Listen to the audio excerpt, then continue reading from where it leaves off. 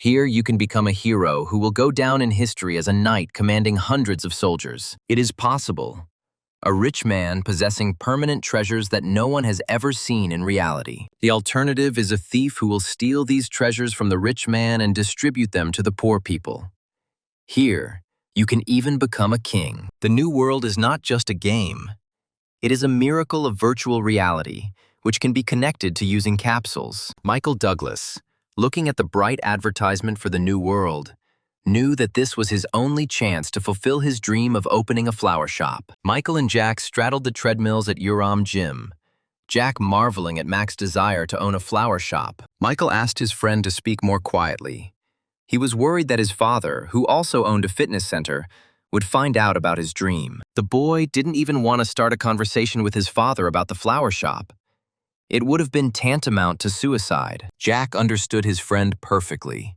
His father hated everything related to flowers, and flower shops in particular. At the same time, Jack couldn't believe that his super brutal friend loved taking care of flowers more than anything else in the world. Hand-to-hand combat was much more in keeping with Michael's appearance, and many people were simply afraid to look him in the eye. Even without Jack saying anything, Mike remembered perfectly well what had happened to him in high school.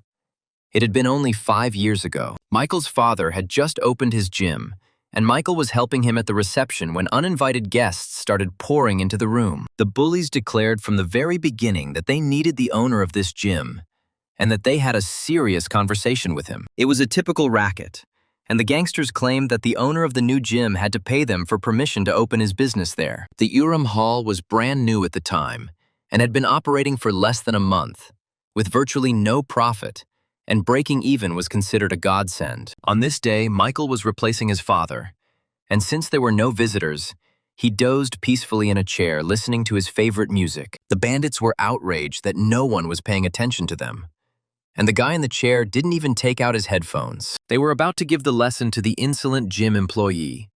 It wasn't the first time they had to break the stubborn ones. However, seeing the face of the man who had been peacefully snoring in the chair until then, the boys felt a strange trembling in their knees. Michael took out his earpiece, smiled sweetly, and apologized to the visitors for not immediately hearing them enter. This smile made the racketeers' misfortune even worse, and, unexpectedly for themselves, they registered at the gym and paid for the membership. This old memory troubled Michael, who would go and buy flowers from a man with such a formidable appearance. Jack reminded his friend that the flowers were wilting in his hands, and most importantly, that Michael had a severe allergy to pollen. That's why the new world was Michael's last chance. Jack knew that this place could fulfill any dream, but no one had ever opened a flower shop there. There was another problem. If Michael's father found out about his son's desire, it would be scary. And besides, the boy would definitely lose muscle mass in the capsule. In any case, Jack was ready to support his friend and offered to go to the capsule room together, as he had already started playing. Michael got worried. He thought that he had to buy the capsule, but he didn't have the money for it. The friends headed to the nearest game room, where they could rent a game capsule for a few hours. Jack advised Michael to start the game from the Crumb Point, where he himself started. Michael knew that Crumb is a desert, and it is impossible to grow flowers there. Jack replied that Crumb was preferable for noobs. First, you need to level up and then think about the shop. Jack warned Michael not to go into the Roxa Forest, as this would guarantee complete failure in the game. Roxy Forest was famous for the difficulty of its quests. Many newcomers died there. If you lose your character at this point, it will be impossible to create a new one. Michael knew all this. He also knew about the crazy elves that inhabited this forest, and that you can only leave it for crazy money on the back of a high-ranking character. Jack warned his friend that everyone thinks that the Roxy Forest is a dead place, and that's why few people go there, especially noobs. Michael didn't object, but it so happened that the guy always had his own opinion on any issue. Jack knew this perfectly well, but he had to warn his friend. He adjusted the size of the capsule to Michael's powerful figure and set it up for launch. Jack once again warned Michael not to go to the Roxy Forest and to start from the Crumb location. Otherwise, he would ruin the game at the very beginning. Jack promised to write to Michael privately and tried to tell him his game nickname, but the guy could no longer hear his friend. Michael was tweaking the character. Radical changes were blocked, But it was to the guy's advantage. He wanted to be ordinary. The setup is complete, and a new character named Alan has joined the new world. Alan chose the Rakshi Forest as his starting location, where noble elves live and amazing flowers grow. Michael just had to figure out how to manage his personal email, which he did quickly, contacted Jack, and reported that he had logged in normally. Jack's nickname in the game was Big Muscles, and he was extremely outraged that Michael didn't listen to him and went to the Roxy Forest. Jack tried to convince his friend to change the starting location, but he only blocked him so as not to hear his whining. Alan looked around and decided that his choice was correct.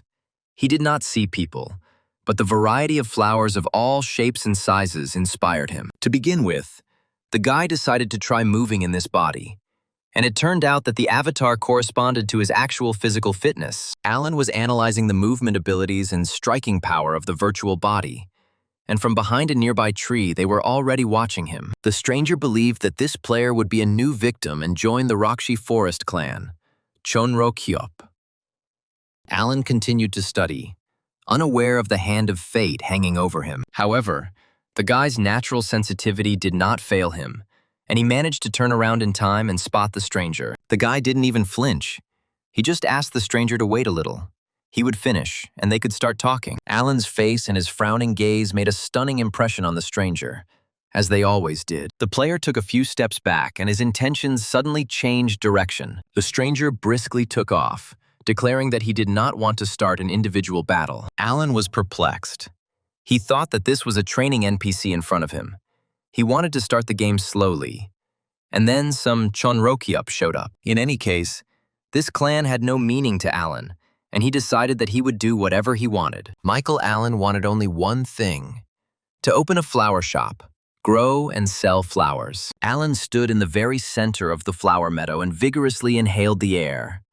There were no signs of an allergy. Instead, the guy felt a multitude of notes of the most delicate floral aromas, which confirmed the high sensitivity of the sense of smell. Alan decided that he had found himself in a real paradise, and he could not have dreamed of anything better. The system beeped and reported that Alan had received the plant knowledge skill.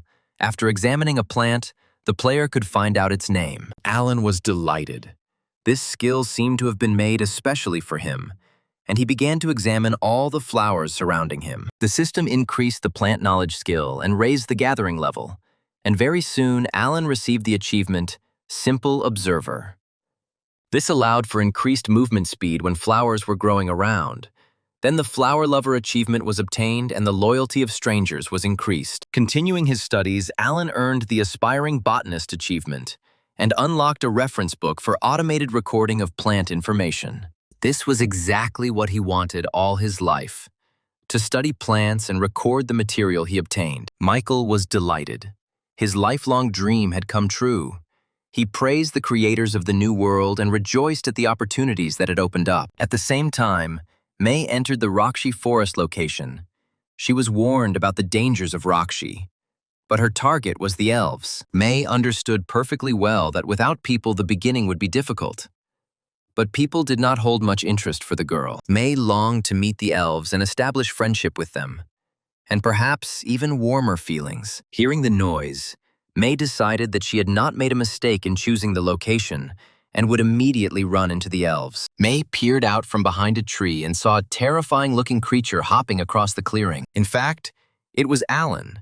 Thinking that there was no one around, the guy loudly expressed his delight at the abundance of color. 5 minutes later, a message appeared on the New World forum from a player who had just been in Rakshi Forest and seen a terrifying creature.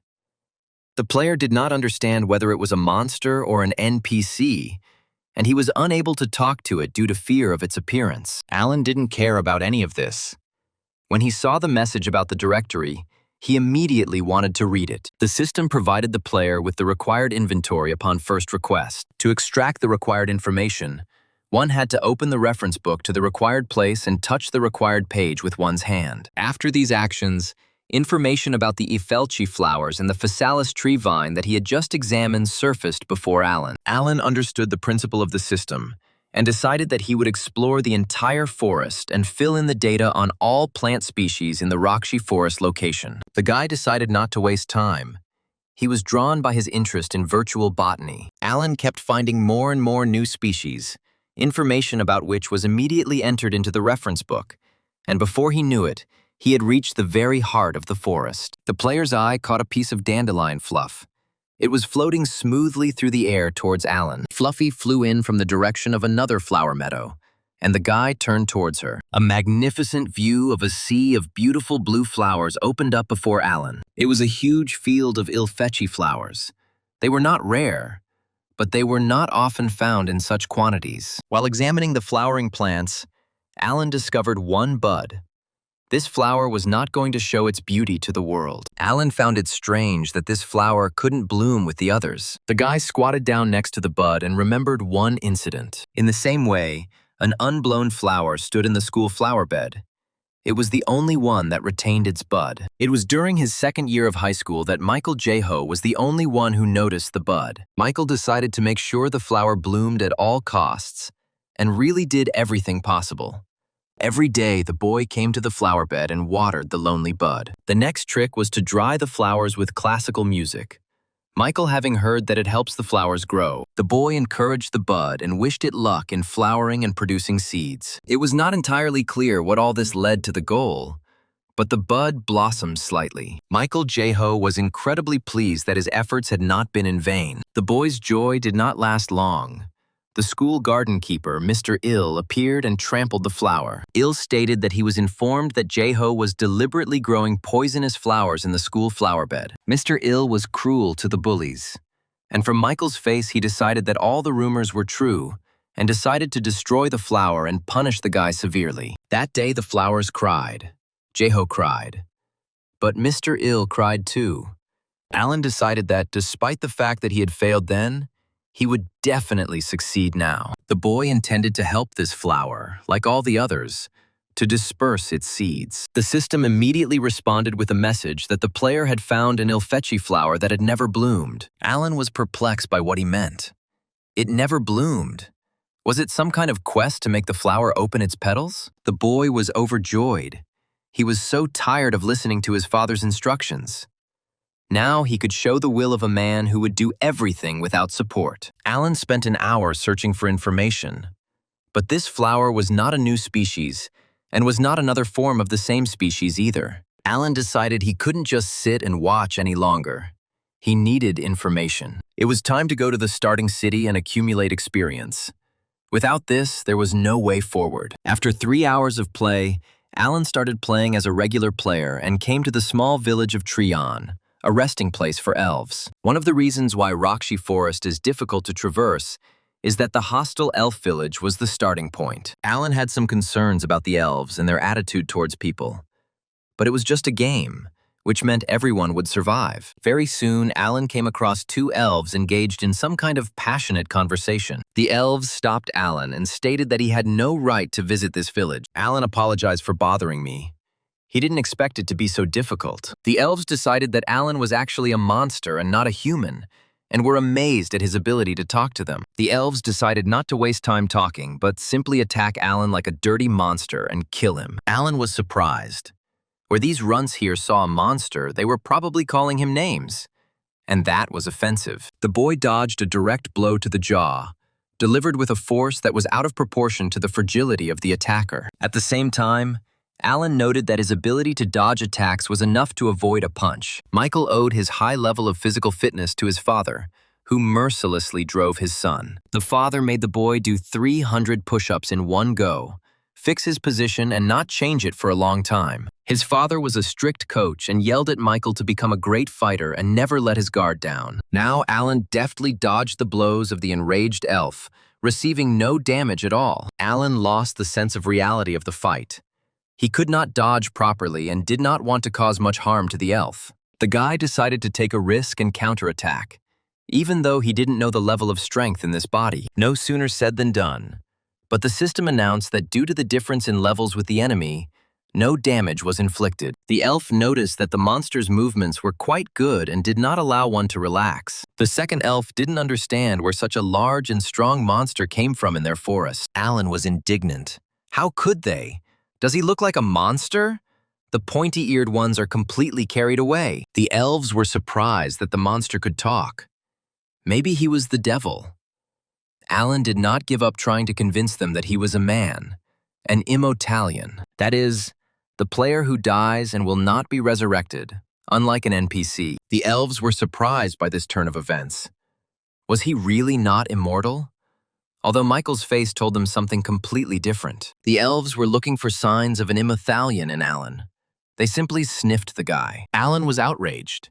He takes a shower after training and smells quite nice. The elves caught the scent of the Afelchi flower, and the positive effects and achievements of Alan spread to the elves as well. The pointy-eared ones believed that Alan was a player. The guy said that he did not intend to fight them.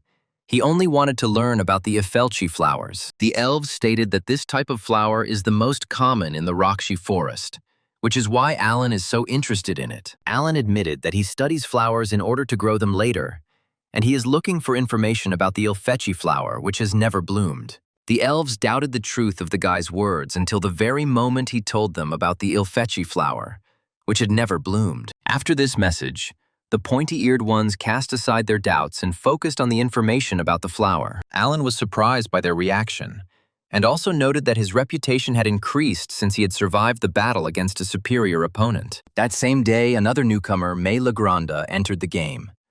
Contrary to all advice, she started in the Rakshi forest, her goal being to get to know the elves. 2 hours into the game, May encountered Alan jumping with joy and decided that he was a monster or an NPC. On the forum, the girl was enlightened about who she actually met. The girl was disappointed. She wanted to be friends with the cute elf. To May's delight, upon arriving in the elven village of Trion, she received a training quest to befriend 10 Trion residents. May took up the quest with renewed energy, and when she saw the first elf she came across, she rushed to meet him. This was a gorgeous representative of the pointy-eared ones with jet black hair, which guaranteed plus 300 points. The elf was initially interested in the strange girl, but her behavior knocked the guy out cold. May feigned extreme interest in the elf and suggested they eat ramen together, which was a clear offer of intimacy. Pointy-eared took this proposal as an insult. Close relations with a human were unacceptable for elves. The elf left insulted, and May was left heartbroken, wondering if she really looked that bad. The girl decided that she could survive the hostility of one single elf, since there were many of them in the village. But in the village itself, May was met with nothing but failure. Time after time, the system told her that yet another elf was not interested in meeting her. May tried to prove to the elves that she was a good person and was extremely kind to them, but received a message in response that the Trion resident was uncomfortable with her. At one terrifying moment, May received a message that the friendliness of the elven villagers had dropped to 0, and she was under attack. In a moment of extreme despair, a representative of Chonrokiop appeared next to May and offered to join this clan. The girl didn't have time to answer before a loud sound was heard, as if someone was playing a flute. The representative of Chonrokiop, who was campaigning for May, became agitated. This sound meant that elves were passing somewhere nearby. The player, Chonrokiop, looked back, and his surprise and indignation knew no bounds. May looked back after him and didn't understand what was happening. It was strange and not at all typical for an elven village. Both players were surprised to see the elves talking to a man named Alan in a friendly and kind manner. May recognized in Alan the very monster that had frightened her at the very beginning of the game. Now she was sure that he was not a monster, but a player just like her. Alan followed the elves and wondered if they had really brought him to the village to talk about the Afelchi flower, which had never bloomed. The guy doubted whether everything would be okay with him. And what was unusual about this plant that had never bloomed? The elves led Alan to a huge tree house where the elder of the village, Trion, lived. Alan was afraid that he might be captured and turned into a prisoner. The boy frantically tried to think of a plan for his future escape. Contrary to expectations, the elves were kind and friendly, and they led Alan straight to the powerful elder. Alan was introduced to the elder as an Immothalian who knew about the Afelchi flower, which had never bloomed. The elder of the village of Trion was named Elda. She was a wise elf who had seen a lot in her life. Alan didn't wait for the elf to start telling anything about him. The guy pushed the speaker aside and took the floor. The guy loudly announced that he wanted to make a statement. Alan decided to act proactively and convince the elves of his loyalty. Michael spoke at length and vividly about how much he loved flowers and his dream of opening a flower shop. The boy spoke passionately about his dream, and the crowd of elves around him grew, and the interest of the villagers in him steadily increased. Alan had never been so eloquent. He claimed that he was alone on his path, and only the elves could help him. The system erupted with comments saying that the elves favored Alan because of his sincere love for flowers and opened their souls to his heart. The end of Alan Michael's speech was accompanied by loud, benevolent cries from the pointy-eared ones. They believed him. Michael didn't expect such a reaction. He still looked around cautiously, expecting a sudden attack. Elda approached the guy and introduced herself.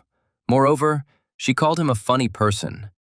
Mike introduced himself by his game nickname, Alan. Elda replied that his name was as beautiful as his heart, which in her mouth sounded like the highest praise. The elder's hands were amazingly beautiful and graceful. They were not at all in keeping with her advanced age. Elda believed Alan. In her opinion, he was telling the truth when he saw the legendary flower. The system immediately announced that a quest to change profession was open, and asked whether the player wished to continue it or decline. The Ilfechi flower was closely linked to the legend of the elves. After Elda's story, the player had to help it bloom. As a reward, the player received the opportunity to change his profession to a shaman and the ability to speak with spirits. Elda told Alan about the shaman Tialate, who was the creator of the Rakshi forest. Once upon a time, the site of the Rakshi forest was an endless desert, and it was Tialite who grew a forest here, overcoming many difficulties. One day, a group of wandering elves came across this place, and the shaman Tialite helped them establish settlements in his forest. Elda regretfully reported that the shaman was a man and died 200 years ago.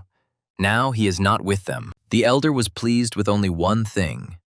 The shaman Tialite died in the Rakshi forest, and this was a worthy end to his wanderings. Alan realized that since the first flowers were planted in the desert, the uncultivated flower is a relic of those times. Elda confirmed the guy's guess and said that when he completes the task, he will become a shaman, and the hope of those elves who still roam the continent. Mike didn't expect this at all.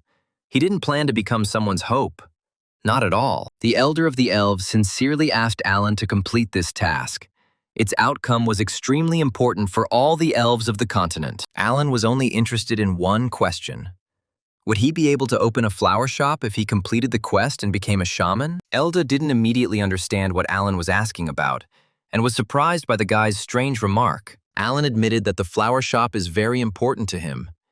It is the dream of his whole life. If he can't open it after becoming a shaman, then there's not much point in him completing the quest. Elda laughed. It turned out that the shaman Tialate dreamed of the same thing. He, just like Alan, loved flowers more than anything in the world. Michael was glad that everything had worked out so well, and said that he and Elda had had a wonderful conversation. Elda agreed with the guy. She was sure that the shaman Tialate had specially chosen Alan to pass on the legacy. Alan was a little confused. He was not a shaman yet, and how everything would turn out, he was not sure that he could cope with the task. The elder believed that Alan was the chosen one, and would be able to find the will of the old shaman hidden in the Rakshi forest, since the scent of nature emanated from him. The guy thought hard about whether he had enough strength and perseverance to complete the quest. In this situation, Alan had no choice but to go to the flower and make it bloom. He accepted the quest. The elder wished him luck and looked forward to the results, preferably positive ones. The history of the new world was created by artificial intelligence. Crater. The scenario was written many thousands of years in the future, and just as many in the past. Crater was the god of the new world, ruling and controlling everything. The production department could not interfere with the game process. The production department had only one task: to monitor the technical condition of the computers that were the brain of Crater. But there was another department, the observation and study team. And it was here that the message about the incredible event came. For the first time since the game's launch, Crater sent out a notification about an SSS-ranked event. It was incredible, but one of the new players got to the Shaman quest. It was a legendary class quest, and no one had been able to unlock it yet. The most amazing thing is that this guy is a complete noob, just very lucky. The department head was tense but calm. There was nothing out of the ordinary about it. The quest was open, and they would monitor its completion. In the new world, Classes are divided into 3 tiers: common, rare, and unique. At the beginning, all players have a normal level, but depending on luck and intelligence, the class can be upgraded to a unique one. It's true that no one has yet managed to achieve a unique level. There is also the highest level, legendary. Upon reaching the legendary level, the player would become a legend of the new world. And there was a hidden meaning in the gradual growth process. But before Alan appeared, the Elder told everyone that she couldn't help with obtaining the Shaman class, and the next level after Shaman is Successor. Mike watched the Ilfetch'i bud. The system showed a 20% learning percentage, and the plant knowledge skill didn't help. The boy decided to level up by studying ordinary Ilfetch'i flowers.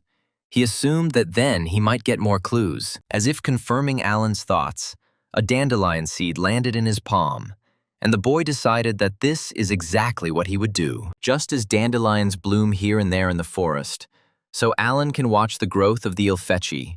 He did the same in high school. From that moment on, Michael logged into the game every day and immediately went to the clearing where the Ilfetch'i grew, and where he could observe his charge. So a week passed, but the bud was still a bud and was not going to bloom. But Alan watched the other flowers too. During the research, it became clear that for a normal Ilfetch'i flower, it takes 14 days from germination to flowering. It took longer than Alan had expected.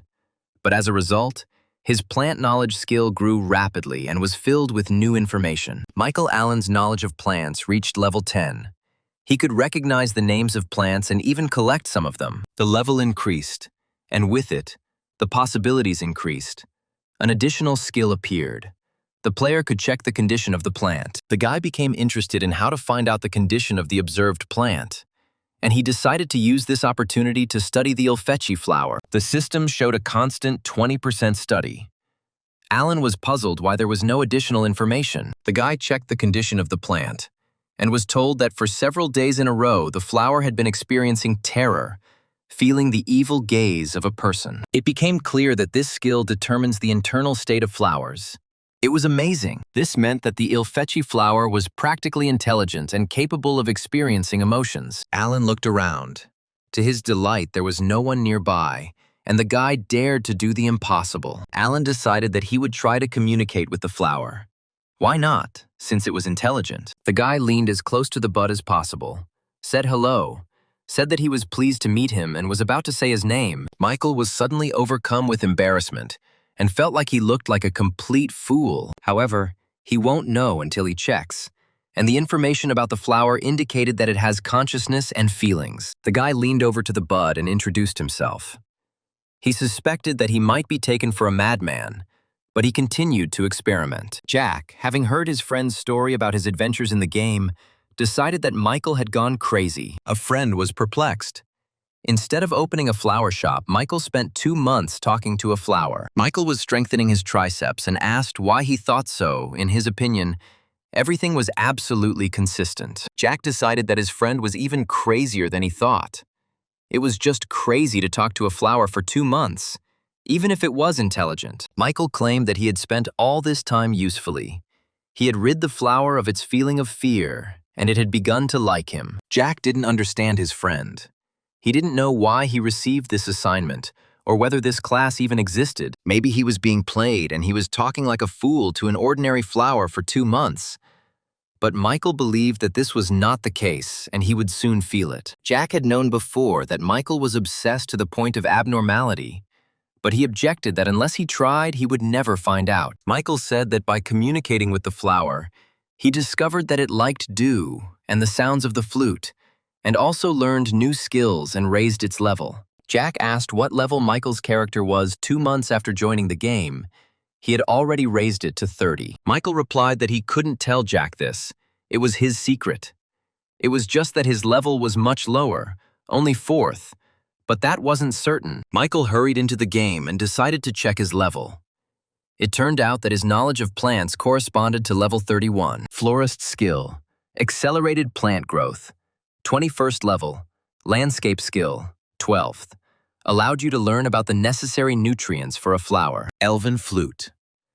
Playing, level 8, improved plant growth by 4% within a 3-meter radius, only usable once per day. Satisfied with the results of his level growth, Michael, nicknamed Alan, decided to begin his daily work and tell the flower about his father. So Michael talked to the flower every day about everything he could think of. The boy played the elven flute for him and generally had a great time with the Afelchi flower. It got dark again and Michael decided to leave the game.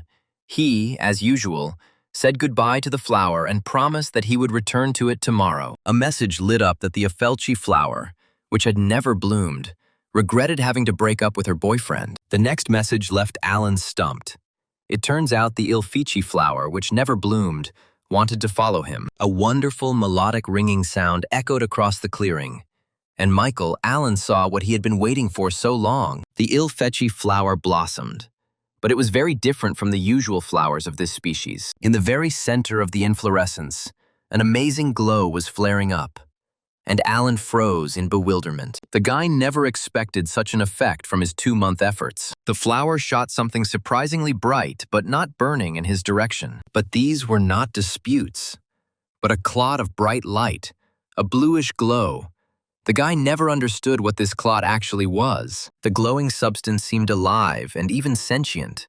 It flew straight towards Michael's hands. At that very time, Alan was notified that he had completed the shaman quest from Tyalite and could change his class to shaman. Michael was happy.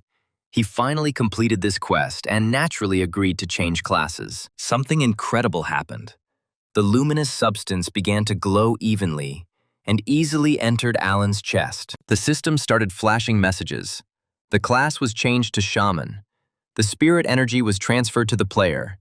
He received the seed of the divine tree and shaman skills. Michael expected that he would now feel a surge of strength or knowledge or some other goodies. But the guy did not feel anything new in himself. And this was annoying. Michael decided that there was nothing to worry about and went to refine his shaman skills. Now he could speak with the spirit of life and increase the growth rate of plants. That was also cool. Michael was delighted that his willpower helped him complete this quest and feel the taste of victory. Michael thought, he received special shaman skills and the ability to speak with spirits. He is now like an elf or something. Another problem is how he will now communicate with the flower if it is merged with him. The spirit of life said that everything is possible. All that remained was to deal with the divine tree seed. It was a mythical class item with unknown conditions of use. The large seed is wrapped in a hard, thick shell and gives off a barely noticeable aroma. Under the shell, in addition to the seed, something else is hidden. The spirit of life was sealed in the Ifelchi flower, and all class skills received a plus 5% effectiveness and the same amount of additional experience. The elves rejoiced at Michael Allen's victory much more than he did, and were going to celebrate the appearance of the new shaman all night. This alarmed and surprised the newly minted shaman. He wondered what this would lead to. From the bushes, other players belonging to the worldwide organization Rakshi, or the Chonrokyup clan for short, watched everything that was happening. Players tried to figure out which quest the holiday hero had completed, and why the elves were so happy about it. May had joined the clan no more than a month ago, and now, along with the other players, she wondered if the elves were simply frightened by that guy's face. The guy was definitely scary, but the elves treated him like a hero. May was surprised by this. The pointy-eared ones weren't intimidated by this player's appearance. They simply approached him, talked, and laughed. The girl had often met this player before, but he was always surrounded by flowers, and it seemed as if he was talking to them. The clan leaders suddenly appeared and announced that they all needed to keep an eye on this player. He told his clansmen that this had to be done for the sake of the clan's existence in the Rakshi forest, but he himself only wanted revenge. The head of the clan could not forgive Alan for forcing him to cowardly flee the scene of the battle, just by looking at the enemy's face. The clan members supported their leader, but May thought that the leader's claims against Alan were unfounded. But she remained silent. The girl watched Alan closely and liked him more and more. As a player, of course. May saw how the elves approached Alan, and how he communicated simply and friendly with the pointy-eared owners of the Rakshi forest. The girl suggested that, despite his frightening appearance, Alan was a kind person inside. The elves continued their fiery celebration, in which May and her clanmates had no place. At this time, Alan was talking with the elder elf. Elda admired what the player did. The guy replied that he liked doing it. Elda laughed.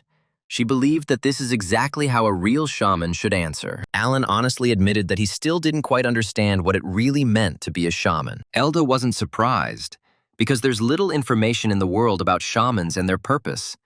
And what does Alan know about the history of the continent? Michael admitted that he knew history very poorly. He hadn't had time for it lately, and he hadn't come across any information. Elda said that the elves' hometown was the forest of Risellen, where they lived under the protection of the divine tree. 300 years ago, due to a war in the desert, the elves were on the verge of extinction. But the divine tree sacrificed itself to save its people. Not many managed to escape.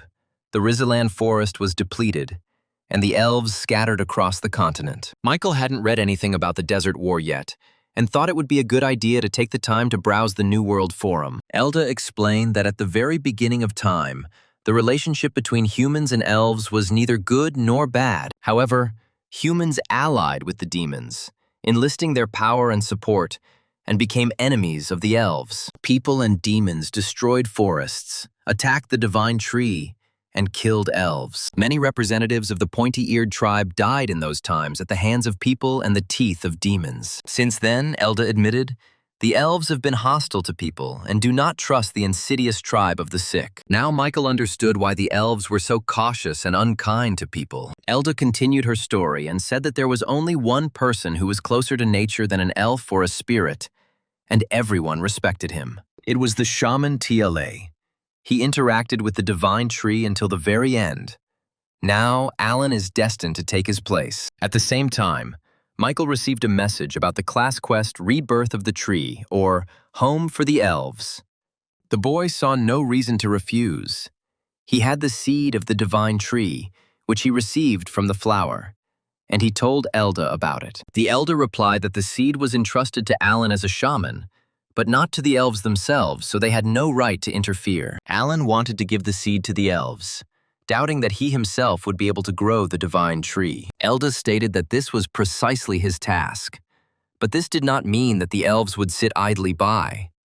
They would definitely help Alan. The elder handed the player a pendant, a pink four-leaf clover. Elda said that the elves would provide any assistance to the owner of this pendant anywhere on the continent. The system confirmed that as long as Alan wore this pendant around his neck, the elves would not be hostile to him. The boy was grateful to the elder, but he couldn't understand why the pendant was pink. Michael regretfully took off his flower necklace and put it in his inventory, the pendant taking its place. Elda assessed Alan's appearance. In her opinion, he looked great. However, she had no doubt that it would be so. Michael was confused. It was the first time he had worn such a piece of jewelry, and he wondered if his skin tone would match the color pink. At this time, an unusual atmosphere reigned in the room of the New World Observation Team. Everyone was surprised that the new player made it to the end of this quest, and the team leader was interested in who lost by betting on defeat. The end of the quest meant that the biggest event since the game's launch had begun. This is the first SSS class event. The boss knew that the team was eager to talk about it, but he reminded them that they were not allowed to disclose this information. All employees remembered this rule. No one wanted to lose an interesting job with high pay. The boss reminded them that his team's job was to observe.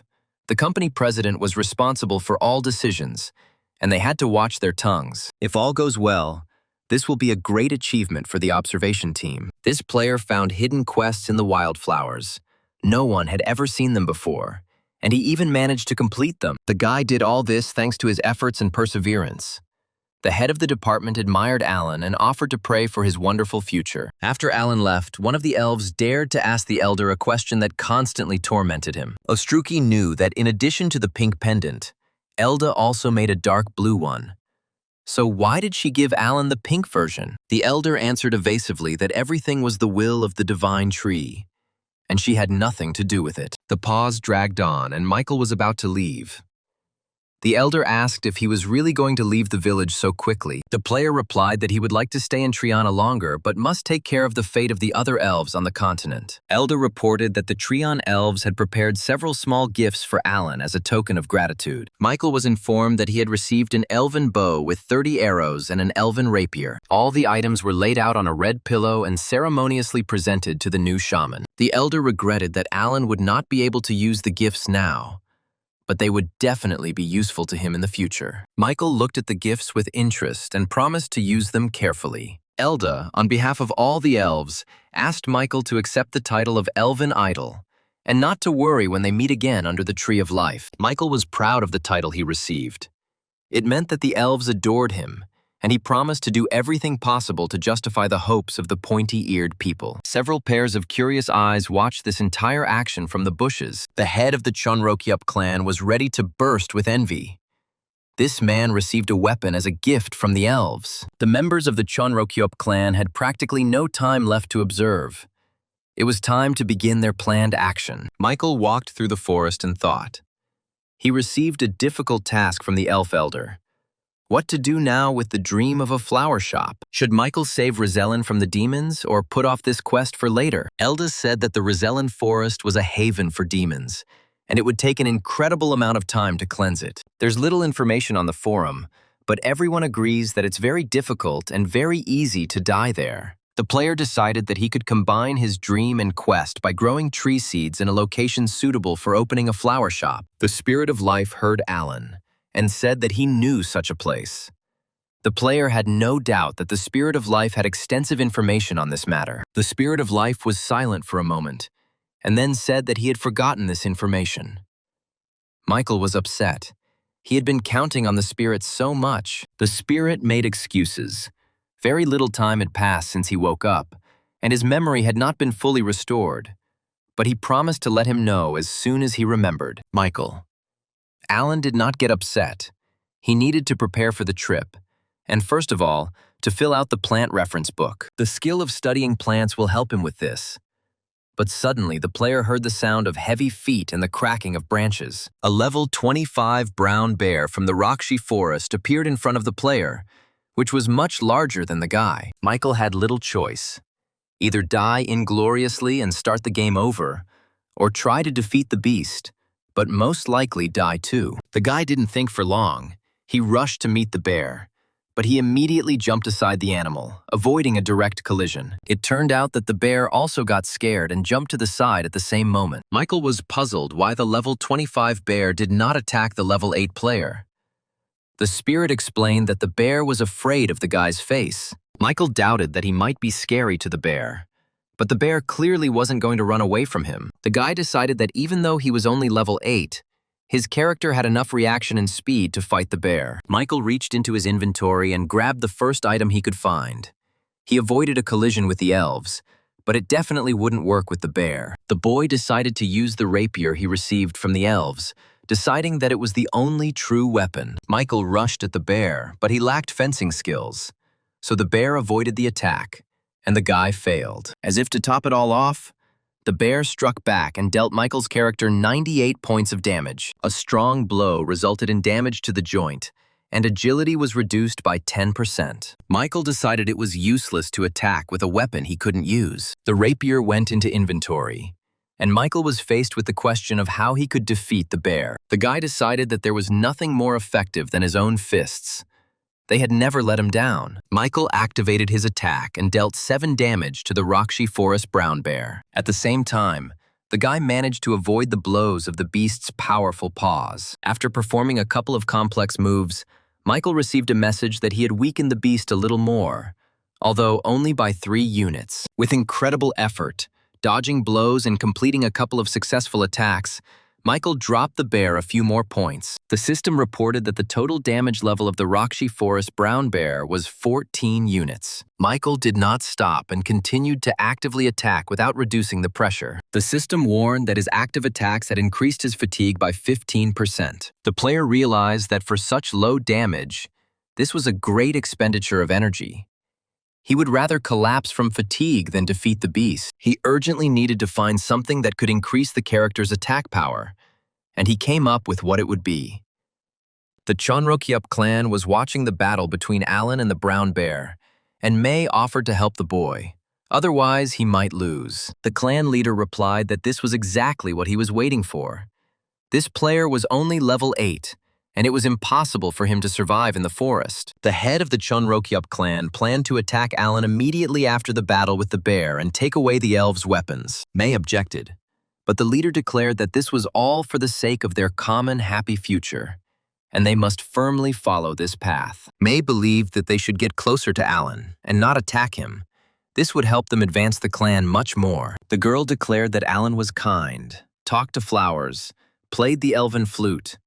But then something happened that stopped the argument. Alan grabbed a divine tree seed from his inventory and hit the brown bear on the head with it. With this, Michael's character Alan dealt 105 units of damage to the bear. The guy was delighted. It was the perfect weapon for him. May was shocked by what she saw. This guy was not a monster, but a real demon. The members of the Chonrokyup clan realized that their entire plan to take the elven weapons from the weakened player had failed miserably. One of the guys said that he had been planning to watch the evening news and it was time for him to leave the game. The clan leader ironically noted that if news was more important to him than the game, then he couldn't force him to stay here. After some thought, the clan leader decided that they all just needed to leave today and continue observing tomorrow and wait for the right moment. May decided otherwise. She would stay and wander around here a little longer. The guys could go out into real life without her. The girl was interested in what Alan was really like, good or evil. She had to find out once and for all. The system reported that Alan had killed the brown bear Rakshi, and therefore his level had been raised. The guy was happy with the victory. In addition to leveling up, the player received meat, gallbladder, and claws from the brown bear Raksha. At the same time, several strange titles were obtained, such as the brutal seed killer and the one who killed with his bare hands, which increased some stats, Michael. Alan decided that he needed to pay more attention to the distribution of stats. He was very tired even from one fight, and if there were several of them. Jack said that a character's fatigue directly depends on their health. Before that, Michael invested stats in strength and agility. But now he chose health. Now everything looked pretty good. Michael decided that he had mastered the game quite well. The guy heard the cracking of branches and decided that another bear was about to attack him. He was not going to die and took a fighting stance. Suddenly, a petite girl fell out of the bushes and started bawling that she was asking for forgiveness and that he shouldn't beat her. Alan was terrifying in his determination to strike his opponent's head with the seed. But he stopped in time. The girl stunned the guy with a piercing scream, and Michael never hit members of the opposite sex. May quickly calmed down. She could not find the words to start a conversation with this strange player. The girl pulled herself together and tried to speak as naturally as possible. May smiled and asked if he had started the game in the Rakshi forest, and said that she had also dared to do so, despite her friend's warnings. The guy's answer was laconic. He simply nodded his head and looked at May, expecting some kind of explanation. To somehow continue the conversation, May started talking about the weather. She felt stupid, but at least it was something. The guy continued to look at May with a wide-eyed expression and agreed that the weather was good. May felt like she had screwed up. Now he would think she was crazy and leave. Unexpectedly for herself, the girl blurted out that if the guy was going to leave the Rakshi forest, then couldn't he take her with him? Alan froze in indecision. The gears in the guy's brain were clearly working slower than they should. May was upset. She rushed and blurted it all out faster than she should have. Michael. Alan replied that he agreed to take her with him. The monsters in this forest were abnormal, and it was better to fight together than alone. And so that May would be of more use to him, Michael went into his inventory and, without thinking, pulled out the elven bow and arrows. The boy handed May a beautifully crafted elven bow with 30 arrows to boot.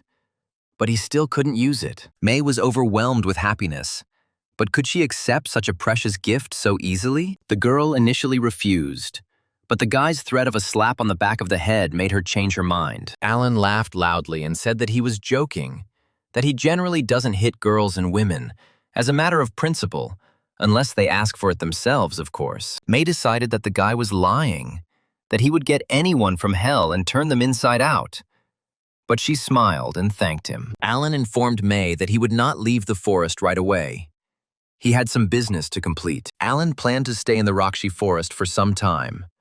The girl could accompany him if it suited her. May didn't object, and Alan replied that he was looking forward to their playing together. For the next 4 hours, Alan and May wandered through the forest, the boys studying the types and properties of plants, May standing quietly to the side. The girl was perplexed.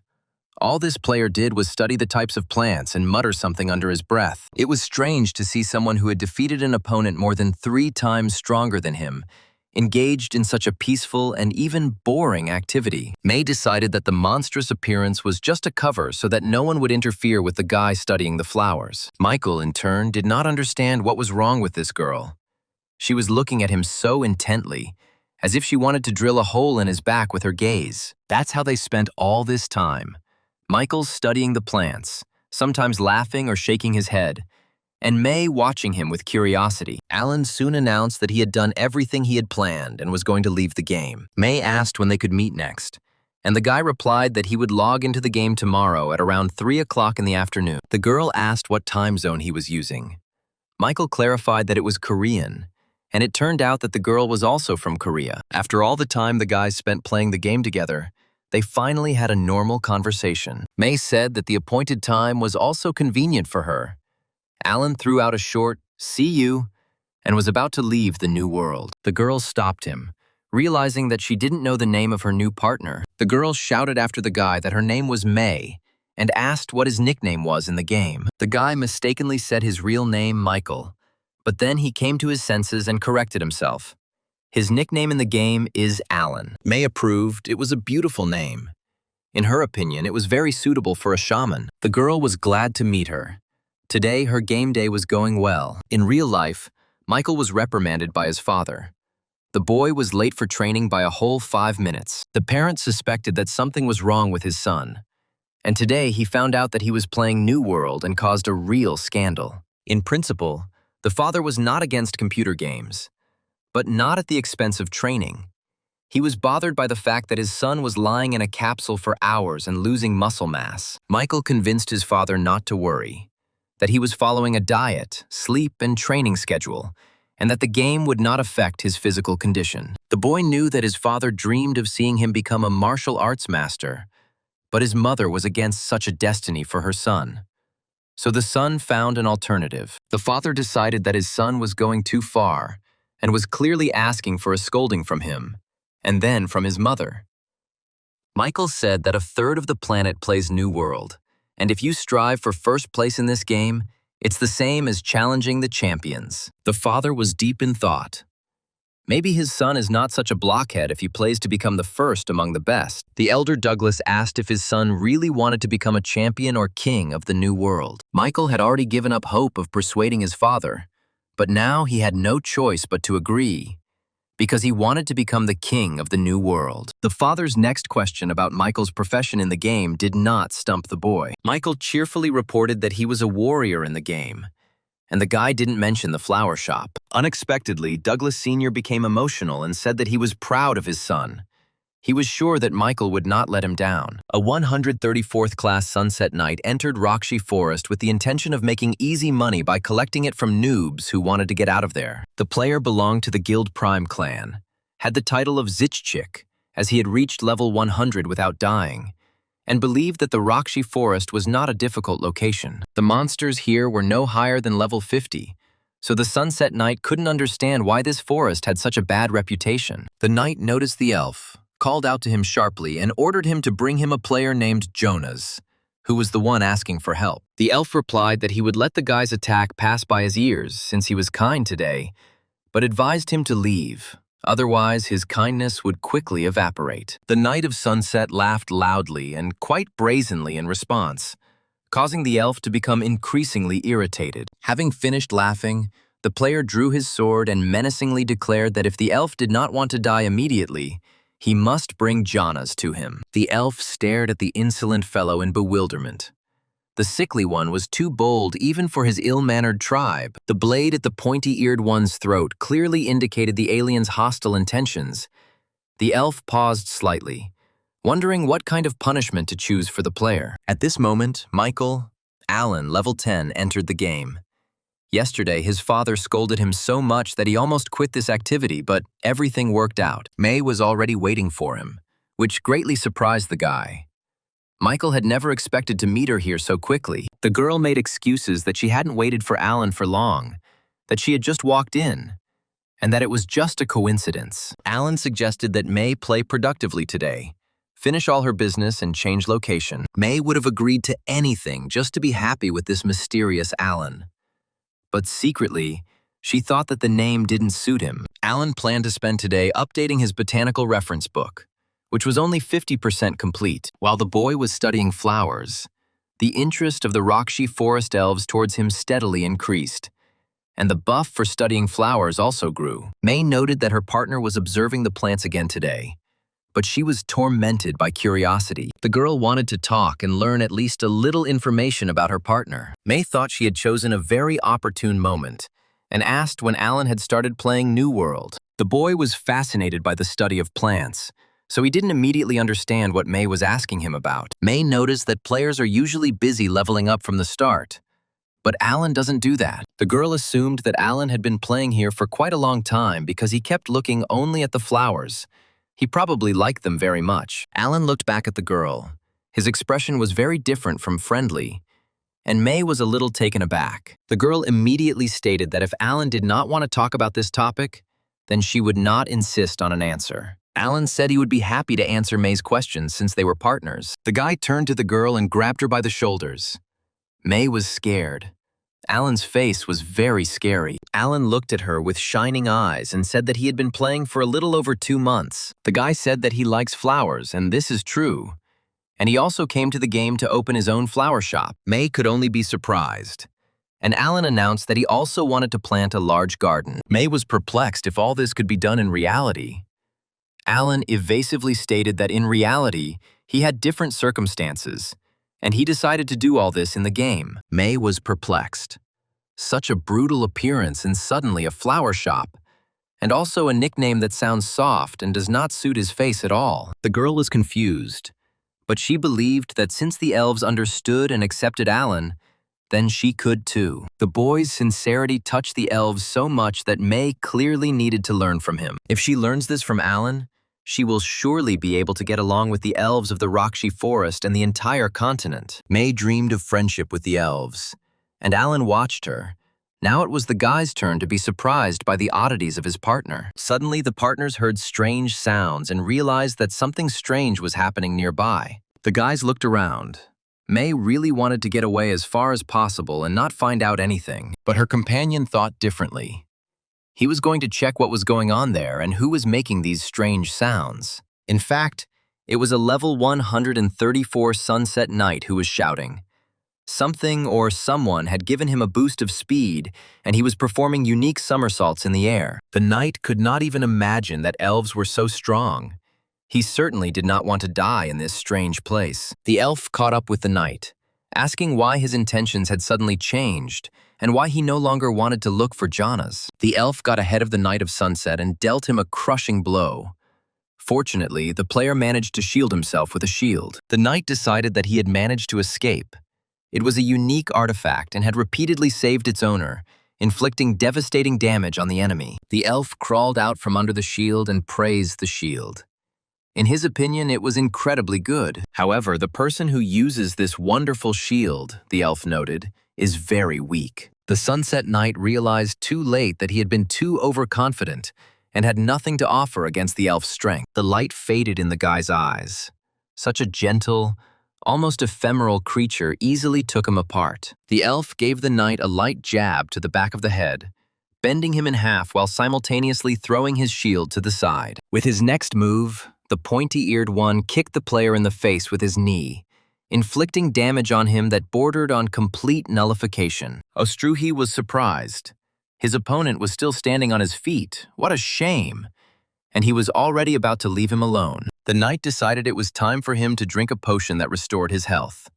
He needed to concentrate and use a skill that devoured mana. The boy understood that if he failed to concentrate, he would not have another chance. The elf wanted to warn him that he was trampling on the flower. The knight took this as the enemy's weakness and activated the Twilight Wall skill, intending to gain strength and defeat the elves. At that very moment, Alan's hands fell on the Dusk Knight's shoulders, and the Twilight Wall cast was cancelled, and the skill burned all the mana without much benefit. The Knight of Sunset never expected such a turn of events. What kind of freak dared to interfere with him? Alan was furious, his eyes flashing with righteous anger, and his face black with rage. A beautiful flower from the Rakshi forest was dying under the feet of an unknown player, and the boy heard its dying groans. Alan grabbed the stranger by the shoulder and asked if he understood what he had just done and whether he realized the full gravity of his actions. The Knight of Sunset looked back. It wasn't an elf holding his shoulder. His ears were like those of an ordinary human. The guy was wearing noob clothes, a typical newbie. But the player's face made an indelible impression. The burning eyes and bared teeth made one doubt that this was the face of an ordinary person. This monstrous creature shook the knight by the shoulder and angrily asked if he had trampled all the flowers in the clearing. The knight was taken aback. This guy was clearly crazy. What did any little things have to do with it? The player grabbed a sword from his inventory and rushed at Alan with clearly hostile intentions. The Knight of Sunset again mistook Alan for a weakling. He waved his sword furiously, ordering him to get away. Alan didn't think for long. Dodging his opponent's awkward blow, he delivered his signature hook to his head. The knight shut up mid-sentence, the meeting of face and fist ending in victory for the latter. Alan's next blow hit the knight on the head, stunning the cocky ignoramus, leaving him no chance of survival. It's not that Alan was bloodthirsty. It's just that with his 10th level, he went up against a 134th. So to be on the safe side, he added from his other hand. Bang! Another blow sounded, and the system informed the Sunset Knight that he had received 4 points of damage from player Alan. The knight roared. Alan was like a mosquito to him, not so much biting as bothering. He decided that one blow would be enough to destroy all the HP of this upstart. The Knight of Sunset decided to strike this blow and get rid of this annoying nuisance once and for all. The player swung his sword and tried to at least hit his opponent with it, but Alan successfully dodged to the side each time. Alan understood perfectly well that the knight was right. One touch of the sword would be enough to turn him into a corpse. The knight knew that the mana burned by the skill would soon be restored, and when it became sufficient, he could easily squash this misunderstanding. Unfortunately for him, the sword cut the flowers. Alan was furious. The knight was not satisfied with trampling on the flowers. He also cut them with his sword. The guy decided that there could be no mercy for this newcomer. Alan landed punch after punch, as if he were punching a punching bag at his father's gym. The Knight of Sunset grinned. His mana had almost recovered, and he would soon destroy this upstart. The longed-for moment arrived. The Knight of Sunset screamed at the top of his lungs that his enemy was about to die. The player put up a shield, intending to activate the coveted skill to protect himself from opponents. Suddenly, an elf appeared behind the knight and struck him on the neck with the edge of his palm, asking Alan at the same time if everything was okay. The Knight of Sunset's armor was destroyed. He lost the ability to move.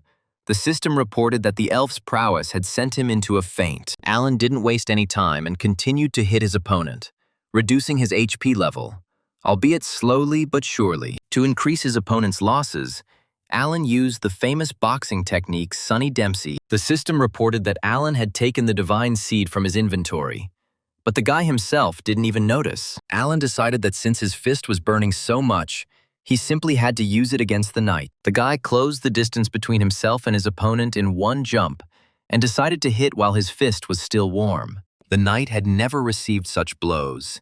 Even at the very beginning of his journey in the game, he had never been beaten like this. He asked the enemy to stop, but in vain. Now he was hitting the Sunset Knight with the Divine Tree Seed, and it was much more effective. The seed worked as a perfect amplifier of the attack power.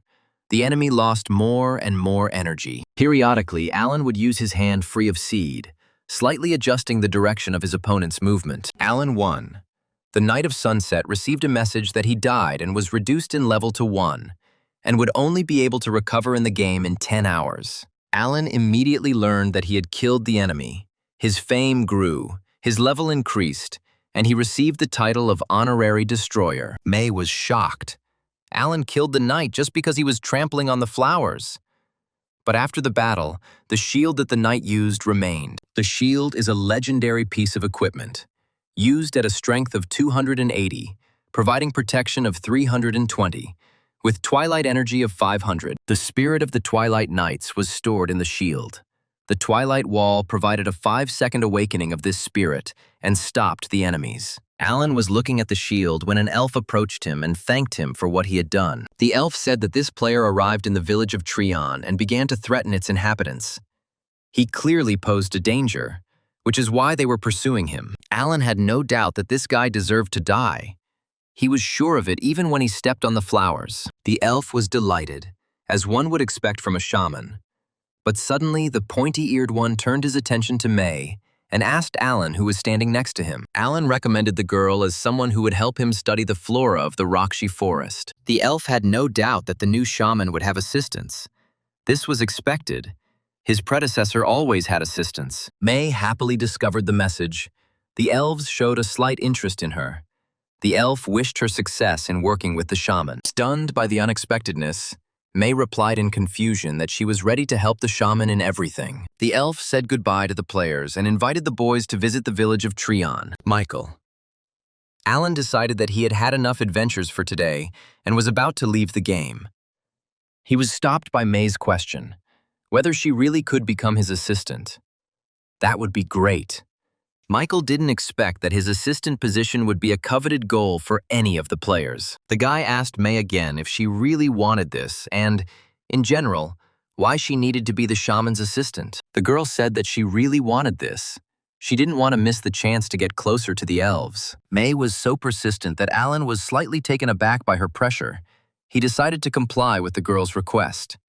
It probably wouldn't cost him anything. Alan agreed that if May wanted to be his assistant, then so be it. Immediately, the girl was bombarded with system messages about various quests related to the status of the shaman's assistant. A quest to change her profession, after which the elves would perceive her as the shaman's assistant, required the shaman's consent to complete it. When Alan gave his consent, the system reported that the change of profession was complete, but Hay did not feel any changes. May was glad that the elves would finally start paying attention to her, completely missing the warning that she belonged entirely to the shaman. Alan watched the strange giggling of his new assistant and thought that it would be better to part with this girl when they left the forest. The guy also received a message from the system, informing him that May was now his assistant, and he could call her at any time and from anywhere. Alan decided to try calling on an assistant and clicked on the necessary button. The girl was carried through the air and landed right in front of the stunned Alan. The landing wasn't very successful, and the girl found herself upside down in front of the guy. The guy decided that he could have guessed this without checking. May realized that this happened to her because she became the shaman's assistant. May sat down on the ground in front of Alan and asked what kind of profession he had. The guy was perplexed. The girl changed her profession without knowing practically anything about it. May was curious about who the shaman was. Most likely, Alan was not a newbie at all, which explained his skill in battle. Alan wondered whether he should tell this strange girl the whole truth. In theory, he is not obliged to share information about his task with anyone. The guy told May that the shaman class is given to those who want to open a flower shop. May was quite satisfied with this answer, or pretended to be. The girl suggested that Alan switch to informal communication, which is natural in such a situation. Alan was at a loss. The informal communication, what was behind it, was even a little scary. May smiled kindly. She was now Alan's assistant, which meant she wasn't just a stranger. In fact, the girl felt uncomfortable addressing her interlocutor as you, especially during the game. The Dusk Knight has received a notification that his condition is due to a death in Rakshi Forest. His level has been lowered, and he has 5 minutes left until shutdown. The guy was upset about losing the title of Zhivich, but he decided not to lose heart and contacted the player Bamboo Cane. It was his clan leader, the Knight of Dusk, who reported that he had been killed in the Rakshi Forest. Bamboo Cane replied that he had warned his clan's players not to go to that location. It was dangerous. The Knight of Dusk reported that he did not die at the hands of an elf, but was killed by another player, and the leader realized that he had lost the quest item. Bamboo Cane always thought that capable players were just a thorn in the side. Knight had never died before, so he couldn't handle it. He just didn't have enough experience. The leader asked if the Knight remembered the nickname of the player who killed him. He replied that he was not sure, but he looked scary. Bamboo Cane advised the Knight to get some rest and recover when he disconnected from the server. The leader himself decided to look for the poor guy who got lost in Rakshi. Near the location in the desert, One member of his clan is on a quest, and he will attract him. The private conversation with the leader was over. 8 seconds remained until the shutdown. The knight swore to never forget anything. The player was angry with himself. How could he let his guard down and become like a newbie who can't see anything behind his back? But the Knight of Sunset will never forget the idiot who killed him. He will definitely return and take his shield back from him. At the same time, Michael returned home after leaving the New World, where an unexpected but very pleasant surprise awaited him. Dinner with my father went as usual.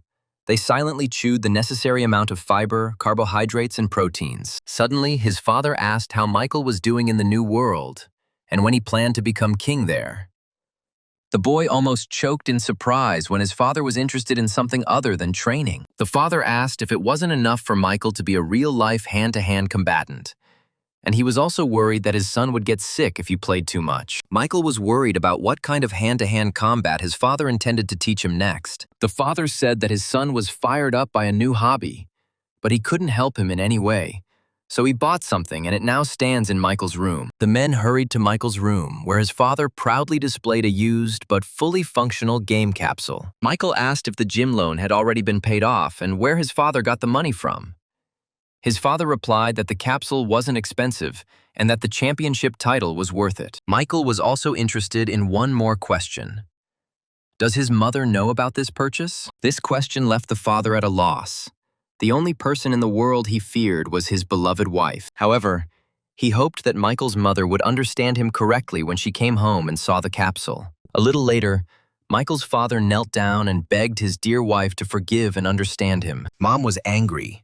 Her husband was not calming down even in his old age, and how they would repay the loan if he constantly squandered money. Michael's father explained that he bought the capsule at his son's request, but his darling demanded that he not blame everything on the boy. The woman left, slamming the door loudly, not wanting to listen to her husband's excuses. Michael watched everything that was happening from another room, and was ready for his father to call him.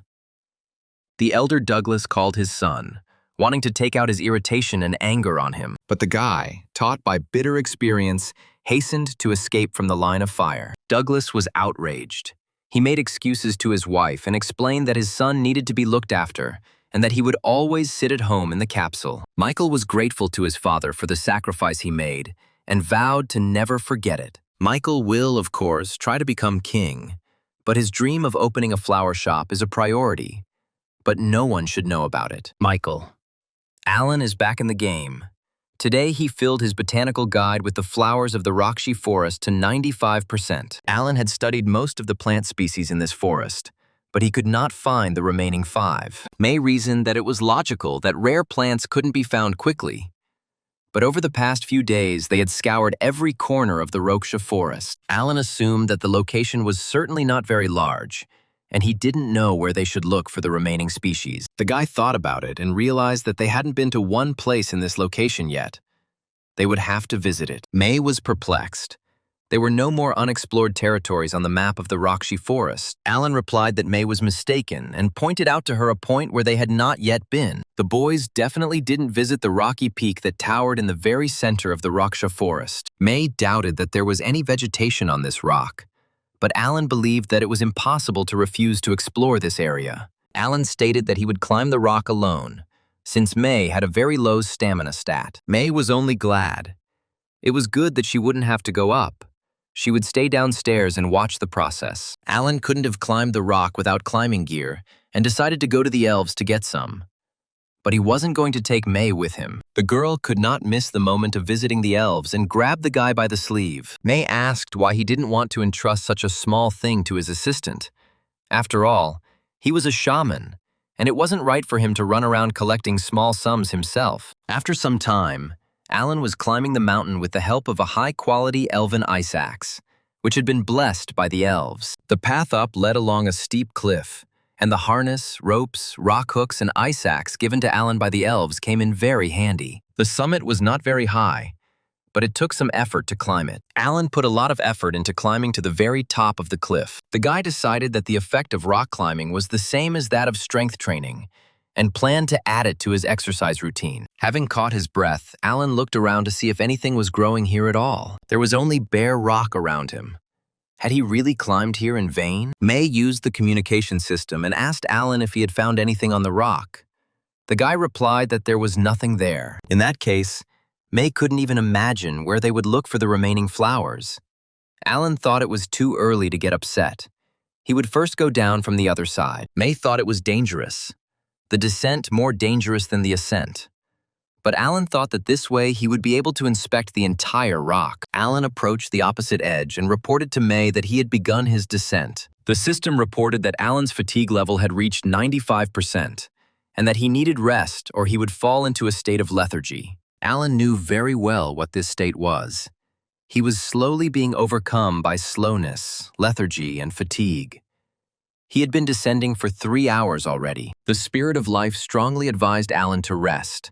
Otherwise, the consequences would be catastrophic. Alan agreed. Now he would hang near the rock, rest a bit, and continue the descent. The guy looked down. There was very little left to the base of the cliff. He was almost down.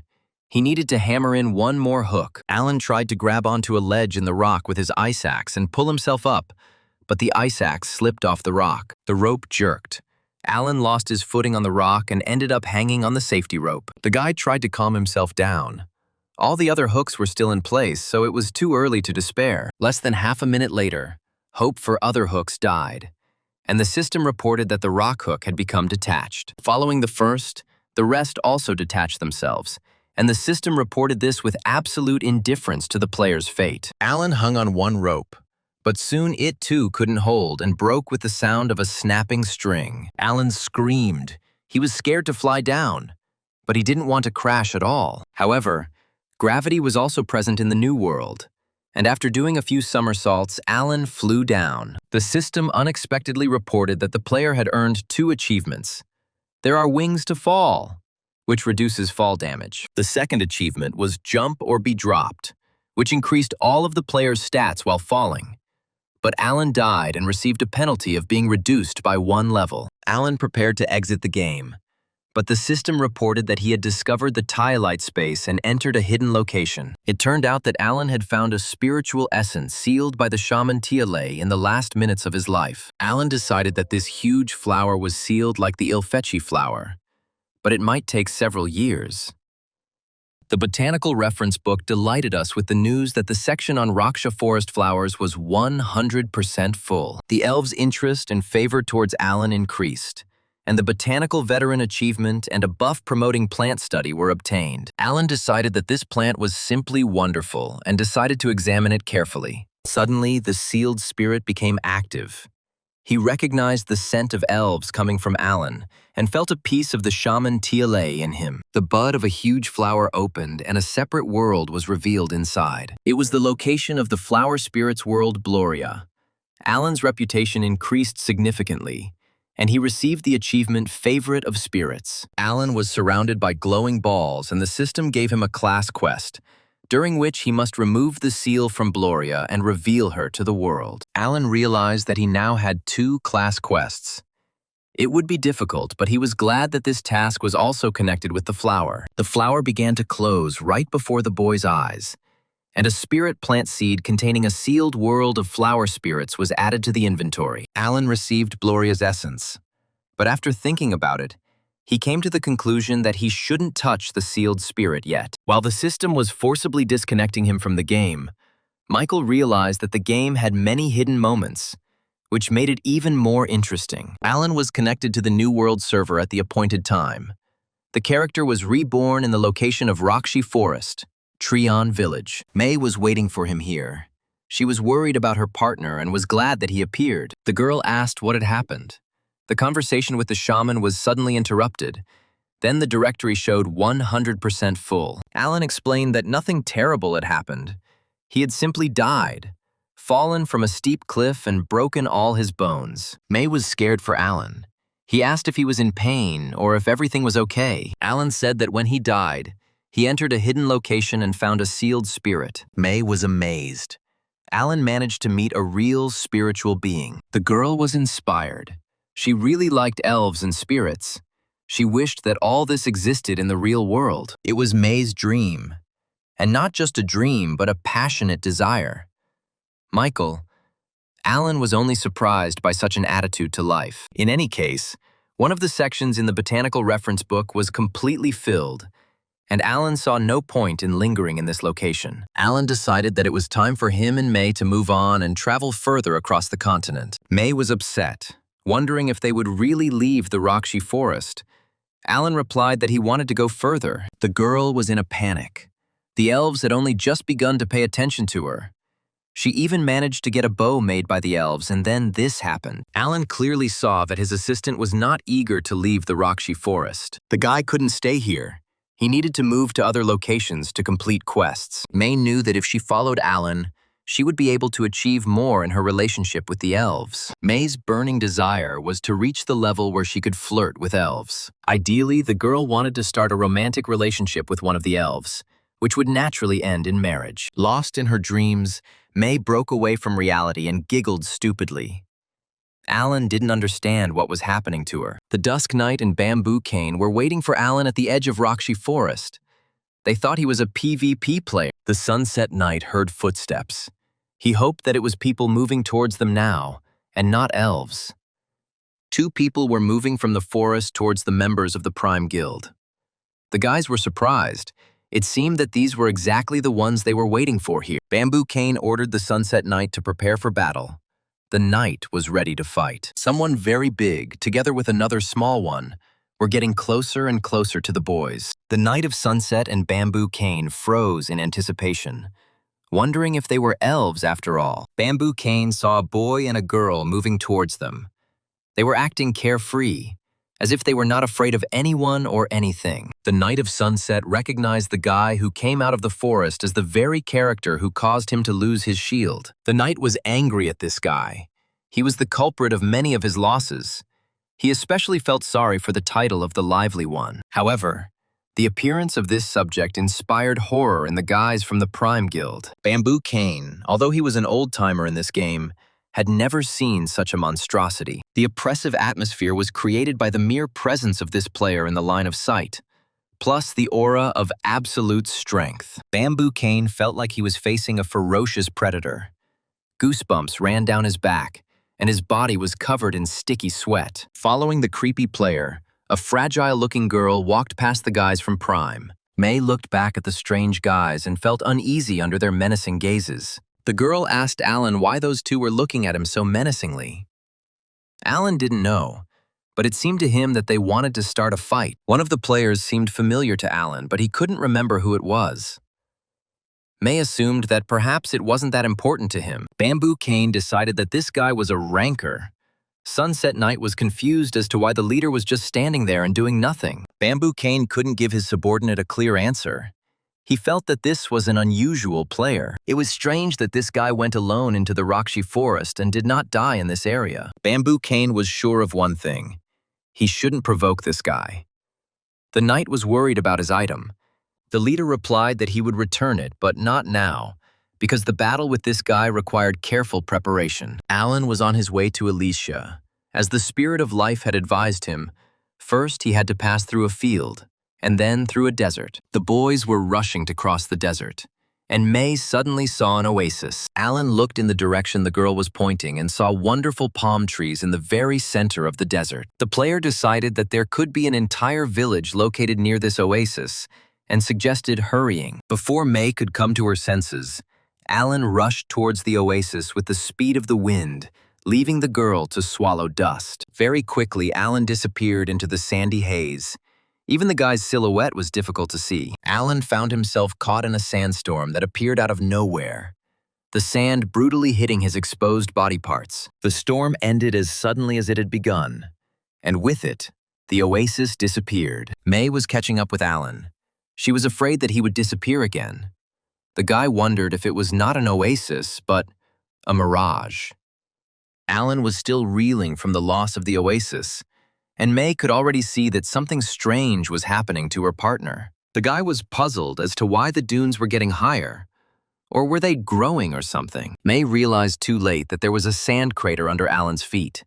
She screamed, warning the guy, but he was already sucked in. Alan couldn't get out. An irresistible force was pulling him down. May was in despair. Very quickly, the sand sucked Alan in. His hand flashed on the surface and the funnel froze. Only a small hole remained in the sand, completely harmless at first glance. May stared in horror at the spot where her partner had just disappeared into the sand. The system reported that it was currently unable to contact Alan. What May feared most happened. She was left completely alone in the middle of the desert. The girl was scared, wondering if she, too, would fall into a sand crater. The system informed Alan that he had found a secret entrance to a hidden dungeon, and this increased his reputation. Alan fell onto the hard floor, but remained alive and well. It remained to be seen where he ended up. The room was huge and empty, and strange sounds could be heard in the distance. Alan soon determined that the source of the sounds was behind one of the doors.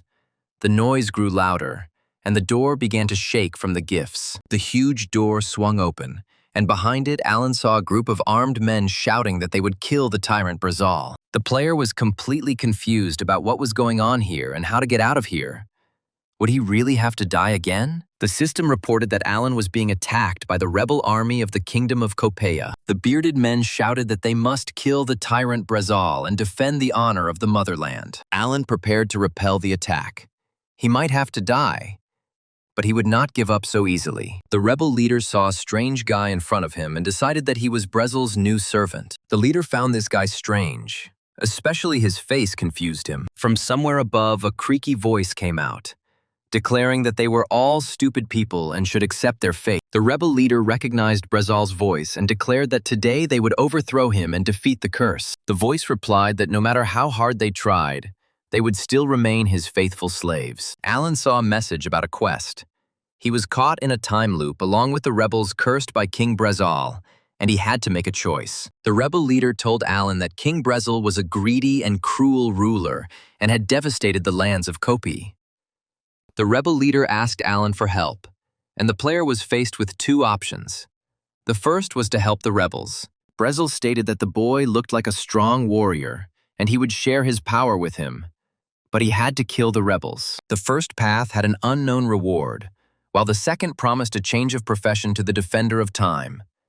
Alan had to choose. Samantha had reached level 121 and possessed the rare Future Sculptor class, and was a member of the Prime Guild. The girl was angry at both Wooster, the Knight of Dusk, and the leader, Bamboo Cane, who ordered her to abandon the quest for the Defender of Time. Instead, Samantha was to track anyone coming from the direction of the Rakshi Forest and search the Perm Desert.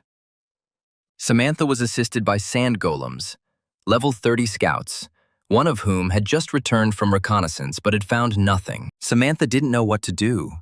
She had been stuck in the desert for a month, but she couldn't find anything. The girl summoned all her golems and ordered them to report the results of the search. Almost everyone reported that their searches were unsuccessful and that nothing interesting had been discovered. Only one golem announced that he had seen a suspicious person nearby. Samantha gave the golem the order to mimic, that is, to imitate the object it had just seen. The golem turned into some semblance of a girl, too weak for Samantha to be afraid of her. The golem conveyed the words.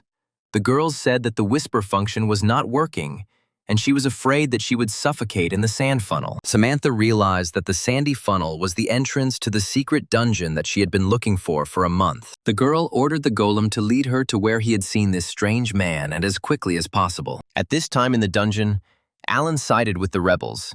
He just wanted to. The boy ran ahead of the detachment and called on the warriors to kill the tyrant Brazal. The rebel leader was grateful to the guy, but Alan himself doubted that he had done the right thing. The player was infuriated that Brazal called him a strong warrior. He did not consider himself one. The king's voice was heard calling all who had risen against him fools and threatening to bring down all his power on their heads. The rebel leader urged Alan to be careful and promised to cover his rear. Suddenly, the floor beneath the feet of the rebels and Alan began to rise, breaking and splitting into many pieces. Gradually, a huge golden sand golem grew out of the floor. It was terrifying and incredibly strong. The rebel leader ordered his men to hold their formation, declaring that he would personally cut down anyone who ran away. The golem finally grew out of the floor and rushed at the rebel squad. Its goal was to destroy every single person. The golem's huge palms caught people, although the warriors tried to avoid meeting them. Alan was afraid for the fate of the people, But the rebel leader said that he had nothing to worry about. The rebel warriors do not die. They turn into sand and are later resurrected. The troops of these people, no matter how much they want to, cannot go to the next world. They are drawn into an endless battle. Whatever the rebel leader said, the picture that appeared before Alan was terrible. The guy couldn't pretend to be blind and pretend that he didn't see the death of many people. The golden golem was level 230, and Alan couldn't do anything with it. The player decided to break the quest and go in the opposite direction from the place where the golem fights the rebels. The rebel leader was puzzled by the behavior of the strange stranger. He suddenly turned around and walked in an unknown direction. The NPC shouted to Alan that Brezel was actually on the other side. He was hiding behind a mirage. Alan didn't listen to the NPC. He tried to get to the hole in the floor made by the golden golem as quickly as possible. The rebel leader shouted to Alan in vain. The boy decided to jump into that hole. Alan reasoned simply, there was no other way out except for the gates through which the warriors had passed. It turns out that everything else is in the hole from which the golden golem emerged. The NPC, who was considered the leader of the rebels, thought that the guy was a complete idiot for daring to do such an action. During the jump, Alan used the Eat Wings achievement to avoid falling, which reduced the damage from falling. The guy found himself in another room of the same dungeon. It was darker than above, but it was possible to see what and how. The system reported that Alan had found Brezel's secret warehouse, and the player was pleasantly surprised. There was a strange sound that puzzled Alan, and something strange was approaching him from the darkness. In the dense darkness of the room, it was impossible to see what it was, but the approaching substance gave off a sense of mortal danger. After some time, Alan realized that they were skeletons. The system reported that they were all level 85. They were the lifeless knights of the ruined kingdom. Their level was higher than Alan's, but the guy decided that they were slower than the bear. Alan took the treasured seed out of his inventory and decided that his level increase was definitely guaranteed. The divine tree seed's spiritual power dealt additional damage to aggressive skeletons. The blow of the seed on the skeleton's head shattered the ladder into small pieces. Bones.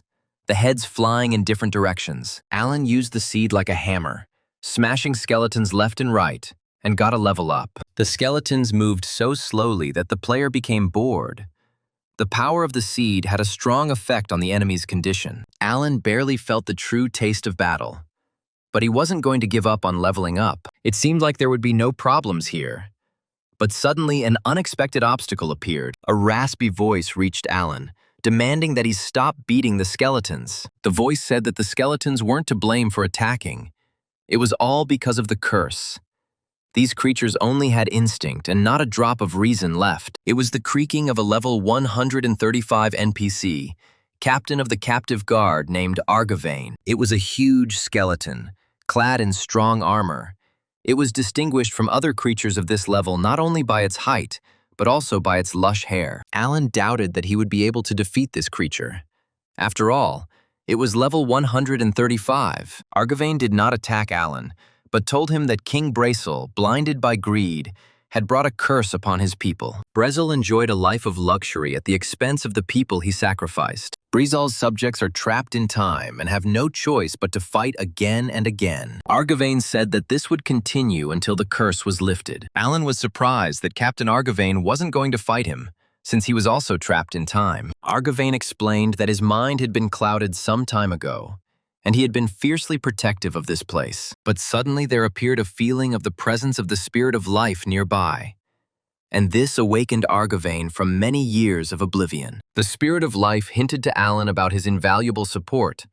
The player confirmed that this time his contribution is truly invaluable, Alan clarified, meaning there was no point in them entering into a confrontation, of course. Argavane replied, but he had a request. Alan stumbled upon an additional quest. Captain Argavane wanted to stop the curse, and Alan had to go with him. The captain of the captured guard rushed into the very depths of the dungeon and called Alan to follow him. The guy had no choice but to follow the revived skeleton. After some time, Alan and Argavane came to a huge door. Even for the captain, it was incredibly large. Argavane placed his hand on the door and whispered a spell that Alan could never repeat. The door opened slowly and creaked, and the guy saw piles of gold coins. Alan was overcome with awe. He had never seen anything like it before. These were mountains of countless treasures. It turned out that the Kopi dungeon is a limitless gold mine, and by using these treasures, one can achieve much. However, Brezel did not want to leave everything to his descendants, and therefore sacrificed the souls of his subjects to the demons. Therefore, said Argavain, the kingdom of Kopi has become a desert, and it is this desert that now stretches over their heads. Argavain called Brezel a pathetic little man who had made a deal at his own expense. The captain led Alan to the opening in the wall and said that he would now say goodbye to him, since he could only go further alone. The passage was narrow even for Alan. The guy asked what he should do when he reached the center of the dungeon. Argavain didn't know. Unfortunately, he couldn't help in any way anymore. The future depended only on Alan. The captain knew only one thing. The moment the hourglass turned, everything would return to the beginning. Alan replied that he had to go forward in any case. He said goodbye to the captain and continued on his way. The passage was narrow and he had to walk bent over. Alan was afraid that at the end he would have to move on all fours. Fortunately, this did not happen. The player soon saw a wooden door. Alan pushed the door and it opened easily, letting the player into the heart of the dungeon. It was a cave of incredible size with a huge magic circle glowing on the floor. Above the center of the magic circle hovered the very same hourglass that Captain Argavain had spoken of. Alan decided that everything was simple, and he just needed to take the hourglass for himself. As soon as he stepped onto the cave floor, everything around him began to shake, and Alan almost fell. This curse of the dead was trying to influence him. Alan's recovery power had dropped by 90%, and his health was continuing to rapidly decline. It was clearly a debuff. The spirit of life resisted the negative influence. Alan suddenly discovered that it was helping him. The system reported that the player received the passive class ability Life Charge because he is a shaman. Alan was gifted with the passive class ability Curse Resistance, which protects him from all demon-related curses. Alan was grateful to the Spirit of Life for such cool, passive skills. He said that it was his merit to obtain them. Now Alan was definitely ready to get down to his main business, and nothing could stop him. Argavain admired the man who had made it this far. He must have had incredible resilience. The captain felt the vibration of the dungeon. This could only mean one thing. The player had found the hourglass. Alan used the legendary recovery item, Morning Dew Apple, which increases strength by 150%. The player used the Elf Pie restorative item, which doubles curse resistance. The player used the Blue Makoli recovery item, which restores damage upon receiving critical damage. Alan decided that if he used all these products obtained from the elves, he would be able to get the hourglass and survive. Having eaten and drunk everything he needed, Alan rushed towards his desired goal, the hourglass hanging in the middle of the room. The player tried his best. One more push and the hourglass would be in his hands. Alan made one last effort and reached for the hourglass. And then time, which had been stopped, began to move. The player held the hourglass tightly in his hand, and the seal of Kopi was broken. Alan was glad that the seal was removed, but he was curious about what would happen next. It was unlikely to be anything good. There was a steady rumble, and at first Alan thought it was an earthquake, but the sound was coming from above. The player unmistakably identified it as the sound of a stream of water, and it is quite possible that this underground cave was once filled with water. Argavain watched with joy as his body was destroyed. The captain rejoiced in his freedom and thanked the stranger. At this time, Alan expected a powerful stream of water to fall on him from above. Unfortunately, the guy was not mistaken, and water gushed into the hole in the ceiling of the cave. The guy was lucky that he wasn't immediately overwhelmed. Otherwise, he would have been forcibly disconnected from the system. But even without this, things were bad. The pressure could carry him away into unknown distances. Alan decided it was time for him to get out of here and rushed to the very door through which he had entered this cave. The guy managed to dive through the door, but the water gushed in here too. Alan ran as fast as he could. He had to make it in time. Water rushed into the treasury, washing away mountains of gold coins and carrying them away into the turbulent stream. The stream of water knocked Alan off his feet. The guy was choking. The achievement, Seeing the Sea Dragon, was obtained. The achievement increased diving ability. But that was not all. The water current intensified, and another wave covered Alan completely. his diving skills immediately coming in handy. Alan was pulled underwater, and the lack of oxygen reduced his health. But the empty bottle achievement increased his agility in the water. The water was looking for a way out of the cave and found it by destroying one of the walls. The stones fell out, and the stream rushed into the resulting hole with unprecedented power. Alan was also carried away by this flow.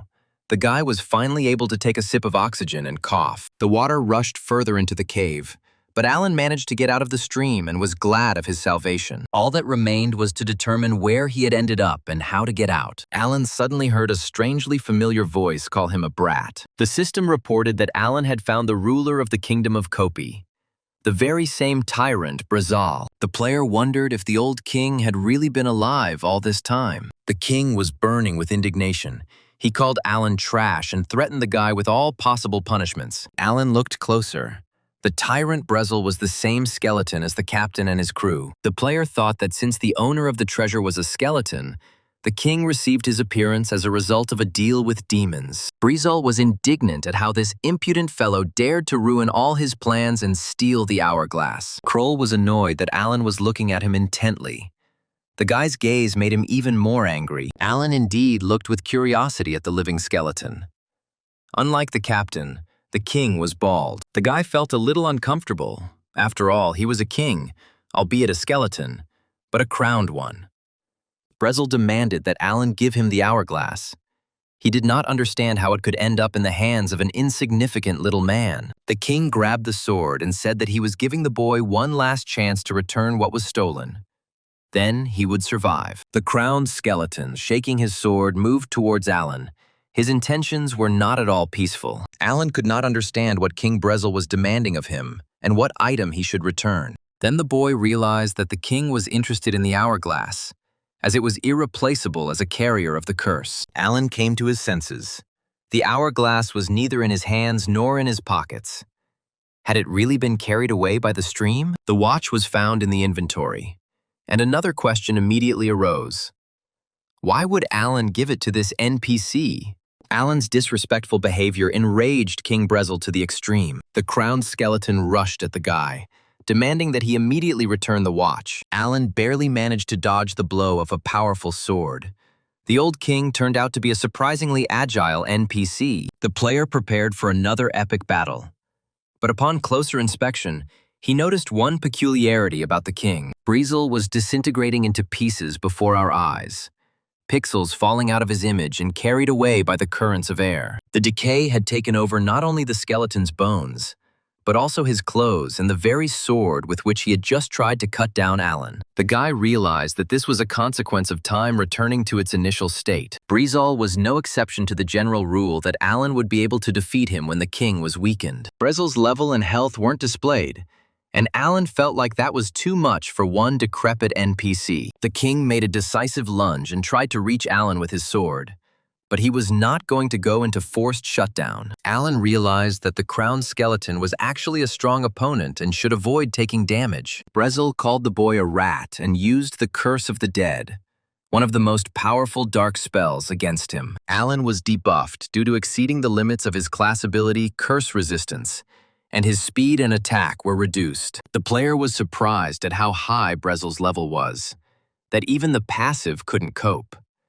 And it wouldn't take long before he became a corpse. Luckily for Alan, a thin vine broke through the floor of the cave where he fought the Tyrant King. This was what he needed, and he used the rapid growth skill on the sprout, increasing the vine's growth speed by 100%. Since time in the Copeia Kingdom has been sped up to its normal pace, it affects the skill's rapid growth. The vine immediately grew in size and reached out to the rabbit Brazil, wanting to swaddle the revived skeleton of the monarch. The growth rate of the selected plant was increased by 500%. The vine was 5 times its normal size, and Alan ordered it to entwine Brazil. The king burst out laughing. Did the little man really think he could defeat him with such a pathetic trick? In fact, Alan only wanted to buy time and wait until the sand in the hourglass ran out completely. King Brazil was incredibly strong, and the vine could not withstand his onslaught. Alan needed to delay the king a little longer, and he shouted that he could see his ribs. The skeleton was indignant that the guy did not dare to look. While the king was in hysterics, The last grain of sand fell into the bottom reservoir of the hourglass. The grain of sand quietly fell onto the common pile, and for a moment a ringing silence reigned in the cave. Brezel realized that his time was up, but he could not believe that he could simply disappear. Another moment and the skeleton vanished along with its clothes and weapons, leaving only smoke. The system reported that Brezel was defeated. The goal was achieved, but the quest was not completed through combat, and the experience for completing it will be revised. This didn't upset Alan at all. His level had increased many times over. He had won. So what else was needed? The guy was puzzled by the message that the great demon Kalito was smiling. Alan considered it not too important. Alan looked around and noticed on the floor the crown that the crowned skeleton had worn. It was a legendary artifact. If Alan had worn it, he would have immediately become the new king of Kopi. Alan was perplexed. It seemed like this was a unique opportunity to become king of one of the richest countries on the continent. May tried to dig through the sand and get to her partner boss mentor. The girl cried loudly, asking where Alan had disappeared to. How could he have left her alone in this terrible desert? A sandy mound began to grow in front of May, and she was delighted, thinking that it was Alan returning from sandy captivity. In fact, it was an ordinary sand golem, but it behaved very aggressively. May was scared. These creatures were unpredictable. It was good if the golem obeyed someone, but worse if it was wild. May tried to be as polite as possible. She greeted the golem and tried to start a conversation with him. The golem was silent for a moment, and then called May a strange person, which frightened the girl even more. The golem said that she needed to make sure of something, and it was urgent. But for this to happen, something needed to be done. The sand creature demanded the sand change skill, and before the astonished eyes of May, a transformation took place. The golem first grew and then disintegrated into individual grains of sand, a sight not for the faint of heart. May was ready to stop the game. She was so scared. But she did not move from the spot, because then something completely incredible happened. It turned out that inside the golem there was a person, or rather a girl, although she had an incredibly warlike appearance. The girl grinned. She thought that she would meet an ordinary noob. She asked May who she was and what she was doing here. May was genuinely scared. But then her eyes fell on the stranger's leopard print top. May considered the love for such a print to be in bad taste, and the fact that the militant lady had donned this horror calmed the girl down. Alan had items dropped by the boss in his hands, and the hourglass of the frozen desert summoned mirage soldiers and a golden golem. By putting on the crown, the player became the new king of Kopei. But by doing so, the player received a lot of enemies. Alan's instinct for self-preservation told him it was best not to rush into a decision. But he couldn't throw away the loot. Water filled the cave. Alan suggested that since water fills the entire space, it means that Perma was not originally a desert. Alan decided that he was, of course, right.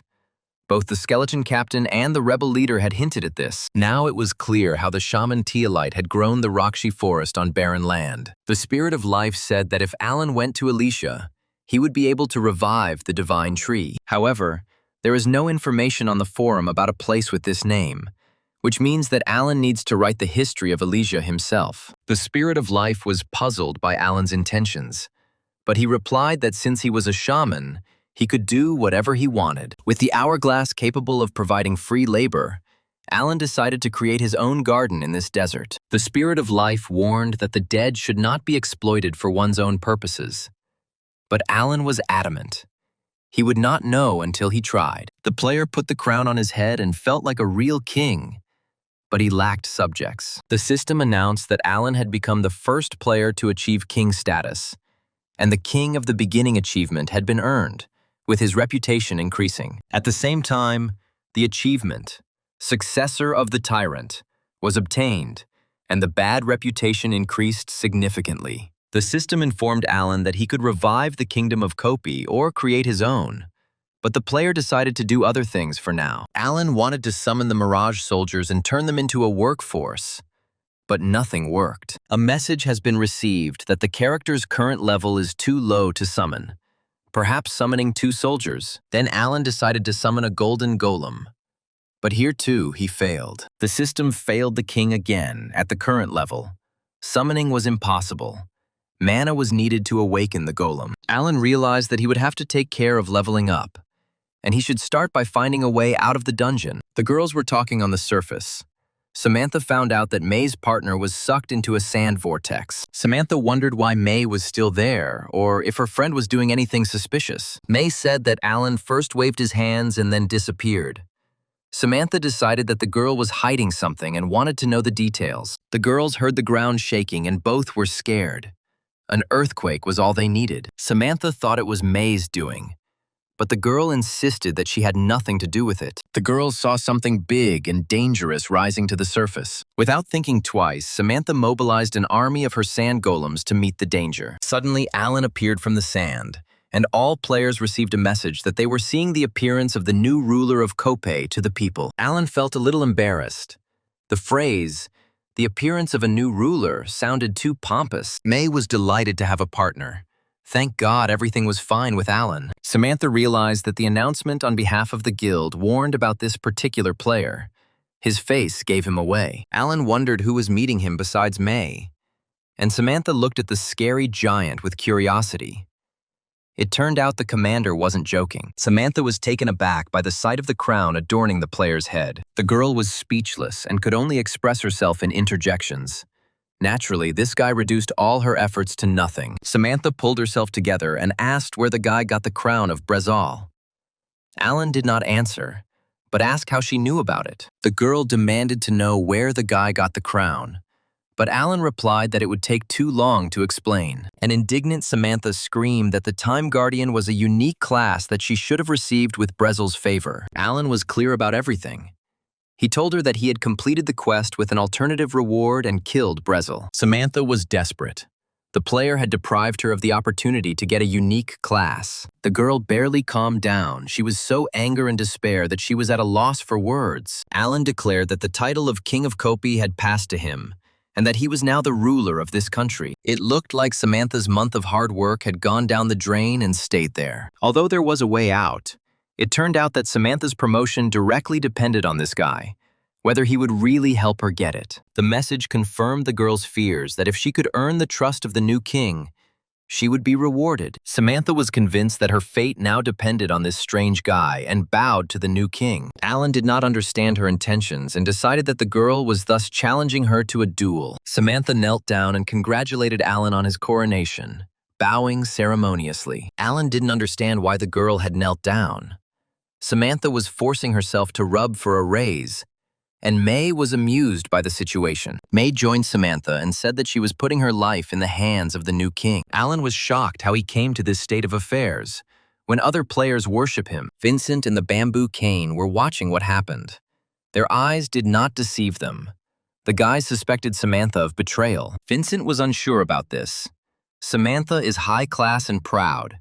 She would resist regardless of the opponent's level. Bamboo Cane looked at the guy in the crown and noted that he was truly scary. Guild leader Prime assumed that this guy had intimidated Samantha into bowing to him. Alan asked if Samantha was really on a quest to find the tyrant ruler of the kingdom of Kopei. He was not mistaken. Samantha confirmed this. Alan understood her annoyance, but the crown went to him, and the girl had to accept this fact. Samantha did not fully comprehend the fact of her defeat, especially since there was always a chance to take the crown. May intervened in the conversation and asked what would happen to Alan's dream now that he had become king. The boy believed that the status of king brought him closer to his dream. He would use the lands of the kingdom of Kopei and open a store here. May had little understanding of the connection between floristry and royalty and doubted they could run a flower shop in the desert. Samantha didn't understand what they were talking about. Was opening a flower shop really what Alan had come to the New World for? Alan was confident in his actions and asked the girls to pay attention to the inexhaustible source of water. The death of the tyrant Brezal broke the curse. The water source was revived, and very soon, the desert turned into a blooming oasis. Alan himself almost died in a powerful stream of underground water while climbing out of the dungeon. Hearing this, May lost interest in the showdown between May and Alan and rushed to look at the source. Alan suggested that Samantha end the futile argument and focus her efforts on turning the Perm Desert into a blooming garden. The boy reached into his inventory and pulled out a seed from an ilfetchi flower. It was this unpretentious plant that he had chosen to green the desert. May wondered if Alan was really going to plant that seed right then and there. Alan did just that, while simultaneously using the rapid growth skill. The shaman's attempt was successful, and the Ilfechi sprout broke through the sand at that very second. A few more moments passed, and May and Samantha witnessed a real miracle. The Ilfechi flower grew before the astonished eyes of the girls right in the middle of the sand dunes. Samantha was amazed. She was an experienced player, but she had never seen a skill that quickly grew. Alan's behavior was alarming. Maybe this guy was planning to commit some evil deeds, or conquer the world with his skills and buffs. Looking at Alan's brutal expression and brightly burning eyes, it was hard to believe in his peaceful intentions, just to open a flower shop. To dispel May's doubts, Alan said that with the help of the hourglass he could summon mirage soldiers. But to do this, he would need to become king. The difficulty was that mana was needed to use the skill, and after defeating Brezel, Alan had to invest all his stats into mana. May was shocked, but Alan decided to try summoning mirage soldiers again. Maybe he could summon more. Alan activated the skill, Summon Mirage Soldiers, sealed in the hourglass. The mana was enough to summon 4 people. The soldiers of the Kingdom of Copia materialized in the sandy haze of the Perm Desert, led by Commander Tiraskis. Tiraskis was angry. Their souls had just calmed down, and suddenly someone again decided to disturb the peace of those who had long since passed into oblivion. Alan was pleased that this time he managed to call up 4 soldiers. Taraskis recognized him and asked if he had really done the calling up. Alan confirmed that he is now the master over the souls of all Mirage soldiers. Taraskis was shocked. Could it be that greed had not bypassed this guy, and he had become Brezel's successor? And what would he do with them? Following the commander, other Mirage soldiers also became outraged. The boys believed that playing with them was an outrage. Alan wondered if Taraskis and his company were really against doing a little work for him. Taraskis was indignant. Alan wants to instruct them to organize arson, kill someone, become swindlers, and offend innocent people. Alan replied that he was planning to open a flower shop in the Kingdom of Copia. Mirage's soldiers were speechless upon hearing their new master's plans. Alan gave Tiraskis the Ilfechi seeds and his soldiers axes and hoes, and sent them to green the desert.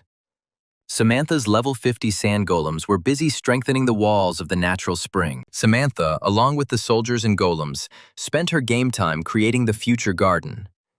It was almost funny, but all for the sake of upgrading. The girl kept looking back at Alan, who was working selflessly with his assistants. It was hard to recognize a guy with such a brutal expression, a mountain of muscles and fist-fighting skills as a keen gardener-botanist. Samantha decided to earn Alan's trust and get a promotion at any cost. Samantha received a private message from Wooster asking for a private conversation.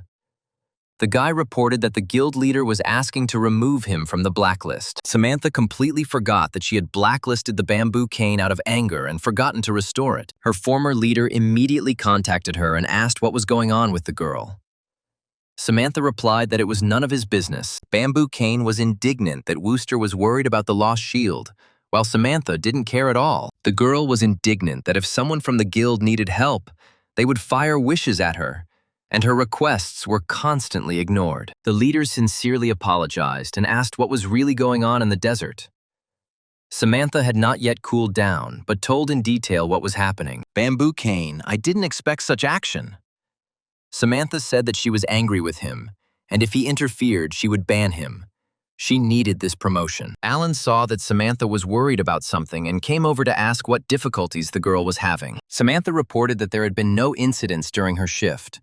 The golems were digging holes and strengthening the walls of the reservoirs, and the Mirage soldiers were cultivating the soil and planting flower seeds. Alan thanked the girl for her work and offered her a little rest, but Samantha refused, intending to continue her shift. May came running, concerned about the possibility of a landslide occurring after the golems finished their work and left. Alan replied that it didn't matter now. The main goal was to moisten the soil. He didn't want to wait for the water to rise to the surface on its own. The guy planned to change the appearance of the desert by force. Alan said he plans to dig up the soil for 2 months, which will increase the flow of groundwater in sufficient quantities. Samantha was in shock. She couldn't even imagine that she would have to spend 2 months stupidly watching golems digging in the sand. Alan secretly told May that he would go away for a short time to the Rakshi forest to ask the elves for advice on how to best plant the plants. May wanted to go with him, but Alan asked her to look after Samantha. The shaman didn't trust this player. May doubted it. Samantha was much higher level than her. Alan was sure that she needed something from them, and therefore everything should be relatively calm. Samantha was sad. 2 months of gardening in the name of a promotion. But where had Alan suddenly gone? A strange noise caught Samantha's attention. It was coming from very close to where the girl was. Samantha was confused at first, but soon realized that someone was approaching the area where she was gardening. The girl thought that it would be great if these were people from her guild. If so, they would help her to take the crown of Brazil for herself. What she saw the next second made her forget about Brazil's crown forever. A huge crowd of elves was hurrying towards her, and Alan was riding above her on a wooden stretcher, placed on the backs of the elves. The elves praised Alan. The boy felt special and was at the height of bliss. Samantha received another blow to her pride. The elves from the Rakshi forest dragged Alan on themselves. What did this guy do to deserve this? The girl was simply stunned to the point of losing her pulse and speechlessness. She had never seen anything like this before. Alan felt uncomfortable with the elves carrying him on their shoulders so far. But the pointy-eared ones couldn't refuse a man who cared about the revival of the Perm Desert. The elves considered Alan an amazing shaman and admired the fact that he had found groundwater. Because of this judgment, the spirits of water would come, and the desert would definitely bloom. Mirage's soldiers, oblivious to the new arrivals, worked hard to sow seeds in the barren desert. The elves wondered what the restless souls of Mirage's soldiers were doing here. Alan explained that he hired these souls as contractors at the lowest hourly wage. The elf recognized in Alan a great shaman, who was similar to his predecessor Tiale, and in some things even surpassed him. Tarasquez was drenched in sweat and painfully realized that he still had a long time to work in this place. Samantha watched the conversation between Alan and the elf. This was the first time the elf showed interest in any player. May moved decisively towards the elves. Samantha stopped her, warning that the elf could attack to kill. May didn't listen to Samantha. She just walked up and said hello to the elf. The pointy-eared one recognized the girl and asked how she was doing. Samantha lost her jaw. It just couldn't happen because it couldn't have happened at any time. Elf was planning to look around during the day and get busy planning the flower shop. Alan said that he needed enough advice on gardening. The elf declared that the flower shop was above all else and assured the shaman that he would be pleased with the work. The flower shop was Alan's biggest dream, so he didn't object to the elf's intentions. The guy asked the elf to make a lot of free space inside the store and many wide display cases. The more, the better. The elf promised to take Alan's wishes into account. But first, they had to return to the Rakshi forest and stock up on materials there. They would return in a couple of days. Samantha watched the players interact with the elves and thought that she would never see anything stranger again. While Alan was busy farming, the city of Itaran was occupied by a guild that claimed to be the strongest guild in the New World. The Brown Bear Guild was known for its plunder, harsh control over conquered peoples, racism, and immense force, which allowed it to capture the city. Today in Itaran, the Brown Bears planned to crown their leader, and many game people arrived to watch. The player responsible for the event advised the leader of the Brown Bears Guild to move closer to the edge of the balcony. Unexpectedly for himself, the player received a rebuke. The title of guild leader was already in the past, and he should address his leader differently. The Brown Bear Guild stands on the threshold of new historical achievements, and now its leader is the first king in the New World. The leader of the Brown Bears Guild in the game was listed under the nickname Kroken. He was a powerful player of level 314. Kroken hastened to declare from the castle walls of the city of Itaran that from that moment on, he was the new ruler of this city. That is why Kroken ordered that this city be renamed the capital of the state of Brown Bears. The guild members supported Kroken in his intentions and considered their leader a true king. Kroken winced at the system alert, which confirmed his status as king, but stated that he was the second king of the New World. The guild members received the same notification, and their disappointment knew no bounds. All words except obscene expressions disappeared from their vocabulary. It turned out that their incredible and unrivaled leader was not the first king of the New World, but only the second. Crokin was insulted and humiliated. Becoming the first and only king of the New World was his cherished goal. Crokin ordered that the first king be found as quickly as possible and brought to him. Jack read the forum posts with interest, where people were interested in the identity of the first king, and talked about the decline of the Brown Bear's reputation. The guy was surprised by the activity of the players. He, like everyone else, was fascinated by the course of events unfolding in the New World. Michael wasn't interested in any of this. He was too busy playing the game to pay attention to anything else. It was about the Brown Bear Guild. They started small, but gathered the worst villains into their ranks and turned into a powerful group. The Bears were preparing for the coronation of their leader. But he ended up second, and most likely already gave the order to kill the player who was ahead of him. Michael was wary. Jack assumed that the Bears would find this guy and kill him, over and over again until he left the game forever. Jack decided that the player was not vain, since upon becoming the first king, he did not announce his title to the entire gaming world. Michael was glad that he had been lucky enough to delay founding the new country. Otherwise, the global announcement would have come to all players, and he would have definitely been in trouble. In the game, Alan was met by a frightened May. The girl realized that her companion is the commander and is the very first king. May remembered that first king was one of Alan's statuses. She couldn't be wrong. Alan replied that this was not entirely true, that with this title he would have a whole new set of problems, and that wearing a crown did not automatically give one the title of king. The guy was slightly disingenuous. He was confident in May, but he was afraid that she might accidentally reveal his location to the Bears. May believed Alan and decided that the first king was somewhere else. The danger was not over yet.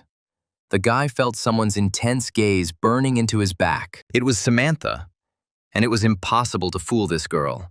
And Alan was faced with the important task of persuading her to keep the secret. May tried to calm Samantha down, but she was convinced that Alan was the first king. Samantha believed that the flower shop was just a cover. The search for the Bears was playing into the girl's hands. Although there was one reason not to give up Alan. Alan decided not to play tricks on Samantha, and to finally find out whose side she was on. The guy considered the girl a strong player and wanted her to remain his ally. Alan asked Samantha to keep his status a secret. It would be great if no one knew about it, at least for now. Alan asked Samantha to pretend not to know anything. Samantha promised to keep his royal status a secret. May came running with the news that the elves were returning to them. Alan was happy about this. The elves didn't just return. They arrived on unicorns, which at first glance looked like ordinary horses. The pointy-eared ones were in a hurry to return and were glad that nothing had delayed them on the way. Alan admired the horse that Elf had arrived on, and how it could have gotten into the desert at all. The elf replied that the spirits of the forest were far from weak creatures, and introduced Alana and May to the descendant of a unicorn, an incredibly resilient creation of nature. May was breathless with delight. The unicorn really did exist in the New World, and Alan felt a little ashamed of his comrade's violent emotions. The elf reported that he had brought a lot of materials for the construction of a flower shop. Pointy-Eared asked Alan to check the boxes and let him know if anything he needed was missing. Among other things, the elves brought wood from the moon tree, which is resistant to heat and strengthens in the moonlight. Alan was delighted that after 6 months of gaming efforts, his store would finally start to take shape. Michael Allen's dream began to come true. This is what he really wanted. His own flower shop. May watched the commander, never thinking to see him in such a state again. The appearance of the Perm Desert gradually changed, and an emerging oasis was visible on all sides. Upon closer inspection, the observer discovered a small lake, a garden, a vegetable garden, and a building under construction. The elves worked hard to build a flower shop for the shaman Alan, and the culprit of this action was very happy about it. The elf asked if the shaman liked the building. Alan was delighted, and kept asking how he could help. Alan couldn't help in any way. Only elves could work with the moon tree's wood. At night, it took root and became invulnerable. The guy looked at the ordinary-looking boards and wondered if they really had such incredible properties. Samantha could only marvel at the incredible nature of what was happening. Alan was close to the elves, and they brought a unicorn and brought wonderful wood. This was what Samantha told Kruvasan, who was an experienced trader and believed that no one in her friend circle understood the real value of this material. This wood was used to make bows and arrows. It was difficult to find on sale, and only elves could work with it. Almost all the moonwood is found on the continent of Haps in the Rusin Empire. Its trade is monopolized, and the prices are exorbitant. Kruvasan couldn't imagine that it would be possible to build an entire house out of moonwood. Such a house would cost tens or even hundreds of billions. Samantha's friend didn't understand her interest in moonwood, but the girl increasingly understood that she needed to be friends with Alan. After Kruvasan's story about the value of the material, Alan's desire to test the boards for strength seemed blasphemous to Samantha. Alan's efforts were crowned with success. The Perm Desert ceased to be such. A significant part of it was already covered with ilfetchi. Alan admired the fruits of his labor. The ilfetchi flowers had grown and the store was completed. It's time to finish the main quest for today and plant the treasured seed. The Spirit of Life asked Alan if he had really decided to do this. The guy replied that if he delayed with this, then it would be too late to plant. The Spirit of Life advised waiting, but Alan decided that this place was best suited to finish this annoying quest. The Spirit of Life was surprised that Alan considered such an important quest annoying. But the boy no longer listened to him. Alan, as usual, summoned Mirage's soldiers, and they arrived at the behest of their master. The guy apologized for disturbing the restless souls again, and said that he wanted to entrust them with an important task. The Mirage soldiers replied that he had no need to apologize to them. They enjoyed seeing the fruits of their labors, and were happy to help Alan. Tarascus once allowed the thought that Alan was the same as Brazal, but the flowers in the desert were their salvation, not a curse. Alan was glad that they thought so. So he ordered that black soil be brought and mixed with unicorn excrement to make fertile soil. Tarascus was a little disappointed. Their rescue was dirty and smelled not of flowers, but of much more unpleasant odors. The place for planting the seed of the divine tree, fertilized with the soil of the Rakshi forest and unicorn dung, was ready. The Spirit of Life advised him to think. Alan believed that if he failed, the seed would still not go anywhere. The guy believed that he had thought enough and done everything he could to make the quest a success. Now he must cover the seed of the divine tree with earth and compact it tightly. Ignoring the sadness of the Spirit of Life, Alan, together with the spirits of the soldiers, finished planting the seed. The planting was complete, and the guy received a message from the system in his personal inbox. In order to fulfill his promise to the divine tree, he planted a seed in the ground. Alan was informed that the method of growing the seed was unknown, but only he could grow it, since he was the only shaman in the New World. If Alan can grow roots and produce a shoot, he will be able to understand the power and will of the divine tree. Alan decided that the quest had been updated, but the Spirit of Life disagreed with him. It was at this time that the elder of the village of Trion, the wise elf Elda, entered the territory of the Perma Desert. Elda was amazed that the entire desert was covered with ilfetchi flowers, and the elf accompanying her pointed her to the shaman's flower shop. The elf admired the elder's foresight, but Elda claimed that the divine tree itself had chosen Alan. Alan was glad to see Elda, but he didn't think it would happen so soon. His store wasn't ready to receive guests yet. Elda didn't want to wait. She wanted to see the shaman's shop and was glad that he had started the revival of the divine tree. The elder stated that Alan was like a conduit between her and the divine tree, and she could hear his weak, grumbling voice. Alan was afraid that the divine tree was dissatisfied with something if its voice was grumbling. The elder reported that the tree was saying that it was very uncomfortable under the scorching sun, and before that it had periodically hit something. Alan didn't expect the tree to remember this either. But the elder reassured the boy that the tree was always grumbling, and there was no need to worry about it. Alan thought he had planted the tree seed in a good place, and hoped that everything would be fine. Elda said that the tree placed all decisions on Alan, and the elves cannot interfere. But in order to calm the tree, it needs to be helped to take root. Alan wondered what he could do to speed up the rooting of the divine tree. The elven elder advised to talk to the tree, as with the ilfetchi flowers. Alan was terrified that he would have to go through those tedious monologues or conversations again for 2 months or even more. The guy was ready to accept his fate, but decided to ask the elf a question. Elda was ready to answer any question Shaman Alan might have. Sometime later, Alan was busy cooking in the kitchen of his new home. Samantha wondered if Alan had leveled up. All he had done since his conversation with the elven elder was cook. All the dishes were made from ilfetchi. There was a soup made from ilfetchi flowers, fried ilfetchi seeds, and a salad made from ilfetchi stems. Alan lost track of time. He was annoyed that he was only able to explore the ilfetchi flowers to 60%. The guy thought it was strange, and so he asked the wise elf what he needed to do to increase his level of plant study. Elder replied that Alan grows flowers, but that doesn't mean he knows everything about them. Some need to be used for something, not just observed. Flowers can be used as medicines, tonics. Others are used to make spices, and still others are used for cooking. The village elders said that in order to progress further, it was necessary to study all the ways of using flowers. After this, Alan will gain the ability to hear the voices of plants and talk to them. Elda could of course tell Alan how to use plants, but then Alan wouldn't be as interested, and she wouldn't have as much fun. The guy got a little angry. Did the elves, led by the elder, really want to have fun by watching him? After Alan's story, Samantha understood why he was preparing dishes from various parts of the ilfetchi flower. Alan replied that Samantha was right, but just cooking isn't effective.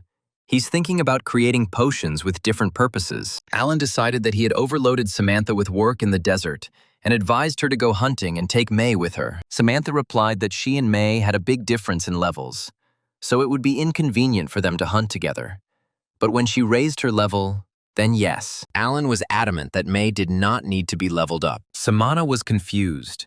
The point of the game was to level up the player, so why shouldn't May do the same? Alan replied that at this stage, May needed to speed up the process of adding to the directory. Alan was glad that the girls had gone hunting and the elves had gone for materials, so he could calmly concentrate on creating potions. Alan's hopes for a quiet job were dashed when he heard a knock on the shop door. The guy wondered who it could be.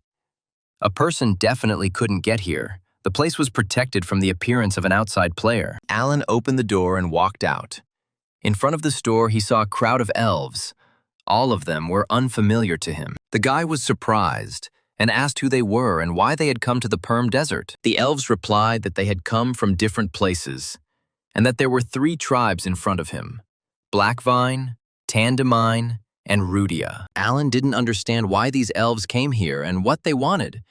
It was a little worrying since he had sent all his assistants away on business. The system's messages that the elves were sympathetic to him and the pink clover necklace ensured their favor reassured Alan. The elder of the Rudia tribe reported that they came here at the call of the voice of the divine tree. Others confirmed that their home is where this tree grows. Looking around, the elves saw a field of flowers and were convinced that they were indeed standing in front of the shaman's house. The leader of the Tandemane, Seeger, stated that the shaman TLA certainly enjoyed all of this. He was an eccentric and loved to play pranks on the elves. Zyger promised that when he grew up, he would play the same prank on Tialite. But, unfortunately, the first shaman left them earlier. Alan listened to the elves' memories and realized that they had indeed decided to move to this oasis. In real life, when meeting a friend in a secluded cafe, Jack White showed Michael a photo from the forum where he was standing next to the elves and asked him to explain. Michael reminded his friend that he started the game in the Rakshi forest, where there were many elves. Jack didn't listen to his friend and asked him directly if he had anything to do with the elves' resettlement to the Perm Desert. Michael didn't want to tell his friend the truth and said that he was talking complete nonsense. Jack knew Michael too well and could see perfectly well that he was lying to him. White asked his friend if he was talking nonsense, why he was so nervous that his toes were just dancing. Jack was sure that Michael was in the very epicenter of the elven migration. Michael replied that he was right and promised to explain everything. Jack's friend's story left him despondent. How could he have such luck in the game? Michael, without even really understanding it, was able to start such a major event. Michael replied that he had no such ambition, but simply wanted to quietly run the flower shop. Jack considered this a once-in-a-lifetime opportunity, but he completely forgot that his friend only dreamed of a flower shop. Rakshi Forest had always been a living hell for players, which was why there were so many good quests there. But Jack still considered Michael lucky. Jack thinks that Michael is hiding everything from him is a real dirty trick. He should tell him everything in detail and unlock him in the game. Michael replied that he had simply received a couple of quests when he befriended the elves, and the very existence of the pointy ears was at stake. Michael spent a lot of time describing all his adventures. Jack was surprised. His friend played much better than he expected. Michael didn't understand whether Jack really thought he was completely stupid and incapable of understanding the game. Jack explained that he thought his friend was only busy with flowers, but he was also completing quests at the same time. Michael confirmed that this was indeed the case, and Jack asked if it was Michael who had received the first king achievement. It was a dangerous question. Michael remembered the brown bears and how they had long ago moved the hunt for the first king into reality. The guy laughed. Jack has such jokes. Is it really possible to get such a title? Jack also found it funny. Only White had a natural question about what was happening to his friend's toes again. He was clearly nervous. Once in the game, Michael Allen contacted Jack, nicknamed Big Muscles, a friend who announced that he would soon come to him in the Perm Desert. Allen tried to convince his friend that there was no need to come to him, and that there was nothing interesting there at all. But he had already passed out. Deciding to deal with problems as they came, Allen looked around. The guy discovered significant changes. The number of elves had increased and a new construction site had appeared. Allen came to the conclusion that the elves would constantly arrive. Hearing the voice of the divine tree, the settlement already resembled a small city. The guy came to the conclusion that spontaneous construction is a bad idea. If you don't build according to a plan from the very beginning, then don't expect order later. Allen decided to take urgent measures to streamline the construction and contacted Samantha. The girl was busy and at first did not want to answer. But when she discovered that Allen was calling her, she dropped everything she was doing. Samantha said that she and May were hunting sheep, but the golems had already done everything for them, and she was ready to listen to His Majesty, that is, Shaman Allen. Allen asked the girl if she knew anyone with an architecture degree.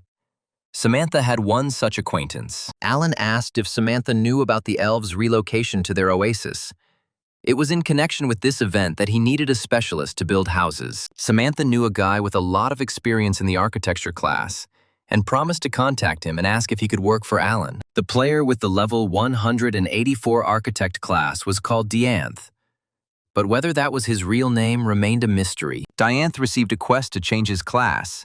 He had to do something that no one else had done before, and then he would be promoted to a renowned architect. The architect was pondering what all this meant when suddenly he received a request from Samantha in his personal message. Dianth was glad to talk to an old acquaintance, but he didn't expect that she would immediately offer him to build houses in the Perm Desert. The architect doubted that it was possible to lay the foundation for a house on the desert sands. It was simply reckless. Samantha said that Dianth would not regret coming.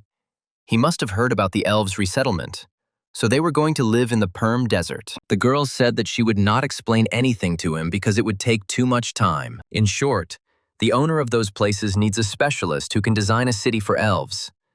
Dianth will find out the details on the spot. The guy couldn't miss such a chance and said that he would immediately go to the place indicated by Samantha. A little later, Dianth found himself in the center of the Perm Desert near Allen's flower shop. The architect saw Allen and decided that Samantha was taking revenge on him for something, since she sent him to such a scary guy. Allen was glad to see the architect and tried to smile, wanting to demonstrate his friendliness.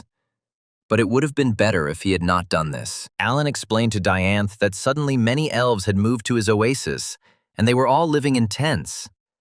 The architect understood that if he started building houses without a plan, big problems would arise, and the population was increasing every day. Allen realized that he was truly dealing with a specialist, and thanked Dianth for coming to his aid so quickly. The shaman said that he wanted to create a good place for the elves to live, and he couldn't do it without the help of an architect. The system informed Allen that he had the rights of a king and could create a quest. It was unexpected and very timely, of course. Allen wanted to create a quest. The guy asked the architect to wait a minute and focused on creating the quest. Allen stated that the goal of the quest was to build a city in which the elves would live. The system reminded that it was necessary to set a reward for completing the quest. Allen thought hard. The reward had to be big and valuable, and he had something for it. The quest to build a city large enough to accommodate all the elves was completed, with the reward being increased elven interest and the Twilight Barrier shield. Dianth was puzzled. Could a player really offer such a quest? The scale of this guy was impressive. How high his level must be. The architect realized that the level didn't matter here. It was just that the first king was in front of him, the player.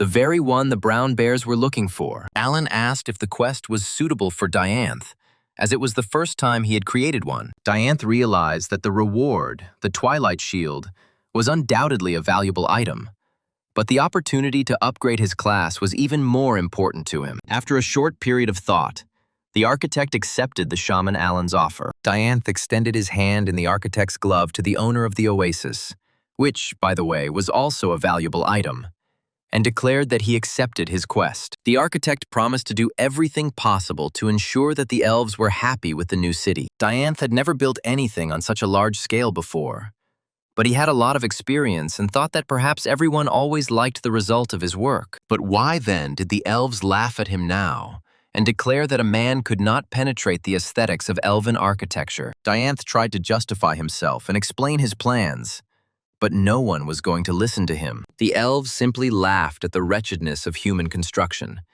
and the favor of the pointy-eared ones towards the architect decreased. In vain did Dianthe ask the elves to listen to him, or at least tell him what they wanted. It seemed as if the elves hated the architect, and with every word he said, their interest in him waned. Dianthe took all this as a challenge to his skill and was not going to give up so easily. The guy decided that he would act like a first-level beginner and start his ascent from the beginning. Dianthe and May returned from hunting.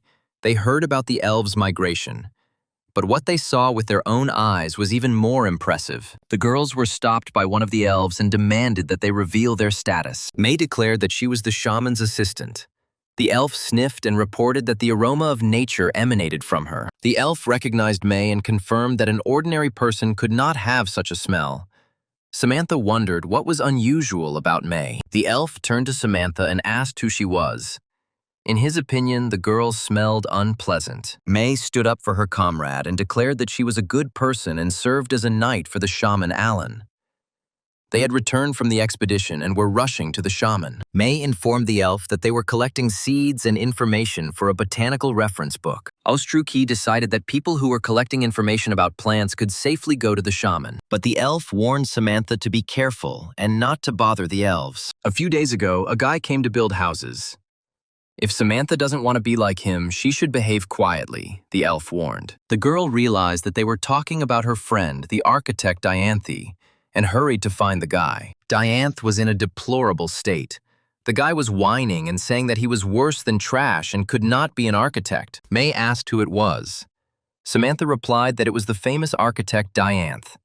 She invited him at Alan's request, but what happened was unclear. Alan appeared and explained that the elves don't like people, and he is powerless to change anything here and doesn't know what to do. May assumed she knew the reason why Dianthe had become so helpless. Alan asked the girl to tell him her guess. Maybe he could come up with a way out of the current situation. May reported that all members of the Chonrokiup Guild had experienced this condition. The elves ignored the players and drove them to depression. Alan remembered that everyone who belonged to Chonrokiup wore robes. Could it be that May was among them? The girl replied that she was forced to join the ranks and learned the skills of sleeping in the open and begging. But now, that is in the past. Alan realized that the renowned architect had gone crazy due to the elves' hostility, and they needed to help Dianthe cope with his injury. The guy doubted that they would be able to help the architect recover. May objected. This condition is not a mental trauma. Alan was surprised. Did the members of Chonrokiup really like living in the forest? Were they masochists, or? May believed that since she had adapted to living in the forest back then, and was still a member of Chonrokiup, she could help Dianthe. The girl suggested asking for help from the leader of the Chonrokiup Guild, and she could do it. Alan was perplexed by what help the abnormal people in black cloaks could provide them. May believed that they would teach Dianthe to communicate with the elves. Alan decided that if May was confident in the result, then it was worth trying. But how would she find her former comrades? The girl reminded that she was still a member of this organization and looked at the messages. She hadn't been there for a long time. A mass of messages from comrades with various questions and requests for help was discovered. Alan felt hurt that some members of Chonrokiup called him a monster. May read the messages and said that these guys also needed help. They were trapped in the Rakshi forest.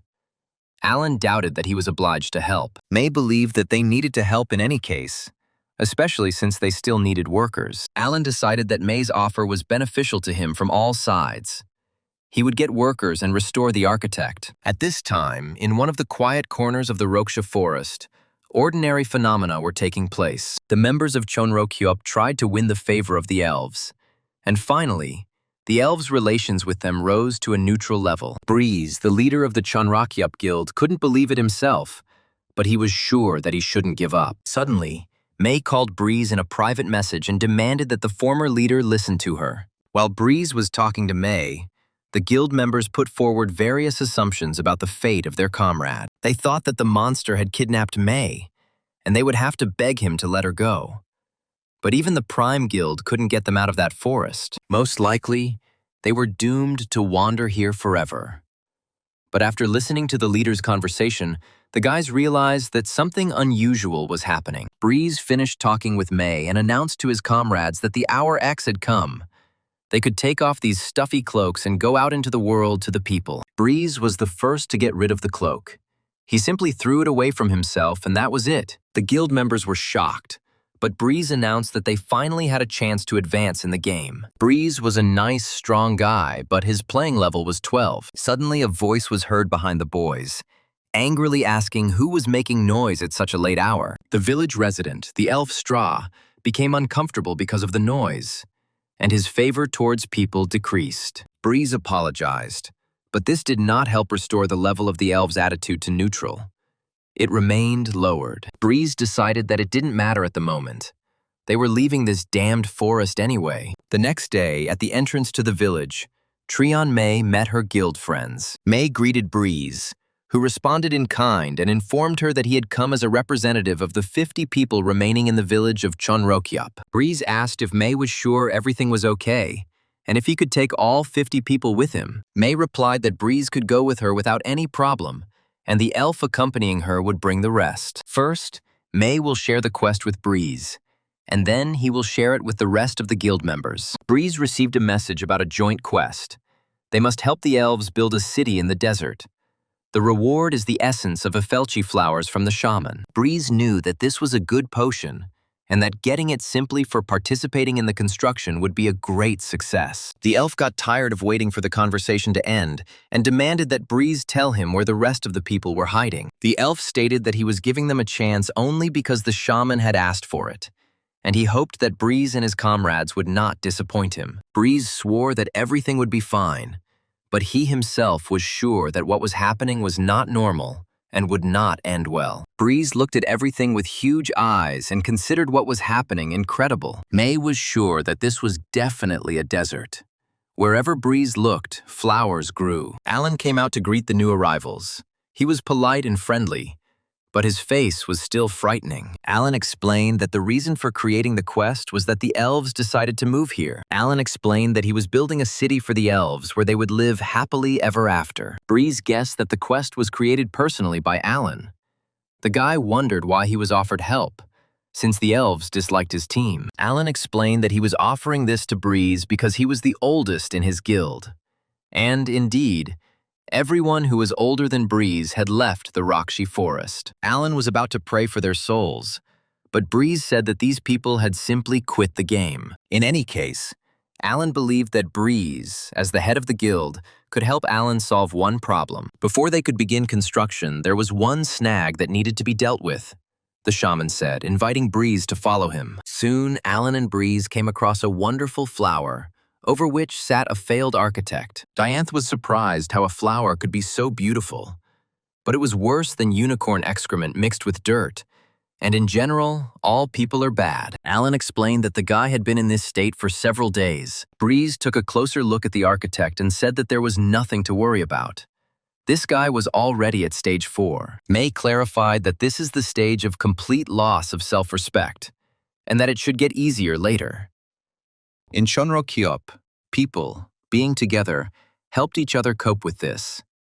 But the girl did not remember the details. Breeze said that they identified 5 stages, and when newcomers arrive in the Rakshi forest, they are immediately at the first stage. Everything was arranged in such a way that the contempt of the elves destroyed the player's personality, and the person felt like an amoeba. At the second stage, a person struggles with the destruction of personality, but soon becomes disillusioned.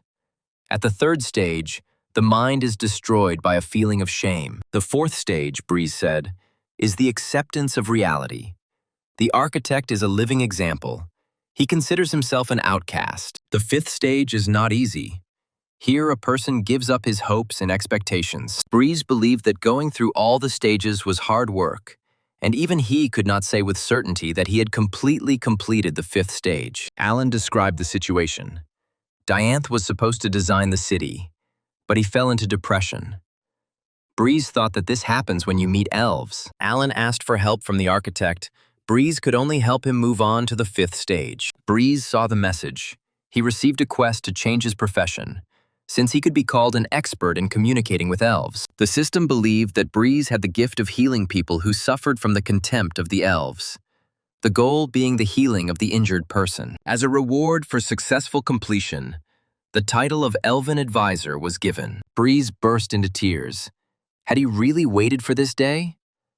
A lot of time had passed since the start of the game, and finally, the long-awaited change of profession. The guy cried openly and loudly, surprising Alan and May with his behavior. May assumed that Breeze was crying because he was scared. Alan decided that he had scared the guy, but he had already begun to calm down. Breeze calmed down completely and explained that he was not afraid at all, but quite the opposite. Breeze admitted that he had found meaning in life and thanked Alan for the precious chance he had given him. Alan was surprised. He didn't intend to do anything like that, but look, the man is so happy. A little later, in the Rakshi forest, the members of the Chanrokyop were given elven axes, a beginner's tool for cutting down trees. The guild members asked the elf if he wanted everyone to get busy cutting down trees, and they weren't mistaken. The elf replied that he personally would not have trusted them with even a stick, but this was the shaman's request, and all members of the guild must fulfill it. The elf taught the boys how to use an axe correctly. One swing of the axe should take 8 seconds, with an angle of inclination of 37 degrees. To properly cut down a tree, you need to make 8 blows in a circle, exactly 10 centimeters apart. Then the cut will have an even edge. One of the guild members decided that they were now slaves of the elves and for eternity. The guy remembered the leader and missed him. It was the fifth stage and he had to hold on. The elf raged. People must do everything according to the standard and not be lazy. Before Alan again stretched the sun-scorched desert, the spirit of life said that it was impossible to grow anything in this hellish heat, and Alan agreed with him. Only weeds and hyacinth flowers grew on these sands. Seedlings certainly could not survive here. It was necessary to come up with something urgently. Otherwise, there would be no success. Samantha reported that she had finished cleaning the store's warehouse, and Alan thanked the girl. Samantha noticed that there were a lot of potions accumulated in the warehouse. Alan clarified whether she was talking about the essence of the Afelchi flowers or what. Samantha asked if Alan was only planning to use it as a quest reward. If so, she would feel sorry to waste the potions so uselessly. The girl thought it was not good to leave these potions gathering dust in vain.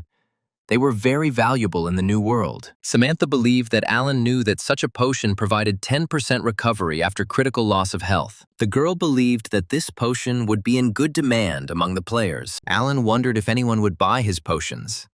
But if it was possible, he needed to sell them. Samantha confirmed that there are more expensive items, but this is the simplest thing a shaman can do. The girl believed that the potion had an ideal price-quality ratio and, in addition, a constant income was better than a one-time sale of an in-game item. Alan realized that he had heard about how people made money in the new world, and in his situation, it was unwise to waste time playing games without material benefit. The guy figured that with some effort, he could cover part of his student loan. Alan turned decisively to Samantha. The girl even got a little scared. The shaman asked if Samantha knew a suitable person who would sell the potions and do it honestly. After talking with Alan, Samantha hurried to contact the unique 110th class merchant Kruvasan from the Prime Guild. Samantha tasked her with testing and evaluating one of the potions Alan had prepared. Kruvasan hoped that since Samantha had sent the potion, it must be worth something. After completing the inspection and calculating the possible profit, the merchant whistled in surprise. If Samantha can really put this potion into mass production, then she will immediately rush for the first batch. Samantha didn't promise a large batch, but the volume she named promised a decent profit for both the manufacturer and the middleman. The members of the Chanrokyup Guild stubbornly pulled the heavy log. the elf closely watching to make sure the guys didn't slack off. Tarascus admired the flowers and shared his ecstatic mood with May, the leader of Chonrokiup. Breeze revived Dianth's psyche. Alan stepped out onto the porch of the shophouse. Everything was fine in his domain. And now he began to think about improving the composition of the potions. Samantha had been waiting for Alan for a long time, and now hurried to talk to him before the shaman again delved into his research of plants. Samantha introduced Alan to her friend, the merchant Kruvasan, who was the one the girl had told the shaman about. Alan was glad to see a player with such a useful profession. A good merchant was vital to him now. Alan was excited about the prospect of profit, and invited Kruvasan to take a look at one of his products immediately. Kruvasan became worried, but Samantha reassured her friend that Alan didn't mean anything illegal. Alan took Kruvasan to his warehouse and laboratory. He decided to start the product presentation with the essence of the Afelchi flower. Kruvasan appreciated the quality of the offered product. It was excellent. There was much more interesting going on in Alan's lab besides the essence. Alan modestly said that he was experimenting with creating different products. Kruvasan realized that this player would help her make a lot of money and asked permission to evaluate other goods. Alan was only glad of her desire. Kruvasan took out a goblin kaleidoscope, which helps her more accurately estimate the value of items, and set to work. The tea made from dried mushrooms turned out to be high quality. It provided a feeling of comfort and increased resistance to curses by 1%. Flower seeds roasted in the hot sand of the desert restored health by 10 points. All the products were of high quality. Only the baked acorns with pine needles seemed useless. Kruvasan informed Alan that she had done everything possible to study the properties of acorns, but had not found any buffs in them. Kruvasan couldn't clearly determine Alan's potential. His dishes were significantly higher in quality than most buff foods in the game. But the shaman Alan's products fell far short of the high-quality dishes enjoyed by the wealthiest players. Kruvasan was overcome with curiosity and asked permission to try the baked acorns with pine needles. The girl carefully picked up one of the acorns with a fork and tasted it. The bitter but pleasant taste of acorns and pine needles affected her taste buds, and the girl felt all the beauty of Mother Nature. Alan watched Kruvasan's expression closely and decided that the acorns were not tasty at all. The quality of food in the New World ranged from ordinary to high quality, and players' sense of taste was enhanced. Kruvasan knew that besides the players who valued only buff food, there were also others. These were AINPCs, and they should be interested in acorns. Kruvasan assured Alan that there were many NPCs with different preferences in the New World, and she was sure that such dishes would be to their taste. The girl felt new opportunities, and it was not for nothing that she believed Samantha's assurances. The merchant offered to put up for sale everything that was in this warehouse, not only the essence, but also dishes made from new recipes. Kruvasan was delighted with Alan's culinary skills and declared that he was a God-given cook. Alan agreed to sell all the products he prepared, but decided to clarify the main thing. The guy had completely forgotten what a frightening effect his facial expressions had on people he barely knew, and was already regretting that he had been so impulsive. Kruvasan was scared, but kept her composure.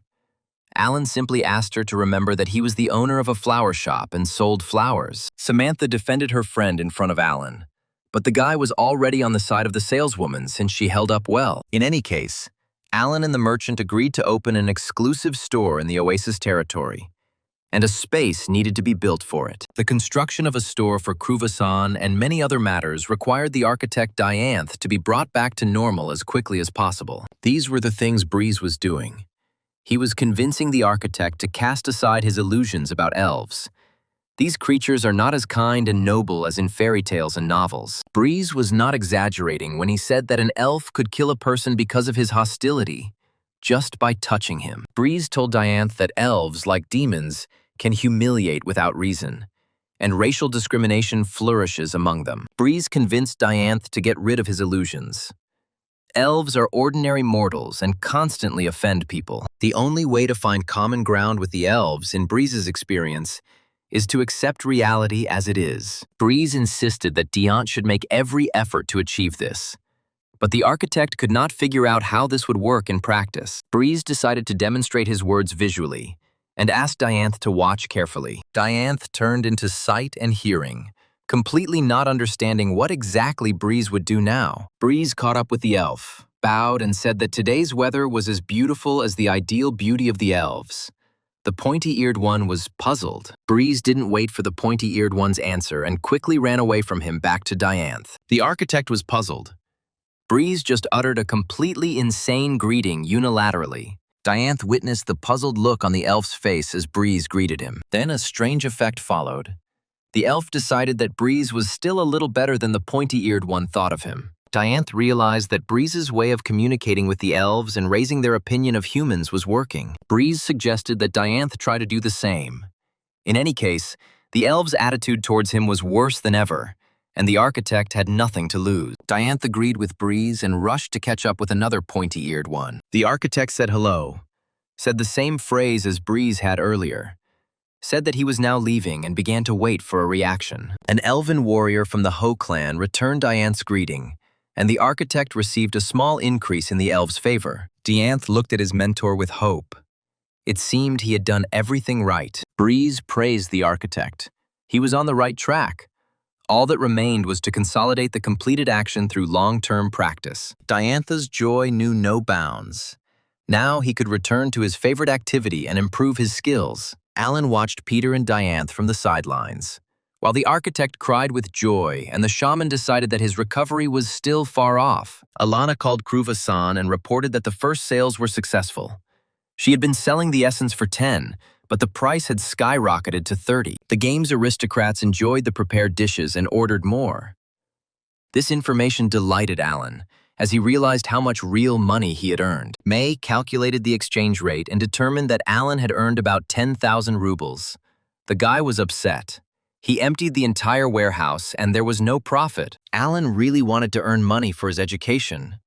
But now he will still have to take out a loan. Alan saw May's surprised eyes and asked what her problems were, whether something had happened in the area under his control. The girl replied that everything was fine.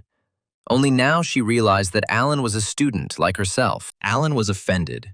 He was only 20 years old, and of course he was still studying at university.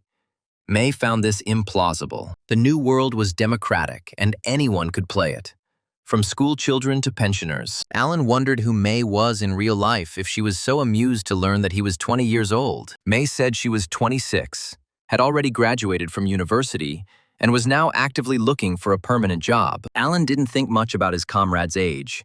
His head was occupied with the thought that selling food and potions from flowers was normal. The guy still wanted to sell flowers in bouquets, and not products made from them. May suggested selling flowers as a material for something. Up until this point, flowers weren't valued in the game. They weren't equipment or an accessory. The idea of a flower accessory appealed to Alan, and he commanded the spirit of life to help him make it. Alan wasn't very comfortable manipulating his large hands, but he tried, and the system gave him the concentration skill. Entering a state of concentration became easier. Experience increased by 10%, although health decreased by 5 units per minute. With concentration, the shaman clumsily but lovingly created a flower arrangement and earned the beginner florist achievement and the bouquet arrangement skill. Ilfechi flower research has reached 100%, allowing communication with the flower spirit. Weak health recovery passive skill. The latter acted on the closest in terms of distance members of the group. In addition, the flower Ifelchi experienced only positive feelings towards Alan. At 100% level of Ifelchi research, new abilities were unlocked, including a weak health recovery effect and a weak but strong effect. The latter meant that if a player's health dropped by 5%, then for the next 3 seconds, damage taken would be halved. Alan found that arranging bouquets increased flower knowledge much faster than anything else, and he composed a very modest and clumsy bouquet. But what will happen when his skill improves? This was great. Now Alan's store should attract a lot of visitors. The guy just needed to achieve maximum progress in the study of flowers.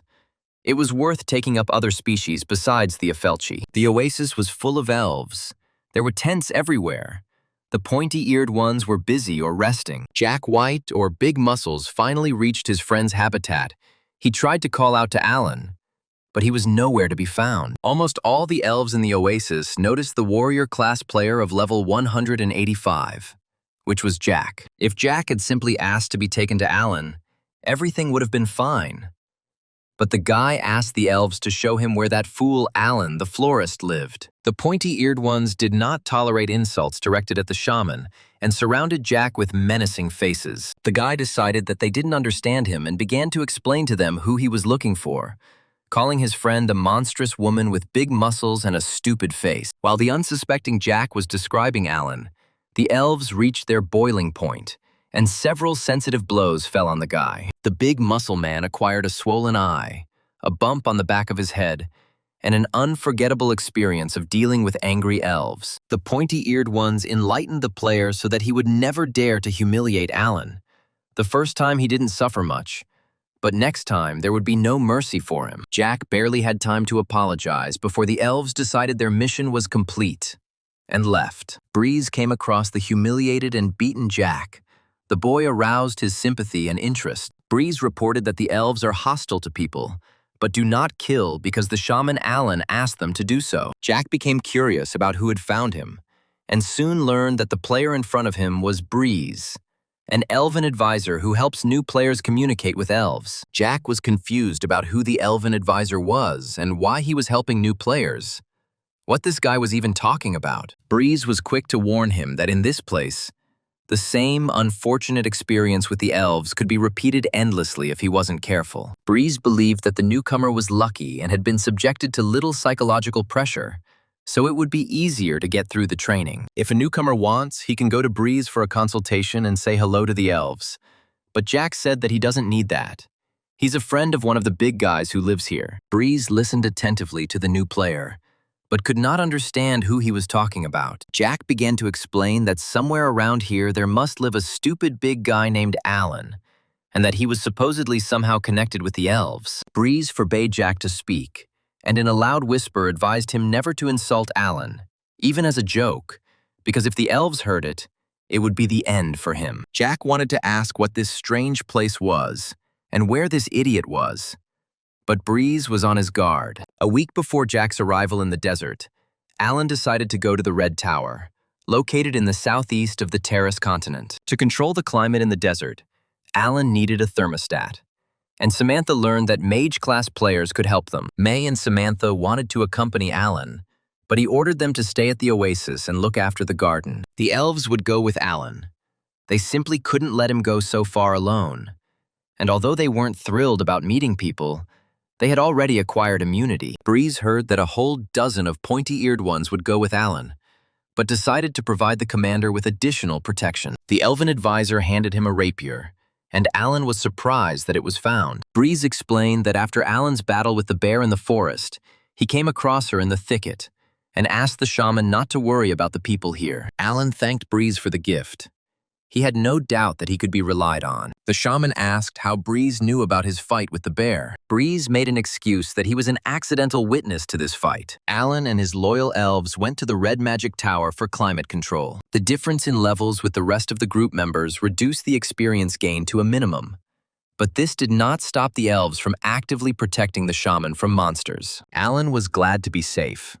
But while it would have been nice to gain combat experience, he felt like the chance to level up was disappearing. Alan noticed that the elves with rapiers moved so easily, as if they were dancing. The elf took only half a step when lunging. He moved quickly and dexterously.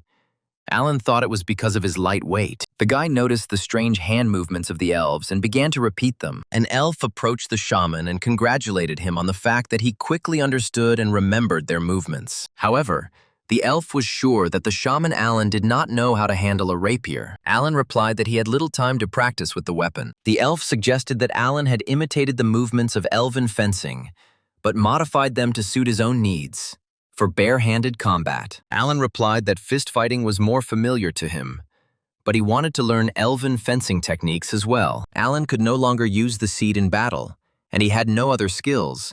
The elf believed that it would not be easy. Besides, the elf was sure that fencing would not be effective for a man with Alan's build. The elf suggested that the shaman take some lessons in hand-to-hand combat.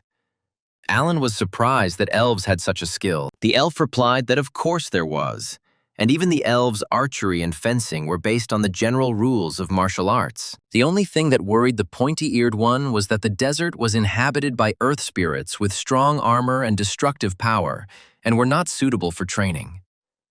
Behind the elf, the sand rose up, and a huge scorpion emerged from it. Pointy-eared didn't even bat an eye. He just promised to show Alan a few tricks once. Alan shouted for the elf to look back, but he only closed his eyes and his fist was filled with a mysterious light. The guy was surprised, but not very much.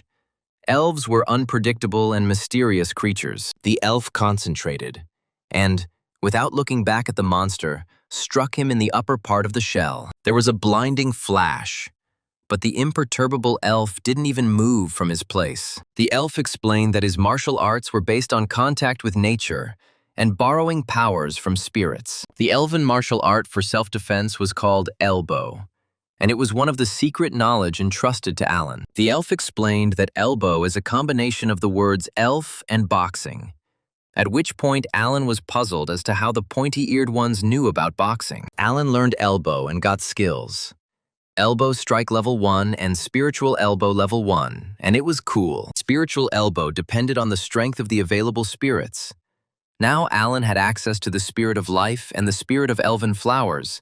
The guy chose the spirit of life. Alan's abilities have been expanded to include a sacred attack, an attack for class skills, and additional experience gained after killing enemies. When the fist struck, a sacred shining flash was activated, and an additional 480 points of damage were inflicted on the enemy. Technically, Alan had mastered the strike.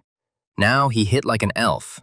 But still weakly, the monster was not knocked down. The spirit of life reported that Alan was still weak, which is why this is happening. He is unarmed and has a low level. Despite the weakness of the blow, Alan received enthusiastic emotions from the elves. The pointy-eared ones praised the shaman for being able to use the power of the accessible spirit so quickly, and for a beginner, he showed excellent results. While the travelers were rejoicing, 3 more scorpions crawled out at them. Alan doubted that he would be able to defeat them all. The boy looked back at the elves accompanying him. Despite the opportunities he had received, he felt the need for their help. Alan almost missed the scorpion's strike with its deadly tail, and he would have returned to the Rakshi forest if not for the help of the pointy-eared ones. An elven arrow pierced the monster's tail and saved Alan's life. The elves said that the shaman should focus on the elbow, and they would cover him. Alan was glad of this turn of events. He was sure that the elves' arrows would protect him from attacks from behind. Now that the shaman could master the skills of the elbow perfectly, he ordered the spirit of life to prepare and rushed into battle. Elbow's skill was increased with the help of the elves. Alan hit the scorpion's head with his fist 300 times and increased his strength and endurance by 3 points. The elf encouraged the shaman, saying that his blows were excellent. He needed to strike once, again, and then many more times. The scorpion begged to be killed faster, but due to the difference in levels with the scorpion, Alan had to beat him for a very long time. The elf told him in great secrecy that the scorpion must receive 1,000 blows in total, but Alan is not sure that this will be enough. The elf, who was carefully holding the scorpion so that it would not escape, said that there were only 700 bare-fisted blows left. The scorpion squealed and fluttered. The monster wanted only one thing: to quickly remain for rebirth. Alan fought, and the elves accompanying him supported him with encouraging cries, scaring away desert monsters from many miles around. Alan delivered the final 1,000th blow with incredible strength and power. Because the shaman has struck something powerful with his bare hands 1,000 times, his strength and health now constantly increase by 10 units. In addition, now if the fight lasted more than 5 minutes, Alan's fatigue percentage decreased. Elf congratulated Alan on his latest achievement and expressed his readiness to always and everywhere help him in his training. Alan considered himself a layman, but now, thanks to the special training of the elves, he was leveling up and improving his skills. And it was great. It was a long way to his destination, and he intended to train during the hike. But for Alan, this was not enough. He needed a weapon. Continuing his training, Michael, Alan, and the elves crossed the desert and arrived at the first big city. It was the continent of Terras, a large city of mages in the kingdom of Rassel, and it stunned the travelers with its size and beauty. Alan was already level 80 with 300 strength, 70 intelligence, 200 agility, 200 health, and 150 mana. Alan's companions became a real sensation in the city among the players. The residents of the City of Mages talked only about them. Alan was alarmed, no matter how angry his companions were at the close attention of the city's inhabitants. But the elves replied that everything was fine. They were fulfilling the shaman's request and were happy to be of service to him. Alan was pleased that his companions had enough common sense not to look for trouble. Alan decided to visit the blacksmith to make him a glove or something like that.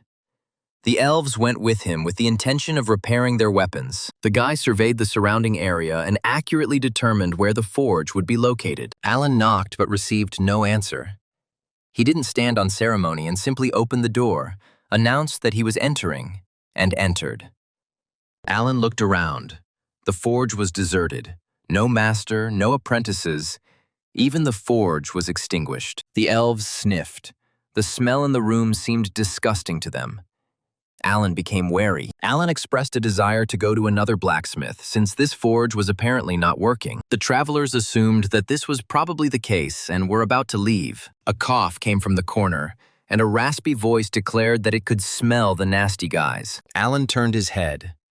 There was still a person or another creature in the forge room. When the owner of the forge emerged from the dark corner, Alan was incredibly surprised. He was a short, shaggy dwarf, a tribe that was almost hostile to the elves. The dwarf stated that the stranger had strange tastes since he traveled with elves. At the same time, something incredible and amazing was happening in the land of the brown bear. Guard Ram shouted from the door itself, wanting to be the first to notify the guildmaster of the incident. The guildmaster got angry and ordered that this guy be put in prison so that he wouldn't make mistakes again. This ragamuffin dared to call the king by the title of some guildmaster. Ram came to his senses.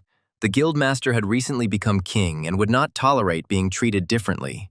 In vain did he beg his majesty for mercy. The second assistant of the newly minted king, Lyrius, asked why his majesty did not listen to this man. He brought important news. The second mate said that they had discovered a suspicious place, and that the elves had also come to the continent of Terrace. The king did not understand the connection between these two events, but the assistant noticed that there was a player among the elves. Lyrius was not sure of this for certain, but he assumed that the one accompanied by the elves was the first king. Crokin was enraged by the news and wanted to kill someone. Lyrius asked what orders would come from his majesty in connection with this message. Crokin ordered to announce to the guild members and everyone else that for every kill of this guy, he will give out a gold coin. If anyone manages to catch this guy alive and bring him to Crokin, he will receive 100 gold pieces. The elves did not want to communicate with the dwarf. They decided to leave and look for another blacksmith. The presence of the dwarf blacksmith Alan in the City of Mages did not surprise him. If elves, unicorns, and mages exist, then why couldn't there be dwarves? The dwarf Vulca was quite the joker. He declared that he thought Alan was human, but upon seeing his face, he decided he was wrong. The boy's parents were probably demons, the dwarf decided. Alan was indignant. His parents were humans, but the dwarf thought the boy didn't look human. The dwarf took a closer look at the guy and didn't notice any horns, and he didn't smell of sulfur but of flowers and elves. Alan tried in vain to convince the blacksmith that he was a man, but he didn't believe him. So the guy decided it was time to leave. The dwarf stopped Alan. Why leave? He probably needed a good blacksmith. The guy doubted that this shorty was a blacksmith. The dwarf was indignant. He was a decent master. Why did the visitor doubt? But Alan felt that he had come here in vain. The dwarf was indignant. His grandfather was the god of fire. His father was the god of blacksmiths. He was special, like all his people. The short man took a capacious bag out of the pocket of his fur vest and shook it meaningfully in front of the visitor. The dwarf told Alan to watch his actions closely and admire him. The short man scooped a handful of some strange-smelling substance out of the bag and weighed it in his palm. Deciding that the amount of powder would be sufficient, the dwarf threw everything into the forge furnace. At that very moment, a hot flame flared up in the furnace. Its light was blinding, and the temperature was off the charts. The shorty said that he was offended that Alan considered dwarves to be ordinary blacksmiths. The dwarf somehow knew that Alan wanted to create a glove-shaped weapon and asked the boy to extend his hand to him. The shorty was surprised by the guy's hands. They were the hands of a real fighter, the kind he had never seen even in his homeland. The blacksmith decided that these hands were not made for a spear, sword, or bow. They were like the hands of a butcher, huge and powerful. Alan decided that he would have nothing to do with this crazy old man. But the dwarf asked permission to touch the guy's hands one more time. The shaman was indignant. Let him say honestly whether he will do what he needs or not. Only honestly. The dwarf muttered something in his own dialect and said that it was difficult, but he would try. Alan reminded the short man of his youth. He was ugly, and the neighbors would run away at the mere sight of him. But now he had lost his former enthusiasm. Alan felt sympathy for the blacksmith and asked what had happened to him. It turned out that the dwarf's ancestral anvil was stolen during his move. Because he lost a valuable artifact, the shorty cannot appear before the family's ancestors, as she was the heart and soul of the entire family. A sudden quest arose. It turns out that the blacksmith pawned his anvil to get money for gambling, which is why his family left the city. Volka remained in the kingdom. He is a genius, and if Alan manages to return the anvil, the dwarf will help him. The reward for completing the quest was maximum sympathy from Volka. The spirit of life left the solution to Alan. Alan told the blacksmith that he was lying, that the anvil was stolen. He pawned it and lost the money. He was a gambling addict, not a blacksmith. Volka begged for help. Alan did not want to get involved with him, but the dwarf swore that he was now working only to pay off his debts, and without an anvil he could not cope. The elves returned to the forge and saw that the dwarf was clinging to the shaman's leg and screaming for help. Volka continued to cling to Alan. He considered this player his last hope. The elves couldn't stand this sight and gave the clingy little fellow a good kick. Alan hastened to stop the beating and decided to leave the blacksmith together with the elves, while the dwarf loudly begged for help. At that very moment, there was a loud knock on the door of the forge, and a menacing voice asked when the short man was going to repay his debts. The door swung open with a bang, and the guys who entered said that if he didn't have the money, the dwarf had to sell the building but repay the debt. Volka was scared. Balin came to knock on the debt. What should he do now? Balloon saw the elves and asked if they knew this shorty, or if they were his friends and would give money for him. Alan asked if Volka had borrowed money from moneylenders. The dwarf replied that it was Balin from the Red Gang. They were the owners of the gambling house. These guys controlled every nook and cranny of the Razel kingdom. Even the Imperial Guard couldn't do anything about them. Balloon was indignant. No one answered him and ordered Volka to look only at him. Volka stammered that he didn't understand Balin's rage, that he wasn't running away, and that he had come to the casino yesterday. Alan caught the dwarf in a lie. He just swore that he had stopped. But Volka made excuses. His trade was not going well, and there were no orders. The only way to earn a living and pay off debts, in the dwarf's opinion, was to play. The elves convinced Alan not to listen to this crazy dwarf. They found another blacksmith. It was worth going to him. The bandits decided to stop Alan and stated that he knew the shorty well and could not ignore his friend's request. Alan frowned and looked angrily at Balin, which usually brought victory without a fight. Balloon got furious. This brat decided to intimidate him with his face, asking if he knew who was standing in front of him. Objectively, Balin recognized Alan's talent for intimidating people. But it wouldn't work with him. Alan closed his eyes. He always encountered bullies wherever he went, and he couldn't do anything about it. Balloon took out a knife and laughed. Now the young brat wouldn't ignore him, and he would see how much money he had on him. Before Balloon could finish his sentence, a huge bruise landed under his eye. Before Alan could come to his senses, it was all over, and the unsuccessful racketeers were scattered across the corners of the forge. Balloon was flying upside down and shouting something in the magical dialect of the poor quarters. One of the elves knocked him out clean and was quite proud of it. Ostruki thought that he had barely touched the bandit.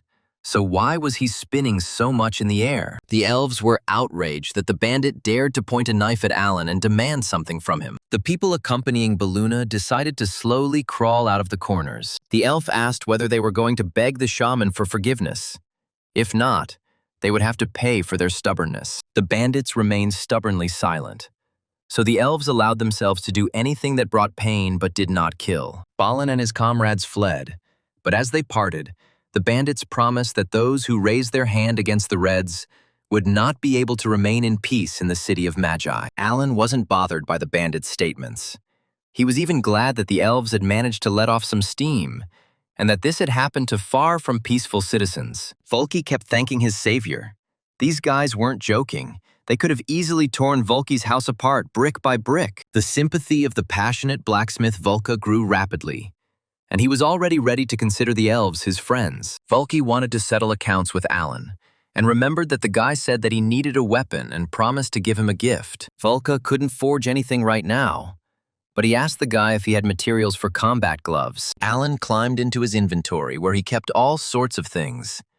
Maybe he could find something suitable. The dwarf saw a good ingredient and asked the guy to take it out of his inventory. Alan did so willingly, and the shorty delved into studying the other artifacts that Alan had in his possession. Balloon had already visited the gang leader and told him in detail about the incident at Volka's forge. The leader of the third gang squad, nicknamed Sid, was angry and demanded that Balloon immediately take him to the troublemakers. After some time, Balin and Sid watched Alan, who was simply wandering the streets of the city with the elves. Sid determined that the stranger emanated a strong aura and could not be taken with bare hands. Alan studied the city map and looked for the way to the Tower of the Magicians, completely forgetting about the recent skirmish. The bandits, beaten by the elves, placed their hopes on Sid.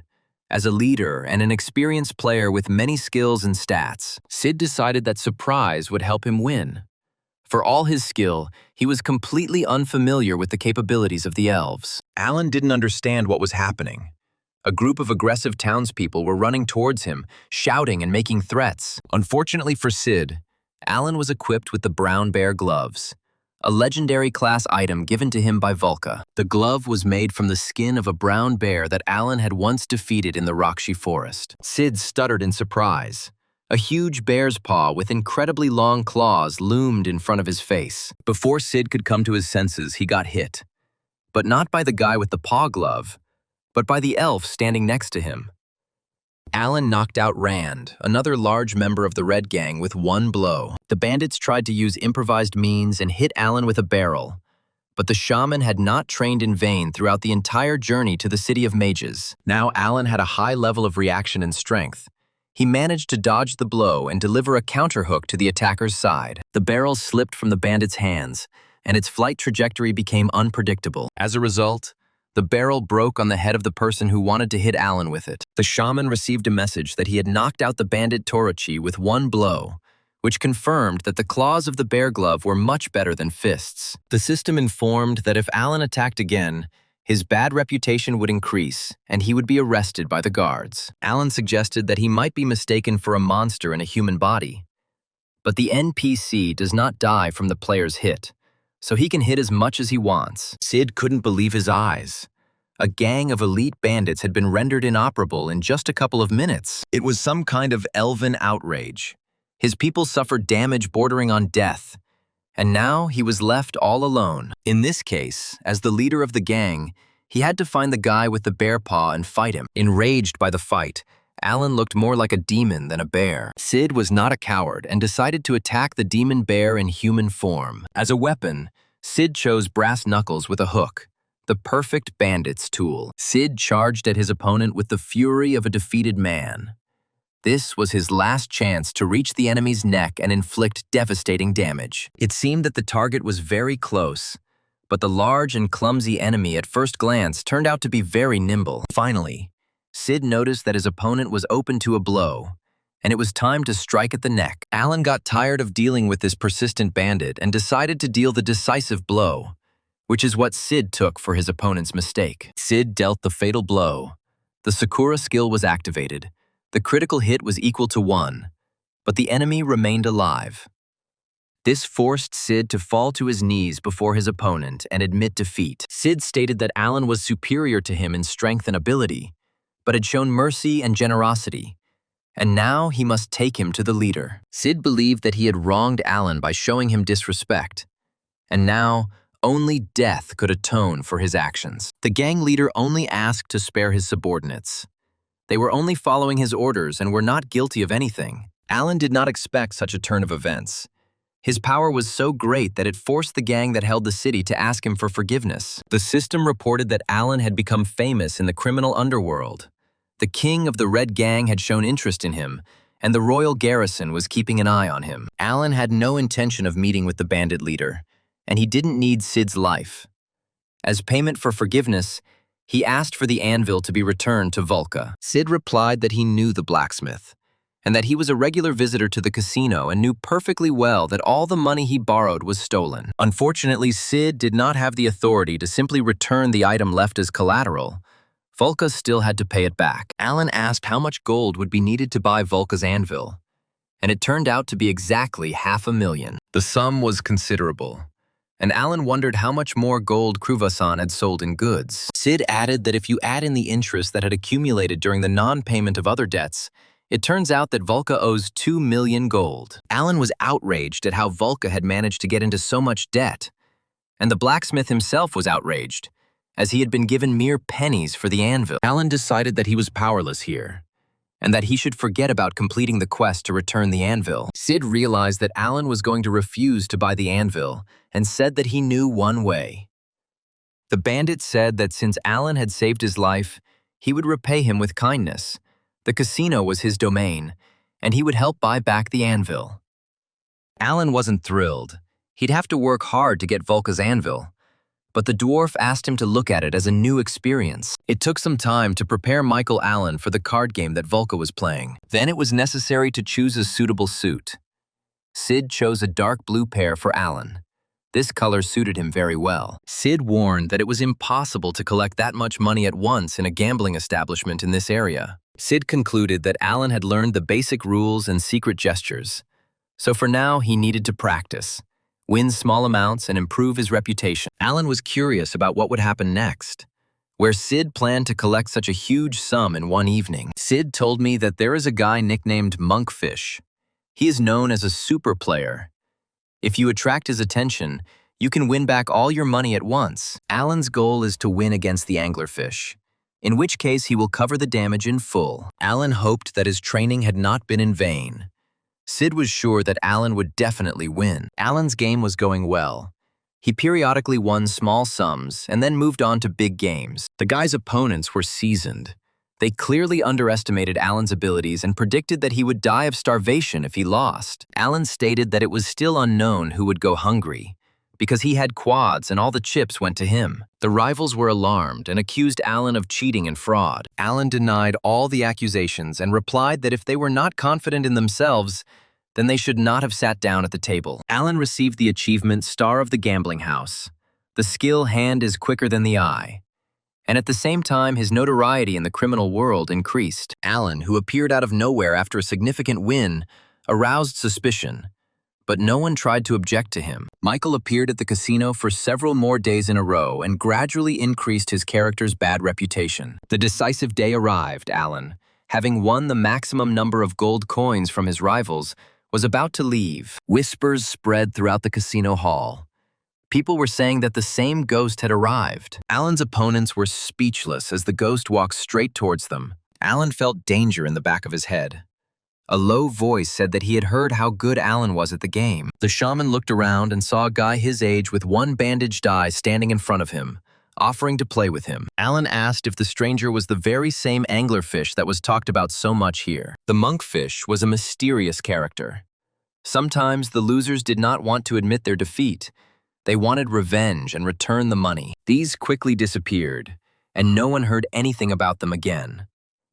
No one knew where the sea monk came from, but all the players were afraid of him. The main reason for the monkfish's universal respect and fame in gambling establishments was that he never lost. The dealer announced the big game of Alan and the anglerfish, with everything on the line. The rule of draw poker was that after the first round, one could discard all or some of their cards and receive a replacement. The cards were not revealed until the end of the game. As he prepared for the game, Alan clearly remembered that Monkfish only plays one game and wins in one round. Even Sid didn't know how he did it. Everyone playing with him became as if enchanted. When the cards were revealed, The winner was the sea monk. Alan guessed that the monkfish was using some kind of skill and suppressing the opponent's will. The moment had come when it was necessary to place bets and replace cards. Alan was focused. He was counting out the cards. 10, ace, jack. The shaman had to change the card when the dealer touched his nose and stop when he touched his lips. The extras were instructed to touch the hair when Alan needed to end the game. A thumb up meant to place a bet, and an index finger meant to raise the bet made before it. With that kind of support, Alan simply couldn't lose to the anglerfish in one round. Alan tried to find out something about his opponent from the system information, but there was only a name. The dealer asked the anglerfish if he wanted to exchange his cards, and he nodded in agreement. The dealer asked how many cards the gentleman wanted to exchange. The monkfish silently handed the dealer 5 cards to exchange. The dealer and Alan didn't exchange glances, which could have given them away, but both were confused about whether they would be able to beat the monkfish. Alan's opponent announced that he was going all in and moved the bet to the middle of the table. The croupier was tense. He was risking a lot by getting involved in this event. Alan was puzzled. His opponent made a bet without even checking the new cards. The hall rejoiced. The sea monk had bet everything, which meant he was confident of his victory again. The anglerfish stared at Alan, as if asking what his counter-move would be. Alan couldn't tell if the anglerfish was bluffing or if he really had a killer hand. Sid knew about the sea monk's tactics and planned ahead to give him the perfect hand early on. But he didn't take the bait and instead went for a bluff. Alan suspected something was wrong, but he had to play. The guy had to finish the game, even if he lost. Alan had to show his confidence in victory and made a counter move. The guy responded in kind, putting all his previous winnings on the line. Then something strange started to happen. The system reported that the hands of darkness were touching him. It was black magic. Alan couldn't move, and the cards in his hand began to change by themselves. The super-duper player turned out to be just a cheater, which is why he always won. The anglerfish smiled smugly.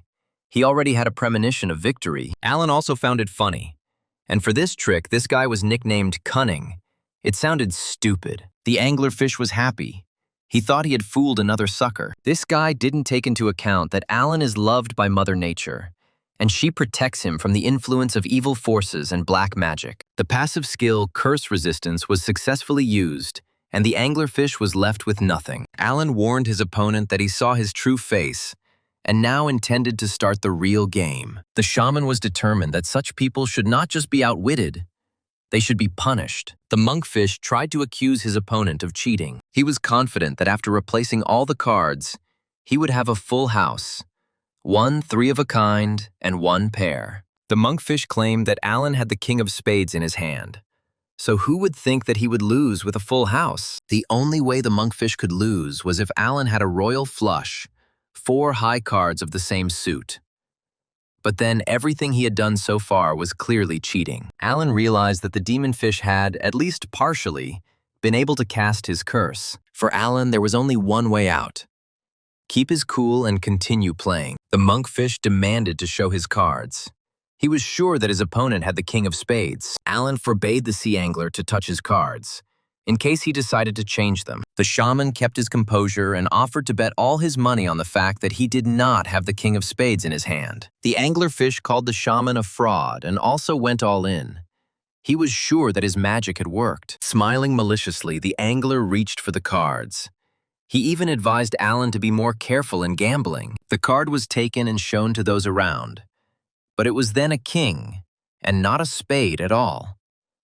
All that was shown to all who watched the competition was the 3 of clubs. It turned out that Alan did not have a winning combination at all, and against a full house, he would have lost. The monkfish was defeated and depressed. This could not be.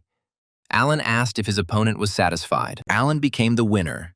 The skill hand faster than I rose to level 20, and the achievement Star of the Gambling House was earned. The guy declared himself the winner. He succeeded. He defeated the sea monk, despite all his magical tricks. The loser was in a panic and publicly declared that Alan was a swindler and a fraud. Alan couldn't resist telling everyone about the influence that the sea monk had on the players through black magic. The sea devil turned out to be a lesser demon that had inhabited the body of an NPC. He protested against the destruction of the body of the future god of gambling. The casino patrons fled in fear, and only Alan remained in place. The demon chuckled nastily and removed the protective cover from his eye. The false anglerfish declared that no one would leave this casino alive. He would take all the souls for himself. A previously decent young man turned into a monster, who promised that everyone he captured today would have to play in a hellish casino forever. The demon was so confident in his superiority that he didn't pay any attention to the elves who appeared in the casino. These guys knew a thing or two about fighting evil spirits. Alan just nodded to the elves and sympathized with the demon. He was having no luck at all today. He was so pathetic. These guys don't like demons. The demon's minutes were numbered, but he managed to ask Alan what kind of person he was if the black curse didn't take him and the elves were his friends. The demon's paws twisted in convulsions. The clothes that had previously looked new turned into rags. The body of the demon, the false sea angler, crumbled before our eyes, turning into dust. The demon, dying under the spell, wanted to know only one thing: who his enemy really was. Alan asked again. The demon really wants to know the true identity of his opponent. The guy said that he would be happy to tell about himself. He has nothing to hide. He is just the owner of a flower shop. Lesser demon. Fake one-eyed anglerfish killed. Alan's level increased. Eye patch and anglerfish jewels obtained. Achievements received.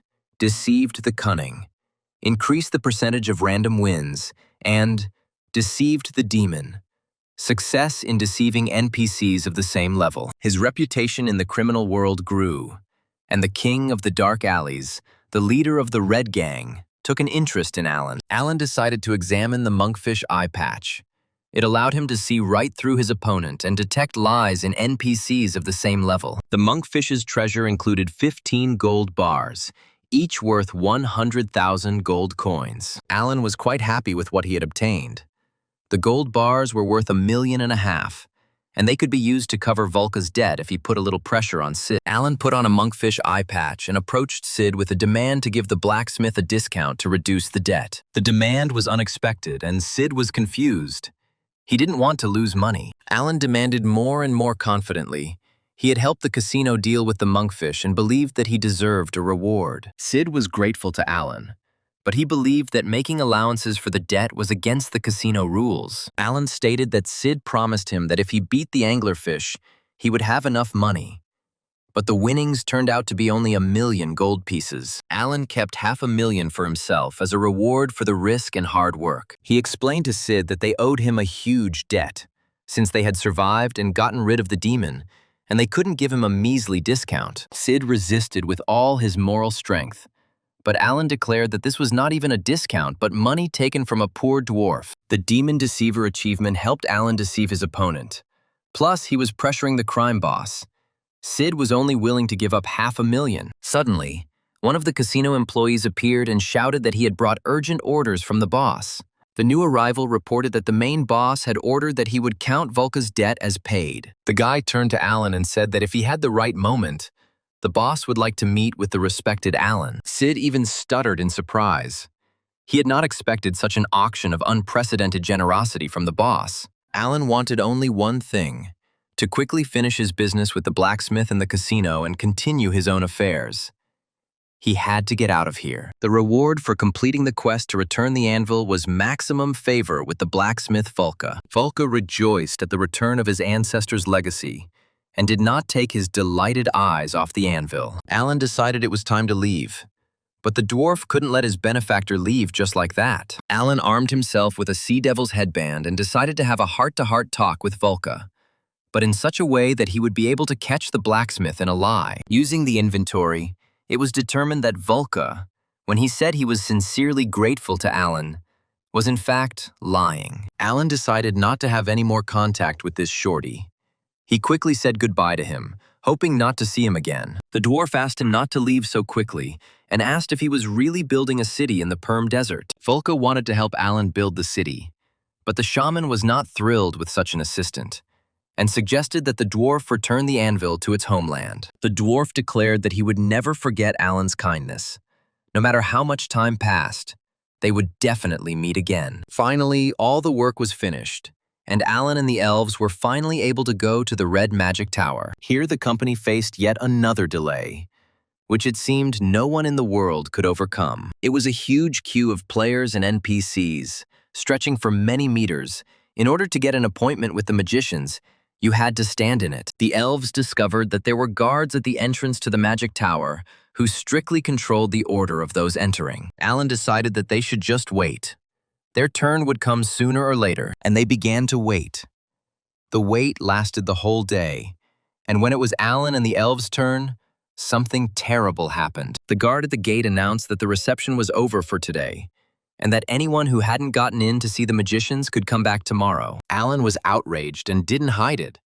The security guard said that the guy's face looked suspicious, and the system warned that Alan could be arrested. The guard demanded that the disgruntled man give his name, but Alan had already read the system warning and decided to back out and come back tomorrow. Alan had a hard time communicating with government officials because of his bad reputation, and he was already thinking about where and how to spend his time until tomorrow. The elf drew Alan's attention to the fact that the people who stood in line after him were freely passing to the tower. Alan took a closer look and discovered that they were simply bribing the guard, only in silver. Just now, the girl standing behind Alan put silver coins into the guard's hand and was allowed into the tower. The elves were eager to kill the guard and everyone who bribed him, but Alan calmed the pointy-eared ones. Money solves everything. Alan knew this very well. He decided to see how quickly the guard's callousness would melt at the sight of gold. Alan's pockets were jingling with $1 million in gold. It was time to start using it. Money had to work. Alan was delighted, armed himself with gold and the support of the spirit of life, and went to the guard.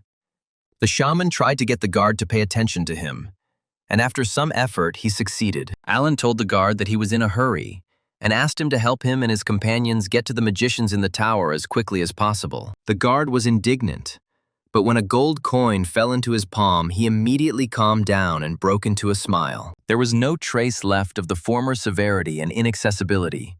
The guard kindly asked Alan to follow him. Soon, a magician named Relied emerged from the Red Tower and greeted Alan and the elves kindly. Due to the meeting with the representative of the Red Magic Tower, Alan's fame increased greatly. Relied announced that he could not help but come here when he heard that an aristocrat from the Perm Desert had arrived to them. Alan was surprised that the tower even knew about the Perm Desert. The tower's information power was astounding. Relied was glad to see the forest people coming. They reminded him of the days of his youth, when he fearlessly challenged the magic of the elves. Alan was surprised that the elves possessed magic. The pointy-eared ones confirmed that they knew how to use magic, but did not use it often. The elves did not like destructive magic. In their opinion, it was barbaric. Relied was pleased to see the elves and Alan in the courtyard of the Red Tower. Their visit excited him so much that the magician dropped everything he was doing. Alan asked what the magician knew that made him so happy to see him. Relied replied that he knew a lot, practically everything related to his children's work. Alan didn't understand what children they were talking about. Magicians don't have children. He had only one guess. The Red Tower and the Red Gang were connected. Relied laughed. The system reported that Alan met with the leader of the Red Gang. Alan's notoriety and bad reputation increased greatly. Alan was amazed. The head of the magicians and the head of the gang are the same NPC. This was unexpected. While Alan was away, more elves arrived at the oasis and formed a large camp. By this time, Dianth had come to his senses and gotten rid of his depression. He was going to turn this place into a huge city where elves and people would live. At that moment, a cry echoed throughout the desert. Someone was calling for the Elf King. Breeze and Dianth were perplexed, in fact. Representatives of the Brown Bear Guild had arrived in the Perm Desert. The Brown Bear State sent a search party to the Perm Desert, demanding surrender or face a bloodbath. Breeze didn't know who they were and didn't understand why they had come to their oasis. May entered the game and Breeze and Dianth told her about the problem that had fallen on their heads in the form of the Brown Bears Guild. May had seen the announcement that the Brown Bears were looking for Alan, but she never expected them to reach the desert so quickly. Samantha hurried to her friends. She herself did not know what to do and how to protect the oasis from the brown bears. Samantha asked if May had contacted Alan and what he had advised her to do. May had summoned the shaman many times before, but he was unavailable. The brown bears were determined to start a fight immediately, and 4 unprepared boys and 2 girls would have been unable to stop them. May knew that bears had a bad reputation, and Samantha had a great idea and said she knew how to solve the problem. There was some risk, but Samantha was hoping for luck. The brown bears demanded that the leader of the oasis come out to them. They called Alan a criminal and wanted to fight him. Samantha took a deep breath and shouted loudly that the bears were calling Alan a rude, dangerous, and vile person. The bears replied that this was exactly what they meant, and that this Alan was just a pimple out of nowhere and they could easily pick him off. Samantha asked if she was right. The bears replied that Alan was a redneck and a woodpecker. The elves appeared and asked what was going on. Samantha replied that some guys came and started shouting all sorts of nasty things about the shaman Alan. The elves were outraged. These people had completely lost all fear, since they were insulting the shaman Alan. The brown bears went completely wild, and obscene language began to fly at Alan and the elves. Samantha pointed to the bears and informed the elves that they were looking for the shaman Alan. The elder of the elves was furious. How could she show these despicable humans how the elves defend their lands? Before these sick people meet the shaman, the elder will teach them good manners. The brown bears were puzzled by the idea of an elven lady, accompanied by her retinue of several dozen elves, talking about manners. King Crokin's assistant, Tilt, reported to his liege that they were in great trouble. Tilt shouted that he had just received a message from a group heading to the Perm Desert. Word from the desert was that the advanced search party had been destroyed. Crokin was furious. He demanded details about the incident in the Perm Desert, who and how destroyed them. Tilt replied that the elves were to blame. The remnants of the group from the desert contacted Crokin. The king swore and replied that he already knew everything. Deputy Crokin responded that there was another problem, and it was much more serious. Someone filmed everything that happened in the desert and posted it live on YouTube. And now the entire New World community is going crazy. Reynor admitted to Alan that being a gang leader is his hobby. He is bored with being a decent, respectable magician. Reynor did not say why he wanted to meet Alan. First, he wanted to listen to the young man's request. Alan really needs the help of a magician, and now a convenient opportunity has presented itself to ask for it. Alan said that he needed a magical technique that could change and maintain a certain temperature in a chosen space. Alan was really hoping to get a positive answer. The fate of his store depended on it. Reynor asked why Alan needed this. It was an unusual request for such a young man. Alan admitted that he wants to grow and sell flowers. Reynor was surprised, bordering on delight, to only sell flowers. Alan explained that he settled in the desert and most flowers do not want to grow there because of the scorching sun. Reynor was confused, but Alan was used to everyone being surprised when they heard he wanted to grow flowers. Alan thought that the old magician knew everything about everything, but it turns out he knew nothing about the flower shop that opened in the desert and its owner. Reynor answered, as if he heard his thoughts, that he didn't know, and so what? Alan was afraid that the magician really could read thoughts. The spirit of life confirmed this. The magician said that Alan's face would frighten the average person. But in reality, the guy was much more honest in his feelings than anyone else. Alan replied that he really doesn't try to hide his feelings from people. The magician was more struck by Alan's aura than his face. The guy was a florist with the aura of a ruler. In fact, Reynor knew little about Alan's true identity. The elves were gathering in the Perm Desert, and Alan was the reason for this. The magician would like to join him and hear details of his adventures. Alan received the achievement Friend of the Big Boss.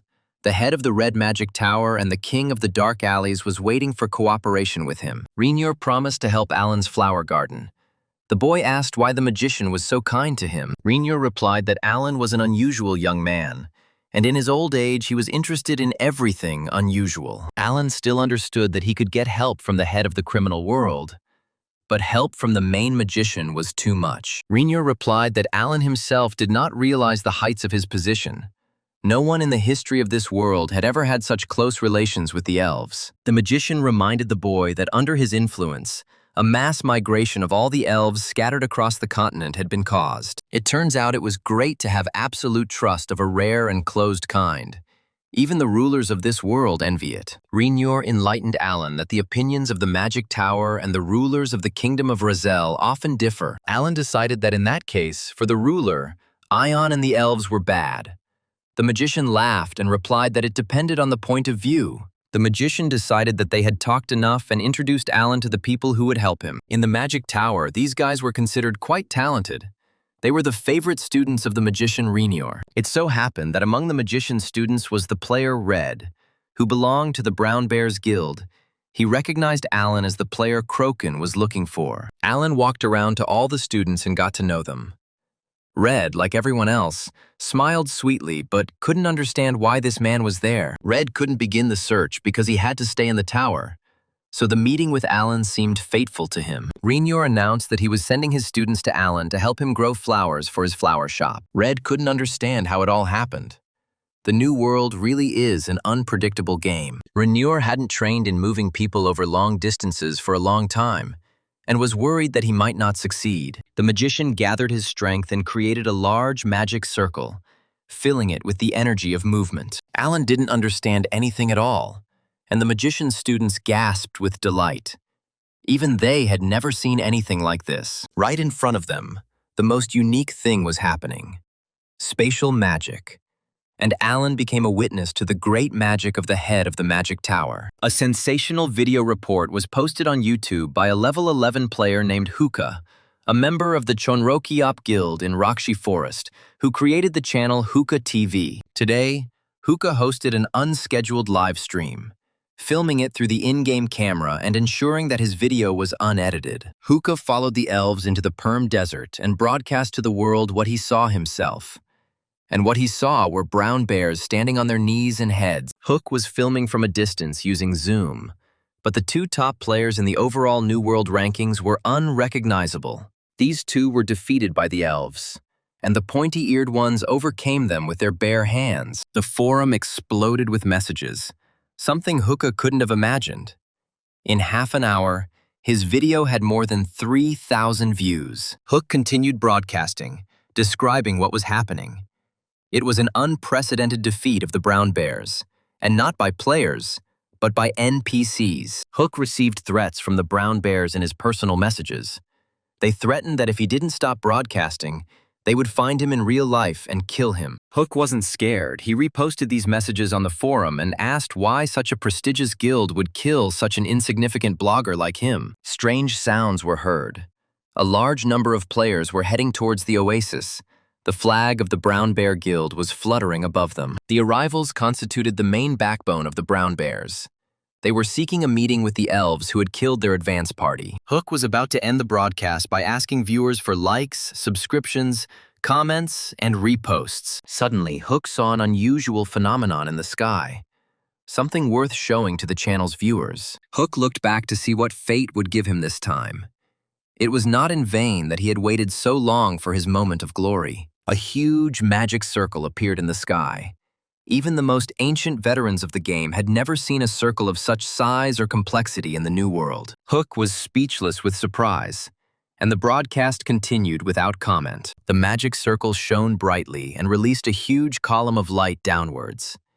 It seemed that the apocalypse had arrived and the New World would collapse on the heads of its players. The wind that arose following the glow of the magic circle raised huge clouds of dust and sand. In front of the astonished spectators, Alan emerged from the pillar of light, accompanied by several students of the magician of various levels and elves. Alan saw the Brown Bears flag and a huge number of warlike players and was puzzled.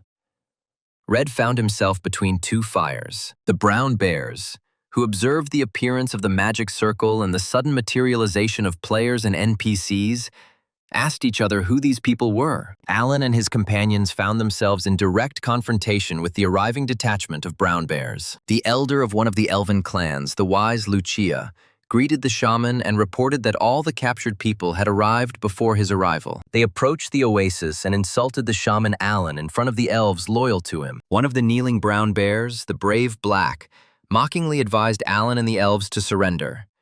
They would not be able to withstand the reinforcements. Black looked at the new arrivals and saw Red among them. The appearance of a mage's apprentice from their clan delighted the prisoners. Now, Black was confident of Alan's complete and undeniable defeat. They would outshine them all. Black joyfully shouted that he was glad to have a student of the Red Magic Tower. If Red joined them, they would easily destroy all the enemies. Alan realized that there was an unreliable element in the ranks of his supporters, and wondered whether he should get rid of him immediately. Red had no intention of helping the brown bears. He had a quest from Rainier that could lead to a multiple-level increase. Besides, Red couldn't use magic against the elves. Renner would definitely find out about it, and all his efforts would be in vain. Alan analyzed the situation and realized that they had returned to the oasis just in time. Black was furious. He decided that Red had betrayed the guild and King Croken. Bear promised the magician's apprentice severe punishment for this. Red was tired of Black's yelling. This idiot would only achieve that Alan would throw him out of his assistance. Then no one would need him. The mage's apprentice used the lightning of the fourth circle skill and directed it at the enraged Black. Alan liked the actions of the apprentice mage. He realized that Rainier sent tough guys with him. Red told the bears that they had no right to attack the oasis. The Red Magic Tower will not forgive them for this. The brown bears turned against Red. The guild members called the guy an enemy and a traitor, and declared that they would never forgive him. The bears wanted to rush at Red, but the leader ordered them to grab the vile boss first and pointed at Alan. Alan realized with surprise that the vile boss was himself, and that it was him that the bears wanted to catch and hang on the gates of their kingdom. The elves became completely enraged. They could still tolerate insults directed at them, but no one dared to wag their tongues about the sacred name of the shaman Alan. The elves were eager to fight, and asked Alan to allow them to punish this rabble. Alan graciously allowed them to have fun to their heart's content and punish the guilty. The elves rushed at the brown bears, and a furious fight began. Alan wanted to summon the golden golem, but he didn't have enough mana to do so. So he did it differently. The shaman summoned Mirage's soldiers and ordered them to fight alongside the elves. Black discovered that their opponent was also a summoner, the kind that caused the most trouble. Tarasquez showed up equipped for gardening and asked where they should plant the flowers that time. Alan repeated the order to the Mirage soldiers to go into battle. Tarasquez was upset. He was prepared for creative activity, and then war broke out again. The brown bears screamed that they would not die, and therefore they had no fear. Tarasquez and his subordinates quickly entered the battle, and their hoes and shovels came in handy. The elves knocked down even the strongest players with one blow, and the bears couldn't understand why the NPCs were so strong. The members of the Brown Bear clan did not want to waste their lives simply under the feet and fists of enraged NPCs. It was neither profitable nor interesting. Hook filmed the epic battle and streamed it live on the forum and YouTube. Thanks to the bloggers' efforts, everyone saw how the outnumbered brown bears quickly turned to dust before the devastating force of the elves. Croken had another ace up his sleeve. It was the shadow assassin Taylor, level 273. It was time to move on to plan number 2. Hook commented that the main forces of the Bear Guild were about to be destroyed. The elves were beating them like babies. No one knew about Croken's backup plan, and the shadow assassin Taylor had already arrived on the scene. Taylor watched the victim, but it was impossible to kill Alan in the presence of the pointy-eared ones. It was worth waiting a little. The elves reported to Alan that they had killed almost all of the attackers. The rest had fled in all directions. Taylor decided that the easiest way for him to first kidnap the king of the elves of the Rakshi Forest. The assassin used the Shadow Step skill and ninja mastery. He planned to get close to Alan. Taylor decided that he had easy prey in front of him, and that putting the king's plan into action would be a piece of cake. The scorching sun played into the killer's hands, and Alan's shadow falling on the sand was a convenient place to implement Taylor's plan. Taylor used the Dark Trap skill, using his bad reputation to inflict fear on the enemy and stun them for 3 seconds. True, all this only worked if the killer's bad reputation was higher than that of the enemy. This skill had never failed Taylor before, and he was absolutely confident that he would be able to bend the shaman to his will. Unexpectedly, the system reported that the victim's bad reputation was higher than Taylor's bad reputation. Due to the inability to use the skill, Taylor was given a stun debuff for 1.5 seconds. Due to the debuff, the Shadow Assassin was discovered by Alan and the elves. Even the Spirit of Life saw Taylor and was surprised. Alan understood only one thing. This guy is an enemy, and he needs to be treated accordingly. The boy took out his favorite weapon from his inventory, the glove of the brown bear from the Roksha forest. The Spirit of Life could not tell Alan anything about the identity of the new rival. and the shaman decided to stand on ceremony with him. And the next second, deadly claws were already heading towards the killer's face from the shadows. Taylor got it. Alan and the elves beat the guy up without sparing any effort. The guys had neither the time nor the desire to find out who he was and where he was from. Taylor's agility and dodging skills barely helped him avoid damage. He knew that if he let his guard down, he would be finished. Alan used the Sakura skill, and his critical hit was equal to 1. This meant that the guy didn't hit hard, but he hit a lot, and often the attacks were weak. They didn't kill, but they harassed the enemy. This is exactly what Taylor experienced. He already understood that Alan was not going to kill him. He was just having fun, mocking him. Taylor decided this was his chance to strike back and use the smoke charge skill. Taylor's next move was to use the shadow strike skill. But Alan was on guard and used rapid growth change. Taylor heard the loud voice of his opponent and saw his strange hand movements, which would have looked funny if not for the brutal expression on Alan's face. The next moment, the shadow assassin felt himself bound hand and foot by green ropes that appeared out of nowhere. Taylor found himself suspended by these ropes several meters above the ground. He was indignant and demanded a fair fight. Alan was amazed. The man who tried to kill him from the shadows was talking about honor. It was strange. Taylor stated that he was doing everything right, and that Alan's actions were shameful and beyond any bounds. So Alan should let him go. The shaman was amazed by this guy's impudence and ability to interpret the rules of the game to his advantage. Taylor realized that a quick attack would not solve the problem and decided to use a different tactic.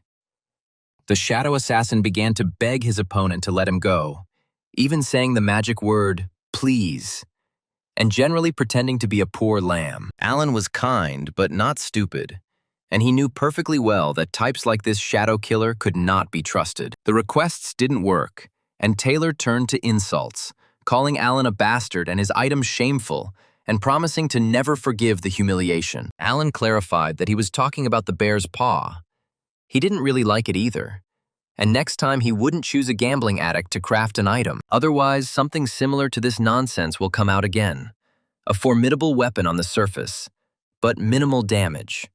And Alan dealt the decisive blow. The system sent a message that the player destroyed a killer with a bad reputation, and his notoriety increased. Thanks to Hook's broadcast, rumors of the shaman Alan from the Perm Desert and his victory over the brown bears spread throughout the world.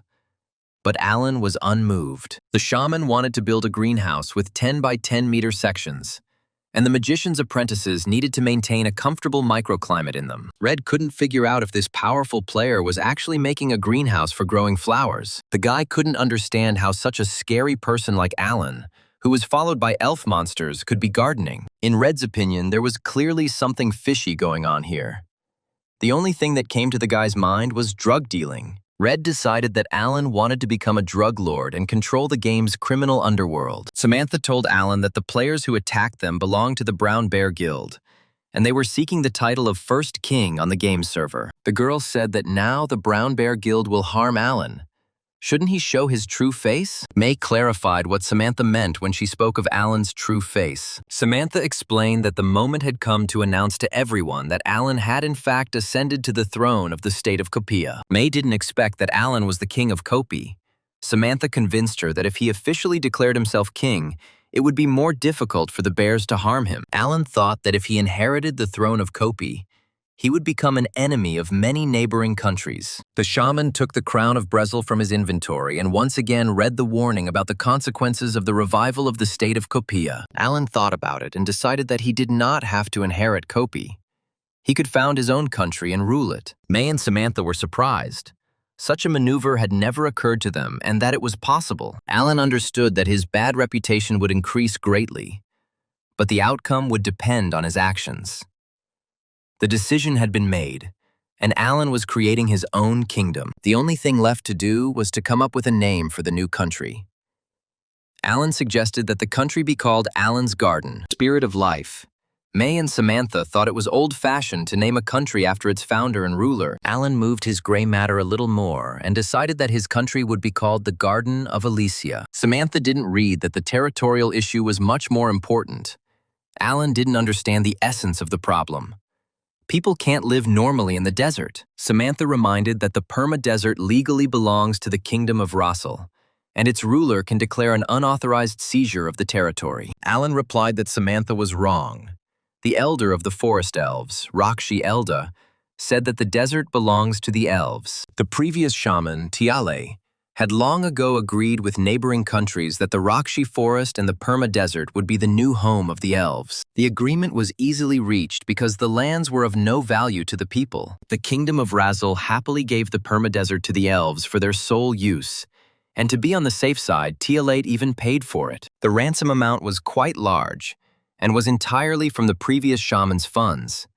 The elves did not spend a penny on the purchase. Alan was firmly convinced that the Kingdom of Russell had no rights to the territory of the Perm Desert. The current shaman didn't care about the claims of the aristocrats of the Kingdom of Russell. He wasn't going to tolerate it out of dissatisfaction. After Alan came up with a name for the kingdom and declared himself its ruler, he was inundated with notifications. Alan learned that his achievement, the first king player, had become known to everyone, and Alan's nickname had become public.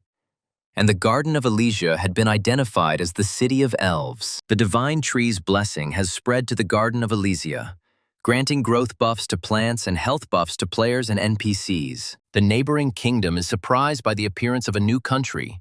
Brezel's gold passed into the possession of Alan. Samantha and May received notifications that they were the founders of a new country. Alan decided that the girls became the founders because they were with him after Brezel's quest ended. May reported that her experience gained in Elysia had been increased by 10%, and that she could receive a title. Samantha confirmed that she received the same notifications.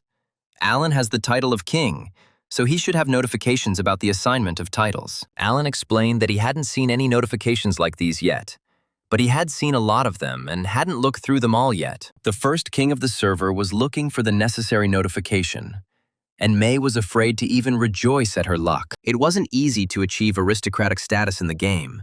It wasn't enough to fight well or have a high level. Only a king could grant an aristocratic title. But before Croken and Alan, they were all NPCs. It was difficult to appear before the king. Many players had been fighting for it for a long time without success, and the girls would receive the title for next to nothing. Samantha came to the conclusion that Alan's potential was much greater than she thought, and she really needed to be friends with this guy. Alan found the necessary notification, but it turned out that he could not yet distribute titles. The size of his kingdom was too small. Samantha and May were disappointed. The girls already considered themselves ladies of high status. Alan asked his assistants directly if they were offended by their king for this. May and Samantha honestly admitted that they would not refuse titles. But since such an opportunity is not available, they are quite happy without aristocratic titles. Alan decided that he would definitely give the girls titles as soon as the status of his country rose sufficiently. The news of the creation of a new country turned the world of the game upside down. Everyone was discussing the king, his potion, and everything connected with it. Jack came to visit his friend and declared that the country should have been called Hell's Desert, not the Garden of Elysia. While Alan was chilling, Jack spent the entire week as a slave chopping down trees under the command of the elves. Alan replied that it was Jack's own fault. He had come here in his absence and that he had told the elves in vain, and that he had been warned that he needed to be more careful. Jack was outraged that everything here was so neglected. Communicating with the elves was much more difficult than he had expected. The pointy-eared ones demand respect from people. Now, when Jack sees an elf, his body automatically bends at a right angle. Alan asked Jack if he had any other complaints. Alan suggested that his friend discuss his grievances with the elves himself. But Jack decided that he would not risk his life. Jack wondered why his friend named his kingdom after a flower shop.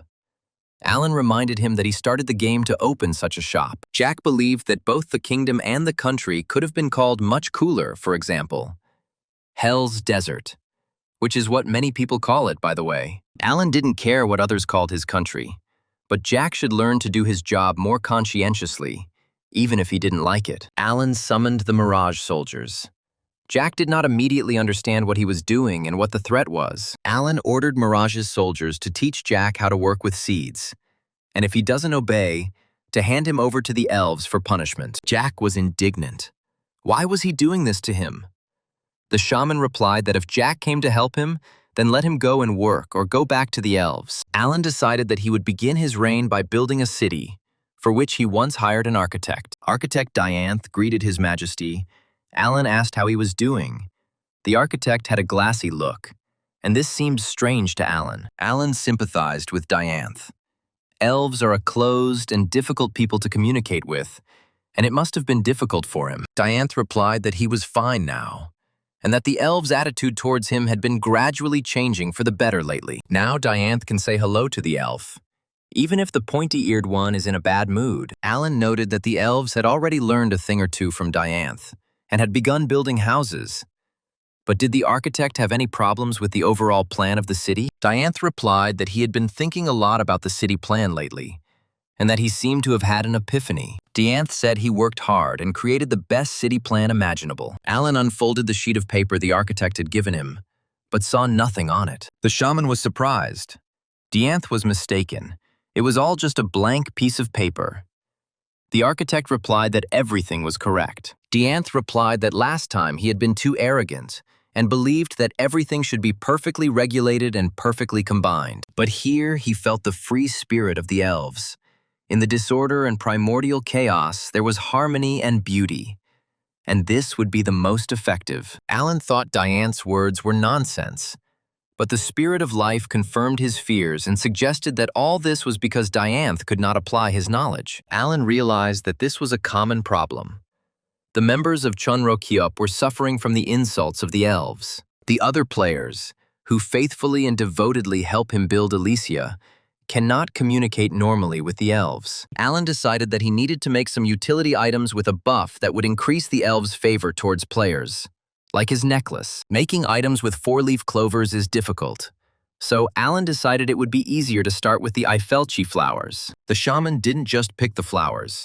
He asked them for forgiveness and promised to do everything possible to ensure that they didn't lose their beauty. In fact, all Alan was capable of now was making the simplest accessory, such as a ring or a bracelet. The bracelet made from the Ilfechi flower was ready. It was not very durable, but it contained the spirit of the Ilfechi, which ensured the attention of the elves. Alan was delighted. Did he really get the desired effect right away? But the wording was different. Not to show interest, but to pay attention. The spirit of life calmed Alan, determining that the attention of the elves was already a good thing. The shaman agreed with him and decided to make another item. The result was a ring made from a wildflower, very fragile and lacking spirit. The aster ring turned out to be somewhat stronger. It contained the spirit of the aster, and, like the bracelet, it ensured the attention of the elves. Alan made several more flower rings and found that the effect only appeared if the flower was studied 100%. For Alan, it didn't matter what flowers he used to make the rings and bracelets, as long as the spirit of the flowers was present in them. It remained to find out how the bracelet's effect worked. This could only be done through direct use, and Alan called Jack. The big muscle man was preparing fertilizer for the plants and was completely covered in manure. When he saw his friend Alan, he forbade him from entering the store. Jack was so dirty. Jack himself was not happy with his appearance and asked why Alan was distracting him from his work. Alan replied that it was in Jack's own interests.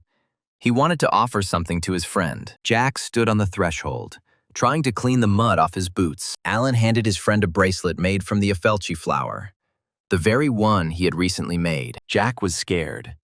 Alan suggested that he wear it in front of everyone. Goosebumps. Jack believed that he was not a girl, but a stern guy, and wearing a flower bracelet was not suitable for him. Alan lied that this bracelet increases the favor of the elves. Jack asked, "Really? If you put it on, you won't have to mess around with manure." Alan doubted that the bracelet would free his friend from working with organic matter.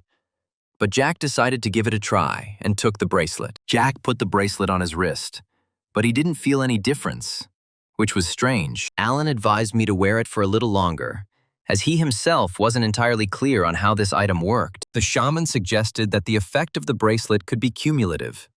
Someone else's attention is a complex thing. Jack looked at his friend's gift. The bracelet didn't fit his image, but overall it was beautiful, and the guy liked it. Jack could not imagine the suffering this bracelet would bring him. As expected, The elves noticed the player with the Afelchi flower bracelet on his wrist. Only the attention of the pointy-eared ones was not at all what Jack would have wanted. They looked at him, but there was hostility in their gazes. May asked Jack to deliver organic fertilizer to the rose section. Big Muscles hurried to carry out May's orders, but the looks of the surrounding elves sent shivers down his spine. Jack didn't understand why the elves were silent and staring blankly if they wanted something from him. The guy decided that this was a completely different matter, and he needed to sort out his work before he got into trouble. Like a jack-in-the-box, one of the pointy-eared ones appeared in front of Jack. The elf ordered the guy to freeze and not move. Jack did not expect the elf to suddenly appear and muttered all the polite words he knew. The elf was aggressively disposed. Jack didn't understand what he had done. Maybe this pointy-eared one was just crazy. The elf pointed to the bracelet and asked if it was really made by the shaman Alan. Jack confirmed that this was indeed the case. The elf was indignant. Was the sick man really going to work with this precious and fragile object on his hand? Jack was delighted. He thought that the elves would not let him ruin such beauty and would free him from hard work. The elf explained to Jack that the flower bracelets made by the shaman were living objects. Pointy-eared took out a bag of some kind of powder and ordered Jack to stretch out his hand. The player obeyed, and the elf poured an amazing glowing powder directly onto his wrist and bracelet. Ostruki explained that this is a growth powder that increases the bracelet's strength. It is an unusual accessory. It is alive and growing. The elf said that Jack should try and make this bracelet strong and beautiful. Ostruki stated that the sick person no longer needs to worry about manure. Jack wanted to be glad that he would be spared the hassle of dealing with organic matter. But something in the elf's tone made him wary. The elf grabbed the boy by the hand and pulled him toward the pile of fertilizer. And at the same time, the pointy-eared one declared that the sick man could do anything without fearing for the integrity of the decoration. Ostruki stated that he had applied growth powder to the bracelet and that it was now immune to damage. And to demonstrate this, he began to stick Jack's hand in the manure. Elves were famous for their iron grip, and Jack could not tear his hand from the palm of the pointy-eared one. The fight did not last long, and success was clearly on the side of the NPC elf. Jack pleaded not to put his hands in that substance. It would kill his morale completely. The elf was menacing and inexorable. The sick man must do this, and he will not be able to avoid this procedure. Of course, the elf won, and Jack's arms, large muscles, were covered in organic fertilizer. Finding himself in such a strange and unpleasant situation, Jack went through 3 stages. First, he was stunned. Then the guy felt disgusted and unpleasant to the point of nausea. The 3rd stage came when Jack managed to free himself from the sickening captivity.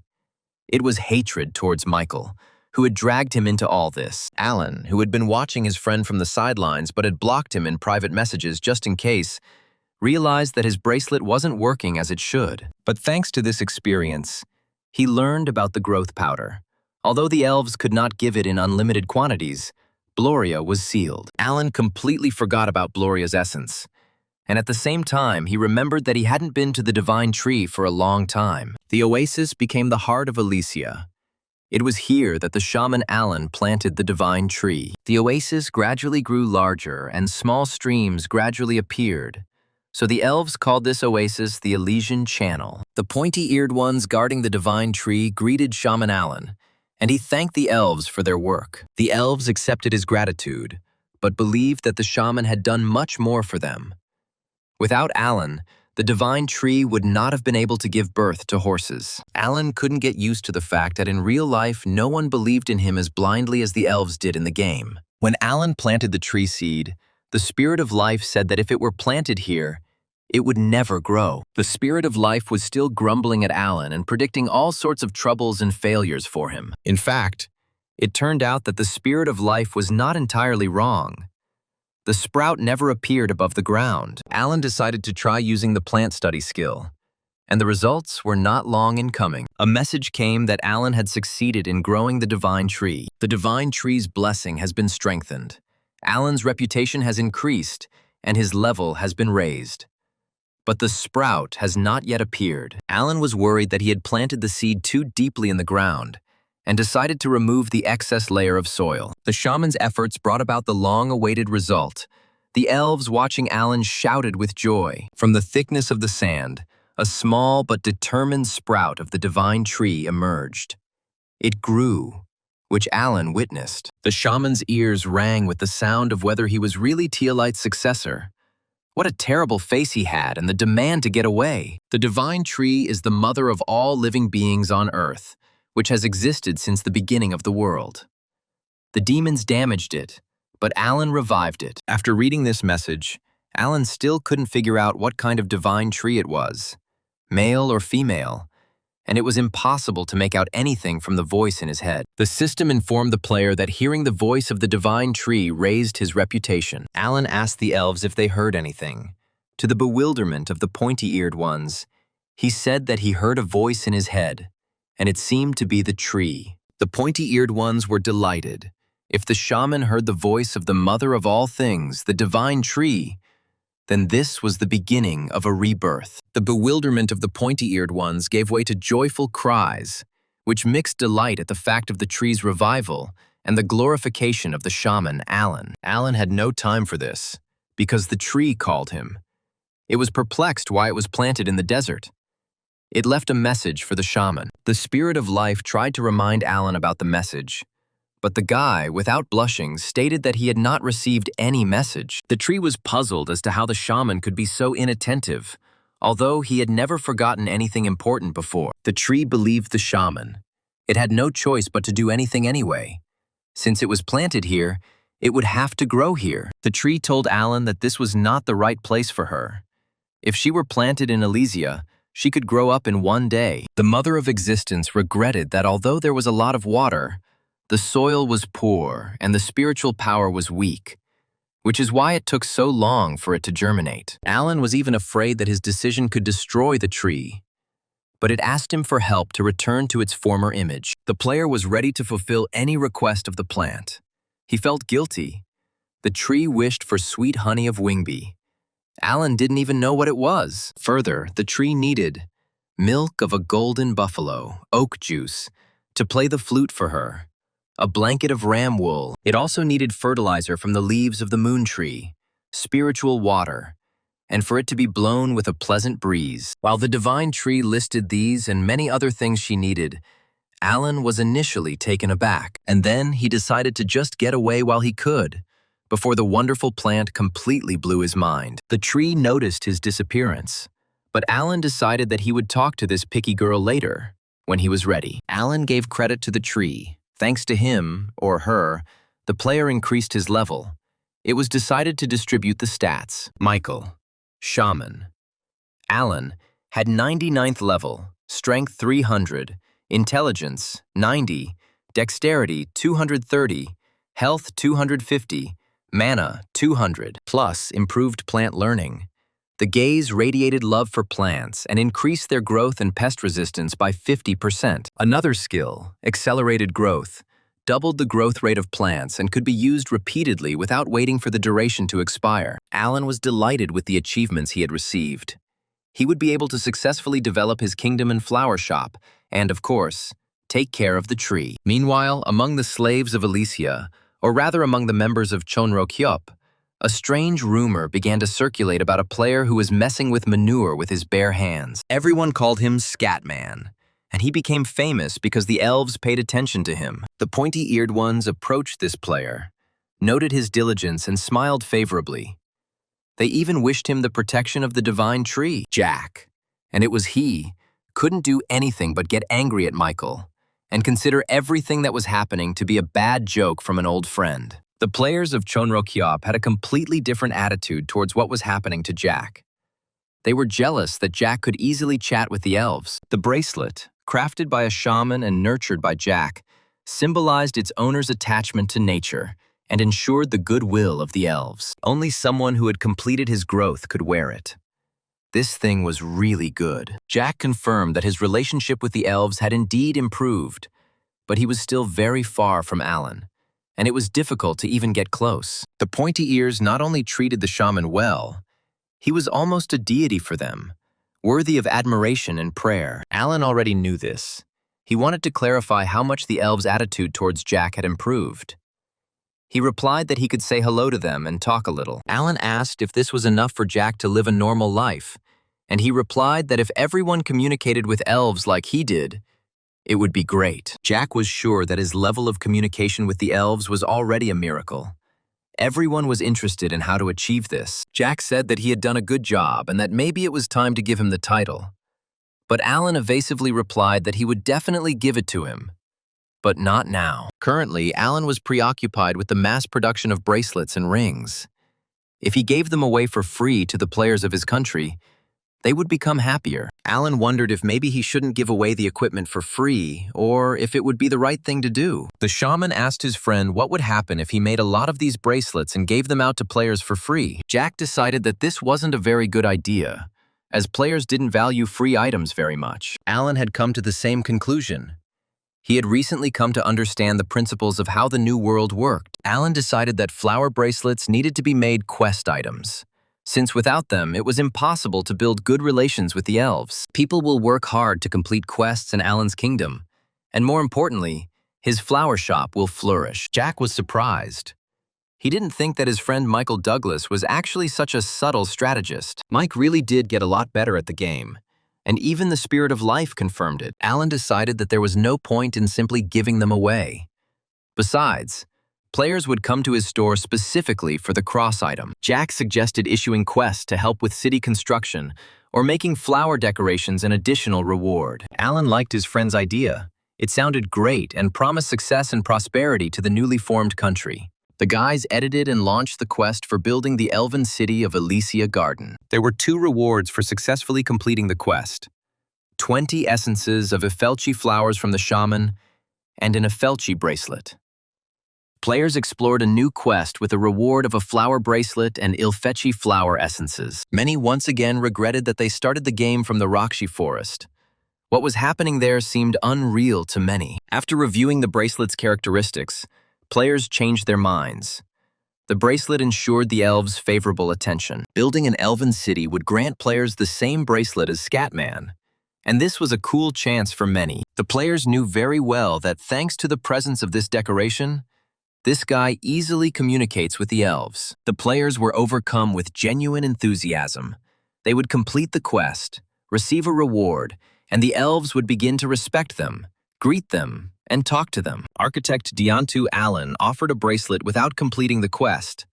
This player had already done a lot to build the city. Alan told Dianth that this item would help him communicate better with the pointy-eared ones. The shaman wanted to speed up and at least slightly ease the architect's worries. Dianth was grateful to Alan for his care.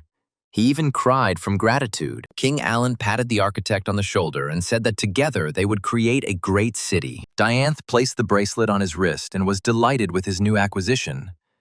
But he had no idea what hell this action would lead him to. The high-rises of Michael Douglas's hometown were nothing like the virtual world of the game. The capsule that the boy's father gave him was old, but it functioned properly. Michael emerged from the capsule in good spirits, having done a good job again today. As he plunged into the new world and became the shaman Alan, king of the Garden of Elysia, the boy completely lost track of time. The father was apparently waiting for his son to leave the game, and categorically stated that they needed to have a serious talk. Michael immediately realized that a storm was coming. Father was beside himself with anger. Mother tried to calm him down, and Michael did not understand what they both wanted from him. The father was told and shown how in the game Michael meets the elves at the flower shop, since he is its owner. The mother was indignant, which is why the husband bought an expensive capsule.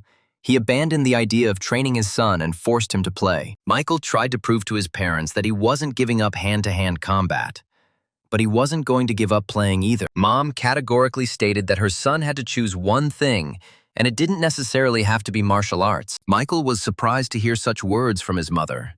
She was not against the game, and he heard correctly. His mother called him a good boy and advised him to get out of the capsule as soon as possible since he had finished playing time for the day. Michael was stunned when his mother announced that she knew perfectly well about her son's dream of florist. Madeline didn't see anything wrong with this. Moreover, she was ready to support this endeavor of her child. To say that Michael and Andrew, his father, were surprised by this statement would be an understatement. Mom remembered from childhood. When Michael suffered from pollen allergies, no tears or snot could stop the boy from admiring flowers. Mom remembered that her father felt sorry for his son, and, out of grief, He often drank, since he could not help Michael in any way. Madeline saw in the video that her son had acquired a flower shop in the game, and Michael confirmed that he had indeed built one for himself. The father was indignant. The son lied to him, saying that he was playing the role of a warrior in the game. Michael was outraged that if his father thought he didn't have to fight, he was very wrong and showed his parents the video. Madeline believed that it didn't matter who Michael was in the game, a warrior or a shop owner. What was much more important was that her son achieved what he wanted, albeit in virtual reality. Michael always believed that his mother was special and would always support him. Madeline blessed her son for his achievements in the game and was glad that he was following his dream. But she insisted that he not forget about other things. Without expecting a catch, Michael agreed with everything his mother said. Madeline asked why Michael's grades for last semester were less than ideal. The boy broke out in a cold sweat and didn't say anything about his failures to his parents because his mother found out about it. Madeline stated that her son used to receive a scholarship, but now he doesn't. His father gloated, asking if Michael had forgotten that their mother was the best detective. Mom was interested in what happened last semester. She believed that her son's academic performance had worsened due to his preoccupation with the game. Michael argued that he had good test scores and was the best in his class, but he only missed morning classes because he sometimes couldn't sleep at night. Madeline was indignant. Didn't this prove that the game was interfering with her son's studies? Michael said that he simply couldn't sign up for lectures during lunch because of a bug on the website. The boy was afraid that his mother would forbid him to play and his flower shop would be in danger of closing. The father intervened and suggested that Madeline talk to her son. Michael was a trouble-free child, and words would be enough for him. The father saw no point in putting pressure on his son. Life was long, Michael was young, and everyone around him was saying that the new world was an amazing game. Andrew had reliable information that his son was far from the last player in the new world, and was widely known in the vastness of this virtual world. Madeline was perplexed. This is just a game that could bring her son fame in it. Andrew showed his wife an article from the most influential gaming magazine in the world, which wrote about Michael's achievements in the game. Father proved to Madeline that Michael had achieved what other players had failed to do, and had become the first king in the game. Michael wanted to disappear into thin air.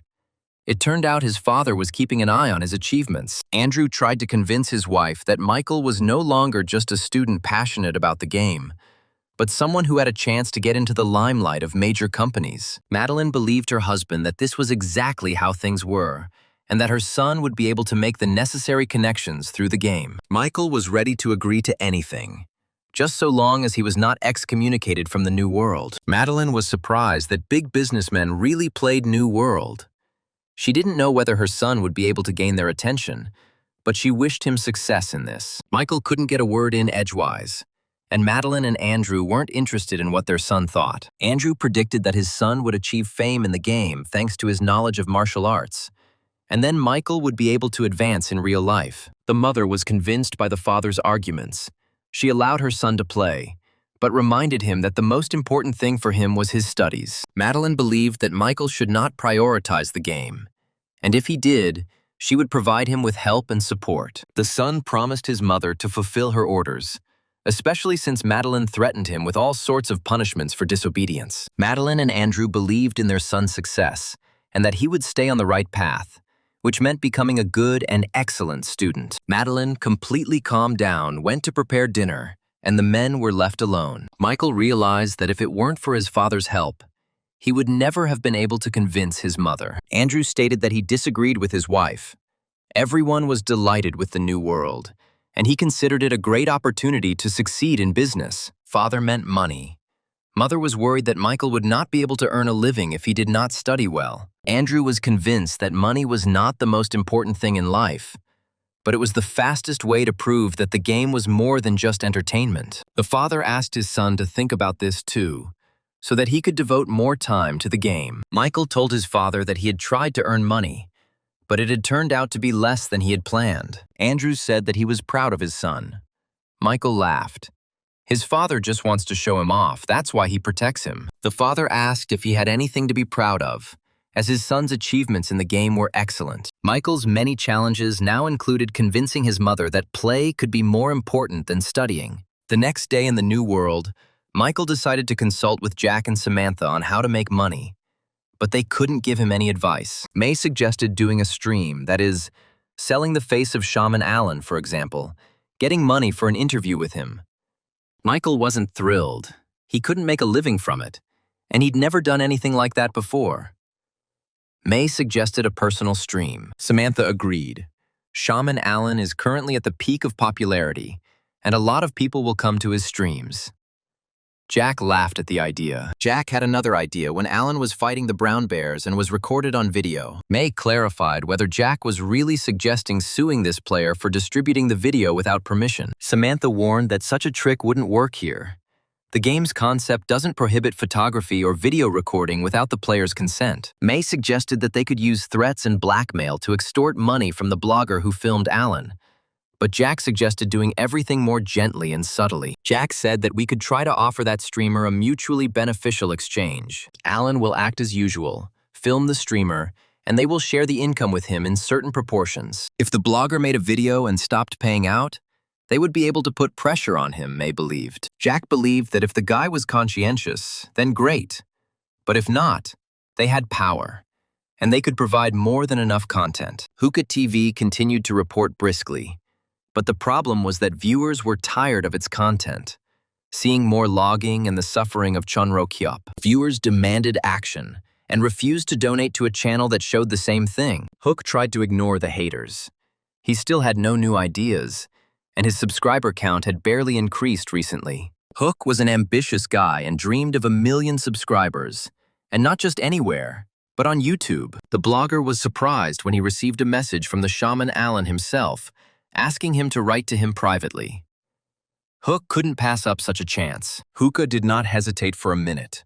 He immediately contacted the specified addressee, expecting that it would be the shaman himself.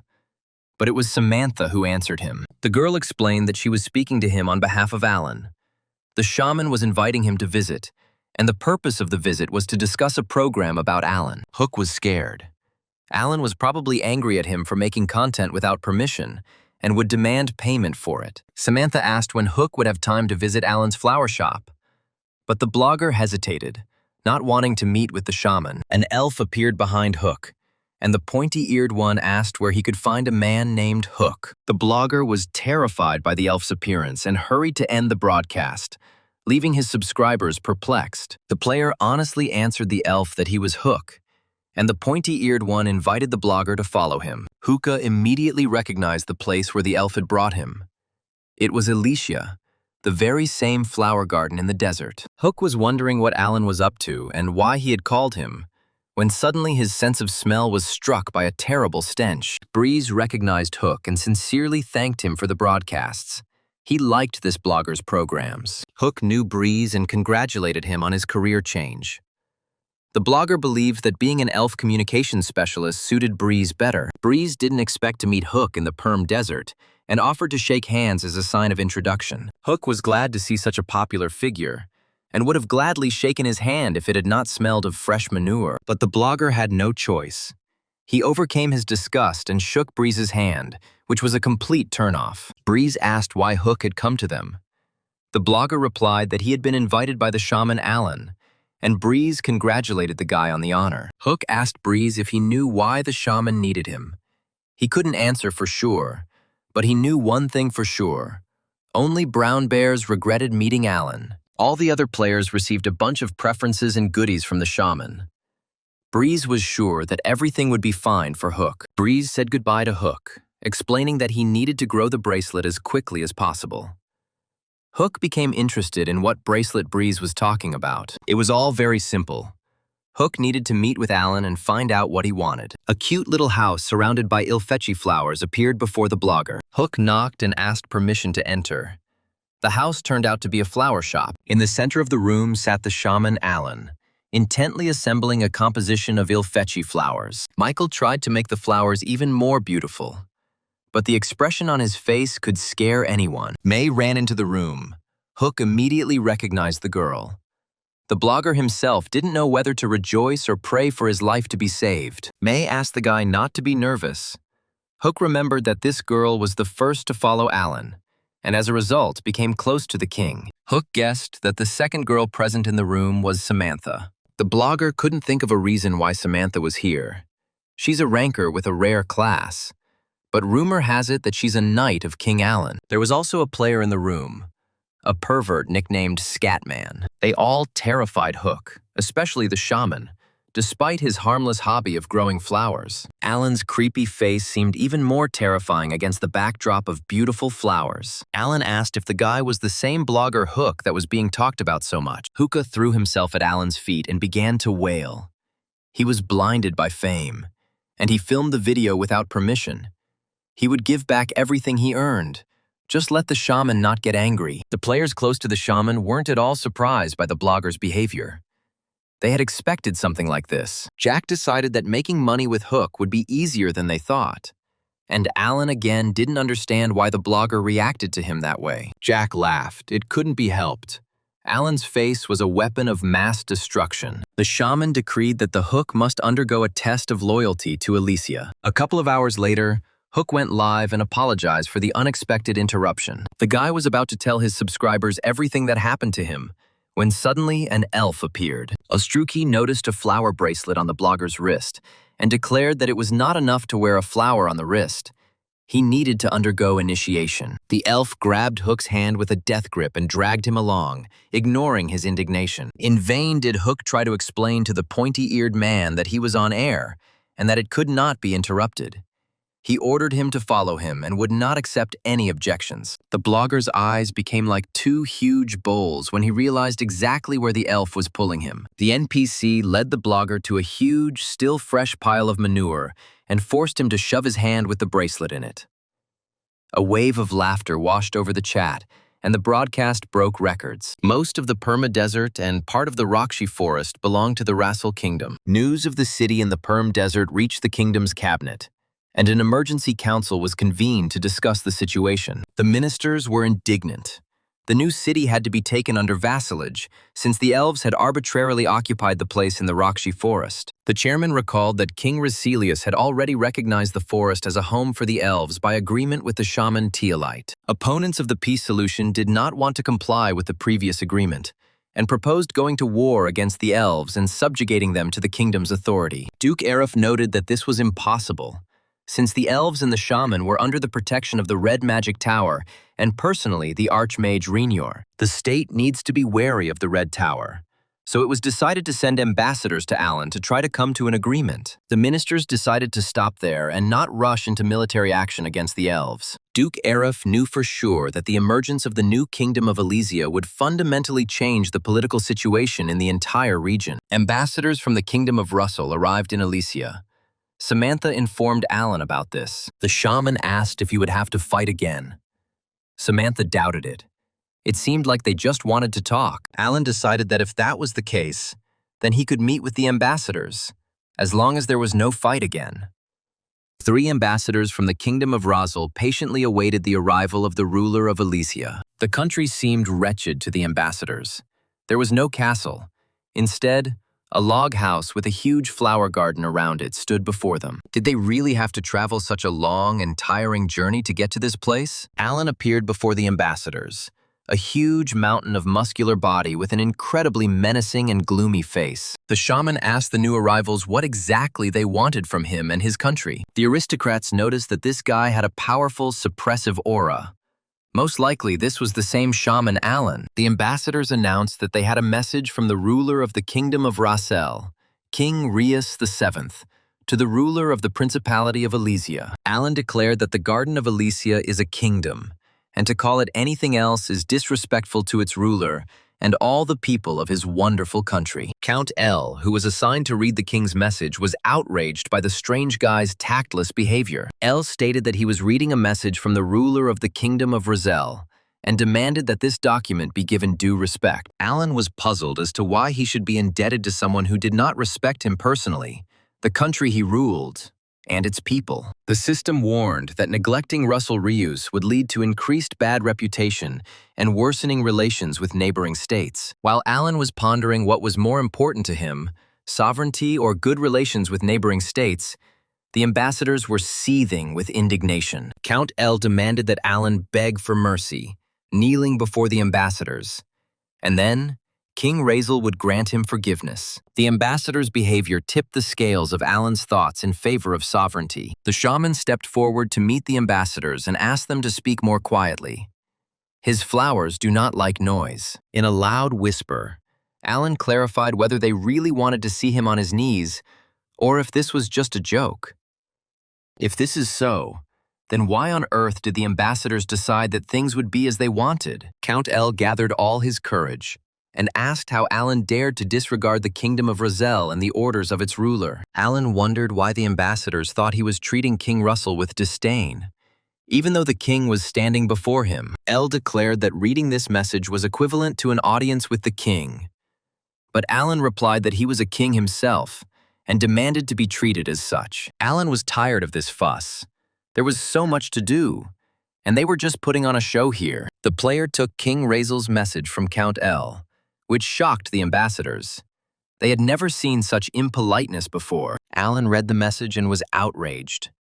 The kingdom of Razel and the king himself went crazy. It is impossible for a sane person to write such a ridiculous message. The message stated that Alesia had occupied the lands of Razel, but they were ready to recognize the Principality of Alesia if Alan appeared before the king and accepted the title of prince. Count L was indignant. Outsiders were not allowed to read the king's messages or utter rude words towards him.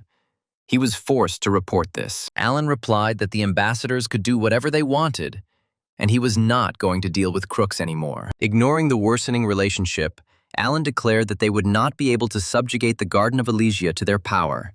He had a response to any threats. If the kingdom of Razel was going to lay claim to these lands, then why didn't they help Alan when he was fighting off the brown bears? Alan was very interested in what the kingdom of Razel was doing during that difficult moment for the kingdom of Alesia Garden. Count L didn't know what to answer to this. The NPC lost his composure under the pressure of such an extraordinary player. The ambassador's position became increasingly humiliating, especially since Alan was telling the pure truth. The Marquis Dupont intervened in the conversation. He stated that Alan would regret his behavior. As soon as the king found out about this, there would be no trace left of Alesia. Suddenly, a hail of blows of incredible force fell upon the ambassadors. A passing elf heard insults directed at the shaman. The ambassadors could not understand what was happening and who had so cleverly scattered all their guards. The elf was indignant. How dare these sick people insult the shaman Alan?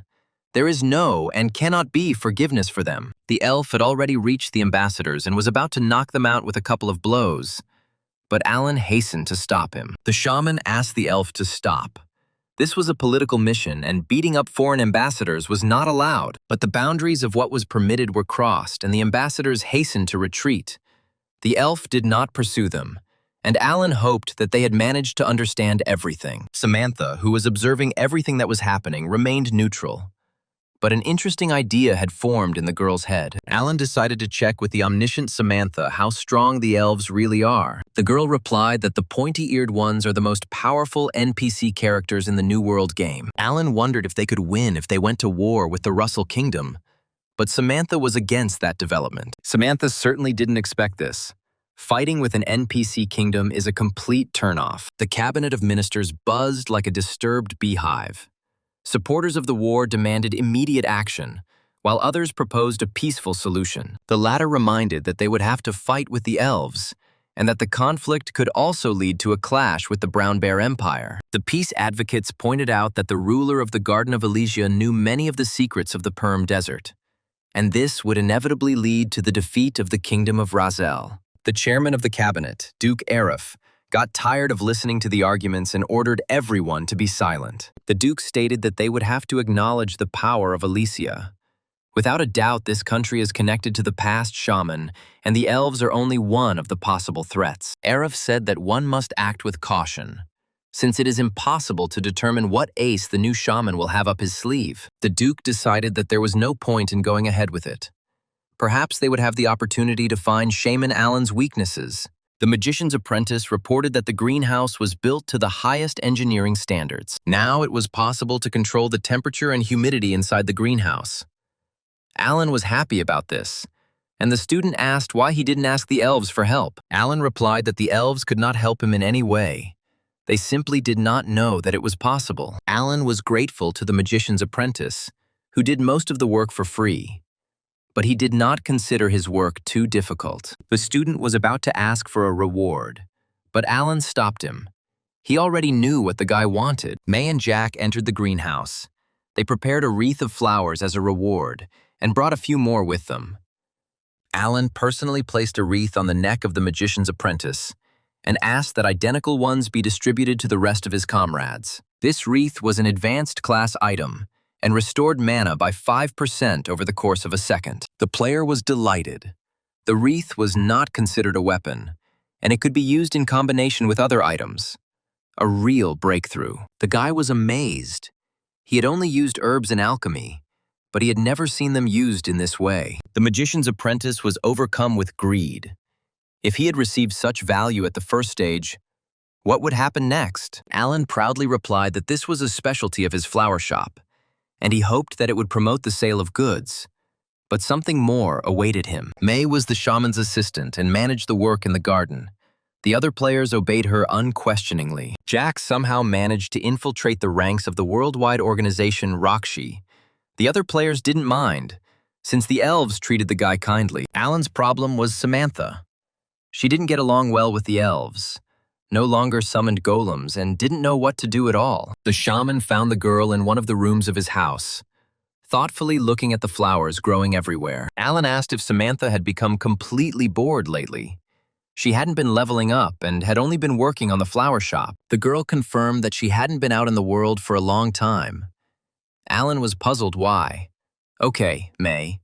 She immediately changed her profession to one related to flowers. Samantha agreed with Alan, but she had her own thoughts on the matter. The shaman was worried about his comrade.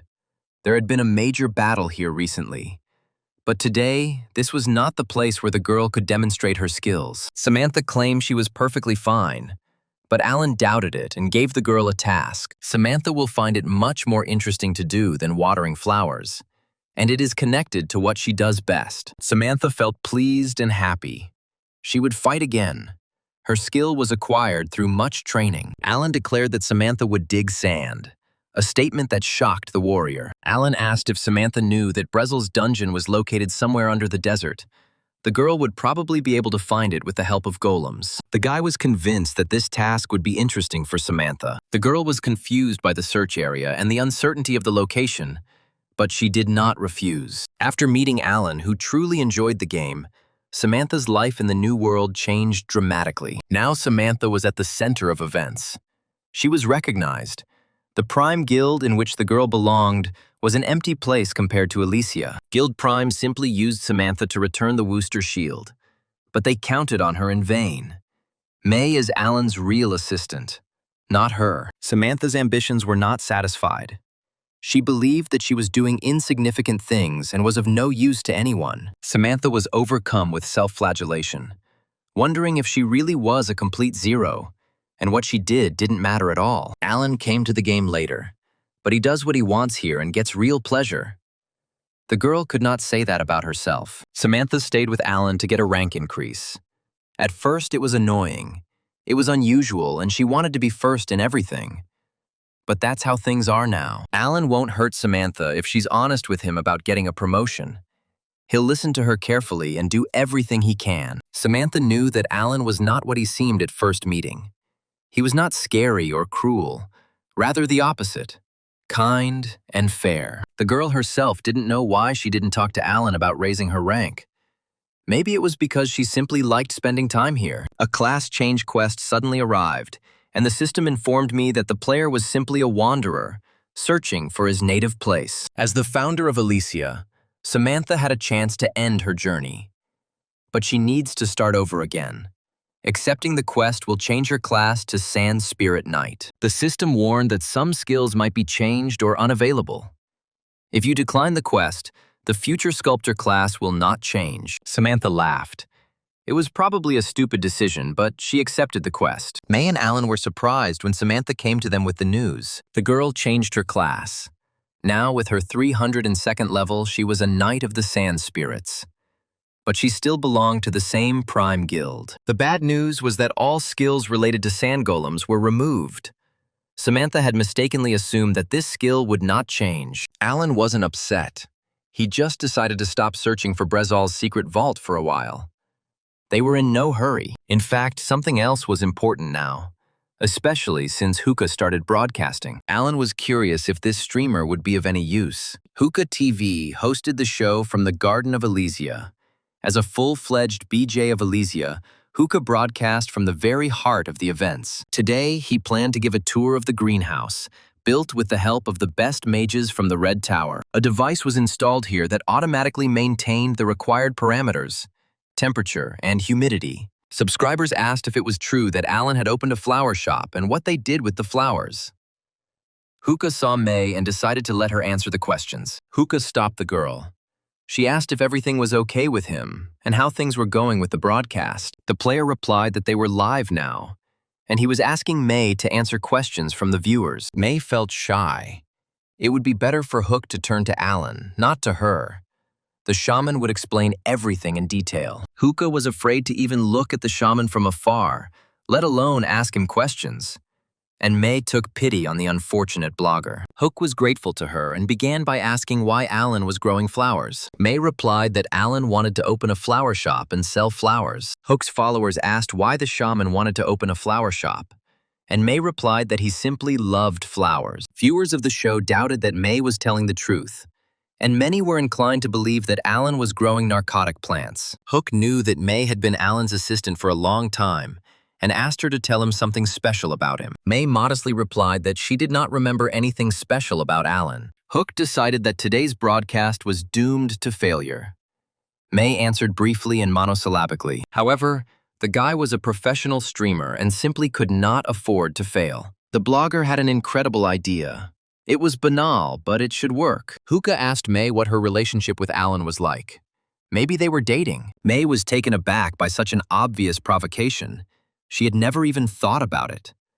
But Hook's move turned out to be the right one, and the audience became more active. At the same time, Alan was messing around in the flower shop and came across a moonflower. The recovery potion from the Ilfetchian flowers was less effective, but the special effect of the Ilfetchian flowers, weak but strong, was especially significant. The special effect of the moonflowers was the instant restoration of health points. Alan planned to combine the special effects of the Ilfetchi flowers and the restoration power of the moonflowers. It was necessary to separate the petals, then grind them into powder, put them in a filter, and pour boiling water over them. Alan performed the filtering and entered a state of immersion, which improved the effect of the exercise, but significantly reduced his health.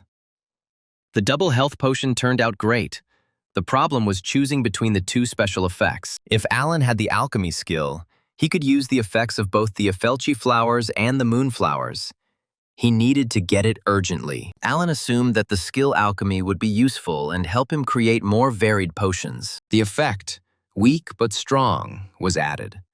The boy became of interest in scientific circles. The skill, basics of alchemy, was obtained, and the degree of mastery was improved. Ilfetchi's potion restored health by 1/3, increased stamina, and reduced damage by half for 3 seconds when health was low. Alan decided to add different flowers to the wreaths. All that was left was to advertise the product. Alan decided to use an auction for this. Ilfetchi's potion sold out instantly, and requests for wholesale deliveries were received, but they were rejected due to lack of stock. Alan was furious. He was promoting a flower shop, but no one called him about purchasing flowers. Jack openly told Alan that no one needed flowers in the game, and that he had to change his number, otherwise the haters would get him. The friend was puzzled why Alan refused to sell potions if they brought him huge amounts of money. But Alan dreamed of owning a flower shop. Jack didn't understand how anyone could own a flower shop with a face as ugly as Alan's. It didn't suit him. Alan asked Jack to call the job center, as his own head was splitting. Jack refused. Thanks to Alan, he bears the offensive nickname Scatman. He has already had enough victims. An excited elf burst into the store. He was ready to help the shaman in any matter. Alan wanted to hire new workers, and he needed them immediately. In the Rakshi forest, the number of noobs was constantly increasing. They were unable to resist the elves and immediately went to work. Noobs became workers in the logging area or received quests to help build the city. It was strange, but many people enjoyed doing this much more than stealing, killing, or playing cards. The players were excited by the announcement of the selection of workers to report directly to Alan. An elf appeared and announced that he was accepting applications from those wishing to work for the shaman. There was a moment of silence while the players considered the announcement, which was immediately replaced by an unimaginable din. Everyone wanted to get a job with the shaman. They even agreed to slavery. The most nimble did not miss this chance. Alan announced that all new arrivals were to receive calls addressed to Alan. Essentially, the shaman decided to set up his own call center. The players thought it was simple and noted Alan's frightening look. Alan said that if someone doesn't want to do this, he won't force them. He promised to pay them a gold coin a day for the work. Players didn't have to sit by the phone 24/7. They could go anywhere. But at least one person had to stay put. Samantha will draw up a duty schedule, and then we can get to work. The girl came running with a ready-made duty schedule and found a heartbreaking picture. Samantha couldn't believe it was that bad. Maybe Alan had done something to these guys. The workers sat in their places and all cried bitterly. Alan swore that nothing was done, and Samantha was perplexed as to why everyone was crying. One of the players, through tears, reported that everything was actually wonderful. Ever since they started playing in the Rakshi forest, the nasty elves have always treated them badly. Alan couldn't do anything about the fact that the elves were spoken of badly. But because of this, the players, in their suffering, blamed the pointy-eared ones, and not the shaman. The new dispatchers responded day and night that they were not accepting requests to sell potions. They placed bets on when someone would show up who wanted to buy flowers, but they also assumed that they might not show up at all. But one day it happened, and the operator received the long-awaited message. A request for a flower wreath appeared on the monitor. The dispatcher was delighted. Someone who needed flowers had been found. Everyone was interested in who ordered the flowers, and most importantly, why? And the guys read the message further. The customer wrote that he was a mage and needed a wreath that dealt fire damage. Alan, delighted, replied that he would see what he could do for the customer and delved into the color book. The players were surprised what he was looking for there. Wasn't it an ordinary wreath they ordered from him? Alan couldn't find anything with a flame effect. There was only one flower with an effect to increase attack power. It was the prickly pear. The shaman told me to tell the customer that he could create a wreath with the magical essence effect, but the item's durability was low and an advance payment was required. The customer wanted to receive the wreath in 2 days, and the shaman didn't see any difficulty in this. The dispatchers were scared, after all. Their boss was a peculiar person. Alan answered the guys that everything was fine and that the customer would contact them in 2 days. The shaman was delighted.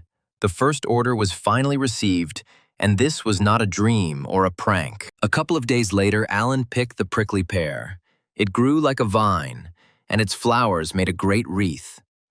If this wreath is needed for battles, then Alan needed the growth powder given to him by the elves.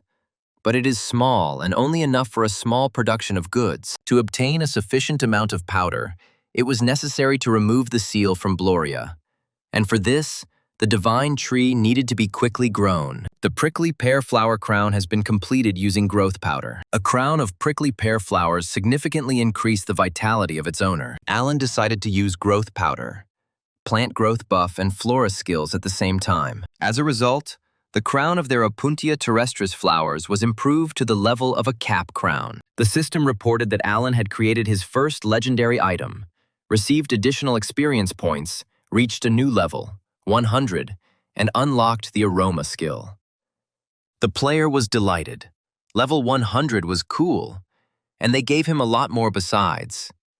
He even got confused. Samantha entered and announced that Shaman Alan had a visitor. Alan was curious who his first honorary customer was. One of the mage's students who had helped him create the greenhouse, the one who belonged to the Bear Guild, appeared before Alan. Alan greeted the guy as his first customer, and the magician's apprentice wondered if Alan had any other customers. The shaman replied that many people wanted to get potions, but he was the owner of a flower shop, not an alchemist. Alan presented the customer with his order, the flower crown looking fragile in the shaman's huge hands. The future mage held a sturdy crown of legendary class prickly pear flowers in his hands.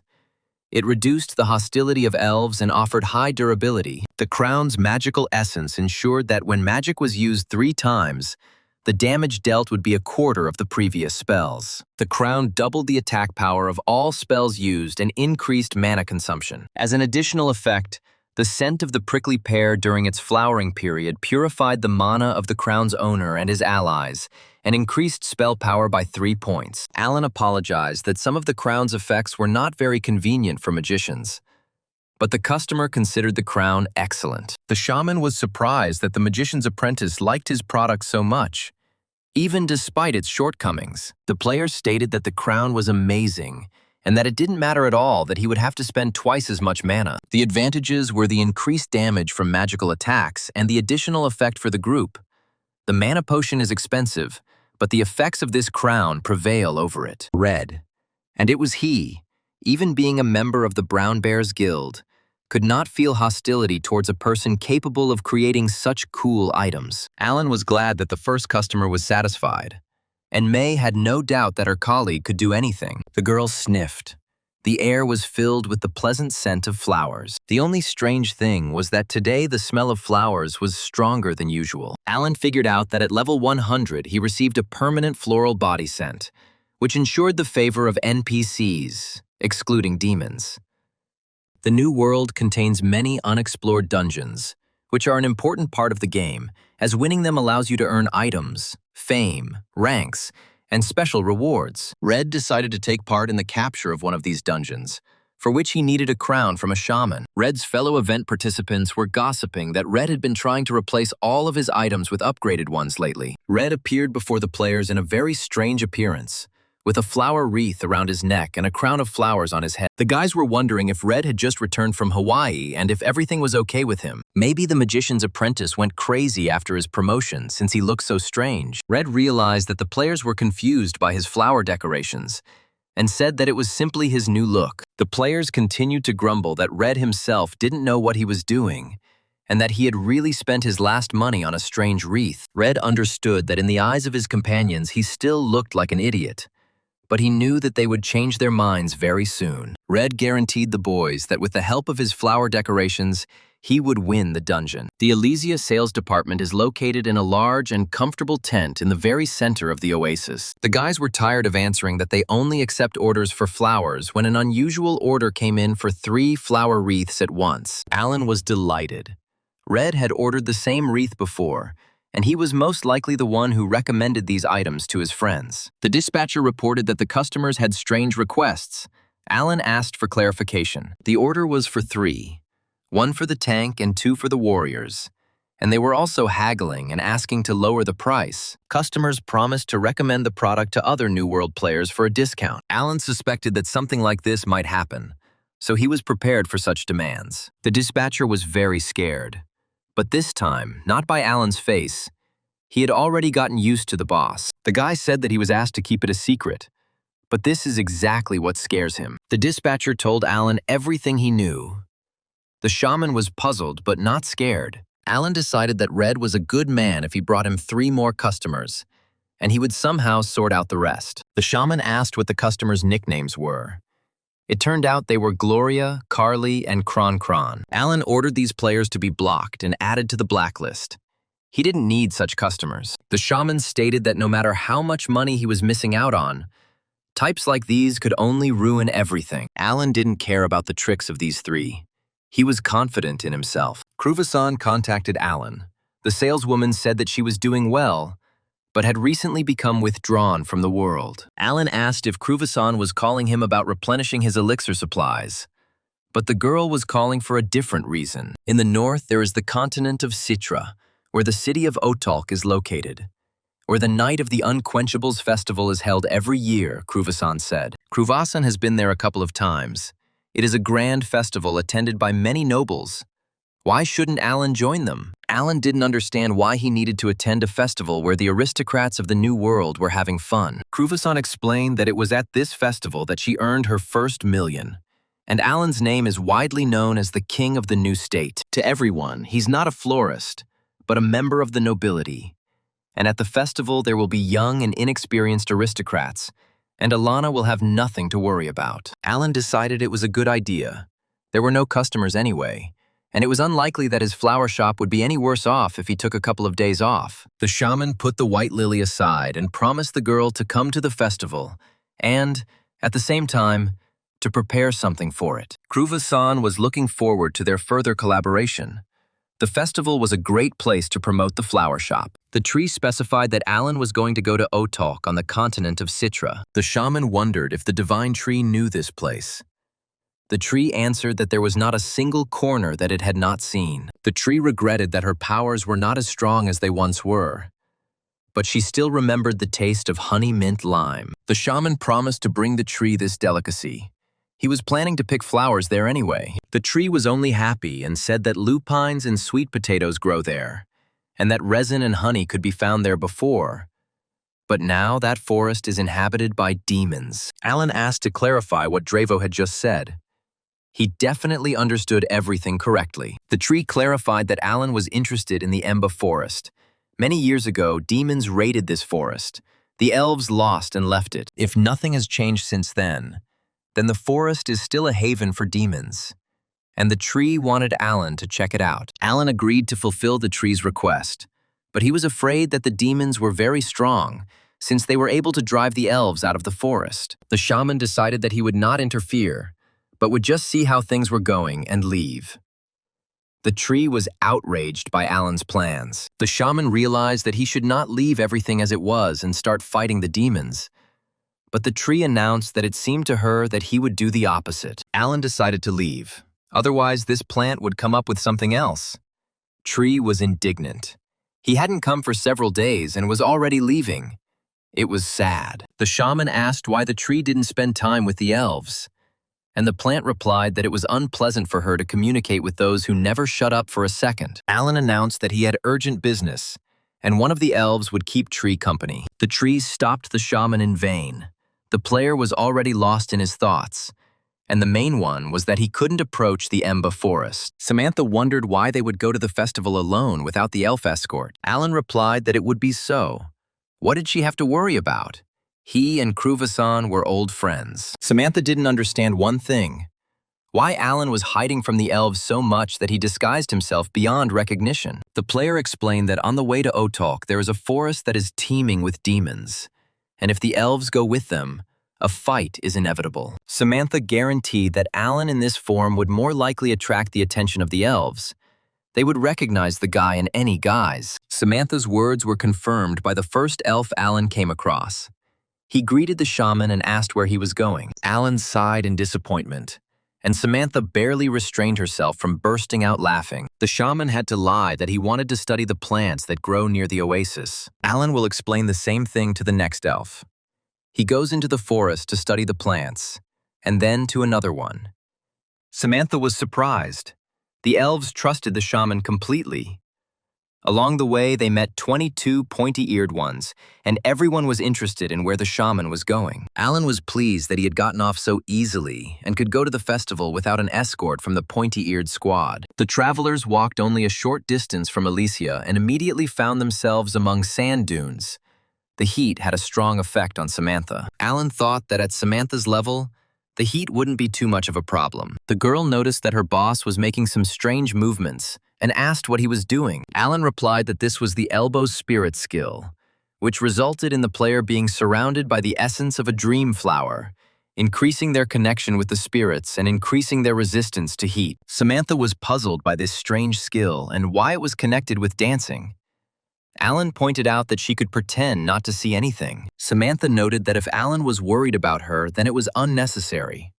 She could handle the heat calmly. Alan stated that he did it for himself. It was a little difficult for him to be in the desert because of the heat and stuffiness. Samantha was puzzled. He was saying this seriously. He was hot. But this couldn't be true. The girl apologized for her curiosity and asked what level Alan was. Alan was surprised why she needed it. Samantha announced that she had 302nd. The shaman was surprised that he was commanding a ranker. Now it was Samantha's turn to be surprised, because Alan told her something amazing. It turns out that the first king of the New World, the legendary shaman Alan, has only recently reached level 100. Samantha was shocked. All the incredible work of creating a new country was done by a noob. Alan admired Samantha's level and wondered how long it took her to achieve it. Alan was glad that they had finally left the desert and was glad that he was surrounded by green plants. Samantha was puzzled as to why the shaman admired flowers so much. But the guy was absolutely sincere. The girl asked if Alan was also involved in floristry in real life.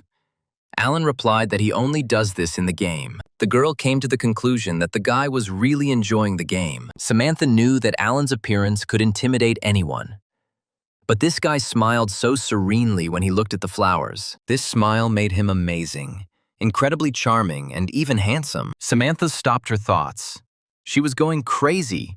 What kind of nonsense was coming into her head? The girl pretended to hear something in the bushes and went to check if they were in danger. Samantha actually went to the bush that grew along the road and was incredibly surprised to find this there. There was a demon-like creature hiding under the bushes, and in fact, it was a demon. Samantha quickly pulled out the Spirit Knight's sword from her inventory and rushed at the monster. The demon barely managed to dodge the furious attack of the experienced knight, armed with a legendary sword.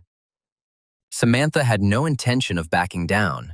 She knew firsthand the danger of these creatures. The demon screamed desperately and asked for mercy. He declared that he had done nothing bad to anyone. He was a good demon. Samantha was confused by the horror that splashed in the demon's eyes. These creatures usually didn't behave like this. Samantha was puzzled how a demon could be good. It was just nonsense. Alan silently watched what was happening. The demon fell to his knees and begged for mercy, claiming that he was good. Samantha and Alan knew that demons were pure evil. But the creature claimed that his tribe lived peacefully and did not harm people. Alan decided that this creature was a demon in any case. It needed to be dealt with, and he took a brown bear paw from his inventory. The demon, or rather the little demon, begged for mercy. Samantha noted that judging by his wounds, he had already gotten into trouble. Alan chose the Spirit of Elbow and the Spirit of Life and attacked the demon with all the might of his forces. Samantha stated that he should give in to her. She would deal more damage to the demon since she was higher in level. Samantha watched Alan's actions, and it seemed to her that the demon was in pain. It seemed that Alan was not killing the demon, but torturing it. Alan received a buff of additional damage dealt to the target. The title of Demon Tormentor. Now demons will be afraid of him. The demon asked the players to stop. He wanted to negotiate with them without violence. Suddenly, a smoke screen appeared around the demon, hiding the demon from them. The players were left alone in a sweaty smoke ring, losing visibility and orientation. The smoke gradually cleared, and the silhouette of a huge creature appeared before the players. Now it was Alan and Samantha's turn to be surprised. Maybe it was time to get out of here already. Right in front of them, a huge, powerful demon appeared and declared that they should stop beating him, since he himself did not want to fight. Alan and Samantha decided to listen to this creature first, and then they would decide what to do next. The demon said that his name was Sikud, and that he lived near the Emba forest. Alan had already taken out his famous bandage, which helps to distinguish truth from lies, and unmistakably determined that the demon was telling the truth. Sikud asked Alan to remove the bandage, but Alan was not going to do it. The shaman ordered the demon not to worry about his appearance, but to simply tell, without the blindfold, he was afraid of being deceived. Sikud said that his family lived in a small village in the Emba forest, but recently their forest turned into hell due to an invasion of elves. Alan and Samantha were surprised by Sikud's story, and were curious about how exactly it happened. Sikud knew nothing, but the elves he found disgusting were everywhere. He could even smell them. Sikud was sure that the elf was not pursuing him because his brother had distracted them. But elves are the true villains. Sikud wondered where the disgusting elf smell was coming from, but Alan convinced him it was nerves. Sikud said that when the elves attacked them, they were helpless. Alan asked why he did not die at the hands of the elves then. The demon asked why the player was so cruel. Alan reminded that it was the demons who drove the elves out of here. Sikud was indignant. This was a different clan. 500 years ago, the passage to the demon world was closed, and they had no choice but to stay in the Emba forest. Alan asked why the demons came to this world, what they needed. Sikud stated that the demons wanted to communicate with people, and Alan immediately determined that the demon was lying and looked at him threateningly. Sikud shouted that naturally it was an invasion, But now they had come to their senses. Alan doubted that the demon was good. He could not feel it. The shaman caught himself thinking that he was worried and sympathizing with the demon. Alan shook off the spell and declared that correcting the demons did not relieve them of their responsibility for driving the elves out of the forest. The shaman said that today he was generous and would pretend that he knew nothing, so Sikud could escape. Sikud sincerely thanked the players, but Alan and Samantha, remembering his ability to transform, were on guard. Sikud prayed that perhaps the kind travelers would not only spare his life, but could also help him. A quest appeared, Sikud, as a poor demon who escaped from the elves, asked to save his clan. For this, the favor of the demons was guaranteed. Alan was indignant. The system doesn't suspect what it's doing.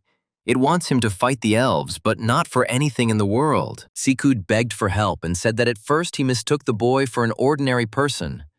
But now he sees that he was wrong. The demon was confident that with his fighting technique, the player would definitely defeat the elves. Sikud suddenly realized that the terrible elf smell was coming from this strange player.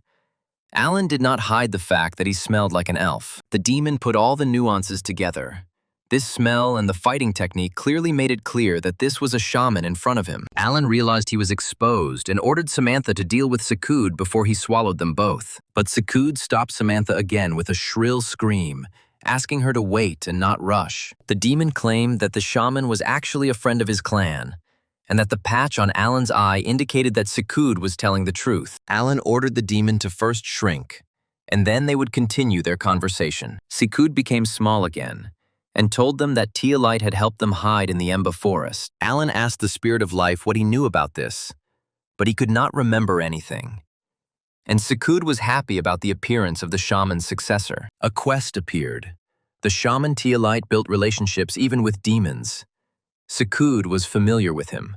Something of the first shaman could remain in their clan. Samantha warned that the elves of this forest might be different from those who live in Alicia and not be as friendly towards them. Alan understood this, but he stuck to his personal rule. If you don't try, you'll never know. Sikud was delighted with the shaman's decision, and Samantha had no choice but to follow the king of Alicia. After all, she was his knight. The players followed the demon into the Emba forest. The atmosphere here was like the underworld. Sikud explained that this is because they are trying to create a space similar to their homeland. Elves hadn't appeared in this forest for centuries, the demon complained. And Alan reminded him that this was the reason for the current situation. Samantha advised Alan to pay attention to the local plants, in case they might be useful to him. Alan agreed with Samantha and looked around. There were a lot of plants, and they were all hellish. Right in front of him, Alan discovered what looked like a real sundew. The flower was oozing juice, and a mouse was running right underneath it. The flower carelessly dropped its bud on the animal's head, and it ceased to exist. Alan grimaced in disgust. This flower clearly did not fit into his herbarium. Sikud realized that Alan was interested in the flowers and told him that they were called crocuses and were widespread in the hellish desert. The crocuses known to Alan were completely different. Alan's botanical reference book noted that a new plant had been discovered, called the devil's flower. Alan read the information, and it turned out that these flowers feed on insects and small rodents, and their juice causes damage to biological tissue. Alan decided that he would take a sample later. Now he wanted to know what the demon wanted from him. Sikudo was enough for the elves to leave them alone. The demon complained that the elves don't listen to the demons at all. They are reckless. Alan assumed that Sikud thinks so because he gets a lot of beatings from them. While it was true that elves were like the spawn of hell, a more diabolical race than the demons themselves, Alan believed that the principle at work here was that one should be rewarded according to one's deeds. The demon clarified what he meant. Alan reminded that it was the demons who squeezed the elves out of the forest. Why now they expect good treatment from them? However, the shaman noted that the demons were strong and aggressive. So why were they afraid of the elves? Sikud asked why the shaman kept talking about the power of the demons. The elves did not take the forest from them only because they were weaker than the demons. The beginning and end of the life of elves depends on the will of the gods. Elves will die only at the command from above, and the divine tree is like the center of this world. In other words, this means that this place is in contact with other dimensions, that is, with hell and heaven. Sikud knew that the divine tree sacrificed itself to block the polluted spatial portal and the elves entered this world. Alan clarified that it turns out that the reason for the elves' appearance on the continent is the divine tree. But why is the demon so sure of this? Sikud replied that these were rumors that had reached him. At that time, his tribe was not at war. They were peaceful demons. Alan could believe it, but he somehow didn't believe that demons were weak creatures. Sikud said that the power of demons is exaggerated. If the devil is so strong, then why hasn't he won yet, but is hiding in the Rosellan forest? Alan believed that no matter how strong the demons were, fighting against the entire continent was no small burden. Sikud interrupted the dialogue and said in a loud whisper that he could hear the elves. Alan did not immediately understand what had happened. For some time, he continued to argue with the demon. Elven arrows flew towards Alan. Sikud and the shaman barely managed to dodge. 3 elves emerged from the forest. The pointy-eared ones were determined to take the demon and the man accompanying him captive. Alan made sure that the elves came out to them. The demon tried to hide behind the shaman and trembled with fear. The leader of the group of elves, Io, asked what mortals were doing there, and why one of them smelled so strange. Io sniffed and realized that he smelled of the spirit of life and some other scent that could not be found in the demon forest. Only a shaman could smell like that. Io asked Alan if he really was a shaman. Then what was he doing in such a place, and why was the demon with him? Io asked if the shaman had come here to defeat the demons or for some other purpose. Alan answered that this was the case. Io reported that all the demons were captured, and soon, the shaman would be able to send them to the hellish desert. Alan was perplexed. No one was going to kill the demons like that. The elf said that demons do not die.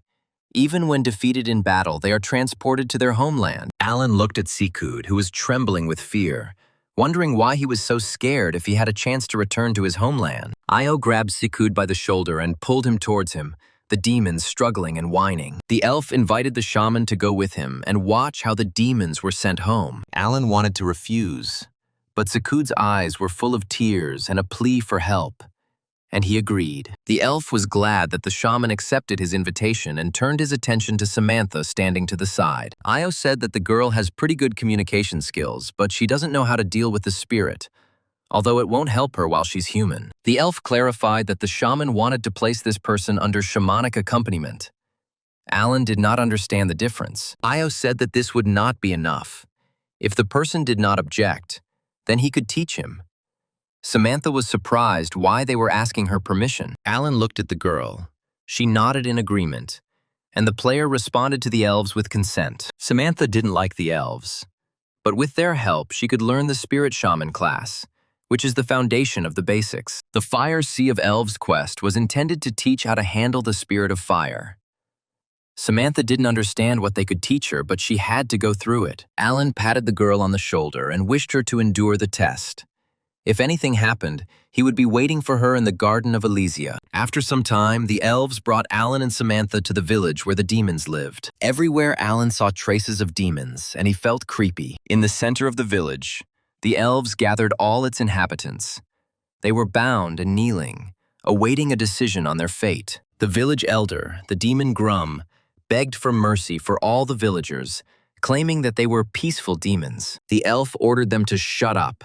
Now they would burn the demons alive and send them home in this way. The elf roughly pulled Sikud towards himself and threw him to the others. The demon begged Alan to help. Sikud was sure that the shaman had come up with something. He must have a plan, and he would save them all. Alan just frowned. He had never found himself in a more awkward position in the game. The elf rudely interrupted the demon. How dare he speak to a shaman? Alan pretended not to pay attention to Sikud's words. Alan told the elf that he needed to talk to Sikud. The elf was not against it, but warned that it was harmful to his health. It was better not to talk to him for a long time. Sikud asked if Alan would fulfill his promise. The shaman said that he simply had to sit quietly and tell him if Teolite was hiding in this forest. The demon confirmed Alan's guess. Then the player loudly told Samantha that they would be able to find Teolite after all the demons were dead. Sikud trembled. Alan did not understand why he was so afraid. They said that he would not die. It would be better for him to return home. But the demon claimed that this was impossible. The demon didn't want to talk about it. But he had to. The fact is that he had seriously screwed up during the invasion. Sikud was drinking with Teolite, so he did not show up on the battlefield, which is considered desertion. It was a true truth that demons cannot escape from the forest to their world, where eternal torture awaits them. Alan and Samantha were filled with fear for Sikud. They didn't expect it to be so serious. Sikud explained that the most terrible elf was less terrible than what awaited them in the hellish desert. The most harmless thing that could await them is a walk through a toxic, radioactive forest. They will also be given a boiling bath of the lower part of the body in hot sulfur springs. Even a demon will feel like a fried egg in a coal-fired oven. Alan remembered that hydrogen sulfide springs were healing. He knew that people went to such places for treatment. Sikud replied that what is good for people is bad for demons. Alan suggested that if demons are close to pain, then torture is common for them. The demon argued that intimacy did not mean pleasure. They also had things they were afraid of. Sikud was called by another demon. It was his brother Hen, and Sikud was glad that he was alive. But his brother accused him of abandoning him. Hen accused Sikud of hitting him on the head with a rock, but Sikud claimed that Hen tripped himself. Alan urged the brothers to calm down and be glad that they were both alive, while he touched the demon's shoulders. Both demons screamed as if they had been burned with a hot iron. Alan did not understand what was going on, but the spirit of life reported that the shaman's touch was causing the demon pain. The brothers recovered from the pain, and Alan received the title of Devilish Torture Technique. The elves were amazed by his ability to torture. Io believed that this was exactly what one would expect from a shaman, and asked if he could help him with his witchcraft. The elves wanted the shaman to help them with torture. Alan assumed that he would not be able to help the elves with this. The pointy-eared ones were perplexed. Wasn't it he who made the demons suffer? Io was thinking about how to prevent the demons from returning to the hellish desert, and asked the shaman to help him. The elves believed that simply killing demons was too merciful. They suggested burning them, tearing off their limbs, or throwing them into boiling oil. Now Alan understood why demons were so afraid of elves. He explained to the pointy-eared ones that the mere fact of the existence of elves was terrifying for demons. The elves objected. They believed that demons were fearless creatures and did not feel pain from torture. Alan wanted to convince the pointy-eared ones. Alan suggested that the elves leave the demons to him for torture and go to the Garden of Elysia, where the rest of the elves were gathering. Io was indignant. He had been catching demons all over the forest for so long, and the shaman suggested that he just leave. The shaman replied that he understood him, but was against returning the demons to the hellish desert. This place is their home, and he wants to make them suffer forever. Alan told the elves that while he was torturing the demons, he learned that the more you torture them, the more pleasure they get. In other words, no matter how much the elves torment the demons, they will simply return to their homeland and be happy. The elves were confused. How could this be? They wanted to hurt the demons, but in fact, they were providing them with a happy existence. The elves did not understand one thing: why the demons still remained here and did not return home. The spirit of life told Alan that the demons' goal was to invade Midgard, which he immediately reported to the elves. Alan was confident that the elves would stand their ground and allow the demons to return to the hellish desert. But this could trigger a chain of unpredictable events. The elves became even more angry. The demons' intentions became clear to them and caused irritation. The elves believed Alan, believing that no one could understand this issue better than the shaman. Io shouted that in this situation they needed to follow the shaman's advice and keep the demons in the Emba forest, which would hurt them and prevent them from returning to their homeland. Alan promised to take care of the demons' fate himself, and the elves trusted his words thanks to their maximum level of favor. The pointy-eared ones joyfully shouted that they would follow the shaman's instructions and everything would be fine. Io asked permission to watch shamanic torture of demons. They want to learn this from him. Alan clarified why the elves became curious to see his method of torturing demons. The elves declared that demons were their enemies, and they wanted to learn how to hurt them.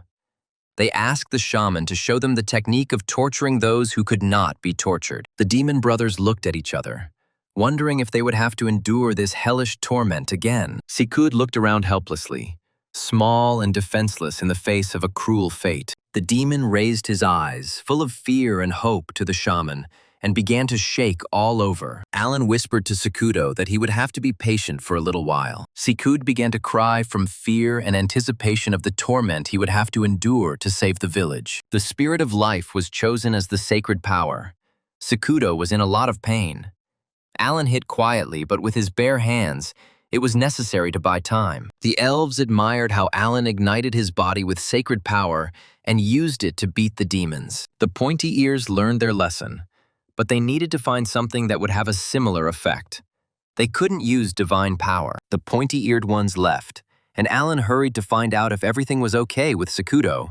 He replied that everything was okay, and he was ready to confess his love to Rakura. Alan was worried about the demon. He didn't want this to be his dying speech. The shaman wanted to lift Sakudo, but the spirit of life warned that this could be fatal for the demon. Alan didn't read the warning and touched the demon, and immediately received a notification that the low-level demon Sikud was dead. The elves were delighted. This is exactly what they expected from the shaman. He left no chance for the demon to survive. Alan didn't expect that his touch would be fatal for Sakudo. The player sincerely asked the demon for forgiveness, but Sikud had no intention of forgiving him. Before disappearing, he promised to take revenge on the shaman. Alan's level increased, and the demons began to fall into terrible fear at the sight of him. But Alan tried to apologize to his older brother Sakudo. As a result, he received the title Hell Devil and the respect of the demons. Hen stated that Alan was incredibly cool and received his title as a sign of respect. Alan ordered that he be taken to the demons that the elves had gathered. The shaman asked the demons whether they had seen Sakudo's death or not, and if they did not want to end up like him, then they should not take a step outside their village. The respect of the demons grew due to the shaman's fame and the policy of intimidation, and the respect of the elves also grew along with the reputation. The elf asked Alan that if the demon's opinion changed, the shaman would only have to repeat his speech. It turned out that Alan solved the problem of demons, although not without casualties and the emergence of new enemies. The elves set out for Elysia, leaving only a small detachment to observe, and peace came to the lands of the Emba forest. The demons were glad that they didn't have to return to the hellish desert. Alan warned that the elves would keep an eye on them, but it was better for them. Alan decided that it was good that if everything had worked out so well, it was time to sum it up. As far as Alan knew, there was something in the demon village connected with his predecessor. The demons knew what was being discussed, but were in no hurry to show the shaman. The guy decided to scare the demons so that they would hurry up, and offered to demonstrate his skills on someone else. The demons immediately rushed to carry out the shaman's order. Hen brought a small chest and said that inside it was what Alan was looking for. The player looked inside the chest and wondered if this was really the shaman's item. Hen asked, "Is it true that this is an incredible thing and every shaman dreams of having it?" Alan was a little disappointed. This is it. And this is all that Teolite left behind. It was a garden shovel, or more precisely, an adamantine trowel, a legendary item, strength 75, usable after Teolite's permission. The shovel changed the characteristics of the plant being dug up depending on the user's preferences. But Alan wasn't particularly enthusiastic about it. The shaman was only interested in the Master of Collection skill, and the player was also amazed by the power level of this item. Alan asked Samantha what average weapon attack damage would be suitable for his level, and she replied that it would be around 300 units, no more. The average damage of a weapon attack doubles every 100 levels, for example. At 200, it is 600. And at 300, it is 1,200. Alan found that his bear glove was a good item, but the shovel was a cheat. It was a pity that it could only be used after permission. In any case, Alan was going to take her for himself. The demons didn't mind too much. Alan had the opportunity to go to Teolite's grave and ask permission to use the shovel. The system reported that since Alan is the successor of Teolite, the requirement for permission to use the item has been removed. The information about the adamantine scoop item immediately began updating, and the shovel began to emit a bright, blinding light. The spatula was renewed. Its power reached 1,000 units. A shaman could use it. And the plant's characteristics changed depending on its fame and reputation. Alan pointed out to Samantha that the attack power of the spatula had increased significantly, and that the spatula had become an evolving type item. But the player didn't understand what this meant. Samantha explained that such items are rare, Most are permanently bound to their owner and grow with the player. Alan asked to explain the meaning of a strange skill. Ginseng collection. Increased by 300% of the collection target. The skill seems strange. Why would Alan attack the plant he wanted to collect? Samantha suggested that the shovel was capable of collecting carnivorous demon plants, not just harmless ilfetchi and other flowers. Alan asked again if Samantha was really advising using this skill on monster flowers like crocus. Alan was delighted and decided to test the possibilities on a flower whose picking he had put off. First, it had to be cut down, of course. The wild crocus growled and resisted. But Alan is not one to be timid. Armed with Teolite's adamantine shovel, he will rush into battle with the insidious plant. It seemed that the player's goal had been achieved, and the demonic plant would join the shaman's collection. However, the plant did not want to become part of the herbarium and deftly dodged Alan's spatula. The shaman only slightly touched it. Crocus hissed and wriggled like a disturbed snake, but continued to dodge the shovel. Moreover, the demonic crocus decided to counterattack and released its poisonous appendages, wanting to knock the player off his feet. Alan had to perform a kind of jigu-drigo with jumps and somersaults in order not to get tangled in the flower stems. Despite the shaman's dexterity and resourcefulness, the crocus was able to cling to his hand. This infuriated Alan, and he chopped with his trowel at the stem that was clinging to his hand. The stem flew to the side, but the main flower again avoided the blow of the spatula. Alan was annoyed. The flower moved too fast, and the player could not use the ginseng collection skill. Alan got angry. It's just a flower, not a high-level monster, so it's not that big of a deal. The shaman resolutely rushed to the very root of the demonic crocus. Alan decided to combine the Master of Collection skill and the ginseng collection skill. The system reported that Alan successfully harvested the crocus and received crocus seeds, crocus stomach acid, crocus gallbladder. The collection turned out to be difficult, but this flower could not be called ordinary. Alan decided to collect all types of monster flowers on the way to Otolk. Several elves remained in the Emba forest to keep an eye on the demons. Samantha stayed with them to complete her quest. Alan went to Otolk alone. Otolok was a city of large trading companies and nobility. The shaman was met by the cheerful merchant Kruva-san. The girl was glad that Alan accepted her invitation. Kruva-san assumed that it was not easy for the shaman to get here. Alan did not see anything difficult in his path and admired the luxury of the city. The merchant explained the luxury of the city by the presence of trading companies and invited the shaman to come to the main office of her trading company. The main office of the Kruva-san company was a large, pompous building. Alan was surprised by the size of the building. It seemed to him that even the territory of Alicia was smaller. He assumed that Kruva-san was a noblewoman. Kruva-san explained that she had no title, but she managed logistics in the area as the owner of one of the leading trading companies on the continent of Citra. The girl did not strive to obtain a noble title, although she could easily have bought it. Real nobles irritated her. The first thing Kruva-san did was force Alan to go and buy a decent suit. Alan was puzzled. The last time he wore a suit was when he went to the casino. Kruva-san wanted to transform Alan beyond recognition, and she was anticipating the pleasure in advance. Alan and Kruva-san hurried to the ready-to-wear store. People on the street immediately noticed the huge and menacing guy and wanted to know who he was. Kruva-san picked out a costume for Alan that made him look like a pirate captain. The girl thought that her companion was great-looking. She was generally drawn to brutal men. Alan knew he looked scary, and the people around him thought the same. Kruva-san advised him to take off the blindfold and he would look kinder. Alan was planning to do business with an NPC and couldn't do without the bandage, so the girl suggested he use the accessory's hiding feature. The shaman was glad that such a function existed. Why had no one told him about it? Alan liked the image overall, and he and Kruva-san went to Lord Otolk's mansion, as a banquet was planned. All the young aristocrats of the surrounding territories gathered in Lord Otolka's mansion. This banquet was an important event of the festival. Alan's country had been formed recently.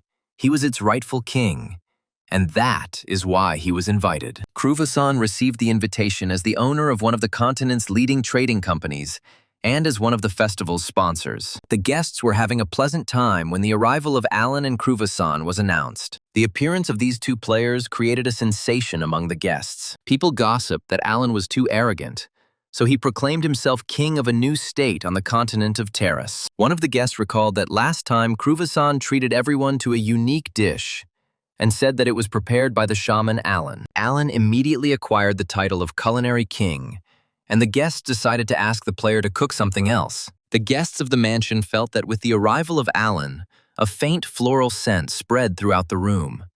But he had an aggressive appearance. Kruvasan was in a hurry to introduce herself to the guests and introduce the aristocrats to the shaman Alan. The guests just took one look at Alan and goosebumps ran down everyone's body from the way Alan was looking at them. The saleswoman introduced Mr. Allen to everyone. It was him she had spoken about during her last visit. Mr. Rumio hurried to the crowd of guests. Kruvasan was delighted at his appearance. Kruvasan told Alan that Lord Rumio is the owner of the mansion and the lord of the city of Otolk. Rumio was an NPC. He politely introduced himself to the shaman and said that he had heard a lot about him from Lady Kruvasan. The shaman smiled his most charming smile at Rumio, introduced himself, and said that he was glad to meet him. The guests whispered that a wave of unimaginably powerful energy was emanating from King Alan. The lord also felt the pressure. Rumio, as an aristocrat, could not appear weak.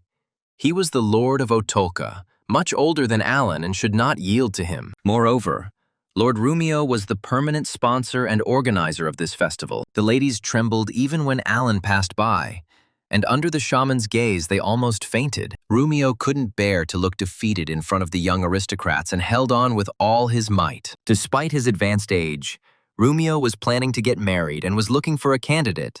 He valued his position as the most popular guy among women. Lord Otolka shook hands with the King of Elysia and said that he had heard that he was an excellent cook. The guests were shocked. This question was strange for people who were meeting for the first time. Kruvasan was puzzled as to why Rumio had brought this up. The lord remembered the unusual dishes he had eaten last time and brazenly declared that Alan should cook them again, and right now. Looking at the lord, the guests decided that a famous chef and king of cooking had arrived to visit them. Kruvasan apologized to Alan when she treated the nobles to dishes of his cooking. She did not know that he became king and wanted to make things right. Alan stopped her. These people knew perfectly well who he was, but continued to pretend that they considered him simply an outstanding chef. The shaman asked Kruvasan not to tell anyone anything and promised that it would be fun now. Alan finally understood why Kruvasan was irritated by the aristocrats. Thanks to the eye patch he had hidden, the player could understand what these NPCs were thinking. The shaman replied to Rumio that he was grateful to him for the praise and was embarrassed by such admiration from the noble gentleman. Alan was determined to thank the lord for his care and attention. Kruvasan became scared of what kind of mind-blowing thing this guy would do now. Rumio sent Alan himself to find out where the kitchen was located. The lord said that there was a famous chef from the continent of Citra present. Why shouldn't Alan compete with him? Kruvasan was indignant. Mr. Alan was officially invited to the festival by the king, and sending him to the kitchen was the height of indecency. The shaman declared that everything was fine and went to look for the kitchen. Everyone should expect his dish, he informed the guests. The stove was small, but it was enough for Alan. The shaman heated up the frying pan and grinned. It was great that the young aristocrats were so picky about taste. The player began preparing a dish with fresh crocus stomach acid, and the spirit of life became frightened, wondering if Alan had become a demon after communicating with demons. Alan justified himself. The aristocrats were the first to start mocking him, and he could not leave it unanswered. Next, it was necessary to chop up the Kelberos grass, add the juice of the dungfly flower and the eyeballs of the sundew. A flower of fire mold was thrown into the frying pan, and the flames in the oven shot up to the sky. The cook looked at Alan with bewilderment and fear, but the player thought that everything was going great for him. The head chef of the Citra continent, Gordon Rampage, watched the player closely. He clearly knew what he was doing. Alan decided that he would improve his plant science and feed the aristocrats at the same time, thus killing two birds with one stone. The system assigned Alan the title of pseudo-chef, which was caused by indiscriminately mixing cooking ingredients and was punishable by a decrease in debuff. Alan equipped himself with a bear glove and used the skills concentration and enhanced growth. The spirit of life was shocked by the shaman's actions. The player wanted to get the bad luck reduction effect from the bear glove. He prepared and used his various skills. The shaman used all the skills one by one, mixing them without any system. It was time to use the elven flute skill, and Alan played a few pleasant melodies to the almost finished dish. Gordon watched the new chef with admiration. His movements around the frying pan resembled a magical dance. Gordon thought the whole cooking process was incredible. He definitely wasn't capable of it. The system reported the activation of the Sakura skill and the brown bear hunter's declaration of war item. Alan successfully summoned the spirit of the demonic plant, and his bad reputation skyrocketed. The spirit of life explained that this happened because of Alan's determination to curse the aristocrats. A voice sounded in the shaman's head. He said that he was surprised that the shaman's successor was able to summon him into this body, probably because he himself was a shaman. The system reported the successful summoning of the demonic plant spirit. Alan was surprised. He had not planned anything like that. The spirit of the demonic plant inquired as to the purpose of the shaman summoning him to the upper world. Gordon saw the fiery creature and let out a cry of admiration. Alan wanted to justify himself and say that he did everything by accident. Only Gordon did not listen to him. The cook mistook the spirit of the demonic plant for the legendary spirit of the hearth. The spirit of the demonic plant wanted to dispel Gordon's delusion, but Alan did not allow him to do so. The shaman showed the fiery creature a huge fist, and it immediately fell silent. Alan said that Gordon was right. It was the spirit of the hearth, and the fist was the best way to calm it down. Gordon and his assistants were filled with a sense of awe. They never hoped to see the spirit of the hearth, ever. The demon flower spirit was angry and tried to dispel the cook's misconception. Alan doused the picky eater in a boiling cauldron and silenced him. Alan hid the spirit of the demon flower away from prying eyes and ordered it to sit quietly, or better yet, disappear altogether. The shaman returned to the kitchen and continued preparing the dish for the mischievous aristocrats. The result was a magnificent dish, a fried chimera that had come back to life. It provoked the emergence of fear due to hallucinations. Alan examined the results of his work from all sides and was satisfied. The cooks had never seen such a frightening dish, and the spirit of life began to doubt the shaman's sanity. The system reported that Alan had managed to prepare his first legendary devilish dish, for which he received experience points and his bad reputation increased. Gordon admired Alan's skill and advised his assistants to watch and remember. They would definitely never see anything like this again. Using the title of the Devil's Deceiver, Alan could weave any tales without fear of being exposed. The shaman explained that this dish resembles raw meat in texture, but is not harmful to health. It has a crispy crust on the outside and raw meat on the inside. The cook's assistants were a little disappointed. They wouldn't have liked to see meat with mushrooms or beans, but raw meat left them puzzled. Gordon claimed that Alan was a genius and ahead of all the chefs he knew. Gordon shook Alan's hand and allowed him to call him by his first name. The system reported that the shaman had been recognized by the continent's best chef and his reputation had grown. In addition, Alan learned the language of the cursed wooden doll. His chance of lying to the NPC and not getting caught increased. If the deception was unsuccessful, the shaman's nose would get bigger. Alan sincerely hoped that he would never be caught in a lie. The guy didn't want to live with a long nose at all. The fear dish was taken to the main hall for the aristocrats to try. The guests were shocked. The food looked disgusting and they resolutely refused to eat it. Sir Gordon Rampage came into the room and vouched for the chef and the fruits of his labor. He had never seen such a creative and incredible dish before. The continent's finest chef urged everyone to try this dish, guaranteeing they wouldn't regret it. There were whispers around the room that if Rampage himself recommends it, then it's worth trying.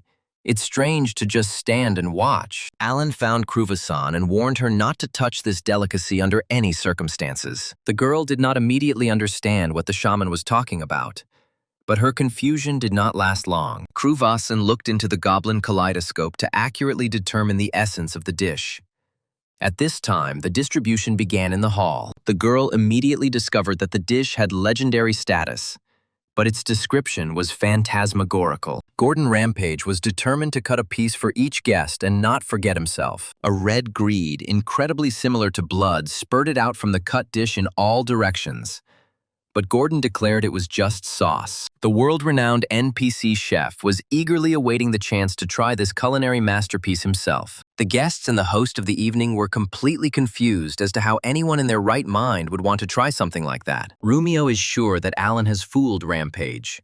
He decided to try the dish and prove that the food is disgusting, and the upstart will never show his face here again. Gordon served the portion to Lord Rumio, who, as the host of the evening, had the right to taste the dish first. The Lord was confident that he would not lose to Alan. He thanked the cook for his work and, fighting his dislike, stuffed the piece into his mouth. Alan maliciously wished Lord Rumio bon appetit.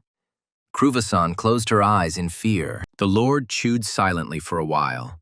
The pause dragged on, and the guests began to ask if everything was all right with Rumio. There were outcries of indignation that Alan had poisoned the city's ruler and had done so deliberately. Cruvasson was afraid to look at all this and mentally calculated the losses from the fact that she would be expelled from this city. Alan watched Rumio closely, and from the Lord's expression he realized that the hallucination effect of the prepared dish had worked. Lord Rumio shouted loudly that everything was very tasty and wanted to try another piece. The guests were inspired by the example of the host of the evening and decided that they should try it too. Alan watched the aristocrats and died laughing, the hallucination making everyone think they were eating heavenly food, the likes of which they had never tasted. The shaman believed that everything was going according to plan, but the spirit of life thought otherwise. Alan poisoned a large number of nobles. His bad reputation increased, and he received the title of poisoner. At the same time, the poisons made by the shaman became more effective, and his own resistance to poisoning increased. The spirit of life declared that the shaman had become no better than the devil, and Alan himself was puzzled. Everything had gone topsy-turvy, and now it was unclear how to advertise the store. One of the guests looked at Alan and asked what had appeared so huge in the room. The shaman didn't know what to do. You never know what this guy might have imagined. In the aristocrat's fevered mind, Alan turned into a terrible monster, and he rushed away from him in the other direction. It turned out that the fear imposition effect worked, and now the aristocrats fear the shaman like fire. Alan understood this immediately and became sad. What should he do now, and how should he sell flowers if his reputation was completely ruined? Looking at the fleeing aristocrats, Alan saw that he had won. But was this the effect he had dreamed of? People rushed around the mansion in panic, looking for guards and calling Alan a monster. Cruvasson and Alan looked at all this disgrace in silence and could not think of what to do. Alan had an idea and told Cruvasson that he knew how to fix everything. The girl was afraid of what else the shaman was going to do, whether it would turn out to be anything decent. Alan reassured the girl. He was going to make his flower shop famous. Alan immediately set about implementing his plan and ordered everyone to listen to him carefully. From this moment on, everyone had to remember the name of the country: Garden of Elysia. The guests obediently repeated the name of the country founded by King Alan. Alan made everyone repeat after him that they all liked Elysia, the most beautiful country in the world. Without exception, all the guests at Lord Rumio's banquet repeated that they could not live without Elysia. Alan squatted down in front of the aristocrats and directed them like a choir, forcing them to repeat the words he needed over and over again. The suggestion continued, and Alan said that if they needed to buy flowers, they should go to the Elysia garden. The shaman felt that not everyone had grasped what had been covered, and he made them repeat it over and over again. If there is a wedding coming up, what should be done? The shaman asked, and everyone answered in unison. Go to Elysia for flowers. If there is a funeral coming up, the shaman asked what to do, and everyone answered in unison. Go to Elysia for flowers. When selling land or other real estate, everyone also had to resort to elision. When buying real estate, everyone should contact Elysia. Alan inspired people that their hope and help in any endeavor is Elysia. The aristocrats believed everything Alan said and considered him, at the very least, a god descended from heaven. Cruvasson's jaw dropped in surprise. She had never seen such skillful manipulation of public opinion. This guy will go far, Cruvasson decided. If, of course, no one stops him. The next day, the Night of the Unquenchables festival was supposed to begin, which would last 6 days. The city's residents eagerly awaited the festival. Everyone was interested in seeing the aristocrats' costumes. The townspeople noticed that the city's aristocrats were approaching them in an organized crowd, with Lord Rumio at the head. The people welcomed their ruler and thanked him for the wonderful festival. Lord Rumio could not utter a single intelligible word. He only repeated the same thing, Elysia. The girl approached one of the aristocrats and asked where he got such a cool hairstyle. The man looked at her with unseeing eyes and uttered a mysterious word, Elysia. No one could understand what was being discussed or what Elysia was. Only a little later did everyone learn that it was such a country. Thus, the aristocrats walked around the city for 3 nights and said only one thing, Elysia. Like zombies. Alan was delighted. It was a great promotion for his store, much better than he could have imagined. There was one unresolved question left. Why the spirit of the demonic flower did not disappear? The spirit answered that this was because a contract had been made between him and Alan as a result of the challenge. Alan perfectly matched 3 components: 6 demonic plants, a high bad reputation, and a sincere desire to deceive. Alan realized that he had indeed fulfilled all the conditions, and that he would probably have to go everywhere with the demon. The creature declared that he was not a demon, but a spirit, not a simple one, but one of high rank, just like that smelly bastard who was always with Alan. Alan asked how the creature knew about the spirit of life. It turned out it was because of the related nature of both spirits. The creature explained that they were both aristocrats among other spirits, independent and close to the level of the Spirit King. The spirit of life refuted the words of his brother.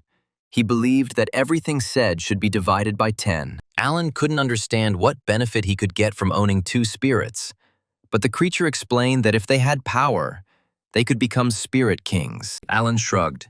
Maybe they can become kings of spirits. But they don't. And for now, they live like parasites. The demon flower spirit claimed that the life spirit's weakness was due to it being in Alan's mind. It is preferable for spirits to materialize in order to leave the spiritual world and live comfortably in the real one. Alan asked if the creature was a spirit. Then why did skills and titles that work on demons work on it? This was not the only problem. Alan was sure that the elves would be unhappy if they saw demonic attributes on the spirit. It turned out that Alan had no reason to take the spirit of the demonic flower with him, and he demanded that it disappear and the spirit of life remain silent for a while. Alan communicated with the spirit of life mentally, but the spirit of the demonic flower suddenly voiced his thoughts, and the shaman realized that he was reading them. The spirit replied that since they had made a contract, he could now read his thoughts. This outraged the shaman, and he categorically refused to take him with him. The spirit of life laughed at his brother. He doesn't know this person well, and persuasion is powerless here. The spirit of flower called his opponent a child's toy. The spirit of life calmly said that the flower spirit was jealous, and that this only made his situation worse. The demon flower spirit was beside himself with frustration and indignation, and he humbly begged to be allowed to stay. Alan watched the 2 spirits argue with bewilderment. They both wanted to stay with him just to spite each other. The spirit of the demonic flower promised to show Alan how to materialize the spirit of life. It is quite possible. Alan was about to leave, but he looked back at the spirit of the demonic flower. Did he really know how to materialize the spirit of life? The spirit of the demon flower confirmed that he knew exactly how to do it, and Alan offered to make a deal with him. Alan figured that he had the flower of life, the flower of the soul, and 12 other plants in his garden. The spirit of the demonic flower said that Alan needed something else, but he would tell him about it later. The spirit of life warned that his brother could be deceiving. The spirit of life whined that he was better than this imposter and always helped Alan. But the shaman objected. Could constant whining really be considered help? The demon flower spirit boasted that he was a business spirit, not a bystander. The spirit of life protested why Alan was listening to this demon. The spirit of flower objected. He was from the same spirit world as the spirit of life. The spirit of life argued that the ritual was similar to summoning a demon, but they objected that the flowers were filled with life energy that had nothing in common with the devil. Alan decided that the spirit of the demon flower would go with him, but he had one important condition. From now on, he must tell everyone that he is not the spirit of the demon flower, but the spirit of the furnace. The life spirit laughed loudly, and the demon flower spirit was extremely indignant. To make communication easier, Alan decided to give the spirit of the demonic flower a name. The shaman thought for a moment and announced that the second spirit accompanying him would be called Ding Di Ling. At this time, in the absence of Alan, a hired killer returned to the Garden of Elysia, vowing revenge on the shaman. This player had traveled a long way. He had to cross the entire continent to get to Elysia. But Alan was not there. A few days later, the killer saw Jack pushing a wheelbarrow with fresh manure. The killer unmistakably determined that the person in front of him was a close ally of his enemy. The boy was unaccompanied by an elf, and the assassin decided that this time he would avenge his shame. The killer used the shadow movement skill and followed Jack like a silent shadow. The guy was grumbling at this time. He was tired of carrying out the elf's orders. The favor of the pointy-eared ones was increasing, but he didn't feel any difference. Suddenly, Jack felt a heavy gaze. The guy felt uneasy. Was there really an elf wandering nearby? The celebration in the city of Otolk ended without incident. The only strange thing was that the word Elysia stuck in everyone's heads. Kruvison even envied Alan. He was having a good time in the game. The guy sympathized with the girl that she was unable to see Samantha. The merchant didn't see a problem with this. They chatted privately every day, and she herself needed to visit Elysia. She was planning to build a retail branch. Alan thought that remote trading was more convenient, but Kruvison replied that the game didn't have a trade deal system that allowed you to specify who you wanted to trade with. Selling through a main company is ineffective due to transportation costs. If transactions are carried out locally, then selling flowers will be easier. To make a purchase, players will come in person, and Kruvison will be able to formalize additional economic activity. Kruvison walked Alan to the right gate and thanked him for the interesting time spent. The girl wished Alan a good journey and promised that they would see each other soon. The shaman moved as far away from the city as possible and allowed Tinkerbell to leave. Alan reminded the spirit of the demon flower that he was now the spirit of the furnace named Tinkerbell. The spirit remembered everything. For the sake of staying in the middle world, he was ready to do anything, even bear a stupid name. Alan was looking for a use for Tinkerbell. The spirit of life helps him during fights. But what should he assign this comrade to? Tinkerbell replied that Alan had the opportunity to borrow his powers through the contract. Alan tried to use spiritual elbow with the help of the demonic plant spirit. Tinkerbell went all out, transferring his power to the shaman. Alan's attack was filled with demonic power. There was a lot of it. The player wondered if Tinkerbell was a demon after all. The spirit replied that his homeland was the spirit world. Although he was assigned a demonic role, he did not want this. If you do not like his power, he does not insist on using it. The spirit of life urged him to use his pure power. Alan agreed. It was effective if the opponent was not a demon. It was just unclear why, when using the pure power of the spirit of life, a positive reputation did not grow. Tinkerbell insisted on his superiority. He had a body. They could fight, travel, and dance together. Alan thought that both spirits were similar, but Tinkerbell looked better compared to the spirit of life. The spirit of life warned. He is not a snitch, but if he acquires a material body, he will tell everything to the divine tree. The spirit of the devil flower did not expect such a statement from the positive spirit of life in everything. Tinkerbell was indignant at how one could resort to such base methods. Alan tried to convince the spirit of life not to be offended by him, but he went out of reach. Tinkerbell decided that it was not a big problem. Alan was upset. He really had lied to the divine tree and was afraid of being exposed. Tinkerbell replied that it wasn't that. He could just feel in his skin that someone next to them was simply oozing malice. A fully equipped combat knight came rushing out from around the bend in the road towards Alan. The unknown man used a couple of powerful moves, forcing Alan to go on the defensive. The shaman did not expect an attack and grabbed the first thing that came to hand from his inventory. Thus, Alan ended up with the teolite shovel, a simple tool for collecting plants. The shaman asked where the warrior came from. Maybe he belonged to the Brown Bear Guild. The attacker was outraged. How dare he classify him among these scum of society? Alan replied that this was the only thing that came to his mind because the warrior attacked him suddenly. The warrior was indignant. How dare Alan not remember him? And this after he took his shield. The warrior demanded that they remember him quickly. Otherwise, he had no time to mess around here. Alan remembered the shield, but the name of the offended player was not imprinted in his memory. The warrior shouted that his name was Wooster.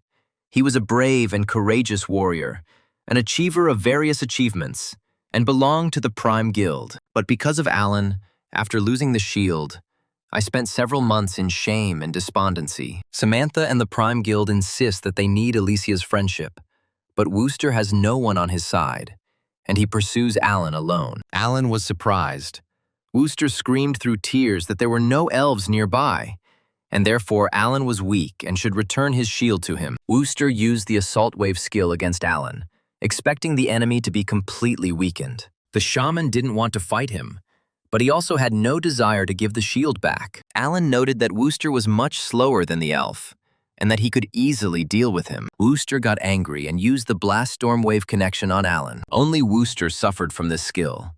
Alan remained standing safe and sound, and the warrior flew many meters to the side. A few moments later, a wave of fire rolled towards Alan and covered him almost completely. Alan used the spiritual elbow skill, using the spirit of stone flowers, the stone flower shield skill. Wooster saw that his opponent had become a little stronger over the past few minutes. The warrior has prepared many different things. Now he has activated the shield slash skill. Wooster rushed onto the stone shield and attacked. All that remained was to wait and see how long Alan's skill would last. Alan couldn't hold the shield for long, and knew that at that distance he wouldn't be able to dodge the sword when the wall collapsed. Wooster suddenly heard Alan cancel the shield. It was bold and reckless. Wooster didn't know that close combat was the best of two evils for Alan, and the shaman struck from a close position. The warrior was surprised. This man was a monster or something. He was so fast that Wooster couldn't keep up with him. Alan used the spiritual elbow skill, but chose the spirit of demonic plants and the ginseng collection skill. The spirit of life was shocked. How could this be used on people? The system reported that the enemy had received a fatal blow and would soon be forcibly disconnected from the game. Alan was pleased. He had his doubts, but everything went according to plan. He won an unconditional victory. Wooster claimed he barely felt any damage, but Alan was sure it wouldn't be enough. The warrior rushed at Alan again, shouting that he would definitely kill him. The shaman couldn't even imagine how to get out of this mess.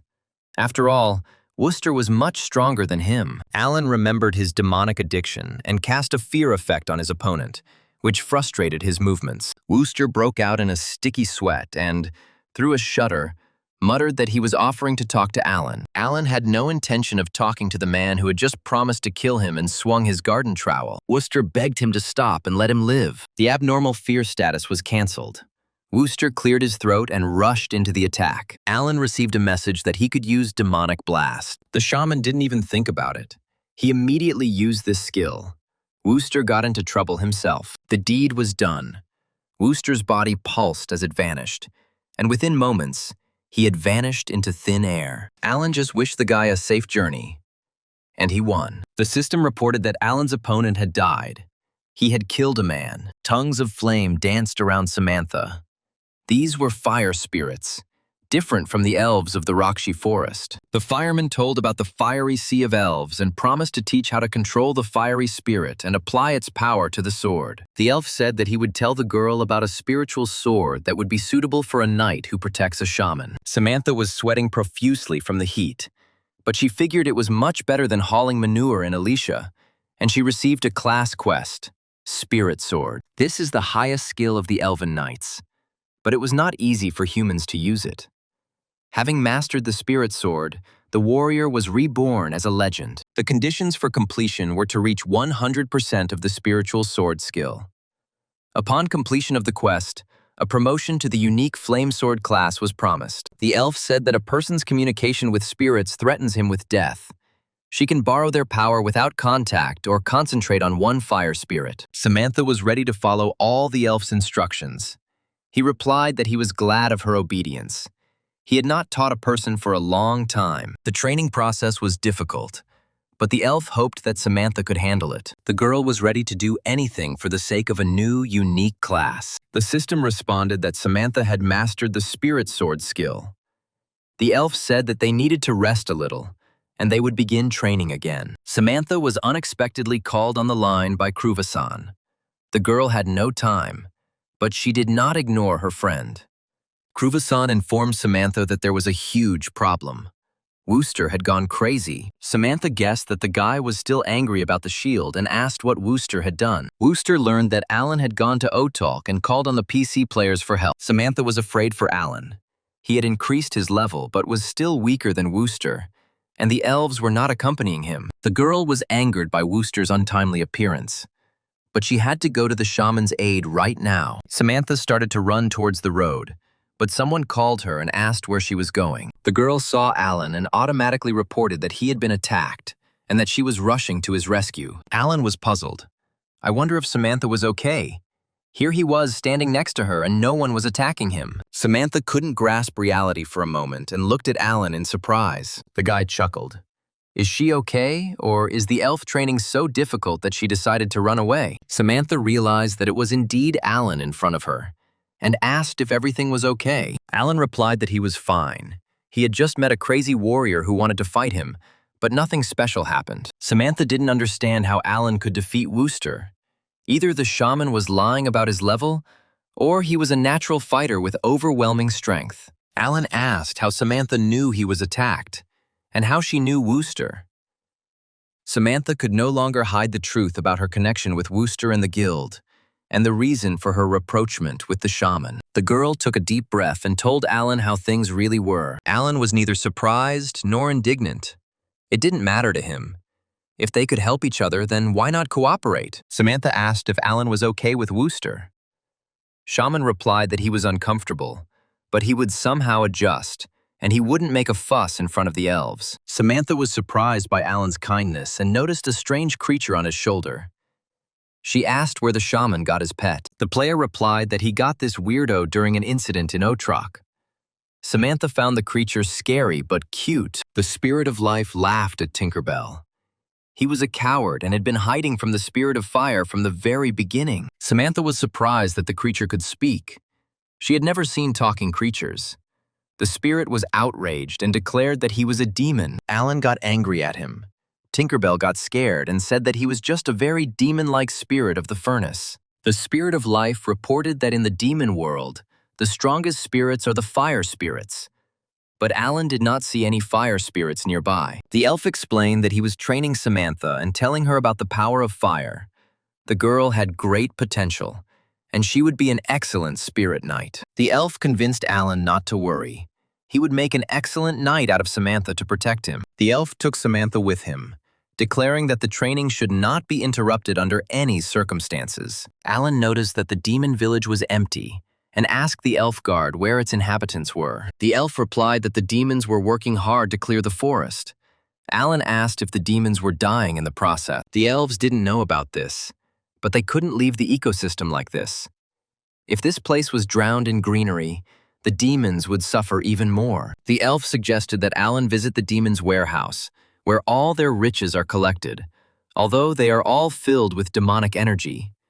But for a shaman, this is nothing. The elf determined that there was a demonic spirit near the shaman, so the dark energy could not affect him. The shaman asked whether this spirit could cause problems, and whether he might be mistaken for a demon. The elf laughed.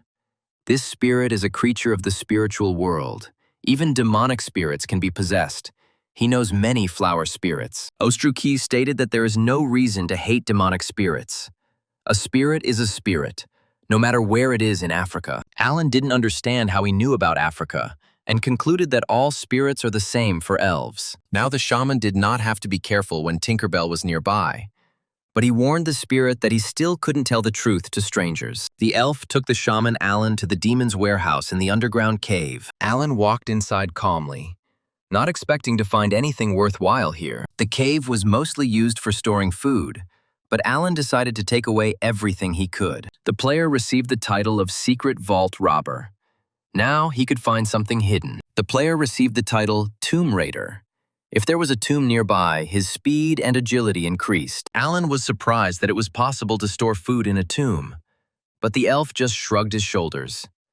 What else could you expect from demons? The spirits reminded that Alan wanted to rob this place, he objected. This is not a royal tomb. Where would there be jewels here? Alan turned his attention to the glowing point near the far wall. Perhaps this was the promised something. It looked like a button, and Alan hesitated to press it. The elf promised that everything would be all right.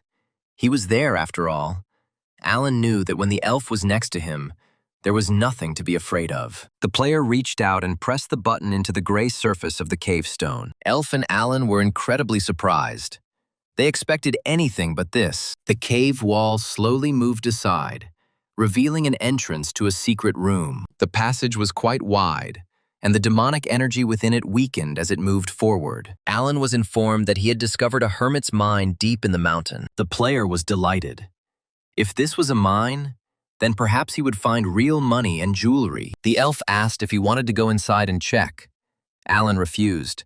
If this was a dungeon, then now was not the right time to explore it. The connection time to the game was running out, and the guy decided to come here next time, and it wouldn't hurt to get ready for the trip. Jack called out to Alan over the intercom, screaming that he had been kidnapped and calling for help. Alan was afraid for his friend. There was a small chance that he was joking, but his friend's voice sounded too tense. At training, Mike asked Jack how he got to this point in his life. Jack said that the brown bears were to blame for everything, that it was on the orders of their king that he was kidnapped. Michael knew the one who dared to do this dirty deed. This homegrown Naruto had already been defeated once by the shaman. Jack was now in the Bear Guild's prison. They weren't going to let him go, but wanted to meet the shaman. Michael didn't understand how the bears knew they were friends. Jack thought it wasn't hard to figure out. Jack was unable to contact anyone in the game when he was taken into custody and could only communicate with Michael in real life. However, Jack did not ask Michael for help. At the moment, the situation was not critical. The New World program included a daily limit on keeping a player in prison without justification. Jack was annoyed at having to return to the Brown Bear prison, but he was supposed to be released in 24 hours. Michael doubted it would be that easy, but he was planning to enter the game tomorrow anyway. Jack was sure that nothing terrible would happen, and that he would soon return to the Rakshi forest. Michael joined the game and became Shaman Alan again. He was informed that several orders had been received. There were no specific deadlines, but customers wanted to receive their goods as quickly as possible. First of all, Alan decided to check the mine in the demon village. Samantha entered the game. The girl was looking forward to a new adventure. The elves rushed into the cave ahead of the shaman, declaring that he should not expose himself to danger. It was dark inside the cave, and Samantha asked permission to use her new skill. The girl summoned the spirit of fire named Salim, but her control was still not sufficient. The squad continued moving, lighting the way with Samantha's ability to hold the spirit of fire. In the flickering light, Alan could see that old shovels and picks were scattered throughout the cave, as if people had suddenly abandoned this place many years ago. The spirit of the demon flower, or Desik, felt that there was little spiritual power in the cave because it had been cut off from the world for a long time. The elf walking in front of the squad announced that he saw something interesting ahead. The travelers entered a huge cave hall. It was spacious and light. The elf drew the shaman's attention to the ceiling of the cave.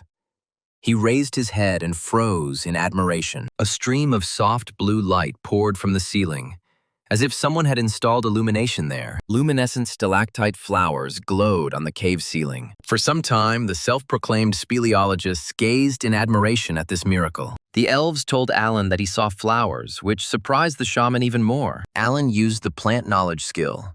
It really was a flower. It increased the player's combat abilities in the dark by 20%. The Spirit of Life said that these were very rare plants.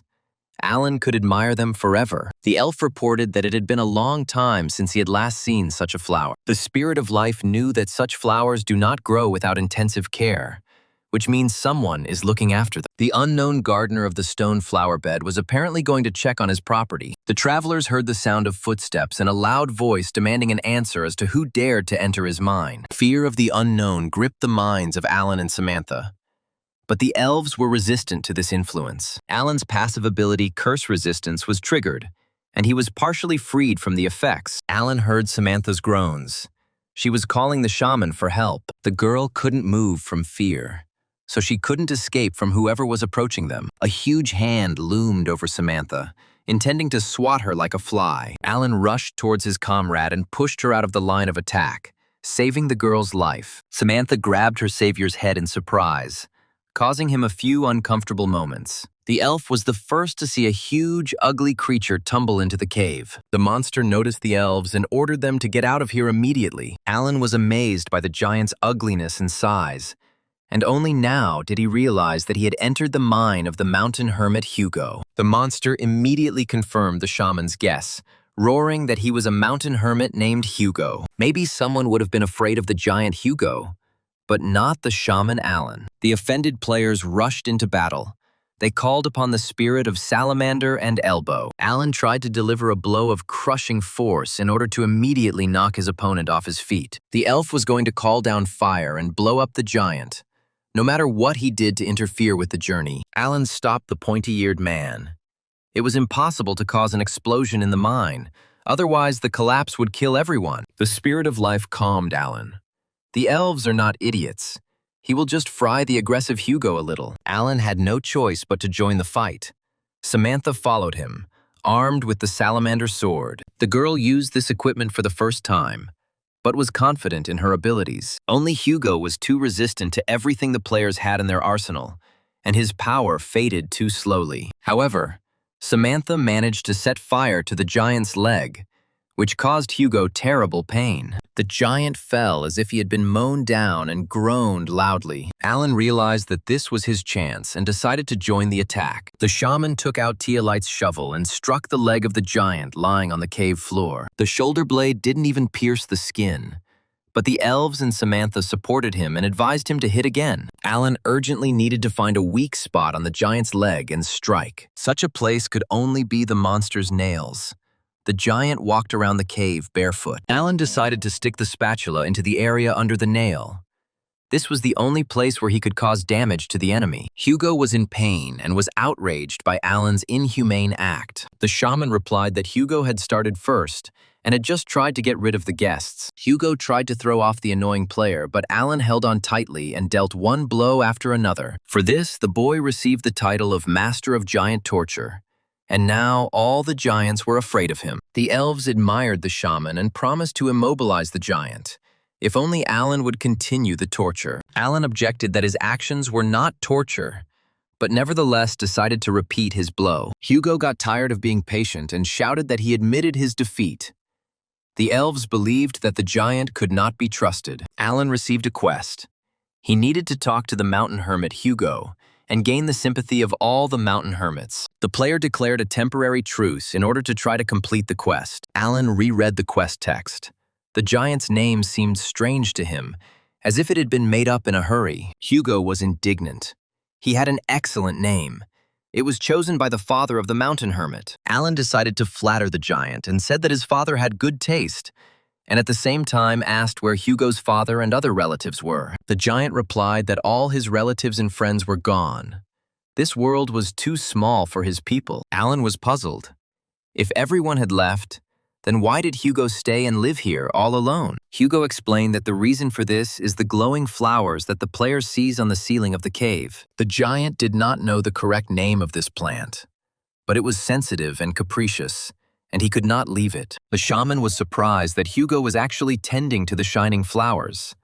Although with such a height, it was not surprising. The giant said that the shining flowers were very tasty, and if the shaman stopped the attack and left his cave, he would receive one to try. Alan agreed to Hugo's condition. They would leave when the giant gave them a flower. The giant stretched his huge hand towards the ceiling and plucked one of the glowing flowers. On the ceiling, the flower looked small, but up close it was simply huge. Besides, the flower was hard as a rock, and Alan doubted that a person could eat it. The giant declared that the flower was very tasty and threw one of them into his mouth and chewed it, smacking his lips with pleasure. The elf explained that giants can eat anything. Even stones are not a problem for them. Alan asked if the hermit Hugo was staying here only because of the flowers. Hugo replied that it was not only because of them, but also because he was waiting for friends he had met here many years ago. Alan was surprised. Such a monster-like guy had friends. That's amazing. Hugo said that miners worked here, and he became friends with them. But many years had passed since their last appearance. Alan said he saw abandoned things on the way here. Hugo confirmed that these were the things of those very miners, and he hoped that they would return. Hugo said that the stone flowers were the sun for the miners. When they came and saw them, they would understand that Hugo was still here. Alan was surprised by the lyrical mood of the mountain hermit. Hugo asked if the player had met the dwarves up there, as they were the giant's friends. The elf denied the possibility of dwarves living in the Emba forest. They have a bad relationship with demons. The giant was indignant, wondering if demons had really settled up there. Hugo did not know this, and assumed that the appearance of demons was the reason for the disappearance of his friends. The giant was glad to know the reason for the disappearance of the dwarves. Alan asked why Hugo wasn't worried about the fate of his friends. Hugo was sure that the dwarves were a very cunning people, and had definitely reached safe places safely. Alan clarified what Hugo would do now. Continue waiting for his dwarves or go somewhere. The giant decided that since Alan and the elves were here, the demons were defeated, which meant that the likelihood of his friends returning was high, and he would stay here. Samantha doubted the giant's words. She didn't trust such creatures. Alan offered Hugo a deal. He was also curious about where the dwarves who were here had disappeared to. The giant was perplexed by what he could give to people, and most importantly, how this player could interest him. Alan replied that he would need glowing flowers and would periodically come to the cave for them. Alan wasn't going to take many flowers. He and his companions wouldn't be greedy. One such flower per month will be enough for Alan. Whether the giant will agree to this. Hugo agreed to the player's offer. The giant gives him flowers, and he will find the hermit's friends. A message came that the giant sympathized with Alan, and the mine is becoming the property of the Garden of Elysia. Alan extended his hand to the huge giant as a sign of friendship and cooperation. Hugo extended his finger to the man to shake, the giant and the player counting on a fruitful collaboration. Alan looked carefully at his purchase. The flowers were amazing. Samantha asked what Alan was doing and when they planned to return. The shaman stated that he wanted to conduct research on the flower here and now. Samantha reminded him about the orders. Alan replied that he had the recipes and ingredients, but the flower upstairs would be difficult to study. Alan asked the hermit to tell him more about the luminous flower. If Hugo has been growing them for many hundreds of years, then he is a great specialist in this. Hugo explained that these flowers grow in deep caves and rarely bloom, and that the owner's combat abilities increase by 20% in the dark. The flowers have the star scent effect, which causes the enemy to fall into darkness for 5 seconds and reduce all their abilities by 10%. There was a problem. It was impossible to grow these flowers artificially or transport them. The only option left was to make drugs from them directly on site. But this prospect was not bright, but the flower effect was stunning and worth the effort. Alan asked the hermit if he really knew how to grow luminous flowers. Hugo convinced the boy not to worry. As long as he didn't ask for more than he needed, he would be able to grow these flowers. Alan decided to leave the care of growing the glowing flowers to Hugo and not interfere with the process. Alan didn't know when it would happen, but he promised Hugo to send people to his mine. The giant replied that he would be glad if the miners returned to work. Satisfied with the results of the trip and negotiations, Alan and Samantha decided to head back. The girl could only marvel at the dexterity and luck of her commander. Jack received the long-awaited message about his release. The guard shouted out his number and ordered him to leave the cell. The player happily followed the guard's orders, and finally he would leave this inhospitable place. Jack couldn't understand why the bears bothered with his kidnapping if they released him a day later. It was suspicious. The guy wanted to leave the prison as quickly as possible, but he was called out to near the exit. It was the deputy master of the Brown Bear Guild, Mikhail, who noticed that Alan had not come for his friend. Jack stated that he was not so valuable to the shaman that he would save him. Mikhail laughed, which meant the guy would not have any hopes in the future. Jack was wary of what one of the leaders of the Brown Bears wanted from him. The guy was walking through the former Idaran, now the country of Brown Bear, and he couldn't figure out why he was being kidnapped. The player had already begun to figure out how to get to Elysia, and worry that the elves' favor towards him had worsened. Suddenly, Jack saw that everyone was looking at him, and he felt that he would find adventure on his ass again. One of the Brown Bear warriors was walking towards Jack. The boy tried to get away from him, but did not have time. The warrior staggered and pushed Jack hard in the shoulder. He was about to protest, but he was interrupted. The warrior groaned and fell onto the cobblestones. He screamed loudly that his shoulder was broken and pointed at Jack as the culprit of what happened. Another member of the Brown Guild shouted that he recognized Jack as a pickpocket. The third guild warrior claimed to have seen a stranger deliberately crash into a man in an alley and then immediately run away. From all sides, Jack was bombarded with accusations of theft and intentional beatings of innocent people. Jack couldn't understand what was happening and why the townspeople were so against him. Mikhail's words that he would not delude himself with the hope of salvation in the future came to the boy's mind, and he understood everything. There was no chance of escape. Jack was tied up and accused of all possible crimes.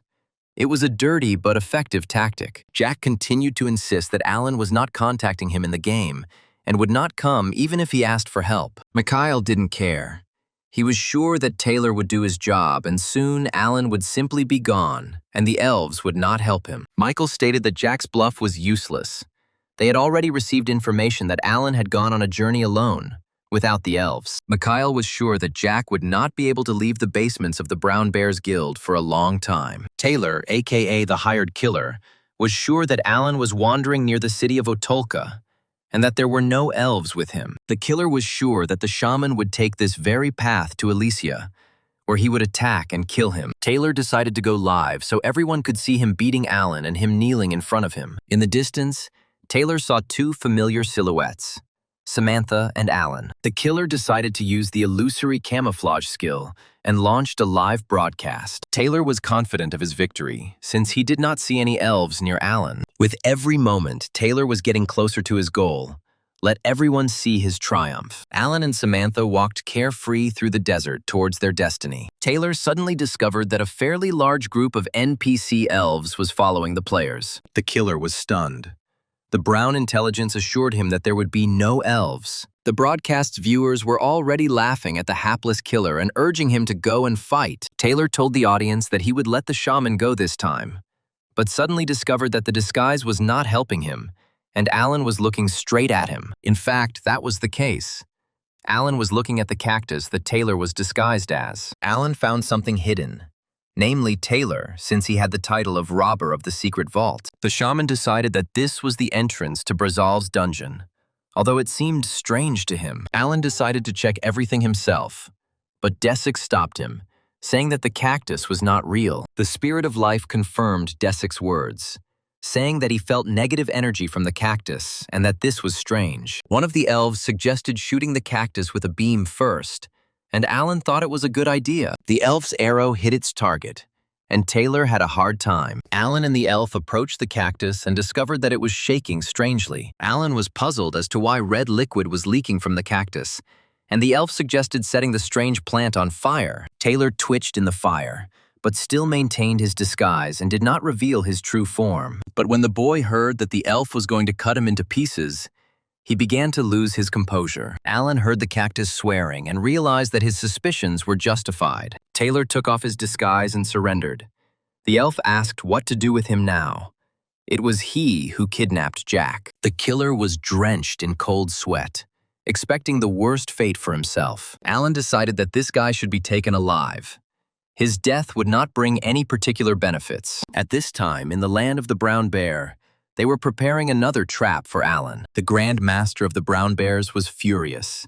Taylor went to kill Alan, but was captured himself and even showed everything on live television. Mikhail did not understand Taylor's actions, but conveyed to the city master a message that Alan was proposing to exchange prisoners. The Grand Master had considered the exchange impossible, but it was now clear that the kidnapped player was important to Alan. Mikhail, the city master's right-hand man, suggested turning this situation to his advantage. Mikhail stated that they would lose nothing by declaring that this shameful situation did not concern the Brown Bears. As for Taylor, one must remember the time limit on keeping a player in prison. Mikhail assumed that Taylor wasn't a complete idiot and would slip away from the shaman at the first opportunity and everything would be perfect. Alan finally reached Elysia and saw his favorite flowers.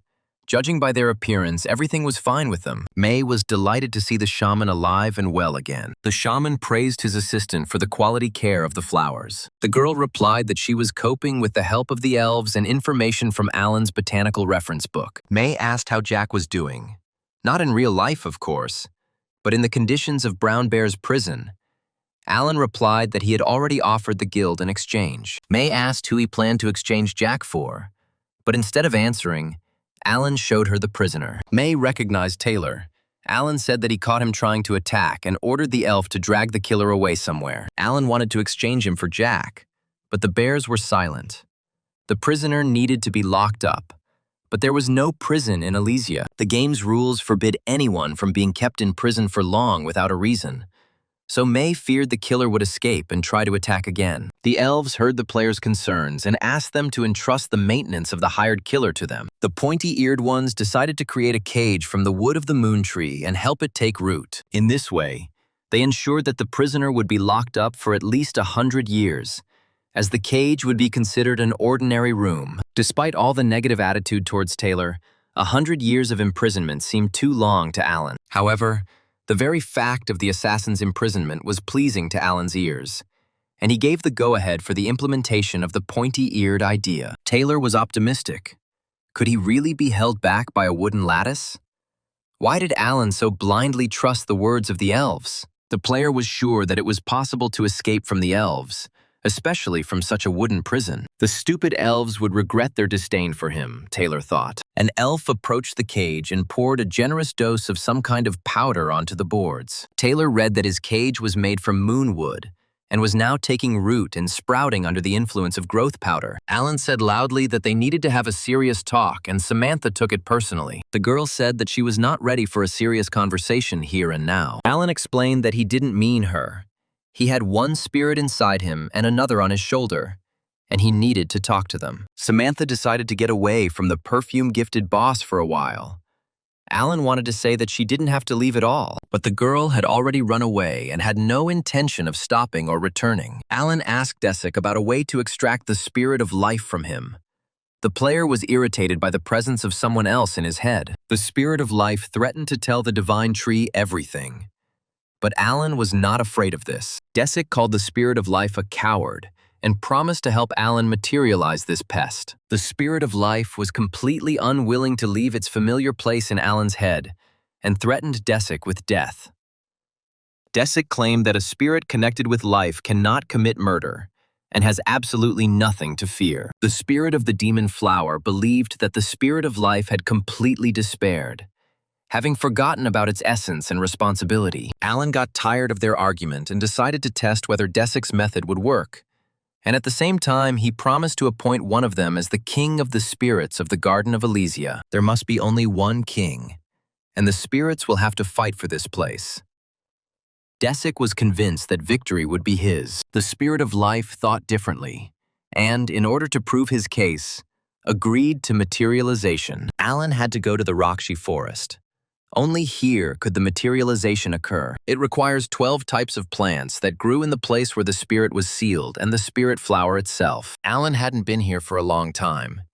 He found a place where he talked with the Ilfechi flower for 2 months. Desic drew a magic circle on the ground and said that since the contract between the spirit and Alan was concluded, there should be no problems. The spirit of life protested again, but this did not affect Alan's decision to materialize it. The spirit of life announced that he had not changed his mind, but that Desic had simply drawn the magic circle with error. Desic justified himself by saying that he had made an unintentional mistake, but Alan demanded that all possible errors be corrected. Desic corrected errors in the magic circle under the direct guidance of the spirit of life. When everything was drawn correctly, the spirit of life gave the signal to begin with satisfaction. The magic circle glowed with a soft light.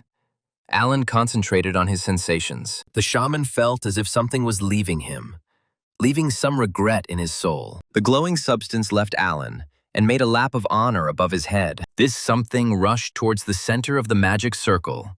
When it touched its lines, the clearing was filled with a bright light. The system reported that Alan had successfully summoned the spirit of life, and his fame in the game had increased. The player heard the sound of light footsteps and a voice complaining that all this should have happened, but somehow differently. Alan assumed that this was the same grumbler who had been accompanying him almost from the very beginning of the game. In front of the shaman stood a very pleasant-looking female spirit. She stated that she had previously found it difficult to follow Tialite, but now she feels much better. Alan asked if it was because he was so different from his predecessor. The spirit of life asked Desic if he wanted to take responsibility for what happened. The spirit of the demonic flower believed that he personally was not to blame for anything, and she herself did not object to the materialization. The spirit of life declared that Desic should shut up and come to her immediately. She didn't understand why the flower spirit had always made fun of her before, But now, he didn't even want to look her in the eye. Didn't he really want her to appear? Alan watched the spirits quarrel. They seemed to him to be similar to his parents. Soon, the three returned to Elysia, where they were met by astonished elves. The pointy ears could not believe that they were seeing the very spirit of life that had accompanied Teolite in the past. The spirit of life was basking in the glory. For the elves, she was a superstar. Desic was skeptical about his rival's fame and her importance among the elves. Alan remembered being informed of numerous orders for floral inventory and decided to examine them in detail. The first order was for a flower ring, needed to confess to his beloved in the game. Alan was expecting an order for battle wreaths. All the latest requests seemed strange to the player. 2 rings, 3 necklaces, 5 bouquets of flowers. The effect of the inventory was similar. Beauty and style were required, and no one asked for combat characteristics. Maybe this was a provocation from the bears. Alan went to meet the client accompanied by a group of elves and demanded to tell the truth. The customers were happy with the product. The girl liked the ring, but the guy couldn't figure out what he had done wrong. Alan asked them point blank. They were from the Brown Bears Guild. Let them tell the truth and he would forgive them. The shaman was convinced that these players had come to kill him while delivering the order. The clients decided to show their cards. The guy was the head of the recruiting team for the Kusa gaming team, and the girl was the manager of this team. Alan was puzzled. They are not clients, they are gamers. What a twist. Bill apologized to Alan for the forced ruse, but they found no other way to contact the shaman. The girl said that now the most famous and influential person in the New World is Alan, and Kusa is the largest company in the New World. Anna and Bill claimed that their gaming team was strong and influential and wanted to recruit him into their ranks. Not for free, of course. Alan refused.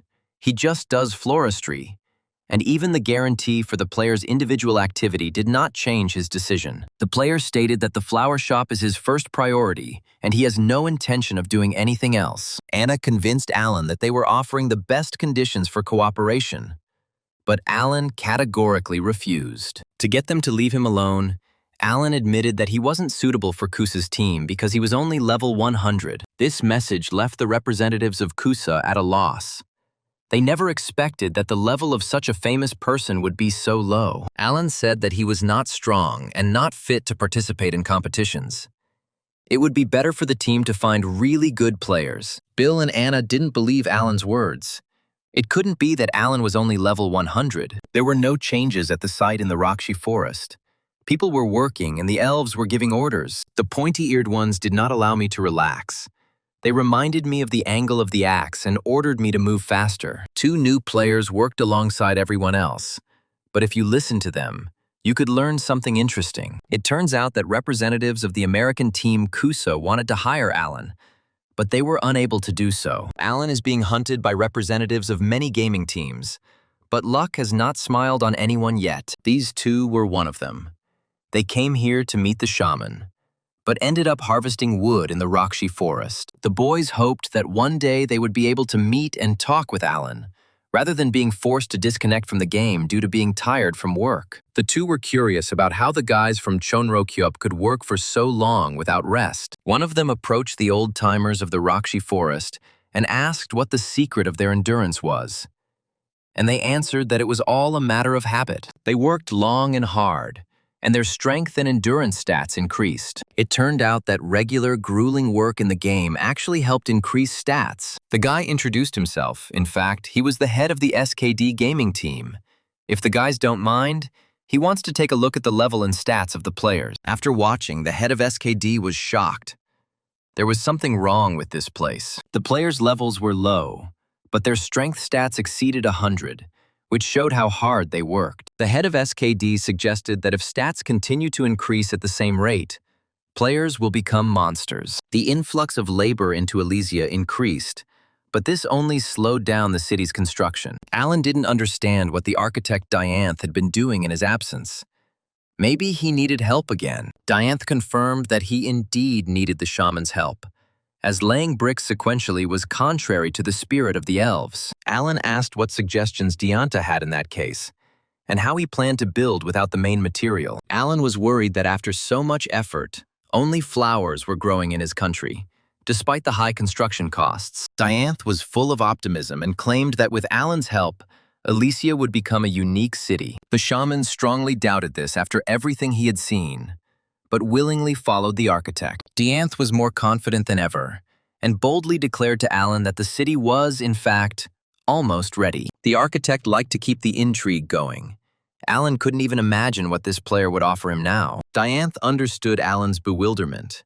In fact, he was secretly preparing the final chord in the construction of the city. At the end of the journey, Dianth and Alan found themselves at the divine tree, which left the shaman even more stumped. Dianth announced that they would now see a miracle, and to find out more about it, Alan should ask the divine tree. All the people in Elysia knew about the existence of the divine tree, but only Alan could talk to it. The boy leaned towards the tree and asked him to explain what Dianth meant. The tree announced that she liked the architect. He brought her special food morning, afternoon, and evening and prayed. Alan realized that the money he had allocated for the construction of the city was being spent on satisfying the tree's desires, and the shaman did not like this. Dianth confirmed that in order to fulfill his dream, the elves advised him to pray and feed the tree, and he did so. The tree confirmed that Dianth had sincerely asked it to fill the city's territory with flowers, and had worked so hard that it had regained its strength. The system reported that Alan was absorbing the divine tree's blessing and gaining the divine tree's patronage skill. Using the granted skill, Alan could increase the effectiveness of all class skills tenfold for 10 seconds. In Alan's opinion, this was pure cheating. But the tree was won over by Dianth's sincerity and decided to fulfill his wish. Dianth did not deny that he used all the money to feed the tree. And of course, he could not manage without Alan's help now. The architect explained that she had made markings throughout the city, and by following these signs, they would create a natural fence made of ivy. Dianth wanted to use such a fence to bring back visual randomness to the city plan. The architect even came up with an idea for what would serve as the base of the fence. He dug into his inventory and pulled out the treasured plant. It was a legendary plant known as the Milky Way. Dianth was flattered by Alan's delighted surprise. This cutting was not so easy to obtain. Milky Way is a vine with snow-white flowers that emit an elusive light. Its scent increases resistance to abnormal conditions. Dianth secretly acquired Milky Way seedlings from the Empire's garden. They are difficult to grow, but this plant is magnificent. Alan was curious to know how many seedlings the architect had bought in total. Dianth bought only 10 of them, but the seller assured him that with proper care, the vines would grow indefinitely. Alan examined the plant carefully. It was in a state of severe stress, which had reduced its viability to a minimum. Dianth was confused. The merchant guaranteed that these were the best seedlings. One seedling cost 5,000 gold. Dianth got angry. Did the merchant really deceive him? Alan consoled the boy. The Milky Way is a rare and capricious plant, so no one deceived Dianth. The suppressed will of the sapling could mean that the spirit of this vine had experienced something terrible. Alan decided that he needed to call upon the spirit of life. Without him, he could not solve this issue. Dianth saw the spirit of life materialize for the first time and was delighted by it. The shaman asked the spirit to look at the condition of the plant and make his diagnosis public. The spirit confirmed that this seedling had experienced a lot. The fact is that all plants in the world grown for landscaping go through this. Plants that could not survive all the trials, according to the spirit of life, did not die, but returned to the spirit world. The spirit of life explained that the fact that the spirit of a plant leaves does not mean that it will dry out and wither. Therefore, flowers and things made from them last a long time. Alan wondered how the plant spirits felt about him making things out of them. The spirit of life explained that this was not a problem, as this was how elves treated plants. Alan was surprised. It turns out that from the point of view of flowers, when he cuts them, bends and twists them, he is not a cruel person. The spirit of life replied that it was a matter of understanding, and the spirits completely trusted the shaman. The spirits saw the interest and love that Alan showed for the vegetation. The words of the spirit of life removed Alan's feeling of guilt. If the Queen of Spirits said so, then there were no problems. The spirit of life said that since all the babies of the Milky Way are seedlings, there is a high probability that the spirit will remain in them, but there will be a lot of fuss. Delighted, Dianth said that he wanted to demarcate the territory of Elysia with the help of this plant. Grow a vine and trim it along the lines. Alan doubted that the seedlings would survive pruning in such a deplorable state. They needed to grow naturally, but along the desired lines. Alan decided to give it a try. They would install vine supports all over the city according to Dianth's markings. The shaman liked the architect's idea and decided to give way to the children. Reality called to itself.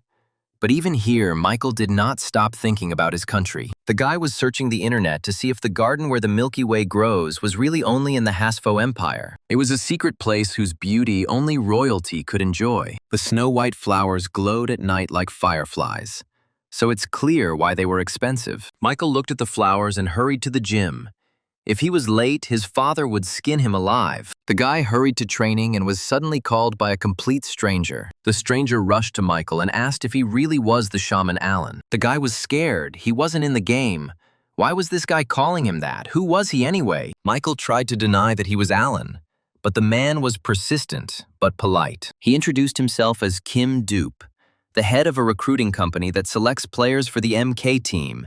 He learned about Michael Allen from the internet. Michael decided to find out what rumors had led Dupe to believe that he was the legendary shaman Allen. The guy tried to get rid of the annoying guy by saying that he was talking nonsense. Dupe showed Michael an open correspondence between two people who recognized Michael as Allen and posted his photo in real life. The correspondence said that they were afraid to approach Allen because in real life, he was scarier than in the game. It was check, but not yet checkmate. You never know who might look like whom. But the dialogue made an impression on Michael. It turned out that the guy became a local celebrity and was now recognized on the street. Michael clarified whether Dupe wanted to offer him a place as a player on his team or something else. Dupe replied that he knew about Michael's priority, the flower shop, so they offered him to become the MK team mascot. Kim Dupe admired Michael's achievements in the game and was confident that with such a symbol, his team was guaranteed success. Michael was glad that he wouldn't have to directly participate in the competition, but would just have to appear on screen occasionally. Dupe offered to take part in a match once or twice in his free time. But if Michael doesn't want to, then there's no need. Michael liked Kim's proposal. It promised profit and fame without the hassle. Kim invited Michael to a cafe and discussed the details of the collaboration. The guy was interested in how much MK intended to pay him. Samantha and May were thrilled to hear the news of signing with MK. They were one of the best teams. Mike Allen announced that he will not participate in the matches, but will become a mascot and will promote MK, more of a model than a gamer. The most important thing is that Michael was happy with the amount of the deposit and the annual salary. With the money received from MK, Michael will be able to pay off his student loans. And this even made Michael's mother happy. The girls were wildly envious of the guy. They didn't earn that much, even though they were both older than Michael. After Dianth shared the plan to grow the Milky Way, houses began to be built at lightning speed. Very soon, Elysia began to look more and more like a real large city. The seedlings were so weak that rapid growth could have been fatal for them. So they decided to let them get used to it first. Alan cared for the seedlings and waited patiently for them to take root in the soil of Elysia. One morning, Alan looked around his city. Almost all the buildings were built and the districts were divided. Dianth was really talented. The shaman decided that the time had come that all the city's inhabitants had been impatiently awaiting. The shaman decided to begin the main act, and inside he was trembling with anticipation. Alan distributed 10 seedlings evenly throughout the city. He would start with the first one, use accelerated growth, and then move on to the next plants. May should be on the second site and use the rapid growth. The spirit of life will help her direct the vine towards the store. When the two vines met, Alan planned to use the plant grafting skill. Alan watched with pleasure the zeal with which May and the spirit of life set to work. The shaman turned to the seedlings and tried to instill in them confidence that they could grow with his help. The Milky Way saplings could not directly contact Alan, but the shaman felt an affirmation of confidence in the air. Alan tuned himself up and used the divine tree's patronage skill, increasing all of his class skills tenfold. The shaman gave it his all, using his skills, accelerated growth, elven flute playing, floristry. The seedling responded to Alan's efforts instantly. The growth rate of the Milky Way was incredible. The NPC elves and players who witnessed this miracle were incredibly delighted. Hookah was once again glad he hadn't been afraid to accept Alan's offer. Another perfect piece of content for the stream. Alan decided that the first seedling had grown sufficiently and sent May a message to start growing the second one. The shaman's excited assistant waited impatiently for the command, and now it has arrived. The girl was terribly worried. She had already grown flowers and trees, but she was far from Alan. The spirit of life promised to help her. The skill fast growth worked. Reinforced by the energy of life, it ensured the rapid growth of the seedling. May didn't expect it to work out so well. The vine grew before her eyes, getting bigger with every second. Alan rushed to section number 2. He needed to get ahead of the vines growing along the guides. The vines rushed towards each other. A little more and they would meet. They needed to hurry. Alan and May ran towards each other. They had to stop at the place where the plants would join. The shaman gave the command to begin the operation, and the girl carried out her part of the job without fail. It was necessary to have time to use the plant grafting skill at the very moment when the vines of the first and second seedlings collided in the air. Alan and May performed the required actions in sync. It was exciting and cool. Having given it their all, the players did it. May lost her breath, and all that was left was to repeat the same for the remaining sections. Hookah was reporting from the scene. The vines were growing at an incredible speed. Alan was speeding up the growth time of the vines, directing them towards each other and intertwining them together. The process produced a stunning impression on the spectators. But the question of why the shaman covered the city with vines remained open. Hookah said that this was the idea of the architect Dianth to mark Elysia as a city of elves. Hook decided to interview Alan, who had already done everything necessary and was simply observing the process. Alan greeted the stream viewers and introduced himself as Shaman Alan. Hook asked if everything had gone well.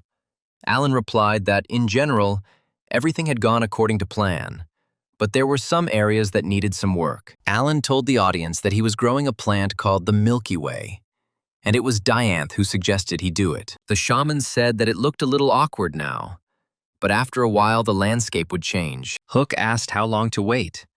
Alan answered that everything would be quick.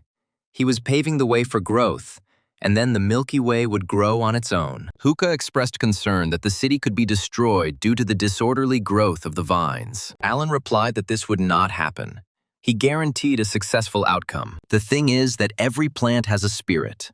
These spirits are pure beings and will never harm others. Hookah believed Alan's words.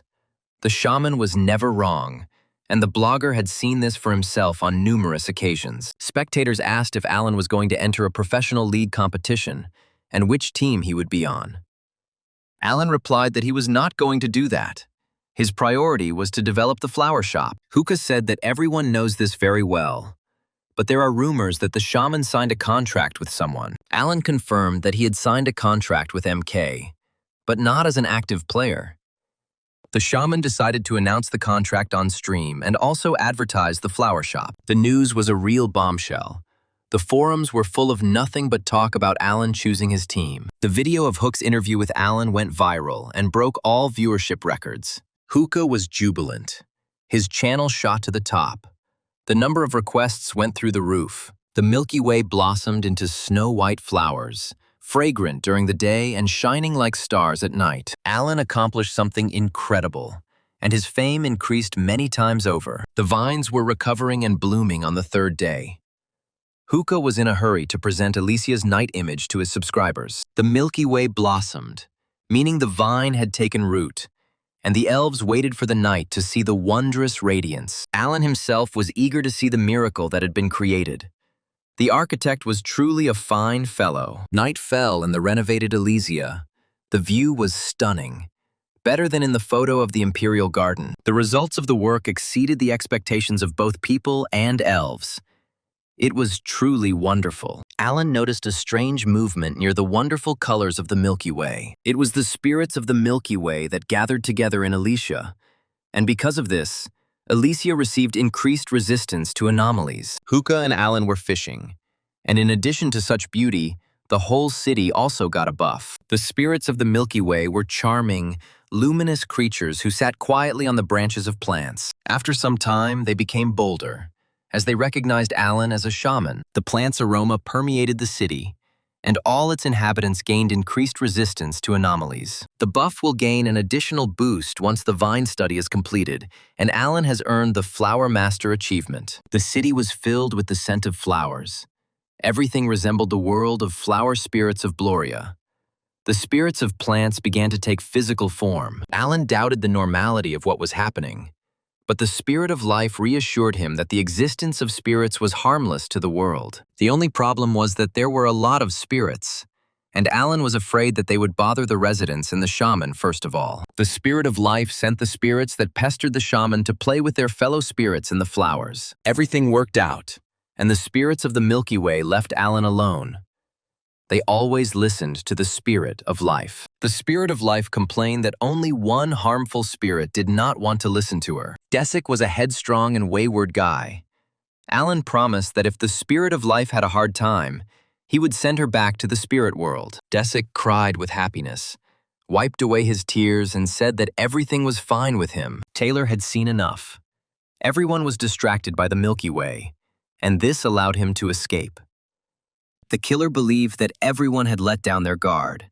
He was going to get out of here, and before that, burn everything to the ground. Taylor used Shadow Step, but due to the strong energy barrier, it was impossible to use the skill. The player expected something like this, but he was confident that he would get out of the cage with the help of a long knife. Attempts to pry open the cage were unsuccessful, and Taylor realized that the cage was made of a special wood. Taylor's attacks on the cage had no effect on it. The wood did not give in. Moreover, the wounds inflicted by the knife healed before our eyes, and the boards acquired their original appearance. It was not good. Not good at all. Taylor had never seen a tree with such abilities before. Taylor gathered his skills and tried to damage the cage, but it was all in vain. The most annoying thing is that this place was not a prison cell, and it will not be able to open, no matter how much time passes. Taylor decided to ask the Brown Bear Guild for help. The assassin tried to contact the Bear Guild master, Croken, and asked him to save him. Croken dropped the message and blocked Taylor. It was a total failure. In the morning, Alan came and asked what was going on here. The elf suggested that the killer tried to escape but failed. Alan was puzzled. The hitman seemed to be in perfect order a couple of days ago, but now he was a different person. Taylor was like a shadow of himself, his confidence and pomposity gone. The killer begged the shaman for mercy, promised not to harm him anymore and to let him go. Alan demanded that Taylor calm down and tell him everything in detail. Alan didn't even touch him, but he was already whining. Taylor complained about the bears. He did all their dirty work for them, and they don't want to help him. He will not associate with racists anymore. Alan clarified that Taylor himself was a member of the Brown Bear Guild, wasn't he? The guy was sobbing, that's true. But he's not a racist and never has been. Taylor said that he was Russian and that the Brown Bear Guild was one of the best in the world. But he did not share all of his leader's beliefs. Alan regretted that Taylor wasn't an NPC and the monkfish headband didn't work on him. But he still asked what the prisoner would do. The shaman assumed that if he released Taylor, he would return to his guild. Wouldn't that be true? The killer announced that he was not going to return there. Croken spoke of his loyalty, but only remembered him when he needed to kill someone. Alan objected. He would release Taylor if he returned to the Brown Bear Guild as a full member. The shaman needed information about a player who was languishing in the bear's prison, and Taylor had to get it. That wasn't all. Taylor had to stay in the guild after that. Taylor didn't understand why Alan needed that. Alan warned Taylor that their conversation would be recorded, and if he decided to stab him in the back, he would regret it. The shaman will simply publish this recording on the internet, and Taylor will be pursued simultaneously by 2 countries, Brown Bears and Elysia. Taylor had no choice but to accept Alan's terms and agree to work for him. Since Taylor behaved peacefully, Alan decided to release him and ordered a lumberjack to be called here. A little later, by order of the king, Tina, a member of Chanrokyup, appeared. She looked at the shaman with admiration, apparently being his fan. The shaman asked her to cut the wood of the lattice cells where Taylor sat. Tina promised to do it with ease. She had already received recognition of her strength from the elves. Taylor was puzzled. Obviously, the girl was a noob. How could she handle wood when even he couldn't? Tina asked Taylor to bend down and sit in the corner of the cage farthest from her. Tina always remembered that the important aspects of lunar tree felling were the angle of the axe, the bend of the wrist, the force of the blow, and concentration. Tina gathered all the elves' instructions together and struck the cage. Taylor froze in a daze. He wasn't afraid. It was just strange how a fragile girl could break a cage with this antediluvian axe. One swing of the axe and the top of the cage was sent into a short flight. Tina looked around triumphantly. Isn't she great? Taylor was in culture shock. He certainly didn't expect this. The shaman counted on Taylor's conscientious cooperation and reminded him that betrayal would cost him dearly. The hired killer swore allegiance and devotion to the shaman. He will have to change his master. The king of the country, Brown Bear Crokin, was informed that the hired killer Taylor had returned. Crokin was perplexed. Just last night, Taylor had asked to be rescued, but he had managed to escape on his own. Lirius didn't know how it happened, but he advised Crokin to be polite to Taylor and try to calm him down. Crokin was indignant. He was the king and did whatever he wanted. Lirius believed that this excuse would not work on Taylor. Lirius reminded that Taylor helped build the Bear Kingdom from scratch.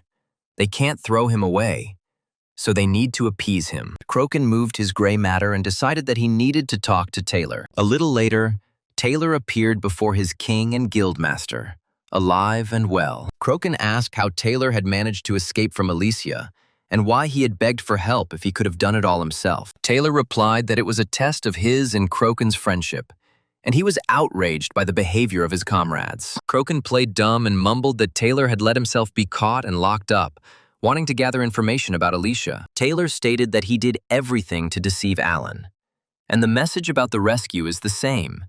He brought a lot of interesting information. Crokin was interested in Taylor's story. He warned the king that, in addition to the elves, there was an even greater power hidden in Elysia, and he should not rush. Crokin believed that the atmosphere in Elysia was too rosy. They had let down their guard, and it was an excellent time to send a spy there. Taylor commented that Alan did not seem like the type to ruthlessly root out spies, and Crokin decided to lay the man down and burn the vines. The killer thought this idea was stupid. After this, Alan would reduce the country of brown bears to dust. Taylor had the idea to pit Crokin and Alan against each other. If they got into a fight, he would only benefit. He said out loud that Crokin's idea was excellent. Burning flowers would be an excellent provocation, and the king ordered him to begin this operation immediately. Taylor agreed and asked to be allowed to visit the underground prison. Crokin asked why he needed all this. Maybe it would be better to go straight to burn Elysia. Taylor replied that it was because Alan had humiliated him in every way. So shouldn't he respond in kind? Crokin allowed Taylor to visit the prison and apologized for making him feel abandoned, but he appreciated his contributions to the country. Grandmaster Crokin welcomed any action Taylor took as long as it was directed against Alan. The only thing that seemed strange to the king about Taylor was his hairstyle.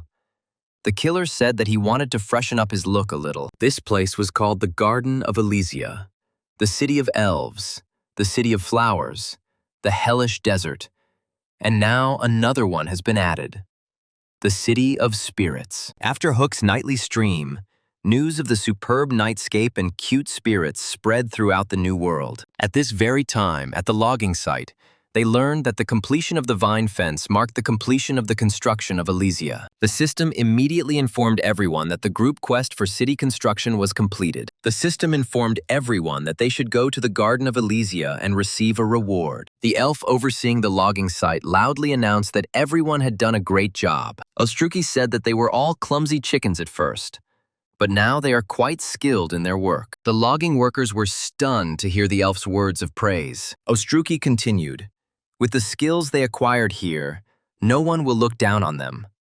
Working with the moon tree is a difficult task." The elf especially appreciated the fact that all the logging workers had learned to live in harmony with nature. Ostruki turned his back to the players and said that they were free to leave. The elf paused and added that all players could return at any time convenient for them. A fit of emotion and enlightenment struck all the logging workers. They sobbed out loud. The elf, without looking back, walked into the thicket of the forest. The boys wanted to stop and thank him. They shouted words of gratitude for everything the elves had done for them. Pointy-Eared moved further and further into the forest, and he did not even see how everyone bowed to him with gratitude and respect. Players said they would be happy to work with elves in the future as well. Ostruki pretended that he didn't see or hear any of this, but he was pleased that people understood him and were imbued with nature. May found a message that 200 players wanted to move to Elysia. She thought they were just sick. The girl couldn't even imagine that they would want to stay here after everything they had been through recently. It scared Samantha a little. May noticed that Chanrokyop was now an official guild. Alan was surprised that they weren't one before. May replied that everyone who worked in the forest created a guild. Breeze is the guild master and is doing everything possible to ensure that everyone gets settled in Elysia. Alan remembered that he was the ruler of this city and said that if they wanted this, then he had no reason to stop them. Diantha appeared. Alan thanked the architect for his work. The idea with the Milky Way was just superb. Diantha was grateful to Alan. Thanks to this, he learned a lot and gained additional experience. Alan was glad to hear this and decided it was time to give the architect the promised reward for the quest. The Twilight Barrier Shield. Samantha became wary. Here was that very shield. Unexpectedly, Diantha refused the reward. He would not be able to use it anywhere. Diantha said that he had already received too much from Alan and decided to refuse the shield. Alan asked if Diantha would leave the city, and he replied that he had risen a step higher, and now he would be treated with respect everywhere. However, this would destroy any further opportunity for development in his class, Diantha regretted, where he can so freely express architectural concepts without restrictions. And there is still much he wants to do in Elysia, Diantha concluded. Alan understood that the architect wanted to stay in Elysia and did not stop him. Elysia was crowded with people who wanted to see the spirit world and the flowers of the Milky Way. Alan looked around. Everything was quiet and calm. No one was going to disturb him. The divine tree admired the wondrous sight. She never thought that the power of the spirits in this place could become so strong. Alan did a great job. The shaman did not expect the tree to compliment him. She had grown a lot. Tree asked what the shaman was going to do. Judging by his expression, something incredible was being prepared. The player agreed and extracted Gloria's essence, the transparent ball trustingly falling into his hand. Alan announced to the divine tree that he was going to remove Gloria's seal. Tree was happy. Gloria was like a child to her. Teolite also took special care of her. When the demons came to this world, everyone was scared. But Teolite saved everyone. Alan always believed that spirits were immortal, which is why they were sealed. It turned out that the spirit's job was to care for the tree, so they were sealed in Gloria to create a comfortable environment for the tree. It turned out that Alan could have removed the seal even earlier. He simply found this thing and brought it to the tree. Alan agreed. In fact, everything was exactly like that, as he hadn't realized at first. The tree decided that Alan had found Gloria only recently, which is why he was unsealing it now. He couldn't be that stupid. Alan didn't disappoint the plants, but only asked what he should do next. The tree replied that Elysia was no longer much different from Gloria, but was still capable of bringing benefits. It was simply necessary to plant it next to the tree. Alan did as the tree said and took a step back. The process of removing Gloria's seal began. Right before the astonished player's eyes, a powerful beam erupted from the ground and connected it with the sky. Now, Elysia was directly connected to the spirit world, and the plants on this land were free from diseases. Products previously produced only in Gloria are now available in Elysia: growth powder, fairy jelly, and spirit cloth. The news that a path to the spirit world had opened in the Garden of Elysia spread throughout the continent. Alan thought the most important thing was the ability to produce unique products. Now he would have enough growth powder. The shaman was interested in what fairy jelly and spirit fabric were, and what these things could be used for. It turned out that the fabric of spirits is a material woven by spirits from flower fiber. It is transparent, but increases speed, agility, and charm. Fairy jelly is a ball of pollen collected by spirits. When consumed, it reduces the effect of debuffs by half for 5 minutes and enhances abilities. Spirits were hovering around the divine tree. They would now help the miraculous plant, and Alan would have even less reason to come to it. A call came from Taylor. Alan answered him sharply. But what could you expect? He tried to kill Alan a couple of days ago. Taylor was a little offended. They were allies now and should be polite to each other. Alan promised to improve and asked what Taylor had found out about Jack and how he was doing in prison. Taylor reported that the Bears will not let Jack go. He is serving his 5th sentence. The Guild will come up with a new reason to detain him as soon as his sentence ends. Taylor said that he could get Alan past the castle guards and tell him the date of Jack's next release. Alan didn't think it looked like much help. He expected Taylor to get Jack out of jail. Taylor replied that if he did not help Alan, he would be caught at the castle gates. Alan agreed to accept this kind of help. And at the same time, he asked to tell him how to get to the prison. Perhaps he would have to save his friend himself. The elves, when they learned of Alan's plans, insisted that he take them with him. Alan refused the pointy-eared ones. He would go behind enemy lines, and there they would be too noticeable. The elves insisted that at least one of them should go with the shaman. Alan agreed to this on the condition that they hide their ears. Then no one would recognize him. The elf girl suggested another method of disguise, which Alan would definitely like. The shaman did not immediately understand what exactly was being offered to him. The idea did not seem brilliant to him. Elf.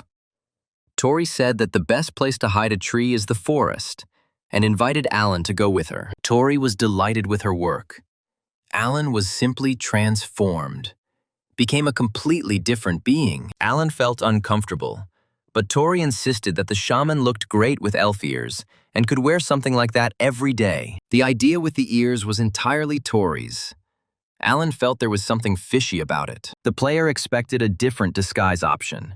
He doubted whether he would be able to hide from the bears in the guise of an elf. Tori became shy and asked if she could tell the shaman one huge secret. Alan became agitated. The elf looked too mysterious and disturbing, and he prepared himself to hear something terrible. Tori said that both her grandfather and her father guarded the previous shaman, so the destinies of her family and the shaman are intertwined. The elf was happy that she would continue the work of her ancestors, but the shaman thought that she was crazy. Tori chattered that she would follow the shaman everywhere and one day kill the dragon with him. Alan categorically refused to fight the dragon, much less take the animal's life. Tori was confused. The shaman should attack the dragon. Her grandfather and father participated in the shaman's attacks on dragons. The shaman doubted it. The spirit of life confirmed that he was right. But Tori could not be convinced. She was burning with the desire to kill the dragon. The walls of the western gate of the fortress of the capital of the country of Brown Bear were impregnable. The guard garrison kept its constant watch, but mostly suffered from boredom. An NPC named Orn once guarded the kingdom of Iteran. Now he guarded the country of Brown Bear, dying of boredom. The unexpected incident instantly dispelled Orn's sleep and boredom. The NPC was scared as he had never been scared before in his digital life. Taylor, a hired killer renowned for his agility and cruelty, rose up from the ground next to him. Taylor stated that he had an order for Orn to carry out and not tell anyone about it. Tori and Alan set off for the land of the Brown Bears. Their path lay through the mountain forest of the Shi'ar tract. Orcs lived in this forest, and the elf happily chased away all the green-headed ones she met on her way. The orcs couldn't understand what this crazy elf wanted from them, and they generally tried to avoid dealing with the pointy-eared ones. Tori wanted to find out the location of the dragon from the orcs. Alan tried to slow down his companion, but in vain. The orcs knew nothing about dragons. They were simple mountain bandits. But Tori was adamant and threatened the orcs with death. The orcs begged for mercy. Tori was furious, and Alan couldn't understand what orc bandits had to do with dragons. Thanks to Tori's persistence, Alan received the title of Orc Millstone, increased his level and income.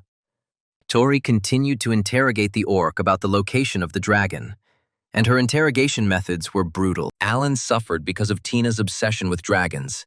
Even if they met a dragon, how the elf was going to defeat it. Leaving behind numerous orc corpses and earning the nickname Angel of Death, Tori continued on her way as Alan's guard. The elf felt sorry for the wasted effort.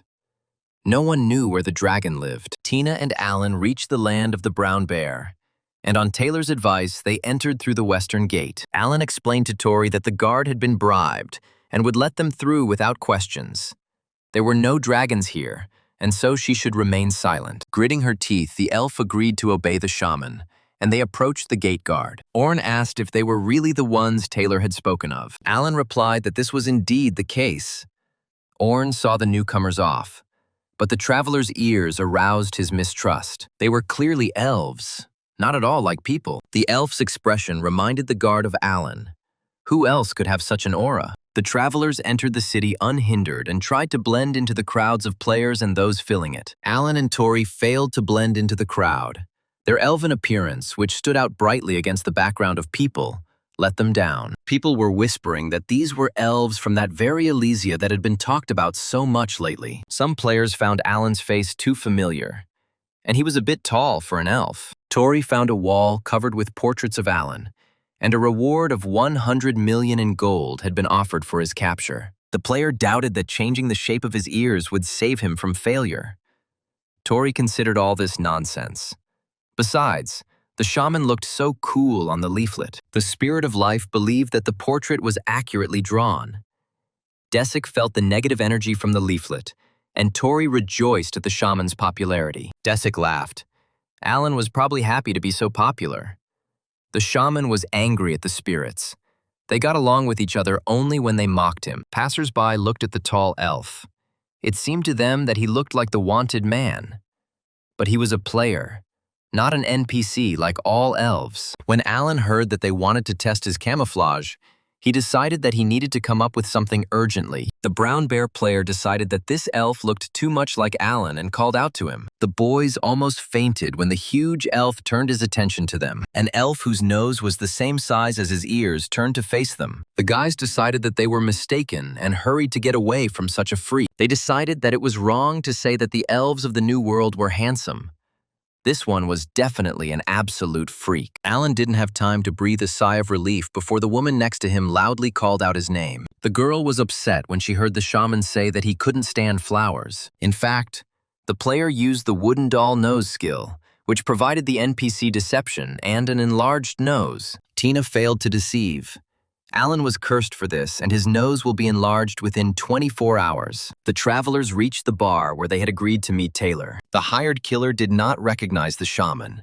His nose and ears misled him. Taylor thought that Alan wouldn't be recognized in this form, and his mother, if she had known that the shaman dressed like that, wouldn't have had to spend money on a guard. Tina rushed to the shaman's defense, declaring that he was speaking too unceremoniously about him. Alan got tired of this fuss and asked when Big Muscles would be released. Taylor said that freeing Jack was a little problematic. Alan got angry. If this was a trap, then Taylor would regret it. The hitman calmed Alan down and explained that the situation had worsened, and everything was made to look as if Jack had killed the prison guard. The system imposed a restriction on repeated imprisonment, so the guild deliberately put its member in a cell, and he provoked a fight. Plus, a guild member intentionally lost the fight, and the system again recognized Jack as a prisoner. Alan asked how Taylor knew all this, and he replied that he was at the top of the command of this country and knew almost everything. Taylor upset Alan by telling him that his friend would not be getting out of prison anytime soon. Alan decided to wait for his release and asked Taylor if he had brought him the map. Taylor was perplexed. Alan was going to break in there. The shaman decided that he would just go in and lead one person out of prison. Taylor didn't believe that this could work, but the shaman wasn't going to attack the prison head-on, which is why he asked for the map. Dianth told Alan that every building had a sewer system, and that's where they would go and find a way into the prison. The drawing lay in front of the shaman. He planned to reach the waterways under the prison, drill a hole, and then make a passage into the prison. Taylor wondered if this was possible and if Alan had the right skills for this, as mining skills were needed here. Alan reassured Taylor that he shouldn't worry. His job was just to distract the guards. The shaman decided that the operation needed to be started right now, without putting it off. This was a waterway outside the castle, marked on the drawing, and it was possible to enter the castle from here. Tina, at the shaman's request, tore down the grate with one blow of her elven sword. Now they could go further, and the travelers entered the gate. A message has arrived that Alan has entered the hidden underground paths of the Idiran capital castle. Alan noticed that the message specifically mentioned Idiran, and not the capital of the Brown Bears. But he would deal with that later. According to reports, the Brown Bear Guild had no idea about this place, since it is said that Alan was the first to discover this dungeon. Taylor replied that they never bothered to look for such places and went to distract the guards in the prison. Alan ordered Taylor to be ready and wait for his message. He would send it as soon as he was there. The shaman unfolded the map, But the place they had come to looked different from the picture. The path shouldn't have branched. There was an error in the drawing. In front of Alan and Tina, the waterway diverged into 4 directions. I had to decide where to go. And the system also sent a strange message. For those who have lost their history, there is no tomorrow. Alan couldn't understand why it was written down and not lost. What kind of hint this was? Chulkan, a historian of the kingdom of Idaran, wrote that he came to the dungeon in search of a legend and discovered a sleeping guardian. Alan couldn't understand why he needed this information and why they sent him all this. Tina assumed that the guardian was a dragon. Her grandfather told her that kingdoms in ancient times had dragon protectors. Chulkan burned all records of this place, and by his will, the keeper of Idaran was forgotten forever. This message baffled Alan, but also clarified the difference between the drawing and the terrain. The historians simply changed all the records. But what should they do now? Alan decided that they would have to explore this creepy dungeon and suggested that Tina take the first path on the right. Tina obeyed Alan unquestioningly. She was ready to follow the shaman anywhere. Suddenly, Desik came to life and shouted that they didn't have to go inside. There had to be another way to explore the dungeon. Desik was afraid that something would jump out at them. The spirit of life called him a coward, and Tina expected a dragon to appear. Alan had no doubt that they would find something here, even if the plan didn't match reality. But now he needed to save Jack. That was priority number 1. The travelers entered a side passage. Inside it was much more spacious than they expected. The path went straight, without side passages. There was a foul smell in the dungeon, as if something was rotting. The travelers decided that this was the smell of a monster or a dragon. Loud footsteps were heard in the depths of the dungeon, and Desik hurried to retreat. A huge, decaying, giant red wolf came out to meet Alan and Tina. It was a gigantic, merciless beast, its mind clouded by blind rage. Tina was disappointed. It wasn't a dragon. Alan didn't expect a zombie wolf to appear. But what surprised him most was Tina's indifference to the danger. Against an undead class monster, it was best to use a spiritual elbow, and Alan chose the life spirit for this. The monster approached with astonishing speed. It did not intend to linger and attacked Alan. Man and beast came face to face.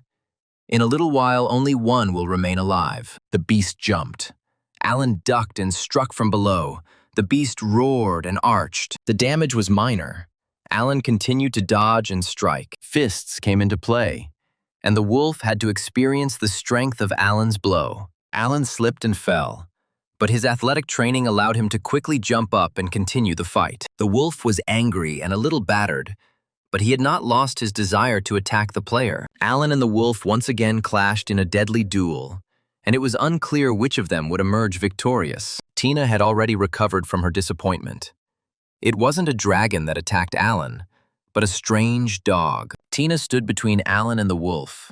The elf didn't like this animal at all. The elf walked past the wolf with a light gait and swung her sword several times. A message came that Alan had defeated the giant wolf and received its fangs and decaying skin. Alan was surprised at how quickly and easily Tina killed this monster, although there was nothing surprising about it. She was an elf. Alan obtained a fragment of the map of the hidden underground waterway of Idaran Castle. The shaman realized that he would have to collect all 4 parts of the map together, and only then would he pass it. Desik sighed. Nothing can be done about it. He'll have to sweat. The spirit of life saw Desik and was indignant. He was a useless coward. Why did he return after escaping? Desik claimed that he was also doing something useful. The spirit of life was making fun of how while someone was working hard to kill a monster, another one was running away and then claiming to have worked hard. It was just funny. Alan asked why Desik stubbornly avoided battles. The demon flower spirit stated that he was doing this because he was afraid. Desik said that there was no need to feel sorry for him. There was nothing further along this path, he checked. They would get the rest of the map fragments in other passages. Alan suggested listening to Desik and checking other paths in the dungeon. Thus, going through one passage after another, Alan and his companions encountered various monsters. On the second run, they had to fight a bony warhorse. In the third, Tina defeated a giant bat from the dark shadow. The fourth passage was guarded by a huge nutria, A zombie. Alan finally completed collecting the fragments of the hidden underground waterways of the Adaran capital castle map. The map was different from the previous one, and Alan also didn't understand why all the monsters here were undead. It was probably because of the dark force. From this, it followed that the Guardian of Adaran was most likely not a guardian at all. Tina assumed that it was a black dragon. Alan was tired of Tina's talk about dragons, especially since he found part of the ceiling that was the floor of Jack's cell. Now the rescue operation could begin. Alan summoned Mirage's soldiers, and they immediately appeared before the shaman. The soldiers were armed with picks and shovels and asked only where they would have to dig. Alan replied that they were underneath the prison and would therefore be making a hole in the ceiling. According to the plan, the walls are about 4 meters high, and it is difficult to dig directly under them. Alan decided to dig at a 45-degree angle, then at an angle in the other direction for another 3 meters or so, and they would reach the floor of the prison cell. The Mirage soldiers were outraged. It was a difficult job. Alan knew this and decided to give them something to help. The shaman distributed energy drinks to the miners, which increased their digging skills and reduced fatigue. The Mirage soldiers drank this potion, felt an unusual surge of strength, and got to work. The entrance to the prison of the Brown Bear country was securely guarded, and a mouse could not slip past the guards. The guard recognized Taylor. He had come recently. It was strange that he came today too. Taylor said he was worried the guards were being overburdened, and they were barely able to sleep because there were so few replacements. The guards said that they had recently had a commotion. It was an unpleasant incident. The guard told of a repeat offender who killed a prison guard, but he was an Immortalian, which is a minor problem. The guard complained about the difficult working conditions and low pay, and Taylor only echoed his sentiments. Taylor took out a bottle of premium Scotch whiskey and handed it to the guard, who advised him to drink it and forget about all his problems. The guard refused to drink, citing that he was at work, but Taylor was convincing. The prison warden, Catus, was not there, so everything was fine. Taylor proposed a drink to the watchman's hard work and to the fact that his life would get better. After a while, they were drinking calmly and chatting cheerfully about life. The guard understood that the country was changing, but the number of prisoners was growing. There was a shortage of guards, and people were being jailed for nonsense. The guard claimed that the Immortalians had no sense of responsibility for their work. He became angry and waved his hands. Through his clouded consciousness, the guard heard strange sounds coming from the dungeon. The guard asked Taylor if he had heard anything. He thought he heard strange sounds coming from the underground prison cells. Taylor was perplexed. He hadn't heard anything, and the guard was sure that he wasn't drunk and was imagining all sorts of nasty things. Taylor recommended that the guard drink another glass of whiskey with ice. Alan was there, and it was necessary to consolidate the guard's condition. Jack nearly died of fear when a huge elf with a long nose emerged from the floor opposite his cell. Alan was climbing out of the hole in the floor and asked Jack not to make any noise. Otherwise, even his muscles wouldn't help him. Tina and Alan assumed they would end up inside the chamber, but they were a little mistaken. But they still made it to Jack's chamber. Jack didn't immediately recognize his friend.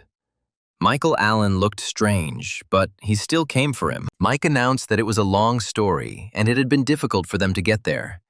He would tell it to Jack later. Allen gave Tina the order to take care of the grate, and the girl hastened to carry it out. Tina asked Michael to move away from the bars and prepared to hit. A few light swings of the elf's sword were enough to almost completely destroy the cell's bars. While Allen and Jack were amazed at the elf's abilities, Jack received a message in his email. If he left the cell, he would become an escaped prisoner.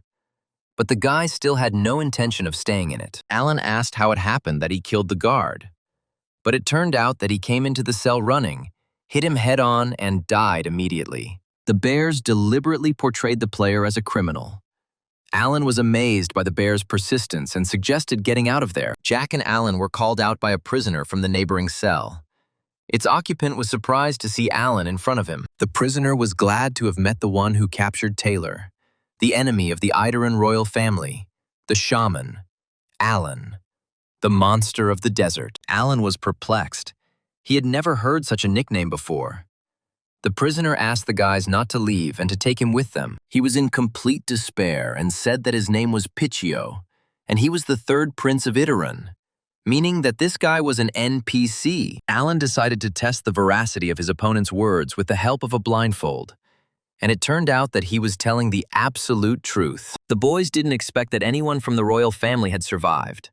The prince immediately demanded that they observe etiquette in their conversation with him, and Alan decided to take his leave. Pichio begged.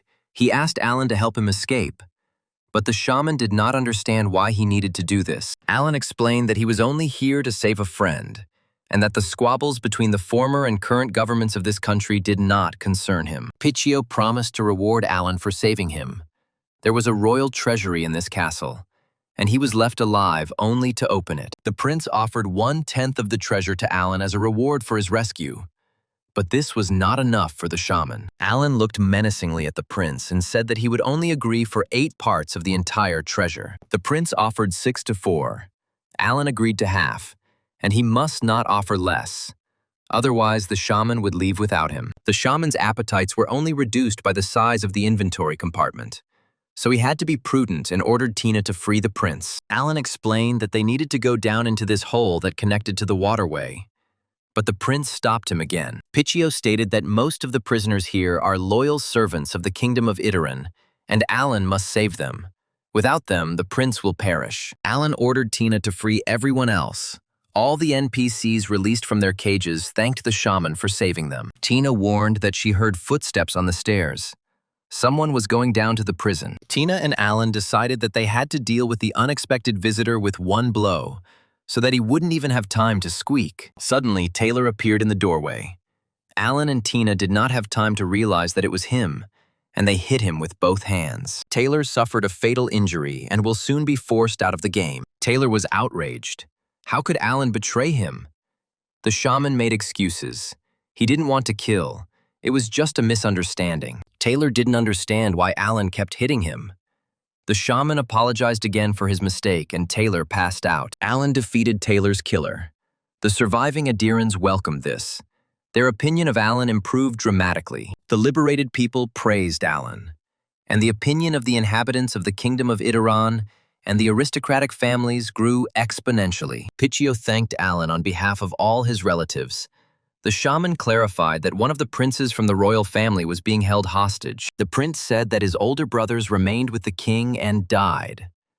Alan concluded that the prince was left alive only to open the treasury. Suddenly, an old man materialized in the prison and asked how Alan was able to find the map that he had hidden to protect the sleeping guardian of the family. Pichio recognized the old man as Lord Chulkan, the keeper of the treasury and a necromancer. Chulkan asked the prince for forgiveness. He simply did what he had to. He could not allow the new rulers to find out about the existence of the treasure. Alan, more than anyone else present, needed to know what all this meant. Chulkan stuttered as he tried to explain what was kept in the treasury. Tina intervened in the conversation and suggested that a dragon lived in the treasury. The elf was confident that she would be able to meet this wonderful creature. Alan realized that the whole event was doomed. He had to cover Tina's ears so that she wouldn't hear anything about the dragon. Tina squealed with delight. Chulkan spoke of a dragon forgotten by the royal family. He remained only in the records, but in fact he lives deep under the castle. Prince Pichio took this story for the pure delirium of an old man who had gone out of his mind. Chulkan was indignant. The previous rulers did not trust him, and that is why the kingdom of Itaran was lost. Pichio was indignant. This old man was insulting the royal family. But Alan stopped him. They would deal with the dragon later, but now they had to leave here. Tina lost control when she heard that there was a dragon somewhere here. Alan saw this as a big problem. The elf repeated like a clockwork. Since there is a dragon here, it must be found and killed. Everyone wants that, don't they? Alan believed that they had little strength to fight the dragon.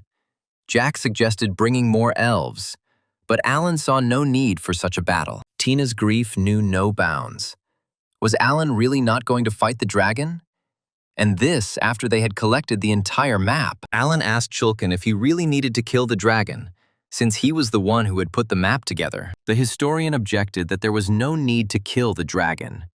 He had hidden the map only to prevent it from falling into the wrong hands. The shaman was curious about how things really were.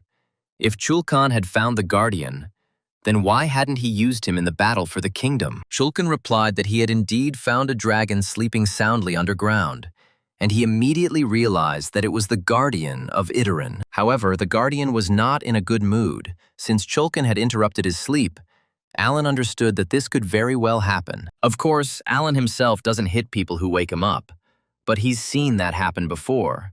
The shaman laughed, half reading the message that the NPC was lying to him. Chulkan continued to say that the dragon warned them that if they woke him up again, they would regret it. That's why the historian used necromancy magic to hide the map securely. The awakening of the dragon, the old man believed, would destroy the world. Alan did not understand how one could call a creature capable of destroying the world a guardian. Chulkan considered this situation a punishment for the fact that they forgot about the dragon for many hundreds of years. Chulkan simply hid the map instead of burning it. Alan assumed that he wanted to use the map later and return to the dragon again. Chulkan objected, but Alan decided that this story was not important to him at all. It was not worth wasting time on it. He needed to leave. The fugitives descended into the dungeon. Everything went well. The brown bears never showed up. Chulkan told the shaman that if he followed the path marked on the map at this location, he would be able to get to the castle's treasury. Prince Pichio suggested that Chulkan and the main part of the fugitives move towards the exit, while Alan, the prince himself and a few others would go to the treasury. Alan agreed, and the fugitives split into two groups. Chulkan led the people to the exit. Tina, Jack, the prince, Alan, and two spirits went to the treasury. The friends wanted to fill their pockets with treasures, and the prince wanted to revive the country. Alan asked if there was a guard in front of the treasury. The prince said that last time there wasn't one, since no one except him could open the door. Alan was sure that if this kingdom were ruled by NPCs, there would be guards everywhere. The bears trusted the game system too much. Jack was curious how Alan managed to get into the castle, and now he was going to steal the treasures. The shaman said that he would take the treasures with the owner's permission, and Taylor helped him get into the castle. It was a pity that he entered the dungeon at such an inopportune time. Jack was puzzled as to why Taylor had betrayed the guild, but was told that the bears had done it first, abandoning the mercenary without help in Alan's captivity. Having figured out all the details, 2 players and 2 NPCs set off along a hidden waterway towards the treasury. They didn't walk for very long. The prince silently glanced at Alan and wondered what his union with this man would lead to. At the end of the path, which according to the map should have led them to the treasury, they came to a dead end. A message has arrived that, thanks to the Tomb Raider achievement, Alan has discovered a hidden passage. The shaman saw a glowing object, just like back in the cave. This time, it was a brick. The player resolutely walked up to the glowing brick and pressed it. The wall shook and moved upward with a terrifying creak. The prince stared at the guy in shock. How could he know such a thing? Alan grinned. He was just lucky.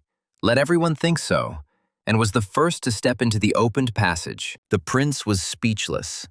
Tina admired the shaman. Even Jack was stunned. Was his friend the all-powerful protagonist of the webtoon?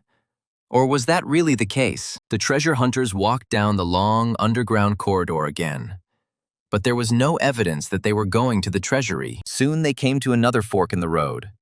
But from here the prince already knew the way, and said that the treasury was to the left, around the corner. Finally, in front of Alan was the door to the coveted money, and there was no guard near it. The prince approached the door. Alan became interested in how he would open it, whether there was some kind of secret key or combination lock. Pichio stated that all the methods Alan had listed were complete nonsense. They just needed to watch him open that door. The prince simply extended his hands to the door and loudly declared that he was the official heir to the kingdom of Itaran, and that Pichio ordered them to let him through. The door immediately opened, letting the prince and all his companions into the room. Alan and Jack were surprised that this was really a spell. Tina explained to the players that it was the power of words, a special power hidden in words, similar to magic but superior in level. It flows in the blood of the Idaran royal family. Alan believed that the prince's words sounded much more impressive than any fairy tale spell. The system informed Alan that he had learned about the power of words, but the player did not understand why he needed to report such insignificant news. The system added that Alan is the heir of Brezel, the king of the cursed kingdom of Kopi, and inherited the power of words that belonged to Brezel. At his current level, Alan had access to one word power, The phrase, "suffer from pain," which deals damage to the enemy, reducing their speed and agility. The curse lasts continuously as long as the player has mana to spend. Alan froze in place while reading all this. It was cool, but the words were too creepy. His friends were already calling him, and he hurried to the treasury. The treasures turned out to be much greater than the players expected. With this money, it would be possible to open a network of flower shops throughout the new world. Jack was shocked by the incredible amount of money and jewelry. Big Muscles was surprised by Alan's calmness. Wasn't this the first time his friend had seen something like this in a game? Alan thought it was quite a spectacular sight. But he had seen more. Alan told his friend that Brezel's treasures had made a greater impression on him. There was 3 times as much gold there, and it was too bad that he didn't know the way to them. The friends stuffed their inventory with so many treasures that they exceeded all possible limits, and their stamina began to slowly decrease. Desic and the Spirit of Life kept up with the players. No one wanted to give up the opportunity to get rich. Suddenly, a heart-rending scream rang out through the dungeon. Someone was shouting that thieves had broken into the treasury. A soldier from the bear army burst into the room. It was Lirius, but the prince told him that he was the owner of the treasure, and the brown bears had nothing to do with it. Lirius did not expect to see the prince in the treasury in the company of Alan, who looks a little strange. Tina was on guard and simply cut off the head of a player who appeared at the wrong time. Jack was worried. If the guy died with 1 hit, then it was definitely a player, not an NPC. Now the siren would sound and everyone would come running here. It was time to run. The friends moved towards the exit. Jack suggested throwing away the gold, but Alan categorically refused to do so. The only exit from the treasury was blocked by soldiers, and Alan and Jack were unable to fight with their stamina waning. Alan decided to take extreme measures, especially since he didn't know if it would work. The shaman activated the power of the word and threw it in the faces of the attackers. Suffer from pain. Jack was taken aback. He had seen something similar somewhere. But this was something unimaginable. The brown bears received word that they had been cursed by a noble being. The curse worked perfectly, weakening the players and preventing them from capturing Alan and Jack. Jack thought Alan had done a great job, but his mana was running out fast. So Alan asked his friend to be the tank. Jack didn't immediately understand what Alan was going to do. He was whispering something about flowers and grass. The Big Muscles were outraged. They had a fight about the idea that Alan remembered the flowers. Alan completed the hastily made magical wreath of transcendence. As a result, Alan's mana recovery speed increased.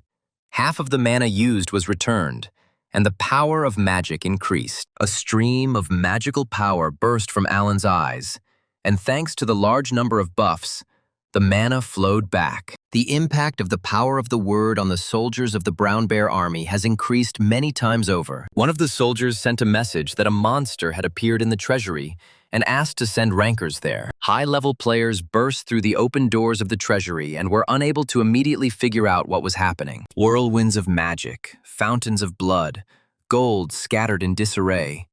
Everything mixed up in the eyes of the newly arrived players. They mistook Alan for an elf. He shot beams from his eyes, and from these beams the players lost strength.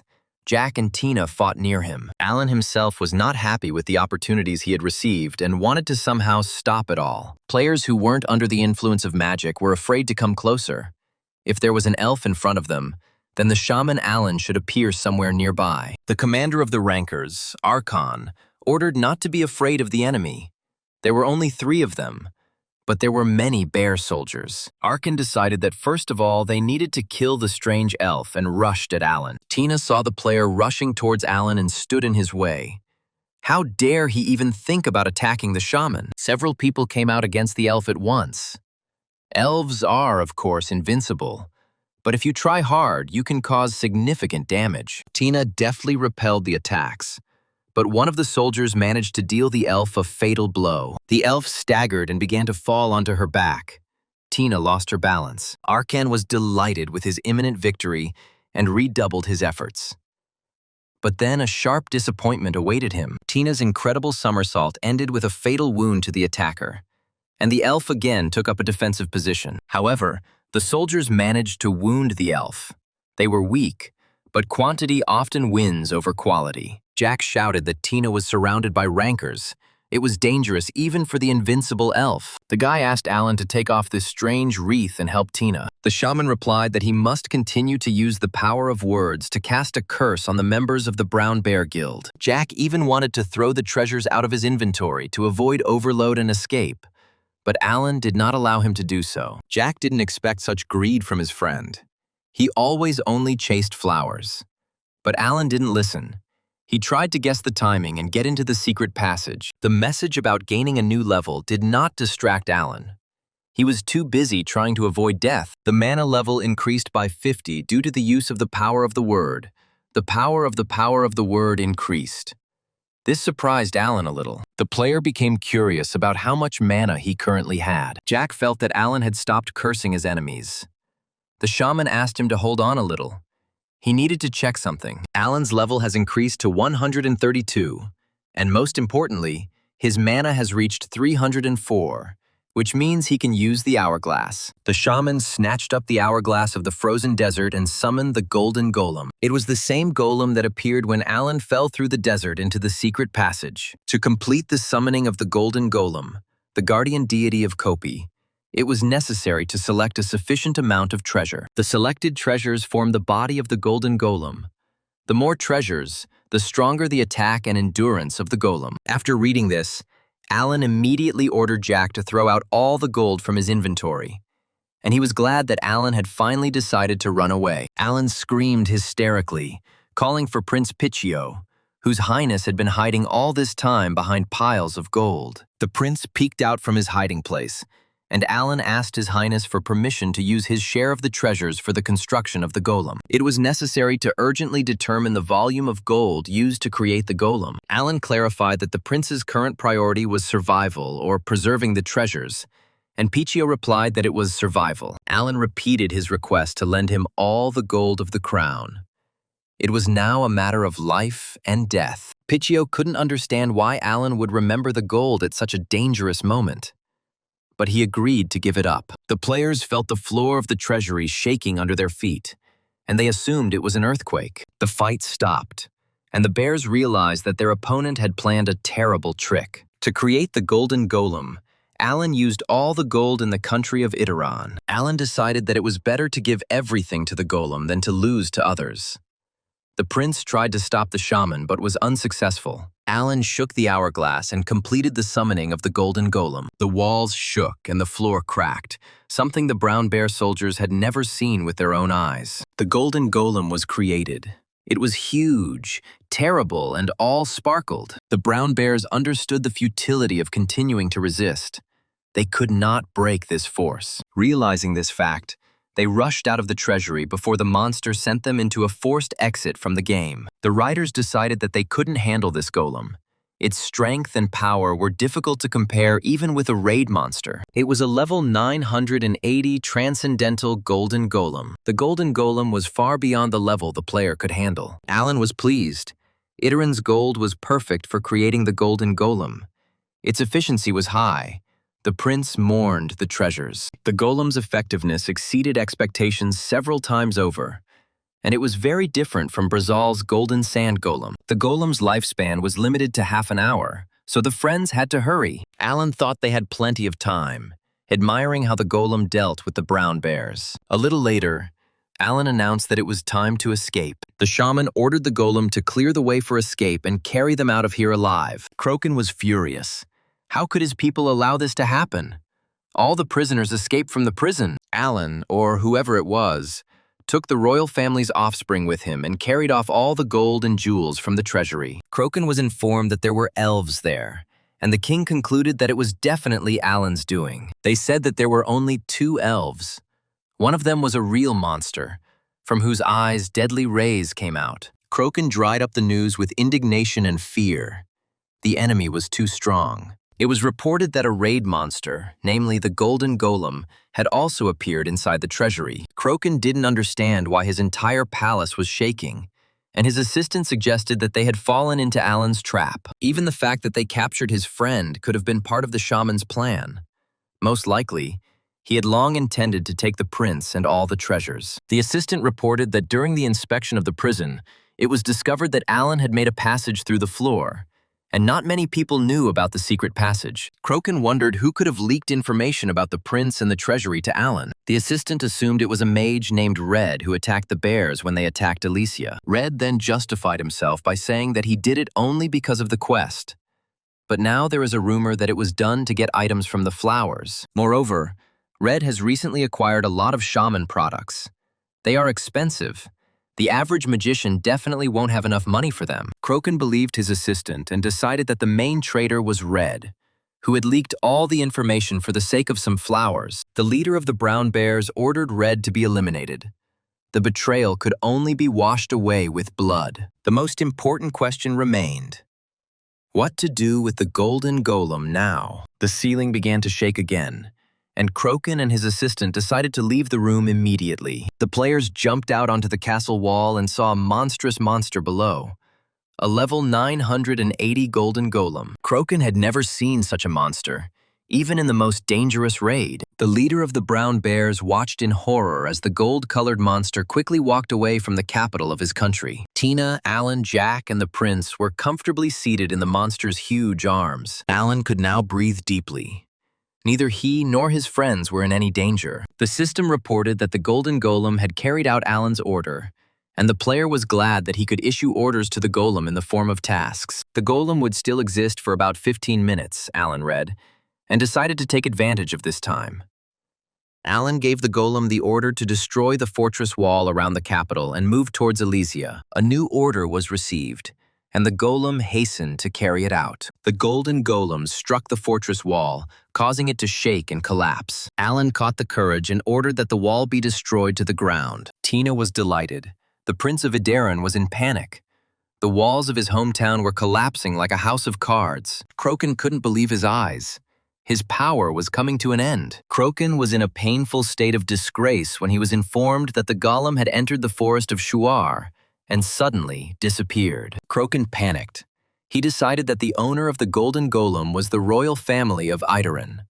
The players simply could not have pulled such a thing off. Perhaps this was not a treasury at all, but the place where the golden golem was imprisoned, Crokin suggested, and Alan had planned everything in advance. Crokin entered the ruined treasury and discovered that not a single coin remained in it. Crokin received a message. Ogik, the guardian of the kingdom of Idaran, wakes up. He will be angry when he sees that the treasures are gone. Crokin was indignant. This was the last thing he needed to complete the picture.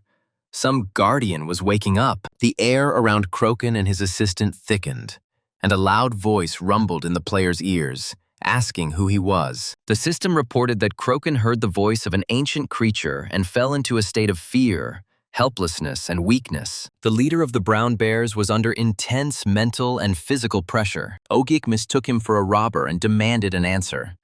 The player shouted that he was Crokin, the king of the country of Brown Bears. Ogik heard of such a king and such a country for the first time and asked what he was doing here.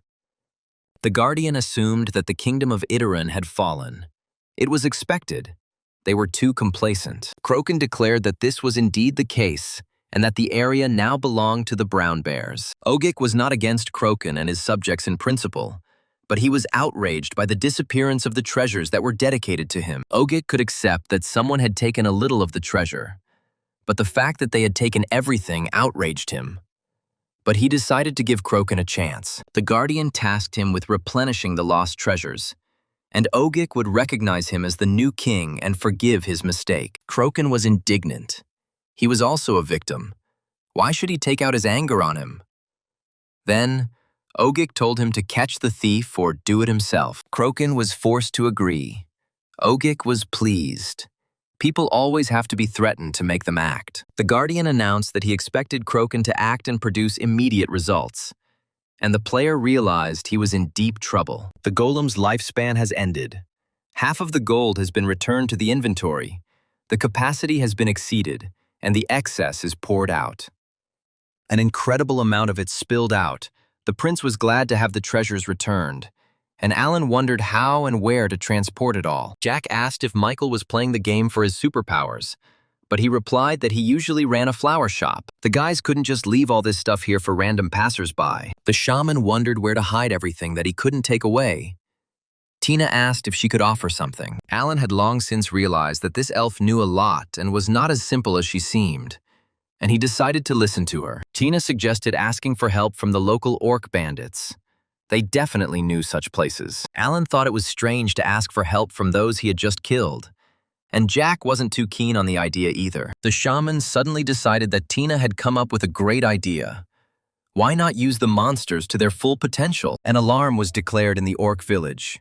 Elves appeared on the horizon and the orcs wanted to get away from harm. Alan asked the orcs to calm down. This time he came to the orcs with peace and a request. Alan ordered the orc leader to follow him. He promised that they would quietly and peacefully go to one place and return back. The orcs were stunned when they saw the mountain of gold. Alan said that this was precisely why they were brought here. The orc chieftain Ghoul asked what it was. Alan replied that it was his gold and he wanted to leave it for the orcs to keep. Ghoul was amazed by Alan's request. The shaman had hoped that the orcs would find him a place to store it. The chieftain stated that the orc village was the safest place to store it. Alan rejected this offer. All the orcs were driven away by Tina alone. So this place was unreliable. Jack confirmed that orcs are often attacked by rankers. Alan added that this is true. The village will be attacked, robbed, and his gold will be gone. The orc leader Ghoul remembered that he had one safe place in mind, where Alan's gold would definitely be completely safe. Ghoul reported that this place is the Shuar Bank. This bank controls the territory of the Shuar Forest. The orcs are its only clients. Alan didn't expect the orcs to have their own bank, but Ghoul said there was one problem. Bank Shuar belongs to goblins, said the orc chieftain Ghoul. Alan didn't understand the problem. What's wrong with that? Let's deal with a goblin. Jack was surprised that Alan had never met goblins in the game before. If that was the case, then it was clear why he was so naive. Tina explained that goblins are very greedy. When it comes to gold, they go crazy. But at the same time, they are excellent mechanics. Goblins use complex mechanisms to keep treasures safe, but they are prone to lies and betrayal. Alan asked why Ghoul called this place a bank. The orc replied that the treasures were completely safe there. Alan wondered if the orcs were in cahoots with the goblins, but Ghoul thought the shaman would be fine if he simply killed the goblin. Alan thought about it and decided that the orc's proposal made sense, but Jack doubted the correctness of this decision. Before making a final decision, Alan decided to talk to the goblin first. Alan gave Ghoul some gold coins and said that this was payment for his services. The orc still had to take him to the goblin bank and ensure the security of the gold. The deep gorge of the Shuar forest was full of traps. The orc asked Alan not to leave him for a step. The goblins are obsessed with explosions. The travelers found themselves in front of a huge iron door in the rock mass. It was here that the goblin bank was located. Ghoul pounded on the door. They asked over the loudspeaker who he was and what he wanted. The orc gave his name and said that he had brought a client. The loudspeaker sneezed and asked what brought the client to the court. The orc corrected him. The elf standing behind him wants to become a client of the bank. A voice screamed over the loudspeakers in panic that Ghoul had gone completely crazy if he had brought the goblin elf into the bank. Ghoul patiently repeated that this elf wanted to use the services of the goblin bank. Alan joined the conversation. He confirmed that he wanted to leave his things in storage, as he had heard about the reliability of the goblin bank. The loudspeaker was silent for a while. Then there was some movement. They asked us to wait a bit, and the powerful gates opened slightly. The loudspeaker said that the bank could accept items for storage. One thing was unclear to the bank employee. Why did the elves suddenly need the services of the goblin bank? The manager of the branch of the goblin bank of the Shuar Forest, the goblin NPC Shindel, appeared in the doorway. Alan asked why Shindel was so surprised. He replied that the elves had always been the sworn enemies of the goblins. Their life was an escape from the elves. Tina heard about this from the elders. The elves did not like the goblins because they destroyed the environment. The elf held back. Now was not the time to separate Shindel's head from his body. The shaman still needed him. Alan asked the elf to choose her words carefully. There was no need to frighten business people like that. The shaman reassured the manager. He had not planned to attack him.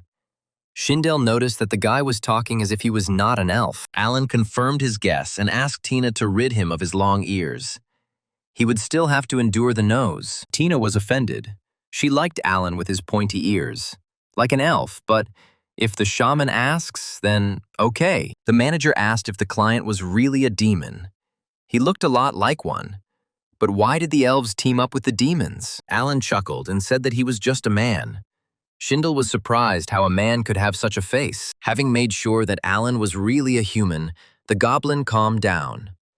Humans are similar to goblins in their cunning and treachery, so they will work together. Schindel specified that he wanted to leave Alan gold or valuables in the bank. The shaman replied that he wanted to keep the gold and jewels, but he had heard from the orc chieftain that the goblins could not be trusted. Schindel claimed they had an honest bank, but Alan saw that the manager was lying. Forewarned is forearmed, and Alan hoped he wouldn't fall for the goblin's trick like a fool. Alan invited the bank manager to come and look at the items he wished to keep for safekeeping. Schindel was stunned. There wasn't such a quantity of treasure even in a bank vault. And Alan wants to keep it all. Alan confirmed his intentions, and the manager asked how the gold ended up there. The shaman did not explain the method of transporting the gold. He hastened to introduce Schindel to the prince of the kingdom of Idaran. The goblin doubted that Idaran had not been captured by the brown bears. Alan confirmed the manager's information and stated that all the treasures were from Idaran. Alan announced that he wanted to leave the gold in his name and Prince Pitchio's, and the goblin was willing to do anything for such large clients. Goblin Schindel's eyes sparkled, and he wanted to check the gold for authenticity. It turned out that the gold coins have a very high standard. The gold is the best of the best, but there is some strange trace on it. Alan sternly declared that if Schindel tried to pick on him, he would be in trouble. But the goblin smelled the animal's blood. Schindel looked closely at the gold coins and asked in horror where they got them. Alan repeated that these were coins from the royal vault of Idaran. These were the treasures of Prince Pichio. Schindel said it was a blatant lie, that this gold smelled like a damn lizard. Alan was perplexed as to what kind of lizard they were talking about, and whether the legends were really true. For the first time, the shaman believed that the dragon really existed. And at that moment, Tina's eyes lit up. Schindel was in a panic. A common man cannot own these treasures. This is dragon gold. Alan was perplexed. It turns out that the dragon really does exist. It's not a fairy tale. The only thing that was unclear to Alan was whether the problem really lay with the owner of the treasures, who would dare to steal the dragon's treasures. Alan received another message that the goblin was lying, cheating, and not blushing. Schindel categorically refused to accept this gold as a contribution, justifying himself by saying that he did not want to draw the dragon's wrath upon himself. Alan was angry at the cunning goblin, but he remained silent for now and waited for what the goblin would say next. Schindel stated that no matter how much the client gave as a bribe, he would still not take the dragon gold for safekeeping. Alan understood the cunning goblin's logic perfectly well. He simply wanted to bite off a bigger piece of this treasure. The shaman decided not to argue with the manager and stumped him by stating that he understood his concerns perfectly well. Since Schindel doesn't want to confront the dragon, Alan won't force him. He'll think of something else. Schindel didn't expect Alan to announce that he had a method of transporting that amount of gold, but that he would have to use half of it. The manager said that Alan was bluffing. Alan was upset about losing half of the treasure, but there was no other way out. Alan summoned the golden golem, using the jewels as material. The goblin was in culture shock. The gold was disappearing right before his eyes. Schindel looked like he had been tortured. He already considered this gold his personal property, and suddenly this. Alan waited for the goblin to finally decide and take his bait. Otherwise, he would waste half the gold. Schindel was the first to lose his temper. The goblin asked Alan to stop and listen to his proposal. The manager said that Alan was a very smart man and saw through him right away. The goblins never cared who originally owned the depositor's gold. The bank would take care of Alan's gold. But the business was indeed risky, and Schindel hoped the bank would receive reasonable compensation. Alan chuckled. Was it really so hard to say this from the very beginning? The system reported that Alan had signed a contract with the Goblin Bank and had become its client. Warning: the Goblin Bank cannot be trusted. The bank manager decided to call in workers to move everything to storage facilities with a top-notch security system. Alan clarified whether the Goblin's traps could destroy the dragon or whether they would be powerless against such an attacker. A dragon is unlikely, Schindel replied, but no other creatures would be able to penetrate the bank's vault. Alan seemed to believe, but not the Goblin, but the defense mechanisms. He warned Schindel that if he did anything dubious, he would die. The goblin promised to be honest with Alan and keep the agreement. And oddly enough, he was telling the truth. Jack watched his friend and thought that this image suited him better than working in a flower shop. MK's head office was a luxurious building made of glass and concrete. After his adventures in the land of the brown bear, Michael visited MK's headquarters to produce promotional materials and announce his participation in the team. Kim Dupe, the recruiting manager, was happy to see Michael. A profile photo shoot and a press release interview were scheduled for today. Dupe asked if Michael was disguising himself, and he replied that he had started using a mask and that many people recognized him on the street. Dupe thought that after what happened in the land of the brown bears, it would be better for Michael to hide his identity. But the guy didn't care much. Dupe was curious why Michael had entered the brown bear's territory. Michael replied that he was rescuing a flower shop employee who had been kidnapped by the bears. Dupe was surprised that Michael destroyed an entire city over something so trivial by game standards. This Michael Douglas is a scary guy, Kim Dupe decided. No one else could boast of such a magnificent performance in the new world. Dupe was extremely happy that he was able to attract such a cool player to the MK team. Dupe warned Michael that he could talk to the marketing department after he took his profile picture. It wouldn't be too late. Dupe told Michael that he had to go to the studio or he would be late. Michael was given a size XL game team uniform. It was a bit small for him. Kim promised to prepare a bigger size for next time. First, Michael was sent to get his makeup done, and only after that was he allowed to start filming. The makeup artist was already busy preparing Michael for the shoot, and Dupe was smiling contentedly. Sumin suddenly entered the studio. Dupe even shuddered. Sumin was MK's main player and one of the best-ranked players in the country and abroad. The guy wanted to look at Alan, who became the main model of MK, in fact. Sumin was nervous. He himself was counting on being the model of MK. Dupe said that Sumin should calm down. He can't take up all the chairs alone. Alan, or rather Michael, is getting his makeup done. Michael had already finished and appeared in front of Sumin. He clarified the location of the filming. They answered that it was in the same room. Michael asked to wait a second. He needed to pump up his muscles so that they would look better on camera. Sumin was frightened and delighted. Could this guy really be the legendary shaman Alan? The guy silently watched Michael's training. It was impressive. Michael finished his push-ups and asked the guy if it was true that he was the team leader. If so, then Michael had heard a lot about him. Michael Douglas introduced himself to Sumin. His official name was Lee Min-soo. He was of Korean origin. Dupe announced that Sumin had come to the office specifically to watch Michael during filming. Michael thanked Sumin for his interest in his humble personality. Sumin remarked sarcastically that Michael had nothing to be grateful to him for. Michael was called to the shoot and he went to do his job. Sumin said he was going to the capsule room to complete a cool quest. Sumin left the studio so quickly that he surprised not only Dupe, but also the phlegmatic Michael. Michael noted that Sumin was much more polite than he thought. And Dupe realized that this muscle man was not so stupid. There were some bad rumors about Sumin circulating on the internet. Michael was nervous, but was glad that the first meeting went well. Dupe was confused. Could this mountain of muscles really be nervous? The MK team officially announced Michael's hiring and posted some cool photos of his profile online. The news stirred up the internet community. The main focus was the golem. Michael was quick to claim that he hadn't summoned it, but not everyone believed him. By this time, Alan and company had already returned to Elysia.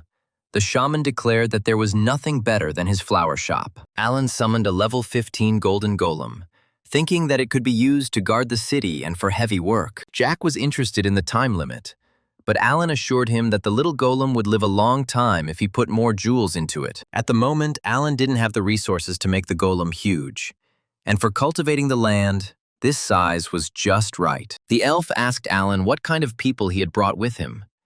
There were many of them, and they looked around in fear. These are prisoners from the Brown Bear Country Prison. Among them is Prince Pichio Itaran. The prince was outraged that he was not being given due respect. The elf became enraged. How dare the prince, who had lost his country, behave like that in front of the great Alan, the shaman and king of Elysia? Alan asked how the elf knew everything about Pichio. The pointy-eared one replied that it was obvious.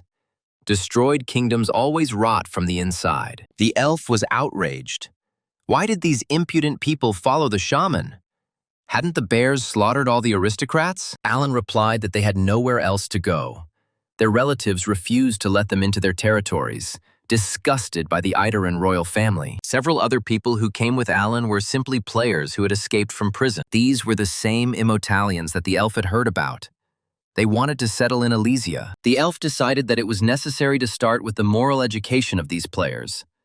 But Alan forbade him to communicate with the newcomers. Alan ordered to call Breeze so that he could instruct the newcomers on how to properly communicate with the elves. Breeze ran as quickly as he could. It wasn't every day that the shaman called him. Alan didn't expect that the leader of the Chonrokyup Guild and, concurrently, Elysia's psychologist would appear so quickly. Alan informed Breeze that players had arrived who wanted to settle in Elysia and that he should take charge of them. Breeze informed Alan that he held regular classes for potential residents on how to survive in Elysia. Alan asked if an NPC could give such lectures. Breeze had no doubt that he could, but he didn't have such an assistant. The shaman asked Breeze to take care of the new inhabitants of the country and inform them about what they need to pay special attention to while living here. Having settled the new inhabitants, Alan checked with the elf whether everything was all right in the garden in his absence. The elf replied that everything was fine. The spirits were happy. The divine tree was in excellent condition. May met Alan upset. How good it was that he returned. But they had a misfortune.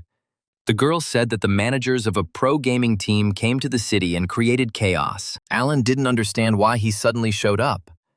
May said that they said strange words about the monopoly of talents. The shaman himself would be interested to know what all this means. It turns out that official representatives of the gaming teams demanded that the ban on recruiting members of Chonrokyup be lifted. The managers surrounded Alan, saying that there were many talented players in Chonrokyup and that MK's monopoly was unfair. Alan didn't understand why he had to listen to this. He wasn't connected to the Chonrokyup Guild in any way. The guys asked why players refuse recruiting. Surely the conditions for joining the guild prohibit outside activities. Alan believed that it was unfair to pass such laws and called Breeze again, but this time via radio. Shaman told Breeze that he had met managers of pro-gaming teams who wanted to recruit members of his guild. Breeze explained that Alan had saved their guild and given them shelter in a new country, so they decided to play only for Alan's sake. Breeze said that if it weren't for Alan, the gaming life would have ended under the bushes of the Rakshi forest. And they decided to focus on Elysia, not on games. Chonrokyup is a guild that exists to serve Elysia and nothing more.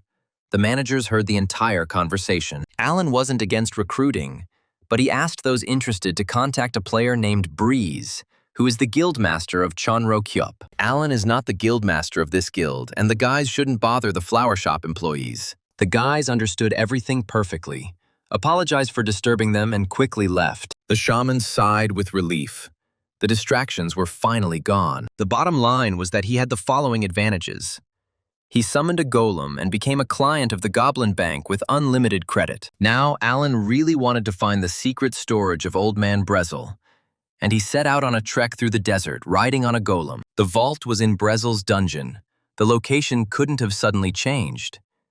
Alan was sure it was somewhere nearby. From the height of the golden golem's comfortable shoulder, Alan saw a strangely shaped cactus. Suddenly, the cactus disappeared, leaving behind a mountain of dust. It was a cactus lizard, a monster that hunts travelers and animals. Alan didn't like this animal and ordered the golem to attack it. The golem moved towards the lizard, but it turned out that although he was strong, he was very slow. Alan had to immediately think of another way to fight the monster. The golem was still managing, but the lizard quickly dodged all of his attacks. The shaman looked at his creation with regret.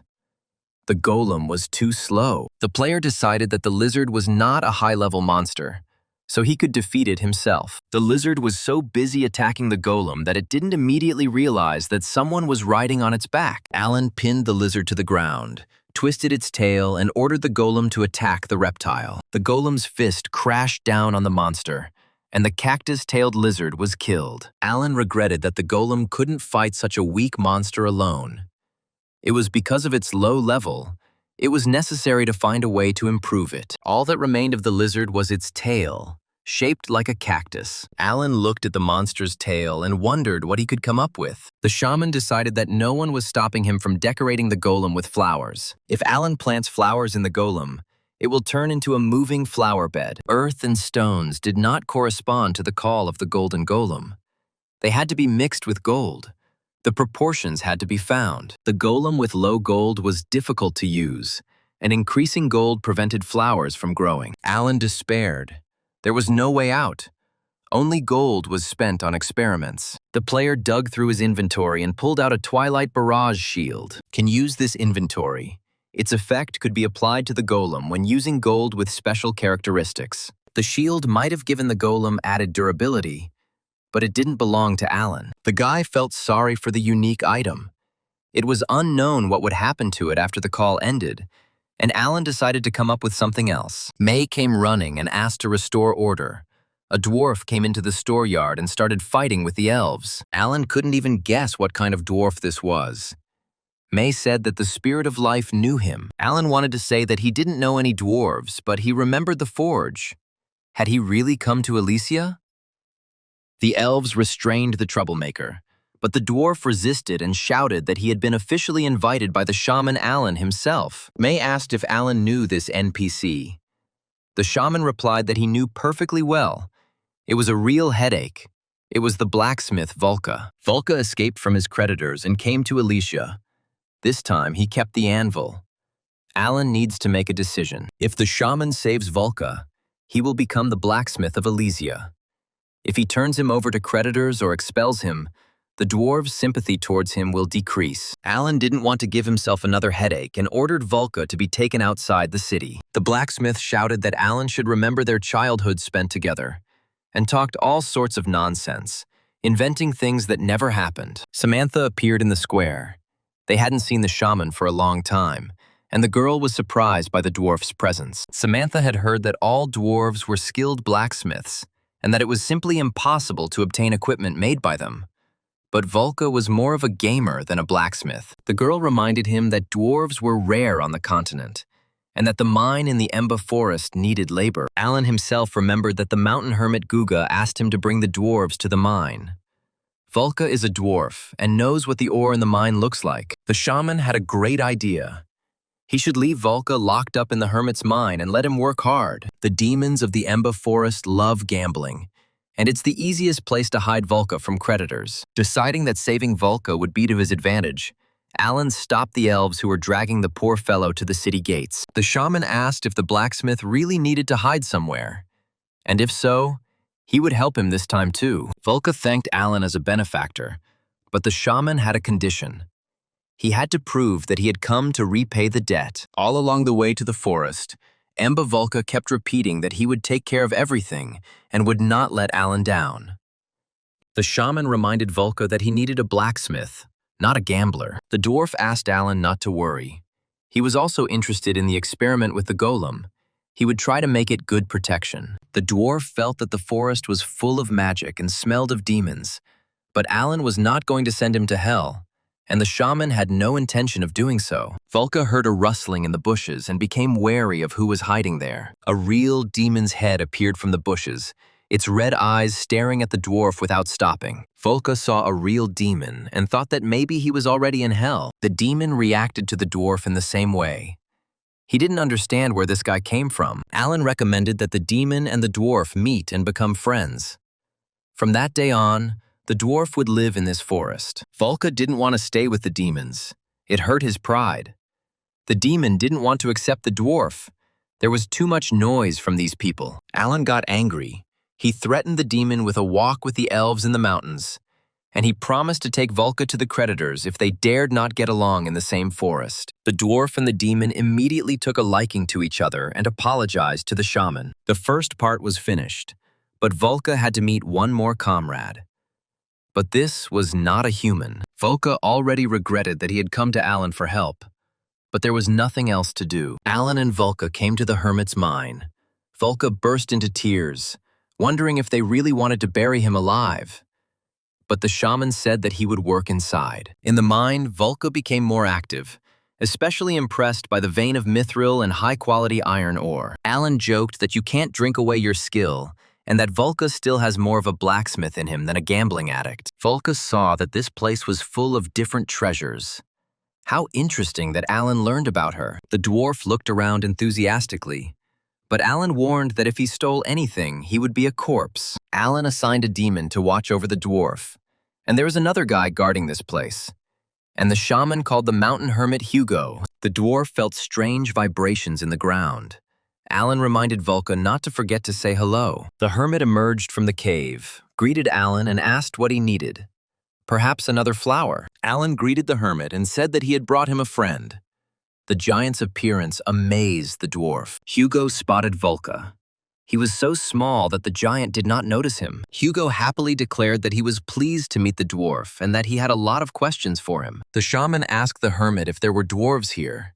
They would probably have left the forge. Hugo thundered that the forge naturally existed, and he was ready to take them there. The dwarf broke out in a cold sweat. How could a forge be located in such a place? The giant led Alan and Volka to a place where a dwarven forge had been established many centuries ago. Magma was pushing its way into the target, resembling a traditional toilet. Volka was horrified. Could this really be a toilet? The giant confirmed his guess. Because of the magma, there was no smell after use. Alan was going to leave the dwarf here and asked him to take care of the golem's armor. But Volka couldn't work in such dirt. The giant said that dwarves worked in this place. Among them, there was a guy who worked with the giant's excrement, and he liked it. Volka had heard of such a thing. In the experiments of a giant chewing stones, pure mineral might remain. Alan categorically told the dwarf that the conditions for his concealment were to work in this mine to create the items Alan needed. Alan advised Volka to send a letter to her hometown. Maybe there would be a dwarf there who knew something about her. The shaman suggested that Volka not be shy and use as many minerals as he wanted. If the dwarf likes this business, he can stay here to work as long as he wants, preferably forever. At the entrance to the Perm Desert, a group of collectors led by Miss Goldtooth materialized. The collectors were hunting Volka. The last time he was seen was in this desert. There were only two places where he could be: the Rakshi Forest and Elysia. Goldtooth was aware that Alan had already helped Volka once. It was in the kingdom of Russell. Since his tracks led here, he ran to the shaman again. The scout player reported that the dwarf's tracks from here lead to the Emba Forest, which is located in the northern part of the Perma-Desert. Goldtooth wanted to go there alone and quickly check everything out. The girl had already received a reprimand for spending too much time on Volka, so they decided. The group of fighters remained on the border of the Perm Desert, and Goldtooth went to pursue the dwarf alone. The hermit's pen was in full swing. The dwarf had crafted a mithril shield and an iron breastplate. This armor exceeded all of Alan's expectations. The use of mithril as a summoning material increased the golem's stats. The golden golem in dwarven armor was invulnerable to attack for 2 seconds, and had an additional 25% to defense. There was only one big problem. When the draft was canceled, half of the materials went into the system. Items that are not gold or jewels are converted into random materials, always equal to half the original cost. Volka warned that even the basic components of his shield were of the highest quality and not easy to obtain. Alan planned to use high-grade iron ore to create the golem. Combining it with gold, the golem would simply act as a buffer. Alan asked Volka if he could create an alloy of iron and gold and maintain the quality. The dwarf replied that it was entirely possible, but the material would be less hard. Volka was puzzled as to why this was necessary, but Alan explained that these would be protective items for the golem. This is exactly how the shaman intended it to be. But now it has all turned out to be a waste of time and resources. Alan ordered Volka to continue working on protective items, just in case. The dwarf was surprised, but did not object. Sometime later, the dwarf was able to create an alloy of iron and gold suitable for creating a golem. Alan immediately set out to experiment with it, while recalling Samantha's outrage when she learned of his extravagance. The player prepared the required number of ingots, deciding to make the second part of the materials into earth. While preparing the second part of the ingredients, Alan discovered that the soil in the Emba Forest was saturated with demonic energy. Alan couldn't understand why the land was so strange. Desic reminded the shaman that they were, after all, in the demon forest. The spirit of life confirmed that the effect was caused by him using Tialan's shovel in the forest created by demons. Alan realized what the part of the shovel's description meant, which spoke of the item's characteristics changing depending on the user's reputation. The dug-up earth still remained demonic due to Alan's own high, bad reputation. The spirit of life asked if Alan was planning to create a golem from this land, and Alan was planning to do just that, considering it an experiment. Using iron ingots and soil with demonic energy, Alan summoned a golem. This was the 73rd experiment. The golden golem was already a demonic monster, and after being further imbued with demonic energy, it became a bloody golden golem. Alan did not expect such an effect. His experiment turned out to be successful and dangerous. The system reported that the bloody golden golem had gained sentience, and the devil Kalido's sympathy for Alan had increased. At the same time, Alan's bad reputation grew, and the great devil presented the shaman with a gift. Alan wanted to create a beautiful golden golem, but because of his overconfidence, he created this monster. The shaman overlooked the fact that Brezel and his hourglass were cursed, and therefore could not provide anything cheerful. Alan heard the sounds of a large number of people walking, and at first he thought that the elves had returned. The sound came from the edge of the forest. The spirit of life suggested that a reconnaissance squad of demons was under attack. Alan decided that this was another group of elves who had encountered demons on their way to Elysia. The shaman resolutely headed there. He needed to convince the elves to leave the forest and not touch the demons. Only he never found the elves. The demons were fighting with players unknown to him. The elder demon Shikuda was glad to see the shaman. He believed that he would not leave them without help. A gentle female voice asked if the flower shop owner really had such a strange hobby, and that he also bred demons. The demon shouted for the man to let the demon go and get out of here himself. Goldtooth warned that if she was scared like that, she might even pull the trigger, completely by accident. Alan watched in confusion as two demons rushed at the player at the same time, and she only smiled at the same time. Alan decided that this girl was a good player and came here to level up. The guy wished her a good time and wanted to say goodbye and not interfere with her game. The demons were disappointed with the behavior of the shaman Alan. They expected protection from him. Suddenly, the girl unleashed the force of her weapon on Alan, who barely managed to escape the blow. The girl noted that Alan has excellent intuition, and the rumors about him are true, and she doesn't care about his relationship with demons. The player introduced herself as Goldtooth from X-Space and came looking for a debtor to her client, the dwarf Volk. Goldtooth immediately realized that Alan would pretend that he knew nothing about such a creature and declared that such behavior made no sense. The girl warned Alan not to underestimate the search capabilities of the organization to which Zlata Zupka belongs. Alan had no desire to fight this milady at all, and he tried to excuse himself by citing his unusual busyness. Goldtooth heard heavy footsteps and looked around. A huge monster stood behind her and repeated that the shaman Alan's golem had arrived. The shaman did not expect his creation to appear here and now. Alan broke out in the sticky sweat and quietly asked why the golem had come here. The demons rejoiced. The shaman did exactly what they expected.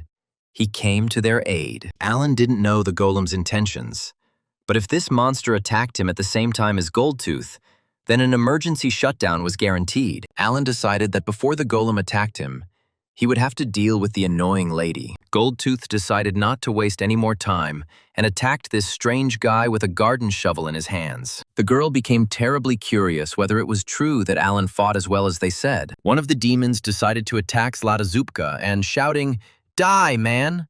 rushed at her. The girl said that the demon should not interfere in the adult's conversation, grabbed him by the paw and threw him far into the bushes. She fired her gun at the horned, impudent fellow, using the double buckshot skill. The final chord in the girl's fight against the demons was the explosive recoil skill, which gave her a clear advantage in this fight. Goldtooth spun in the air, performing intricate pirouettes with her weapon. This performance lasted exactly until the girl shot the demon with a unique explosive charge. The fearless demon was incredibly frightened.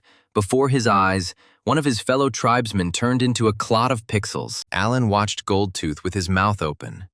This girl seemed unreal. She's definitely a player, or a super NPC written by a crazy hacker. Goldtooth could be mistaken for either an angel or a demon, depending on who she was using her skills against. But Alan didn't want to figure it out. Alan chose a tactical retreat over a fight, and Goldtooth was disappointed. Alan lost Desic once again. He again chose to flee the battlefield. The spirit of the demonic flower claimed that he had his own problems. Alan was categorical. He needed Desic now. Alan ordered the spirit to do something with the golem.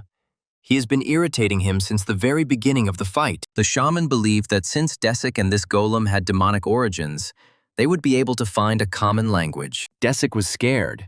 He couldn't even imagine his conversation with an unfamiliar monster. Alan didn't stand on ceremony with the little crybaby and grabbed him in an armful. The shaman told the spirit of life to prepare for the switch. The player selected the spiritual attack skill using the spirit of demonic plants and ordered Desik to take on this golem. A frightened Desik flew headlong towards the bloody golden golem. The golem caught the spirit with both paws and froze, as if thinking about what a cute little animal had fallen into his clutches. Desik screamed as if he was already being torn apart. He demanded that he be released immediately. Goldtooth was touched. This was Alan's ace in the hole. Should she start worrying or what? This girl was starting to irritate Alan, and he decided to teach her a lesson. The shaman rushed into battle, armed with a shovel. He didn't like fighting with girls, but the rules of the game didn't discriminate between genders. Thanks to the Tomb Raider title, Alan received a boost to his speed and agility. This helped him to deflect the blow with the butt of Zlatozubka's unique rifle. The demonic power awakened, and Alan was able to respond blow for blow with redoubled force. The effect of the demonic power intensified, and Zlatozubka had to test the strength of the shaman Alan's fist. The girl made a dizzying flight into the nearby bushes. It didn't break her. She realized that Alan was much faster than she thought, but it was of little use. Goldtooth was ironic. Was Alan's genius plan really to deal damage to her and match her HP? The girl readily admitted that Alan had something to show in close combat, but her strongest side was something completely different. Goldtooth was a master of long-range combat, as evidenced by her use of the skill series of shots. The shaman had a hard time. The bullets were fast, and he had to quickly apply a debuff to successfully dodge them. The girl is asking for a serious fight, and she will get it. Alan used the power phrase. So face the suffering. It's unpleasant, but necessary. Goldtooth didn't understand what he did. It wasn't an attack skill or a debuff. Rather, she felt the effect of a penalty on speed and agility. The shaman decided that he would no longer hold back and would give this girl a good beating. The effect of the demonic addiction intensified, and Alan moved into close combat. Goldtooth wondered if he'd put the debuff on her just to force her into close combat. The girl almost found it funny.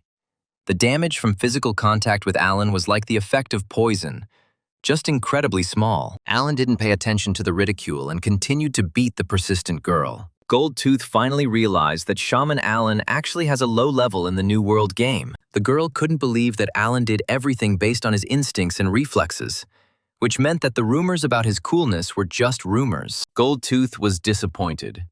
She had hoped that Alan had an ace up his sleeve, and that she would at least have some fun fighting him. Alan gave the lady the opportunity to speak out. Let her enjoy life while she had the chance. The girl decided that the guy was giving in. She believed that knowing when to retreat was a sign of intelligence. Alan listened to the insults directed at him and warned that the plants in this forest were unusual and should be feared. Goldtooth didn't understand why the enemy remembered about plants. Alan warned the girl that many of the local plants had poisonous thorns. The shaman brought out another monster from the thicket and reported that many of the plants in this forest are capable of devouring animals. The girl did not stop making fun of Alan and suggested that he say something at the end of his game life. Alan replied that he had doubted it until then because he considered it too cruel a way of fighting. But now Alan was determined and was not going to give in to this girl. Goldtooth didn't quite understand what her opponent was talking about. Did he really hope to win? Alan used incredible growth enhancement, and the predatory sundew tripled in size. Goldtooth stared at what was happening in shock. It was incredible, even for the New World. Alan was determined to show this impudent lady what florists were capable of. The effect of Alan's demonic dependence intensified. The plants obeyed him, and Goldtooth received a noticeable blow. Using the ginseng collection skill, the shaman increased the pressure on the enemy. The shaman's blows were accurate, while at the same time he deftly dodged Goldtooth's blows. Alan's damage was small, but Goldtooth had a hard time dodging both him and his plant monster at the same time. In addition, the debuff placed on Goldtooth by Alan significantly weakened the girl. Goldtooth used the explosive recoil skill, hoping to inflict significant damage on the enemy. Expectations were not met. Alan remained unharmed, but watched in bewilderment as the girl jumped into the sky again. Goldtooth decided that this plant was a fragile blade of grass and could easily be burned. The girl took out a bomb with a huge blast radius. It was her gift for Alan. This is exactly what Alan expected from her. He simply laughed out loud. Goldtooth was surprised by the enemy's reaction. Why did he think a bomb was funny? Alan replied that these plants had never been his only plan, and that they were not fragile blades of grass. Goldtooth decided that the guy was bluffing and was just pulling her leg. Alan once again warned the girl to abandon her intention to use the bomb against him. The girl could not understand how the shaman could predict her actions. She was full of superiority and did not give up her intentions. Alan used the demonic explosion skill and declared that this bomb would now tear Goldtooth apart. The explosion was deafening, and it seemed as if the blast wave would destroy everything in its path. Alan wasn't a fortune teller, but if someone uses gunpowder, they most likely also have the skills to make bombs. If this bomb had fallen to the ground, the shaman himself would have suffered along with the enemy. Alan thought the fight was over in his favor, but it soon became clear that he was wrong. A slightly battered but still fully combat-ready Goldtooth emerged from the clouds of smoke. Meanwhile, the demonic plants, which had experienced extreme growth acceleration, went berserk under the influence of demonic energy. Miss Goldtooth looked no less furious. The girl felt humiliated and insulted. The girl decided to kill this weak upstart at any cost. Alan had nowhere to run. Behind him were mad demonic plants, and before his eyes was a mad miss. Goldtooth attacked the guy like an enraged fury, and Alan had no choice but to use his fists. The players didn't even have time to get close before the golem woke up from its stupor and unleashed the might of its fists on Goldtooth. Alan was incredibly surprised. Did the golem really come to save him, or was it an accident? The blood ash golem was aroused by the high concentration of demonic energy. It didn't save Alan on purpose. The guy was just lucky. Desic couldn't hold the golem. Alan couldn't help him. He was busy pacifying the mad plants. Desic was surprised. Alan can't stop the plants. It's not difficult at all. The spirit screamed, wanting the green, bitchy stem to calm down and stop causing mischief. Alan was amazed by Desic's ability to pacify plants, and the spirit demanded that the shaman calm the golem. The shaman headed towards the golem, but it turned out that Goldtooth was still alive. Even Taylor the Killer couldn't boast of such vitality. Goldtooth was in a really bad way. Now she understood how Alan had defeated the brown bears. Alan was sorry that everything turned out this way, but he couldn't give her Volca. He needed the blacksmith himself. The girl believed that anyone would desire such a dwarf. But she had another unpleasant surprise for Alan. However, she didn't have time to use it. The golem brought his fists down on the girl's head again, and that was the end of her. Alan was even upset. He didn't have time to finish the conversation. This girl definitely commanded respect from the shaman. Alan defeated Zlatazupka, for which he was grateful to the golem. Desic translated the golem's growl. He said that the girl irritated him. Alan was surprised that Desic could communicate with the golem. So why couldn't he pacify him then? Desic replied that the fact that he understood him did not mean that he obeyed.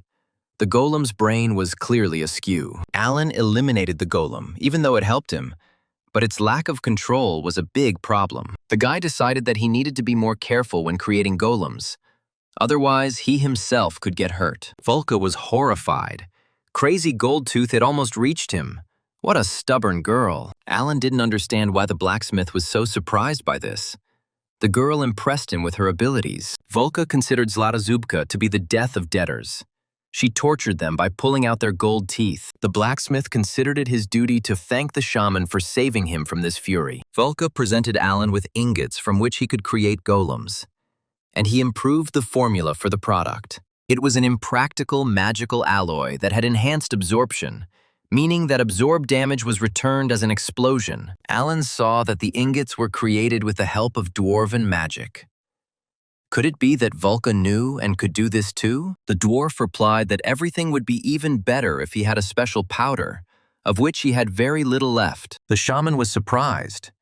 It turned out that Volca used not only magic but also a powder with unique properties. The dwarf explained that the powder is mined in his homeland, the Gurushim volcano, but only dwarves and gnomes can use it. Alan had no idea where it was, and declared that he would not go for this powder under any circumstances. Volka stated that Alan wouldn't be able to get anything. You'd have to be a gnome or a dwarf to do that. So he decided to ask his family for help. The shaman liked it. Maybe he could finally focus on his flower shop. The player took the ingot from the dwarf, thanked him for the gift, and promised to put it to good use. The blacksmith asked if he could finally let his guard down and relax, and Alan assured him that there was no longer any danger. The quest was completed. The passionate blacksmith Volka, a valuable craftsman, became an official employee of the Elysium store. The system told Alan that if it was discovered that he was illegally occupying the Emba forest, the nearby countries would be very angry, and this had to be dealt with. Suddenly, a call came from the flower shop's call center, informing me about another order. There had been no orders for a long time, and Alan was immediately interested in who the customer was this time. It was the same buyer as last time, an old acquaintance of the shaman, the magician's apprentice Red. The player was looking for an item to boost fire or magic damage, but in the dungeon he was trying to conquer, these stats were being consumed by a curse. Red asked if Alan could come up with something. The shaman replied that he would immediately move out to start work. The magician's apprentice was the only customer at the flower shop, and the shaman decided to give the guy a bonus gift. Alan planned to use the blue mist grass wreath as the basis for the new product, adding effects that accelerate regeneration and agility. Blue mist herb absorbs and purifies mana, and if a player casts 3 spells, 20% additional damage is added. For an effect that would help with the ability weakening, Alan decided to take the Wind Flower, which increases the player's movement speed. At the same time, the shaman decided to add Eifelt flowers. They were the best in terms of restoring strength. These flowers were able to restore a small amount of stamina continuously. Alan started making a wreath of flowers. Now he could use a ton of growth energy. He produced it himself in Bloria. Thanks to the concentrated life force inside the finished product, its durability was also increased. The wreath was completed. It increased movement speed and recovery by 15%. The wreath was good in every way.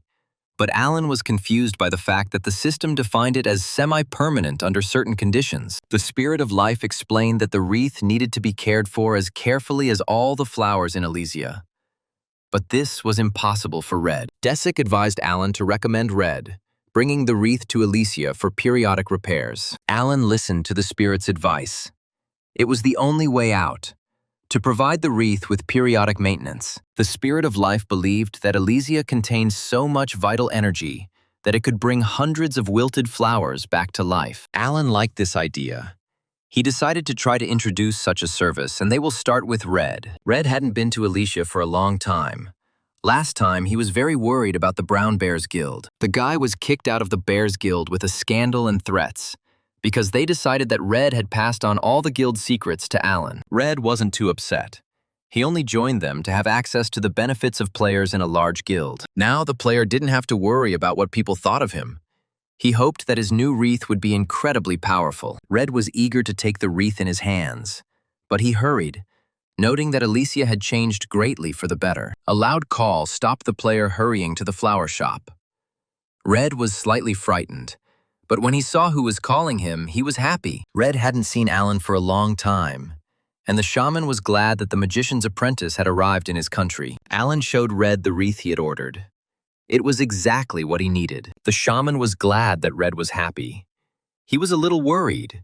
The level of his products had dropped a little lately. Red thought Alan was being modest. The wreath was a powerful piece and could be worn on top of other items. The player asked what semi-permanent means. Does it mean improved durability or what? Alan asked how many days the previous wreath had served Red, and Red replied that it had lasted about a month. The shaman asked if Red could appear in Elysia every 20 days.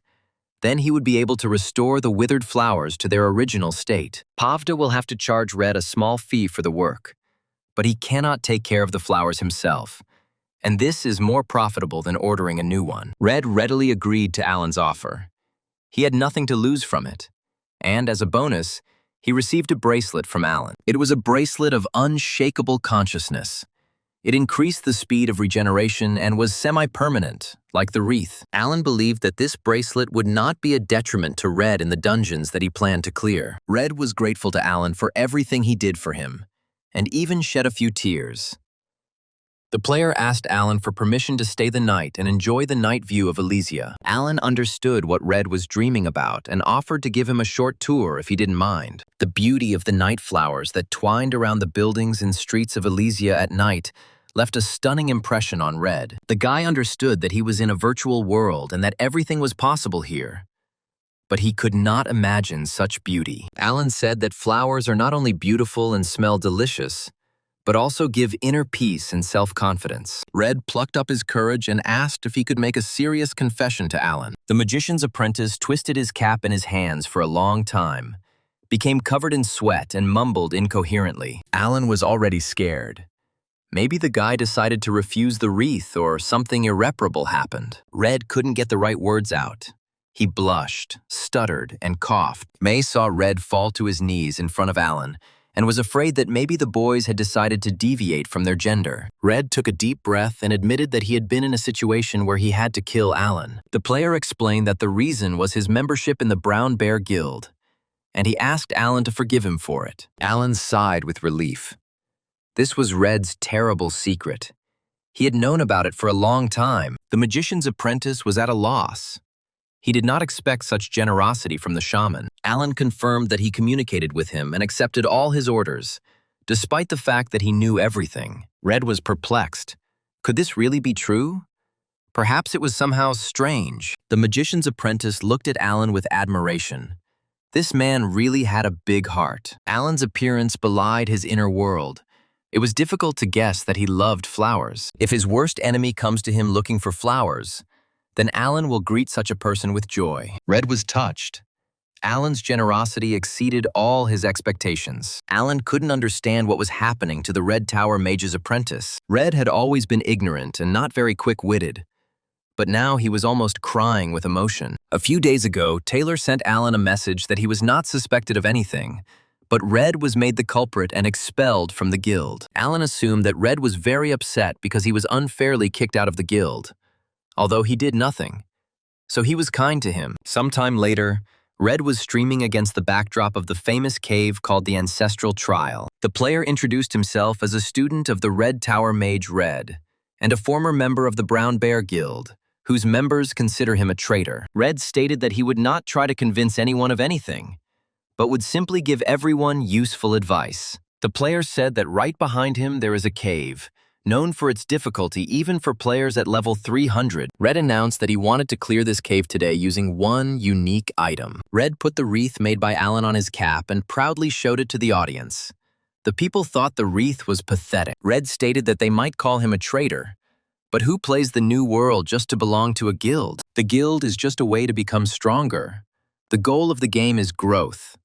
This means becoming powerful, clearing caves, getting high, and becoming the best player. People supported Red in the comments. The guy said that a flower crown and bracelet made by Alan of Elysia will help him become like that. These items have incredible effects, and if someone is stuck with leveling up, then these things are just for him. These items retain their effect for a month, and can then be revived in Elysia for a small fee. May told Alan that Red had advertised his store, and now all the calls were split in half. Half were orders. The other half were curses from bears. Alan kept wondering where the small orders that never happened came from, and wanted to watch Red's broadcast. The shaman listened attentively. Everything the magician's apprentice said from the screen was funny. The advertising was global. May was a little embarrassed but grateful to Red. Alan was overjoyed. He hadn't expected such help. The day would come when he would receive most of his profits from selling flowers. Michael Allen's jubilation was interrupted by another unexpected call. Dupio, a manager and player from the MK team, got in touch and wanted to talk about the opening ceremony and the game schedule. Michael Allen asked Dupio to wait a bit. He would log out of the game and contact him. He had probably been playing for too long. Dupio explained that they had only planned to hold the opening ceremony, but the situation had changed, and they needed to hold demonstration games as well. Dupio wanted to know if Michael would agree to play for MK in an open match. Michael thought that a demonstration match was the least he could do as a MK player. Otherwise, he hadn't shown himself in any way yet. The guy agreed to participate. Dupio was delighted and promised to add Michael to the list of players. The guy was surprised by Dupio's joy. Was his participation really that important for MK? Until the day of the opening ceremony, Michael remained in the flower shop and took orders from the players. There were many requests, but not everyone placed orders, apparently. People still doubted the power of flowers. This didn't mean that the shaman would lower the prices of his products. Players would appreciate his goods once they tried them out. Another customer accepted the wreath of their flowers made for him. The client thought it was too garish, but Alan paid special attention to the color. The player placed an order after watching Red's stream, but now had doubts about how to wear it. The buyer decided to check out the parameters and was delighted. The effects were stunning, and it can be worn over existing equipment. Alan asked whether the buyer liked the item or whether he was refusing to buy it. The buyer declared that the effects were amazing. He thought that everything that was said about Alan's products was just rumors. Alan wanted to know the customer's opinion about the flowers, and the guy replied that the flowers were beautiful and their variegation didn't bother him at all. Samantha distracted Alan from picking flowers for his next order. The shaman asked his assistant what had happened. The girl introduced the shaman to her friend, who had long wanted to meet him. It was Chokchan, or Bamboo Cane, the head of the Prime Guild, which Samantha belonged to. Alan was glad to have a new guest. The shaman asked if they could have met somewhere before. Chokchan replied that they had crossed paths on the outskirts of the Rakshi forest. Alan had no idea who was in front of him. He had no memory at all of that long ago, not entirely pleasant meeting. Chokchan just came to say hello. Samantha always praised Alan. The fact that she is part of Elysia is a great honor for the Prime Guild. Chokchan was worried. He didn't want to make an enemy like Alan, but he was genuinely surprised by the beauty of the city. Chokchan said that Kruvasan will soon arrive in the city and plans to move her office here. Alan didn't worry about accommodating those who wanted to settle in Elysia. The architect Dianth had thought of everything from the very beginning. He was also a friend of Samantha's. Dianth has designated a separate residential area for the people living within the Garden of Elysia. This was done because elves are hostile towards humans, so it is difficult for them to get along with them. The shaman showed Chokchan a huge flowering meadow and said that this place would become the central park of Elysia. Chokchan realized that if Alan created a city for people in such a place, it would be super popular. His guild should not be late for this race. Chokchan hoped that Samantha's presence would give him some advantages, and he informed Alan that he hoped to move his guild's headquarters there. Alan had already heard about this from Samantha, but now Chokchan wanted to get official permission. The Prime Guild had two conflicts with Alan over Worcester. If they moved here without permission, the elves would wipe out the entire guild in a jiffy. Alan asked why Chokchan wanted to stay in Elysia. The infrastructure here is not very good and far from the big cities, and the elves are aggressive. Chokchan stated that Elysia has a huge advantage. The shaman Alan himself. The whole world is focused on Alan. Chokchan was sure that Alan's value would grow, so he wanted to get to know him before that. Alan replied that he only wanted to develop his flower shop. Chokchan said that he had been thinking about moving as soon as he learned from Samantha about Alan's special abilities, and now he has finally decided to move. Alan listened to Chokchan and wondered if this guy really understood his love for flowers. Chokchan stated that he had heard of a dwarven craftsman working for Alan, and that alone was reason enough to befriend the shaman. Alan didn't like this statement, and he thought that he would like to refuse Chokchan. But he thought about it and gave permission. The elves were outraged by Alan's decision to build a place for humans to live in Elysia. Alan stated that this was the absolute truth.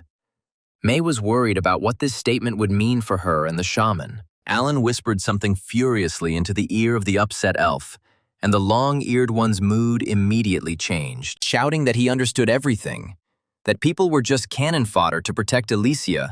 The elf rushed to inform all his relatives about this. The day of the internal demonstration match among MK players has arrived. Michael showed up to the match on time. Sport taught him to value his own time and that of others. Players gathered near the center of the MK. They immediately recognized the shaman Alan amazingly, but he was huge in real life too. People had whispered about Michael before when he passed by, but now the whispers were of a different nature. One of the guys ran up to Michael and asked to take a photo with him. The guy announced that he was a fan of the shaman Alan. Michael was flattered that he had fans. Michael was attracted by the strange commotion on the other side of the alley. Something was clearly happening. The motorcyclist snatched the girl's bag, and in her last hope for help, the victim screamed at the top of her lungs. The thief was picking up speed, and the girl's screams seemed futile. What's the point of shouting help if it's impossible to catch up with the attacker? Suddenly, a huge guy appeared right in front of the motorcycle. The handbag thief was shocked at how fearless he was and what he wanted. Michael, of course it was him, blocked the thief's passage. It was impossible to get around this mountain of muscles. The motorcyclist tried to go around Michael. He even shouted at him to get out of the way. Michael was unmoved and used the flower shop's main secret weapon against the thief. The capture took place. It will be carried out in the best traditions of the shaman. Alan, the thief, was doomed. He was simply blown off his motorcycle and flipped over in the air, while Michael remained standing, only staggering a little. The handbag remained in Michael's hands. Now, all that remained was to return it to its owner. The girl was charmed by the guy's actions and was incredibly grateful to him for his help. Michael had no time, and it was awkward, to listen to the admiring cries of the surrounding crowd. The manager was delighted with Michael. His actions raised MK's rating. Michael was promised that the opening ceremony would be quick and that a demonstration game would follow. Manager Dupio invited Michael to go into the room with the other players and meet them. Michael was introduced to the other players as the team's main tank. The players showed no interest in the new tank. They were all introverts and did not trust strangers. The manager explained that Michael had not yet proven his skills and was feared, but things would improve when team competitions began. A charming girl entered the room, and all the men paid attention to her. Michael was no less impressed than anyone else. It was Kim Gina herself. The girl was a healer for MK players and was spoken of as the best of the best. Kim Gina asked how Michael knew about her. The guy was confused and replied that he just read about her on Wikipedia. Gina told Michael that their fathers had been friends for a long time. It turns out that the girl heard about Michael from her father.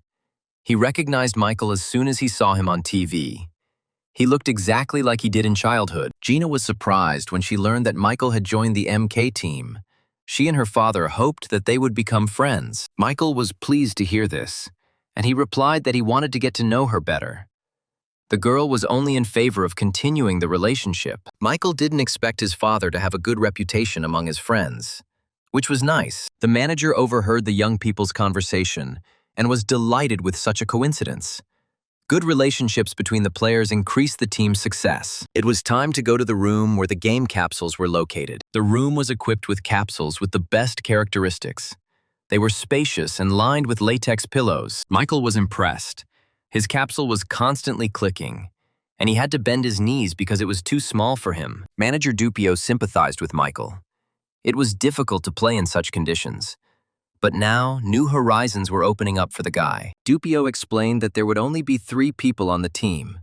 Usually the team consisted of 4 people, but the rules had changed. Dupio suggested focusing on the game and giving it your all, then climbing into the capsules and logging into the server. Michael, Dupio, and Gina entered the game.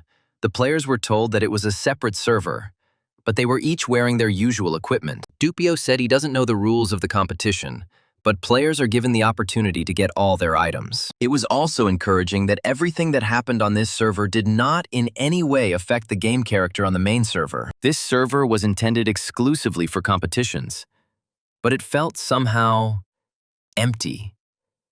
It's just a game lobby. You have to wait for the other players, and then everyone will be transferred to the competition map, and the match will begin, Dupio explained. Michael was worried about his low level, but Dupio explained that all players here start at level 250. However, players still have hidden stats that are not related to level height. Dupio was referring to the points that Michael Allen earned on the main server for various achievements, which could be skills, training, or crafting. Michael remembered that he once hit an object 1,000 times.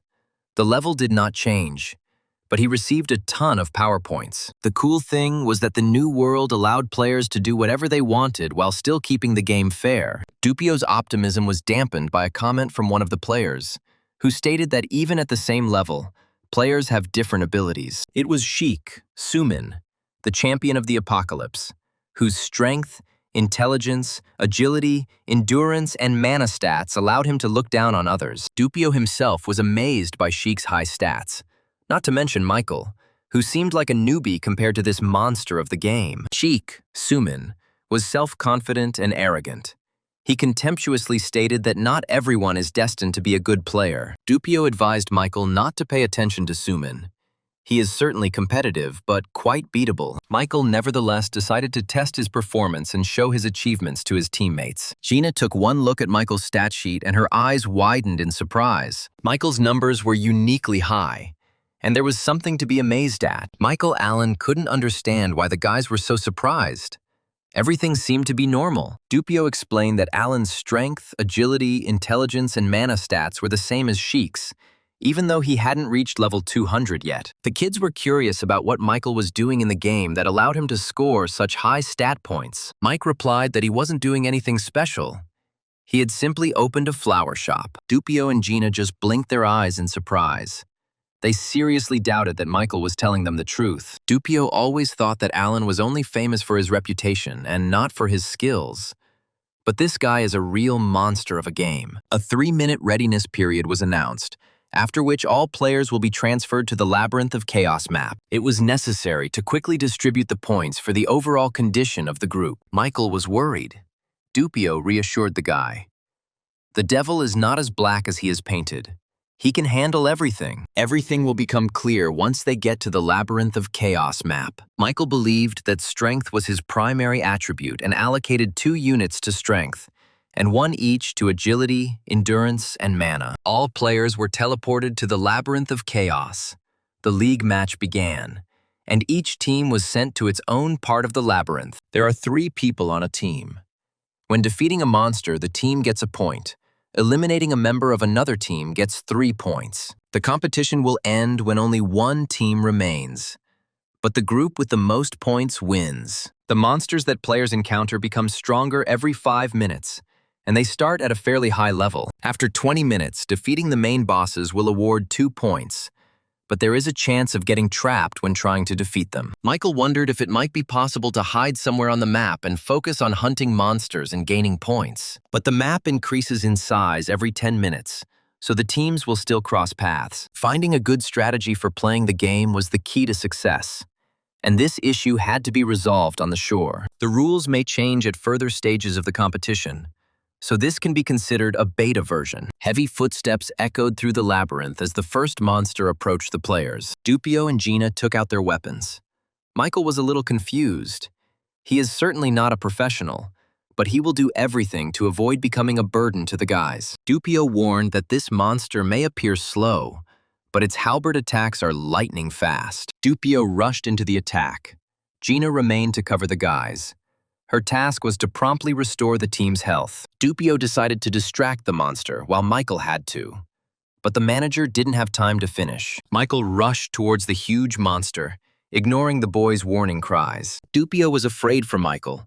Gina decided to heal the guy just in case. The monster swung a huge axe, but Michael deftly dodged the blow and used it as a step. The guy reached the monster's face with his huge fist and knocked the wind out of him with one blow.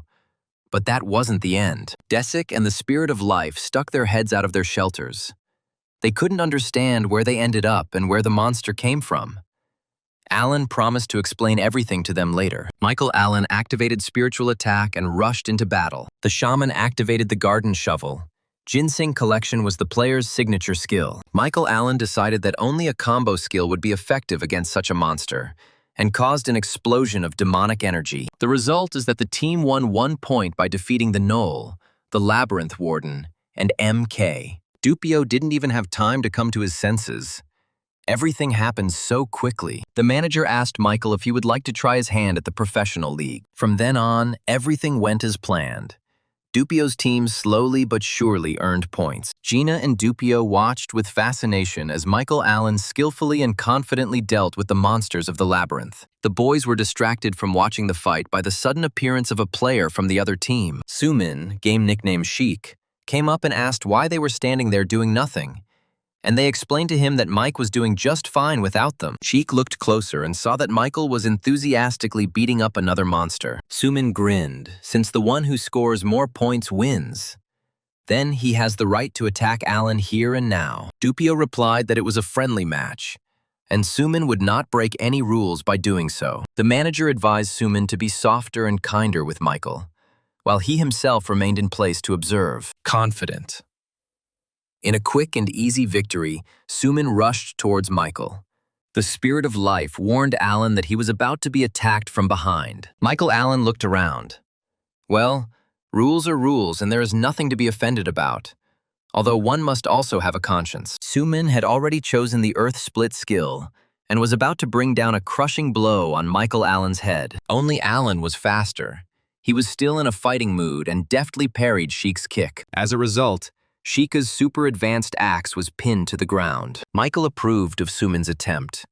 The attack was well planned, but it never reached him. But Michael Allen's fist reached Sheik.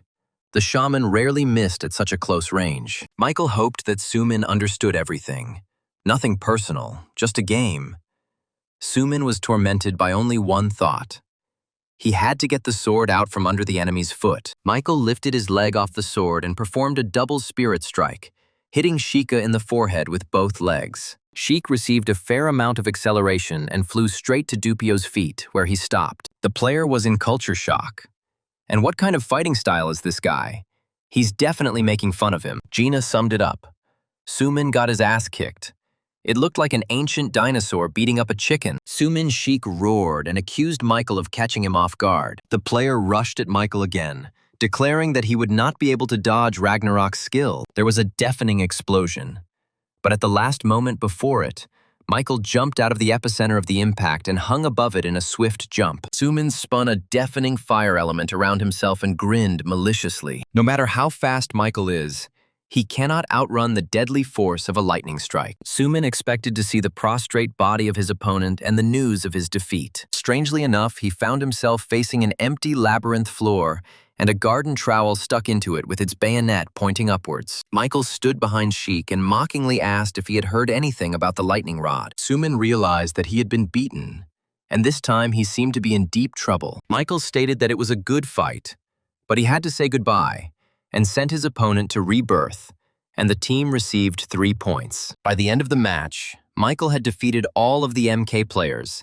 His team had scored 86 points, and the player himself was the admiration of everyone around him. Suman was proud of his achievements, and now he was in such shock that it was impossible to describe in words. Dupio almost cried when he tried to convince Michael to become a professional player, but the guy flatly refused, saying that he had a store and didn't have time. After his league debut, Michael returned to Elysia, where he was greeted with enthusiastic cheers from the resident players. The players were planning to give the shaman a ceremonial welcome, but were dispersed by the elves, whose hatred for humans could not be quenched. Alan concluded from this that the construction of the human residence in the Garden of Elysia could no longer be delayed. Architect Dianth was always ready to carry out the shaman's order, but he ran out of the money allocated for construction. Alan reminded him that he had recently transferred him 1,000,000 gold coins, and Dianth reported that only a third of them remained.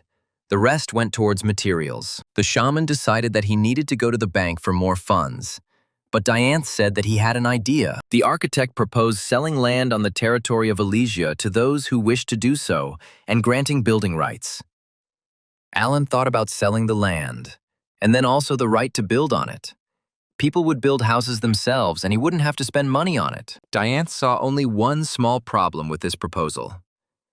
Elysia had no clear boundaries. Alan reminded me that the flower shop has buffs with a large radius, so you can sell all the lands that are affected by these buffs. People will buy land, and the growth and development of plants on it will be ensured by the flower shop buff. Dianth supported the idea. Dianth was concerned that they would have disputes with the kingdom of Rissel if Elysia's territory suddenly expanded. Alan stated that customers would have to protect themselves, becoming something of a human shield for the flower shop. Dianth and Alan checked the map. It turned out that they would not be able to avoid conflict with the kingdom of Russell. The larger Alan's project became, the more restless the neighboring non-player kingdoms became. A real estate expert was also needed. The first people Alan decided to give land to were May and Samantha. This would be their personal land, and they themselves would be responsible for it. Alan told the girls that he had decided to get into real estate. He offered plots of land with favorable locations, but Samantha and May refused. The shaman declared that he was ready to give the land to his assistants for free, and the girls happily agreed to the offer. Jack immediately asked for a plot of land, but Alan did not give him land for free. Jack felt offended. He was the shaman's only friend, and he was taking money from him. Alan stated that Jack was capable of destroying the country, and that he could not be compared to May and Samantha. But the plot would only cost 5,000 in gold. Jack agreed and asked Alan for a title as well. The shaman consoled his friend, saying he would get everything he wanted. But a little later, news of the land sale spread throughout Elysia and the surrounding kingdoms. The first to come to Alan were Kruvasan and Chokchan. They decided to personally find out all the details of the acquisition of land in Elysia. Kruvasan and Chokchan reminded him that they had long ago agreed with him about being accommodated here. So, was he really going back on his word? Alan calmed the players down and asked to be allowed to explain his intentions. He kept the promise he made. Dianth explained that they planned to sell the land in each section, with Kruvasan and Chokchan being given priority and paying the standard price. Kruvasan was indignant. They had made an agreement long ago, and going back on their word would be dishonest, as it would undermine Alan's trust. The shaman announced that he could solve all problems quickly and easily. He just needs a small favor from Kruvasan and Chokchan. To the players' surprise, Alan called over one of the NPCs named Zulkan. The old man introduced himself as the Chancellor of the Garden of Elysia, where the wise King Alan rules. Kruvasan was in culture shock. Alan even had a chancellor. That guy got up. Zulkan stated that up until this point, Kruvasan had been dealing exclusively with Elysia, selling various items directly. The Chancellor noted that Kruvasan had practically monopolized trade with the Kingdom of Elysia. The saleswoman just gritted her teeth. The Chancellor was completely and utterly right. In fact, Kruvasan had nothing to lose by doing business with Elysia. On the contrary, she made a good profit from it. However, this was a one-sided benefit, meaning that Miss Kruvasan was not being honest with Alan and his country. Zulkan believed that Chokchan had no right to protest either. He hadn't done anything good for Elysia at all, if you remember. Chokchan did not let the old man finish. He immediately declared that he had only ever wanted to inspect the place that Samantha had praised so much. The Chancellor said they both had to pay a fair price because with great power came great responsibility. The old man couldn't turn a blind eye to the free squandering of land, so they had to either leave Elysia or accept Alan's offer. It was impossible to argue with the ancient elder.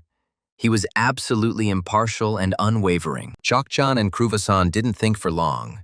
They didn't want to leave Elysia at all. Gritting their teeth, the players agreed to purchase land in Elysia for gold. Dianth did not put things off until tomorrow, and suggested that the players immediately choose their plots. The shaman sighed with relief. This problem was now solved. This old man is not in the position of Chancellor for nothing. He does his job well. News of the land sale in Elysia spread like wildfire, both in-game and in real life, and became a hot topic of discussion. May distracted Alan. She informed him that he had visitors who urgently demanded a meeting. Alan sensed trouble approaching and asked if these were the ones he was thinking about. May nodded. Naturally, it was a delegation from the Kingdom of Russell. They arrived earlier than the shaman expected. Alan looked the ambassadors over from head to toe. It looked like they were the same people, but maybe not. The shaman asked whether this was his second or first time with the envoy, and was told that the previous ambassador had been executed for disrespecting the honor of His Majesty. Since Alan had insulted His Majesty King Russell, the ambassador had to take responsibility and was executed. Alan hesitated. It was somehow awkward, but the Chancellor came to his rescue. He attacked the ambassador, declaring that he had forgotten his place. Zulkan fell to his knees in front of Alan, which shocked the guy completely. Zulkan swore to repay Elysia and its king with loyalty for having given him shelter, and asked to be allowed to give advice. Alan did not expect such activity from the Chancellor, but agreed to listen to him. Zulkan remembered that his former homeland of Iteran had fallen because of a lazy and arrogant ruler. Therefore, the Chancellor believed that the ambassadors should be imprisoned, no matter how they looked down on Elysia. The ambassador demanded an explanation from Alan, and the Chancellor pointed out to him his disrespect for His Majesty. The ambassador declared that there was something wrong with the Chancellor's head. Zulkan was outraged by his rudeness, and advised the ambassador to bang his head on the table and return to Russell. Alan received confirmation that the Chancellor was not an ordinary NPC. Only such a type could search the dungeon and find the dragon. The ambassador was furious. He promised to report everything to His Majesty, and before that, to burn Alicia to the ground and never return here again. Unfortunately for the ambassador, the elves heard these words. They pounced on him and gave him a good beating. The pointy ears were outraged by the words of the ambassador of the Kingdom of Russell. How dare he even think about destroying the country in which they live? Alan asked the Chancellor if he had invited the elves. Zulkan confirmed that he needed force support. Zulkan asked His Majesty Alan to forgive his rude behavior. He did not want to offend his hearing. Alan stated that he had no intention of being offended. He had been observing Zulkan for a long time and understood that this was only a manifestation of concern for the kingdom. The Chancellor promised that when the Kingdom of Russell sent its envoys again, he would show them where the crayfish hibernate. Alan was worried that Russell might declare war on Alicia.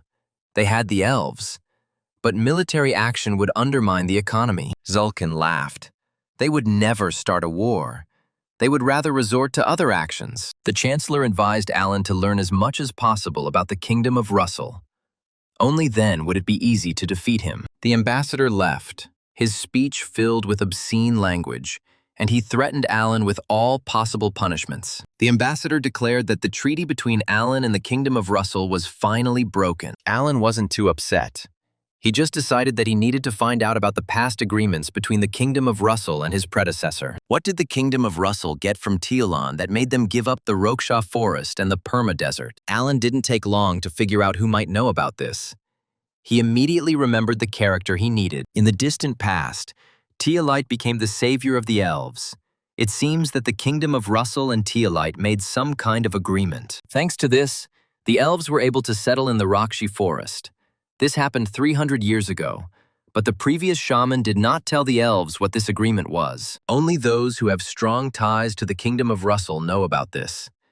They are full of information and know the history of this kingdom. This is an extraordinary non-player character, and the Supreme Lord of the Red Tower of the Kingdom of Russell, the great Archmage Renior. The magician Renior decided to visit Alicia. He hadn't seen Alan for a long time and was glad that he had become the king of a rather decent country. Alan didn't expect the magician to appear so quickly.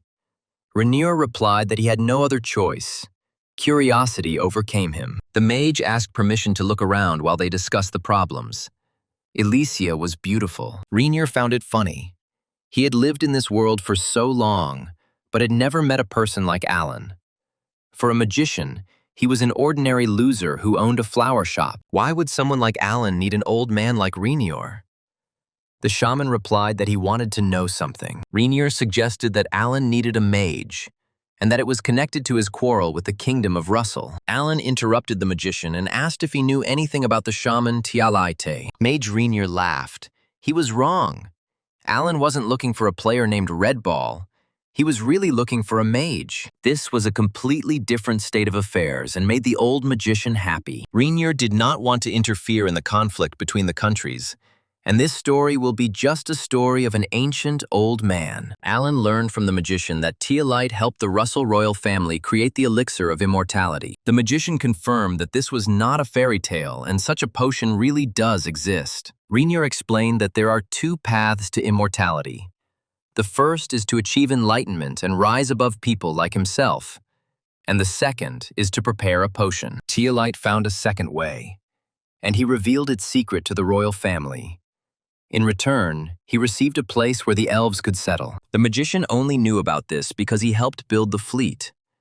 They said that the elixir of immortality was created by the gods, but was similar to the potions that Alan makes from flowers. Alan asked if the magician was still involved with the fleet, but it turned out that the royal family was doing it themselves and keeping everything a secret. Alan found it funny that they had started building a fleet, but they didn't know where the wild herbs grew or how to do it all. Alan suggested that if one knew where this fleet was, it could easily be burned. The magician seemed to read Alan's thoughts. The shaman felt a little uneasy about this, but the magician ended the conversation and asked to show him the night garden. Renier was amazed by the beauty of the night Alicia.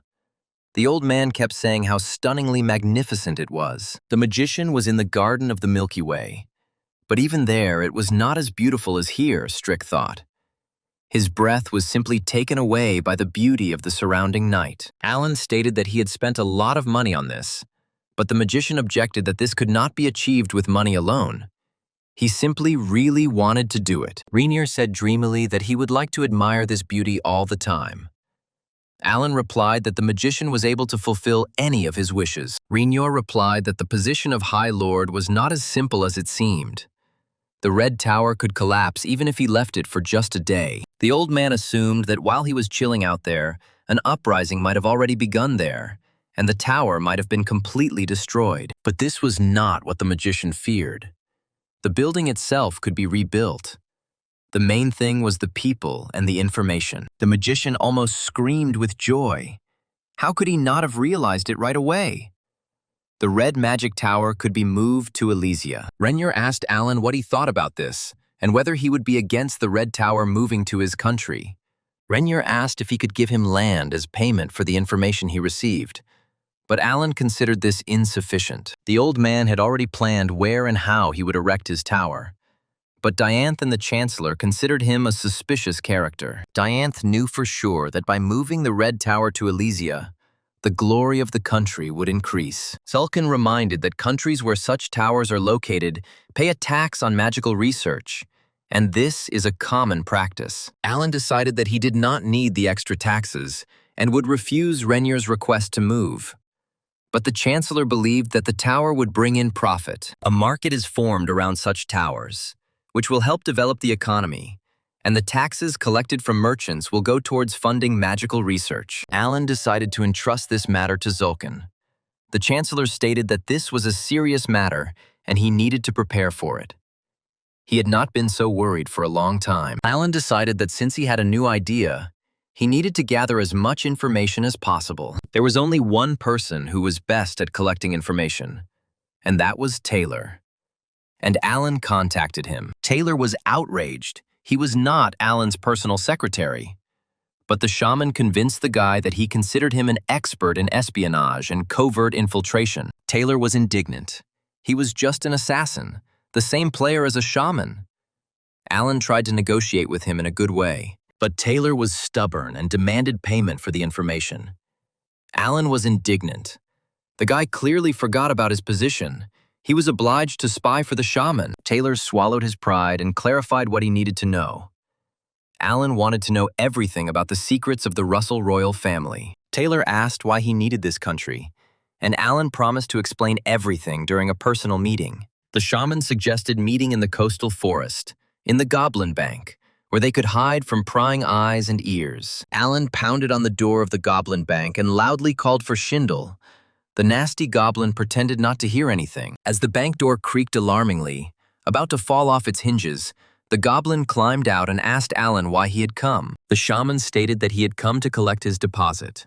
His treasury was slightly empty and needed to be replenished. The goblin led Alan to his gold, convincing him that he had not taken a single coin from there, and that the shaman could trust him. Alan did not come alone, but with the Prince of Idaran, and he asked him to check the amount of gold in the treasury. The goblin was sure that the prince was still a child and would not be able to determine the shortage just by looking at this huge mountain of gold. The prince delved into research. He had a natural talent for accounting. Alan warned the goblin that if he confessed himself, he would be forgiven. But if he lied, he would have to go to the elves to sort things out. The shaman gave Schindel one last chance. He must confess before the prince finishes counting. The prince counted very carefully. This gold belonged to his family, and he did not intend to squander it in vain. The goblin became quite agitated. It seemed as if he was about to be caught red-handed. Alan warned the goblin that the prince had the ability to calculate even the most numerous treasure. The prince determined that exactly 400,000 gold coins were missing, and the goblin immediately began to scream, as if he had forgotten that this money could not be taken. Alan threatened to immediately call the elves to deal with the dishonest banker, but was ready to forgive if he returned the money. The shaman was pleased with his visit to the bank. He received the amount he needed, and the prince did a great job. Elves were waiting for Alan at the bank. They asked if the shaman had any problems with the goblin, and if anything happened, they were ready to shake this guy down. The elves reported that they had caught a man who was hiding near the goblin's bank. This man was none other than the assassin Taylor, who had come at Alan's call. The shaman immediately ordered the guy to be released. He still needed him alive and well. Taylor was saddened by how he managed to fall into the hands of the elves, but Alan immediately offered to talk business. Assassin was curious about what the shaman wanted from him and what problems he had with the Russell Kingdom. The shaman reported that the elixir of immortality was hidden in the kingdom of Russell, and the Archmage of the Red Tower told him about it. Taylor was surprised how Alan knew the Archmage.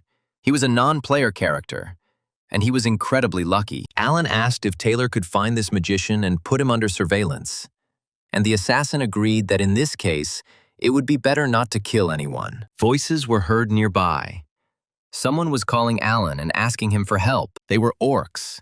Alan assumed that they were caught during a robbery, and therefore he should stand up for the green-headed guys. The orcs explained that everything was not like that at all. In fact, the king of the neighboring country had sent a whole army of soldiers here. Alan did not understand which king was being talked about. The neighboring country was the former Idaran, now the kingdom of Brown Bear. Could it be that the Brown Bear Guild and City Master Croken have managed to make their power legitimate, and that Croken is now the rightful king? Or maybe it was Taylor who brought the guild soldiers here to deal with Alan. Then the assassin will die. Taylor replied that he had not told anyone, and that the bears had only come here because Alan and the royal treasure had disappeared here. The bears want to find the treasure from the royal vault that Alan stole. It belongs to the dragon that guards the deity of Idaran. Alan remembered how Tina had looked for the dragon everywhere. Apparently, for good reason. The dragon threatened that if they did not return the treasure, he would burn the city and all its inhabitants. Alan thought, there was a dragon after all. So if the bears robbed the orcs, the Goblin Bank would find out about it too. Alan had to choose between helping the orcs or fleeing with the treasure. But he couldn't take all the gold at once. Alan approached the orcs and asked what they could offer him in payment for his help. The orcs looked at each other and replied that they would also help Alan when he needed it. The shaman said that he didn't need it. Let them offer something else. The orcs replied that they had amazing goods. But Alan didn't like this proposal either. So the orcs suggested that in the future they would give a percentage of their income to Alan. Alan sent Taylor to convey to the elves the order to destroy the members of the Brown Bear Guild who had entered the forest. After this, the assassin may not return, but go on to complete the received task. Alan decided to return to the Goblin Bank. He needed to prepare for the upcoming meeting. Alan wanted to make several golems out of gold, mixing gold with more suitable materials so that the golems would be of high quality. The prince was worried that this would be a waste of gold. He felt sorry for the treasure of his ancestors. Alan believed that gold should work, and that golems would not consist of just gold. While the prince packed the coins and ingots, Alan examined the other components for creating golems. The shaman found the shield of an Idaran knight, legendary rank. That was what he needed. It was a real high-quality shield. It completely blocks enemy attacks. The Idaran Knight's defense effect in the set added 5% additional defense to each selected item. The effects only manifested when the entire Idaran Knight's defense set was assembled. Alan decided to take the entire set as material for the golem, and asked the prince if there were other items from it in the treasury. The cunning goblin listened carefully and watched the shaman's behavior. After some time, Alan collected all the items in the set: helmet, armor, knee pads, and gloves. Add gold here, and you will have the perfect golem. The goblin asked Alan why he used such valuable items to create golems. Alan replied that then the magical effect of the items would also work on the golem. The goblin was surprised. He had never heard of golems using magic. The shaman corrected him. It wasn't about magic, but about magical effects. The goblin became interested and asked permission to look at the items. The goblin was actually interested in the golem, which has the characteristics of the material from which it is made. The goblin drew a drawing for the shaman. Alan did not immediately understand the meaning of this invention. It was a golem detonator. It was a quest for joint research with a goblin. If successful, Alan's popularity would increase and his engineering skill would be leveled up. Alan decided to enhance the golem's power with a set of items and its attack power with the help of goblin engineering research. The goblin explained everything clearly, and the shaman began to grasp the essence of the matter more and more, realizing that this was a completely rational proposal. The goblin asked Alan if he liked his proposal. The shaman was delighted and decided that the test should be carried out right away. The shaman warned that he would not lend his golem to the goblin for research for free, and the goblin did not expect anything else. At this time, An army of brown bears was concentrated at the entrance to the forest. They received orders to search everything and find gold. The second search party carefully combed the surrounding area. The guys were looking for orcs, who definitely knew something. Something crackled in the depths of the forest. The soldiers froze in anticipation. Probably orcs were coming here. The bears were mistaken. A squad of elves emerged from the depths of the forest. The pointy-eared ones theatrically flexed their arms and wished each other a successful hunt. Without further ado, the elves attacked the soldiers of the brown bear's army. The pointy ears planned to destroy the army completely. They would not let anyone escape. The second search party asked the guild for help.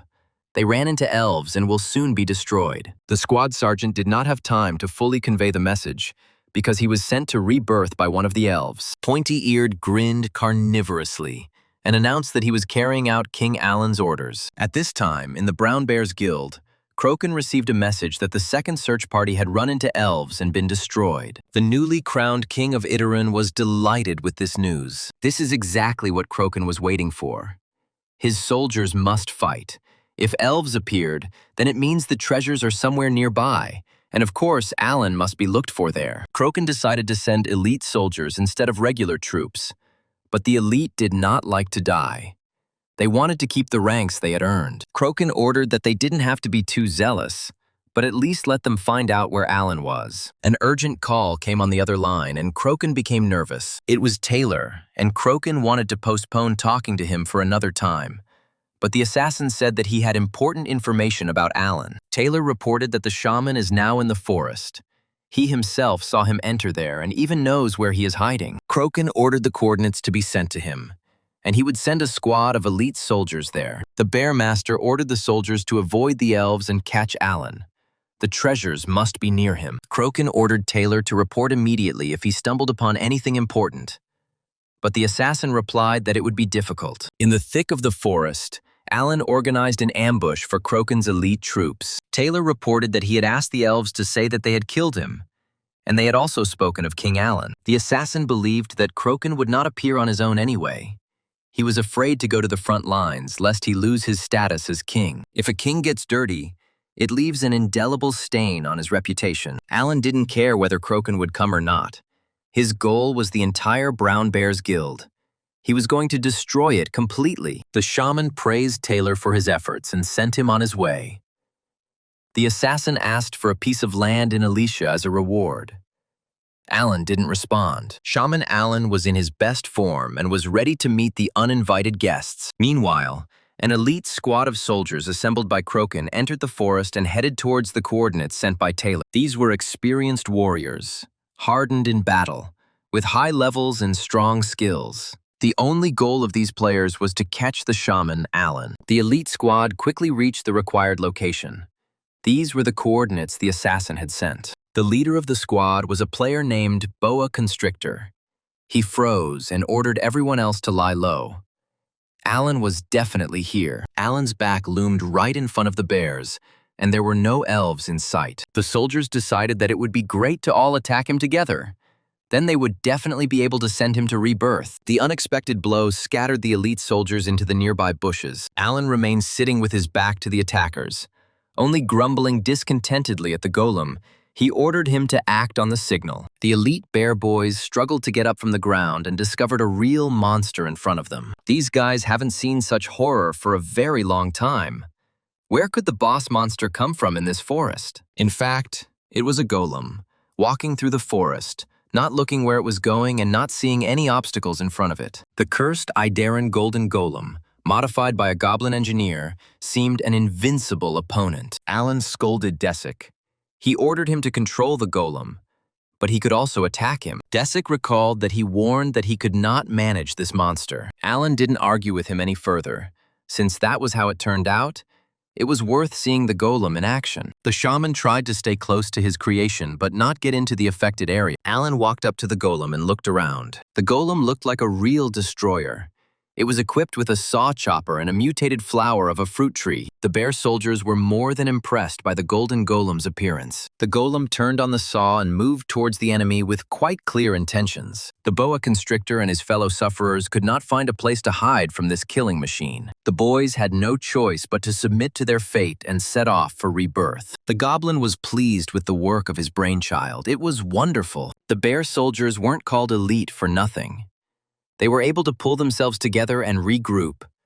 "It's only a golem," they shouted, "and it can be defeated." Desik hid on the golem's broad shoulders and tried to control it, ordering it to attack the soldiers. A serious fight ensued, and the elite bear soldiers had something to counter the golem's power. Players used their best items and effects. However, the golden golem successfully repelled all the blows inflicted on it. Batir activated the sickle cleaver skill, hoping to cut off the golem's head. Boa Constrictor and Temujin were covering their comrade below, drawing the golem's attention to themselves. The players were hoping for success and believed they had every opportunity to do so. Iroquois decided to add the powerful explosion skill to the general attack. There was such a bang that nothing and no one could be seen because of the explosion. When the smoke and soot cleared, Boa Constrictor was surprised to see that the golem was working as if nothing had happened. The Boa Constrictor shouted that this golem could be defeated.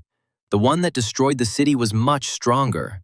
You just needed to add a little effort. Alan watched the battle from a safe distance, not expecting the elite brown bear soldiers to surrender so quickly. The shaman was attentive and calculated escape routes in case the golem was defeated. The boa constrictor urged the players to continue attacking and launch another massive attack. Alan activated the protection of the Idaran equipment, and the golem's defense increased threefold. The skill for the king's sake was activated, and the golem's attack power was doubled. The bears were impressed by the golden golem's power. Boa constrictor and Temujin were dumbfounded in complete bewilderment. The golem was able to activate the skill. What kind of miracle is this? This surprised but did not frighten the attackers. Golems are slow anyway. They just need to increase their speed. Iroquois wanted to deliver a crushing blow to the golem's head, hoping to knock it off its feet. Everything would have turned out just like that if it weren't for the demonic plant's abilities. The stem of a wondrous flower entwined his leg and suspended him upside down above the ground. The golem then abruptly threw the player to the ground, without choosing where to fall. The bears called Alan a pervert and a scoundrel, and that's how the golem got in their way. Alan replied that he was glad that they enjoyed communicating with his toy. The shaman delighted his opponents by telling them that he had another gift for them. The tired and exhausted players did not expect anything good from Shaman Alan. In front of the guys stood a huge, rock-like, impenetrable enemy. Everyone had the opportunity to read the specifications of this killing machine, and they were impressive. The goblin was glad that his invention worked and was useful. The goblin's weapons were activated with a range of 1 kilometer. The firepower engulfed the Brown Bear League players, draining their life force. Flames blazed from all sides, destroying the enemy as a combat unit. The performance was a success. The weapon was called the Goblin's Homing Missile. An explosion is also an art. The golem's time of work was over, and the summoning was cancelled. That was enough. Alan did not catch all the bears, but the golem showed itself excellently. The shaman came out to the defeated players and said that they had to give something to Kroken. The boa constrictor was pacified, but not defeated, and was going to fight as long as he could stand. Elves appeared behind Alan, eager to attack the players and finish their destruction, which forced Udav to accept defeat. The boa constrictor took on the mission of delivering a message to Kroken. Alan demanded that the bears not touch the orcs or be destroyed. Kroken asked to tell the shaman that if he did not return the stolen treasure, he would not be left alone. But the boa constrictor had already passed out. Kroken was furious, but if Alan wanted war, he would get it. Kroken announced that he would destroy the flower shop, and with it, all of Elysia. The destruction of the orc village was stopped. Alan's popularity with the orcs had increased sharply, and the amount of the monetary reward was negotiable. The orcs doubted that they would be able to stop the bears next time. Alan advised them to unite with the goblins. The orcs were indignant. How could goblins be trusted? The shaman reminded the greenheads that they were clients of the goblin bank. The goblins also could not trust the orcs, who were unable to appreciate the beauty of the explosions. Alan advised the irreconcilable races to continue to distrust each other. Let both goblins and orcs trust everything and everyone to him. The shaman, Alan. The green-headed and long-nosed people didn't immediately understand what Alan meant. Shaman explained that if the goblins decide to stab the orcs in the back, he will come here with the elves and punish them. And vice versa. All the races decided that this was a very good idea. Alan would be the mediator and confidant of both the orcs and goblins. Alan decreed that the goblins would protect the orcs, and the orcs would be good guards for the goblin bank. From now on, both races will have to join forces in the fight against common enemies. Alan decided that the name of this union would be the Schwar Union. He had no idea what a stir this union would cause in the future. The capsule is great, of course, but the mouse has not lost its importance even with the advent of virtual games. Michael successfully defended the Border Forest orcs from the brown bears and logged out of the game to contact Dupio. The manager called him 3 times. Dupio responded quickly. Michael decided that something serious had happened. The manager offered Michael to take part in several matches as part of the selection process. Dupio remembered that Michael didn't want to do it. But MK was in a bind. Michael himself has already read the stunning news. One of MK's best players, Sumin, aka Sheik, is leaving the team. Dupio said that apparently the last friendly match disappointed Sumin, which is why he left. Michael wondered if MK really didn't have any reserve players. Dupio replied that they did, a whole team, but they might not work well with the main squad. Spectators crowded around, eagerly awaiting the start of the league match. The new world was ready to welcome its new fighter, Michael Douglas. Before the match began, an opening ceremony was held, and spectators eagerly awaited interviews with members of the 2 teams. Michael was worried that he was wasting his time here instead of taking care of the flowers. The host energetically welcomed the audience and introduced the teams and participants of the competition. The hall was filled with people of different ages and social status. Michael stood out from the other players with his height and facial expression. The guy felt sad in this crowd. It was the MK team's turn. Dupio asked Michael not to worry. The coach would take care of the interview. The manager asked Michael to feel more confident and smile. The host suddenly decided to ask the players' opinions about the problems that arose because of the guy who suddenly changed teams. It was planned that only the coach would perform, but now the situation has become more acute. The MK players' coach defended himself to the fans and promised that the team would survive this crisis and achieve victory. The fans demanded Sumin's return. There were rumors that MK had kicked the guy out and signed a contract with someone named Michael or Alan. Michael was offended by the insults directed at him. Dupio apologized that Sumin is talented and has a lot of fans. That's why everything turned out that way. The fans were demanding that Alan leave the team. This is not a game that can be won by intimidating people. The master of ceremonies tried to calm the crowd down. Michael approached him and asked permission to use the microphone. The MC didn't want to give the microphone to an unknown player. The program was broadcast live, and it was impossible to refuse Michael. Michael introduced himself and greeted the audience. The organizers were afraid that he would argue with the fans, and everyone froze in anticipation of his words. Michael said that anyone would be upset when the best player leaves the team, and he also regretted that Sumin left so suddenly. Michael stated that he understood why he was being greeted like that. He was a dark horse for the fans. But in any case, he did not deserve the insults. The audience listened to Michael, and his words made a huge impression on everyone. The guy announced that he was going to show everyone what he was capable of, and asked everyone to watch his game and only then judge. With these words, Michael left the stage. Dupio tried to stop him, but in vain. The fans went wild again, and new insults rained down on Michael Allen. Dupio looked at the raging crowd with a shudder and felt awkward in front of Michael, because it was he who dragged the guy into all this. However, the guy also received the support of the crowd. Despite the booing, Dupio felt how the climate in the studio was changing and realized that Michael was a future star. It was a memorable opening ceremony. Everyone was talking about Michael's words, and no one could remember what the other teams were saying. Interest in Michael did not wane until the first day of the qualifying matches.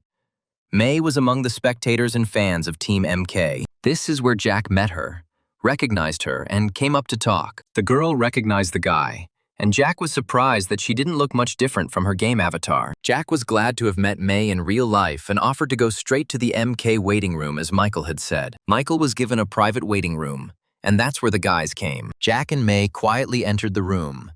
Everything here was new and interesting to them. Michael's father, Mr. Huang, came out to meet the boys, and then the player himself.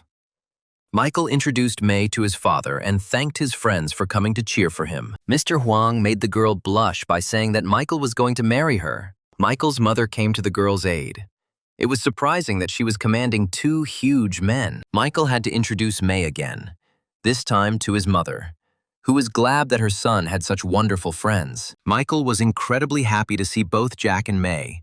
He even prepared tickets for them to the most prestigious seats. May was surprised that Michael in real life looked just like his character, and perhaps even bigger. The qualifying match was about to begin, with 20 teams and 80 players competing for the championship title. To prevent fraud, all players were in waiting rooms and preparing to check into the capsule room. The screens of all 20 teams will be broadcast onto a huge four-sided display in front of the stands. During key moments of the battle, images of everything that is happening will be shown on the screens.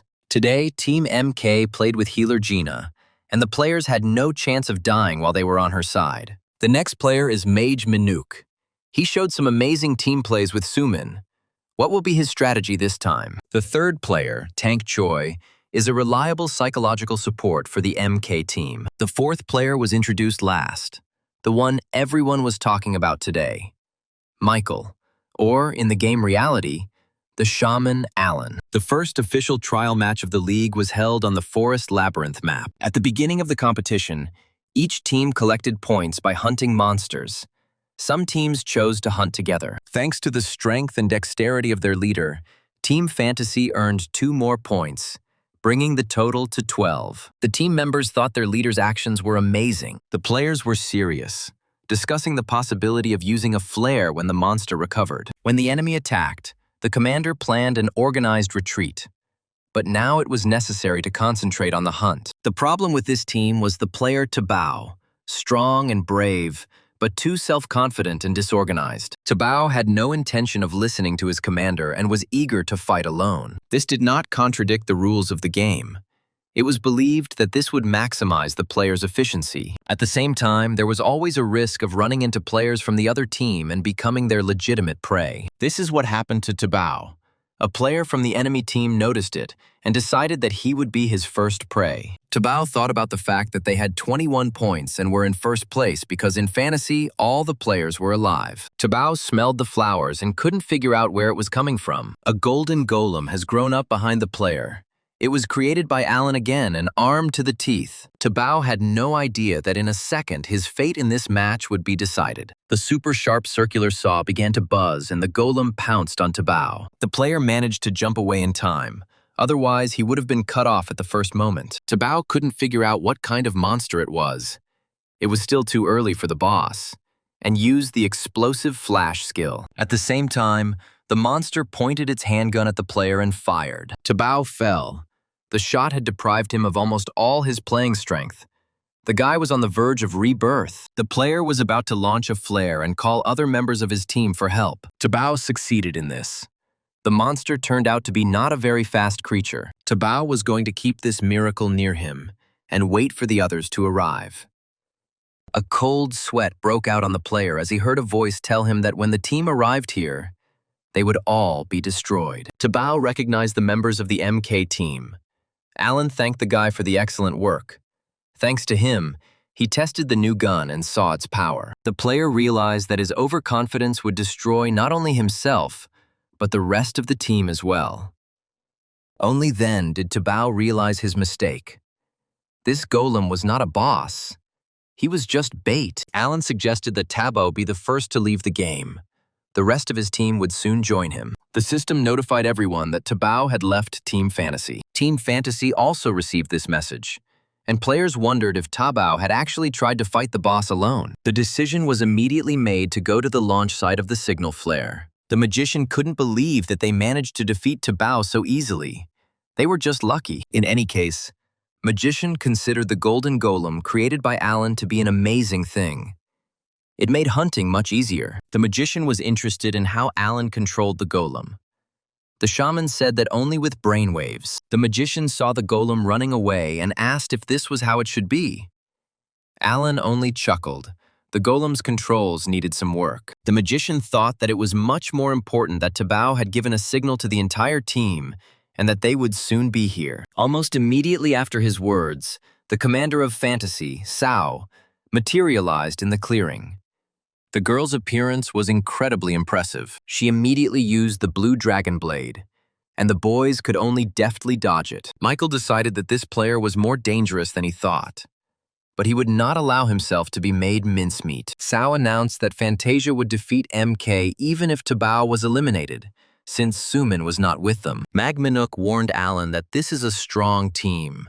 Tabao is a strong player, but Sao is no worse. The shaman replied that everything was going according to plan. He would deal with her very quickly. Alan picked up speed and rushed to intercept Sao. The battle between them promised to be epic. Sao didn't like rowdy guys, so she used her skill, walking on air, and jumped over Alan. Sao's target was the MK team's healer, and Gina was in danger. But Sao was wrong to underestimate Alan. She felt it the very second she landed. Alan grabbed Sao while using the skill and pulled him towards himself with one hand. Alan was in high spirits. The fun was just beginning, he decided. The remaining members of Team Fantasy pounced on Team MK's tank, with the healer barely managing to heal. Minuk joined the battle, his fiery fireballs raining down on the heads of his enemies. The explosions sounded one after another, and it was almost impossible to dodge them. Fantasy wasn't doing enough damage due to Tabao's absence.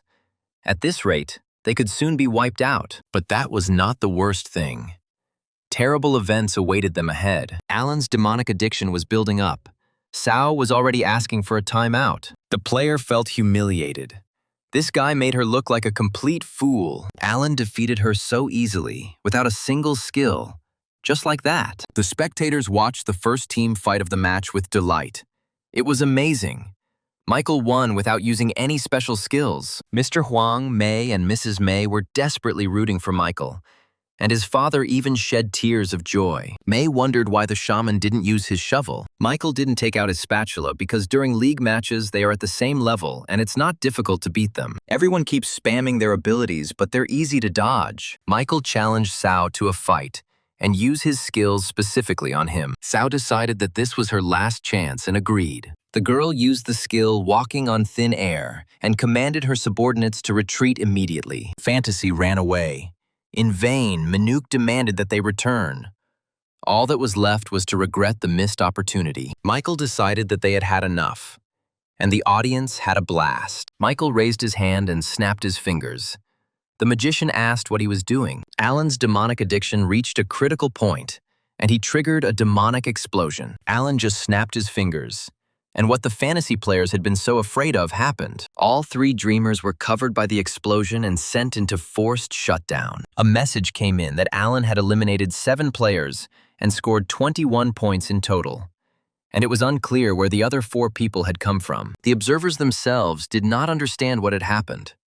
After a strong explosion, 7 players were eliminated. The explosion occurred when Team Fantasy was retreating from the battlefield with MK, but it was decided to look at the recording to find out who the other 4 victims could be. On the replay, everyone saw how the members of Team Fantasy ran away from MK. Samwan's team rushed out to meet them. It looked like they were planning to set up an ambush. But Team Fantasia is strong and easily fought off Samwan even when they were down a man. Suddenly, Sao's body began to glow. Everyone stopped and looked at her in surprise. At this time, a giant explosion engulfs everything, sending 7 players into a forced shutdown. The explosion was caused by Michael Douglas using his first attack skill, Demonic Blast. The MK team monitored the messages. Everything turned out quite well. Alan decided to check the golem's location and entrusted this task to the spirit of life. Alan suggested going on a frontal attack. Mag was happy. At this rate, they would reach the top of the tournament table. Alan categorically stated that he was not interested in just top positions. That was too little. The guy was aiming for first place. That's exactly what he needed. To do this, Alan suggested that the players strengthen themselves and equip some equipment. The shaman said that each of them should wear one of them. Maru's team was shocked. Two teams disappeared at the same time. That shows how strong MK was then. The Maru players thought they could smell flowers in the air. It was strange. Following the scent of flowers came the sound of heavy footsteps of some monster. A huge golem, armed to the teeth, came out into the clearing. The guys weren't prepared for this turn of events. They were expecting a boss. But this creature wasn't one. A player well known to everyone was jumping merrily on the golem's huge shoulders. It was Michael Allen, asking the frightened players of Team Maru if they were ready for destruction. Michael Allen ordered the golem to move forward and announced that the members of Team MK were ambassadors for Allen's flower shop. The healer, tank, and mage, adorned with wreaths, flowers, and ribbons, moved hesitantly next to the goblin. Michael encouraged his teammates, who had been too quiet and modest in promoting his store, asking them to trust him and give flowers a chance. The Maru players were not the timid ones. They shouted that Allen was not a threat to them and boldly rushed into battle. The magician moved forward decisively, but Tank was not too confident of victory. Everything was mixed up in the battle between the two teams. Only the healer Gina was looking at the flowers Michael gave her. The girl completely trusted Michael and rushed into battle, using the Saint's Blessing skill. The tank kept telling himself that he liked flowers, and used the Great White Mountain Destruction skill to fight. The magician repeated that he could not live without flowers and used the Colossal Solar Burst skill. On the monitor screens, everyone saw another all-consuming explosion. The magician himself was amazed by the skill's effect. He hadn't wanted to use it before. It had been weak. But now the difference was noticeable. The mage told Michael that his flower items were amazing and asked if he could buy some from him on the main server. Michael replied that he did indeed sell such items, but they were quite expensive. If you use Allen's customer points, you can get a discount of up to 30%. The next member of the enemy team was sent to a forced shutdown. Michael decided to destroy the last one with a demonic explosion, and at the same time tested on 30 stacks. One more snap of the fingers and it was all over in the blink of an eye. The explosion did not destroy the enemy. Michael concluded that 30 stacks of power does not completely destroy players. It turns out that against players of level 250 plus, you need at least 50 stacks. Nobody expected this. Michael is a real bulldozer player. Everyone saw his hidden abilities.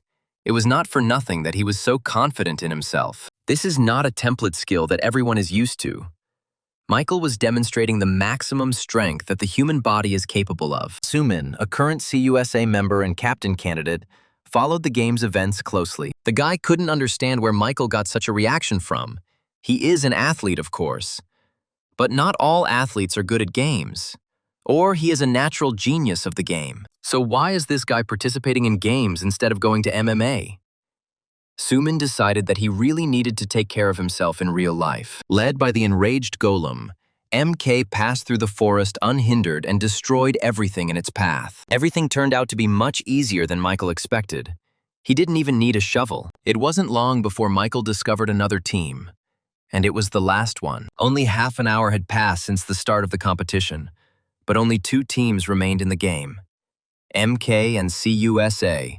They began to fight for first place. Everyone was eagerly awaiting the result and which team would be stronger. But the outcome was already clear to everyone. CUSA is a low-ranked team, and they have no chance to stop Michael. They can only pray. Before the announcer could finish speaking, the last CUSA player was eliminated, and the first game of the season ended in a complete victory for MK. The crowd's jubilation was complete and unconditional, and Michael became a true hero to them. Michael was congratulated on his victory and asked to tell how he felt and share his emotions with the audience. Michael's performance surprised the audience. He was asked if he attended individual training sessions, but he only played sports every day. There was something else that accompanied the success. Perhaps this is the main secret. Michael happily revealed this secret to everyone around him. In fact, these were flowers that he himself grew in Elysia. Michael took the opportunity to advertise and announced that Elysia would make any floral accessory according to the client's wishes. Michael Allen returned to Elysia as a winner after giving a victory speech promoting his flower shop. The player wanted to do some business in the store, but met Zulkin. Allen asked him how things were going in the forest with the orcs and goblins. The Chancellor replied that everything was fine. The negotiations with the orcs had been successful. Allen didn't expect such an answer. He was afraid that he would have to run somewhere again and do everything himself. Zulkan said that he took the elves with him and agreed on a deduction of 40% of all income of the orc tribe. In reality, it will be no more than 30, since the Greenhead's main income is robbery, so the money will have to be laundered. Alan was plagued by vague doubts about whether Zulkan had taken up the job of Alicia's finance minister or had found a way to finance his illegal organization. Surely in the past, this old man had to engage in illegal transactions to provide for the pampered offspring of the royal family. Alan asked how the preparations for the auction were going. Everything was going well. People were coming to look at the plots. The problem was with the NPC aristocracy. They disagreed with the fact that NPCs were not allowed to participate in the auction and demanded an audience. Alan sighed heavily. He wouldn't be able to take care of the flowers again. It was annoying. A large number of representatives of noble families had gathered in the central square of the city, and they were all waiting for King Alan. The NPC's complaints were reflected by May. They were outraged that they had been excluded from the opportunity to participate in the auction. Alan showed up on time. He categorically stated that he had no plans to sell the land to the aristocrats. They would be better off just leaving. The Shaman King was angry. He had made his intentions clear last time. Nobles were not allowed to participate in the auction. Behind him, Alan heard a nasty, thin laugh and a sarcastic remark that he shouldn't be so categorical. Alan turned around and a strange guy was addressing him. He introduced himself as Duke Titus of Fleecia and said that he was ready to pay for the right to participate in the auction. The shaman listened in bewilderment as the Duke promised to make him a double contribution and not to demand the money back in case of a loss. Titus dreamed of building a holiday villa in Elysia and considered this an incredibly profitable investment. Alan asked Zulkan who this was. The old man replied that this NPC was very rich. The city-state of Fleecia was full of rich NPCs. Upon hearing Titus's proposal, the nobles of neighboring states were outraged. They too were capable of paying 3 or even 4 times more. The shaman thought, money is just flowing into his hands, so why refuse? Since the nobles insist on participating in the auction, then so be it. Alan agreed and said that aristocrats only received this privilege because of their money, or, status. The shaman warned the nobles that free plots were running out, and they must urgently decide which plots they would fight for. The aristocrats had been eyeing up land for a long time. They had chosen the best plots for themselves. Alan wished everyone good luck in the auction. Alan invited the chancellor with the prepared documents and offered those who wished to read and sign the agreement. The aristocrats read the agreement and looked at Alan in bewilderment. They expected to be given a land purchase contract to sign. But this was only an agreement to participate in the auction. The shaman was surprised. They themselves had offered to pay more for participating in the auction. The nobles had hinted that they were paying more for a guaranteed win. Alan got angry, which meant they were offering him a bribe or simply wanted to make a fool of the king of Elysia. If someone doesn't like such a contract, they can simply go home. Alan didn't insist on anything, but such a person will no longer be able to participate in the auction. The nobles grumbled that their promises to pay 3 times as much would cost them dearly, and they were going to refuse to participate in the auction. King Alan replied that he was not forcing anyone to participate. It was a purely voluntary matter, but they themselves had persuaded him to accept such conditions. Duke Titus did not refuse the opportunity and agreed to King Alan's terms. 2 other aristocrats, Bim and Baum, could not afford to lose face in front of the visiting dandy and signed a special agreement. Alan understood that they thought they could easily beat the auction maximum by several times. This would have been possible if this auction had been ordinary. But the aristocrats were in for an unpleasant surprise. The day has arrived for the open auction for the sale of plots of land in the residential area of the Elysia Flower Shop. May was entrusted with running the auction. Jack guarded her, and for some time now the couple has become inseparable. Alan and the Chancellor sat stone-faced on the stage next to Jack. May announced that plot number 1 was going up for auction, and interested bidders were asked to raise their signs. May announced a starting price of 500,000 gold, and an auction increment of 100,000. The price rose rapidly. May counted down the set amount of time, and plot number 1 was sold for 700 gold coins. Bim and Baum figured that the average winning bid was about 800, so they could beat it even at triple the price. However, the starting price for a plot of land in the city center was 1 million gold coins. This price was quite high even for Bim and Bom. Bim decided that it was too expensive and he would skip this lot. Alan would be left with nothing and would lower the price.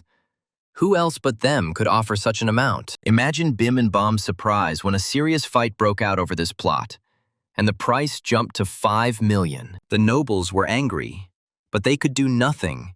King Alan passed them at the turn. In the end, this plot was sold for 5.5 million. Alan kept an indifferent expression on his face, as if everything that was happening was not his doing. Bim and Bom wanted to accuse the auction organizers of fraud. The nobles were angry. They declared that this auction was invalid, that this was unacceptable. But their cries were drowned out by the general jubilation. The leader of team number 1, participating in the collusion auction, informed Alan that the mission was accomplished. The shaman praised the guys for their work and ordered team number 2 to get ready. Jack warned that this is actually illegal in real life. Alan explained that there was no other way he could get rid of the NPC nobles. It didn't concern people. The second plot went for 5 million gold, and Alan liked it. Now he was going to rob a rich guy. Titus was an experienced player and waited for the right moment. He entered the game with 2.5 million gold pieces. The Duke was confident that his opponents would soon fall away. Even when the sum reached 5.5 million, Titus was not going to back down. Titus was clearly winning. He was determined to get his own plot of land in the center of Elysia. His financial resources were great. May finished counting and was about to bang the gavel when a voice from the back row announced the sum of 500 million gold. Titus was outraged. He decided that this was an obvious fraud and crossed all boundaries of what was permissible. Jack was surprised. Even for Alan, this was a bit too much. But the shaman himself did not expect such a turn of events. The shaman didn't know who had gone to such great expense to own a plot of land in Elysia. Titus continued to stir up the public, declaring that the auction was a complete scam. The Duke accused Alan of manipulating everything from the very beginning in order to brazenly steal the participants' money and presented the contract as proof. The contract stated that Titus had to pay double the amount to participate in the auction, for which he could buy the whole of Elysia. The shaman recalled that all three had begged to be allowed to participate in the auction and had willingly signed the contracts. So why were they whining now? Titus claimed that everything was clear to him from the very beginning, and he decided to play along. But such a sum was too much. Bim and Bom accused Alan of trying to ruin them. Whispers began to spread through the crowd, wondering if Alan had really hired people to artificially raise the stakes. Titus supported these accusations and protested against the rigged game, demanding that the auction results be annulled. Alan had no intention of forcing anyone to participate in the auction, and he didn't need the aristocrats' money. The shaman descended from the stage and approached the raging aristocrats. Alan took the contracts from them and ordered them to return all the amounts paid. He did not want to allow these NPCs to participate in the auction from the very beginning. Titus suspected that Alan was trying to hide his deception and demanded that he bring a man who could pay such a huge sum. A loud voice rang out in the crowd.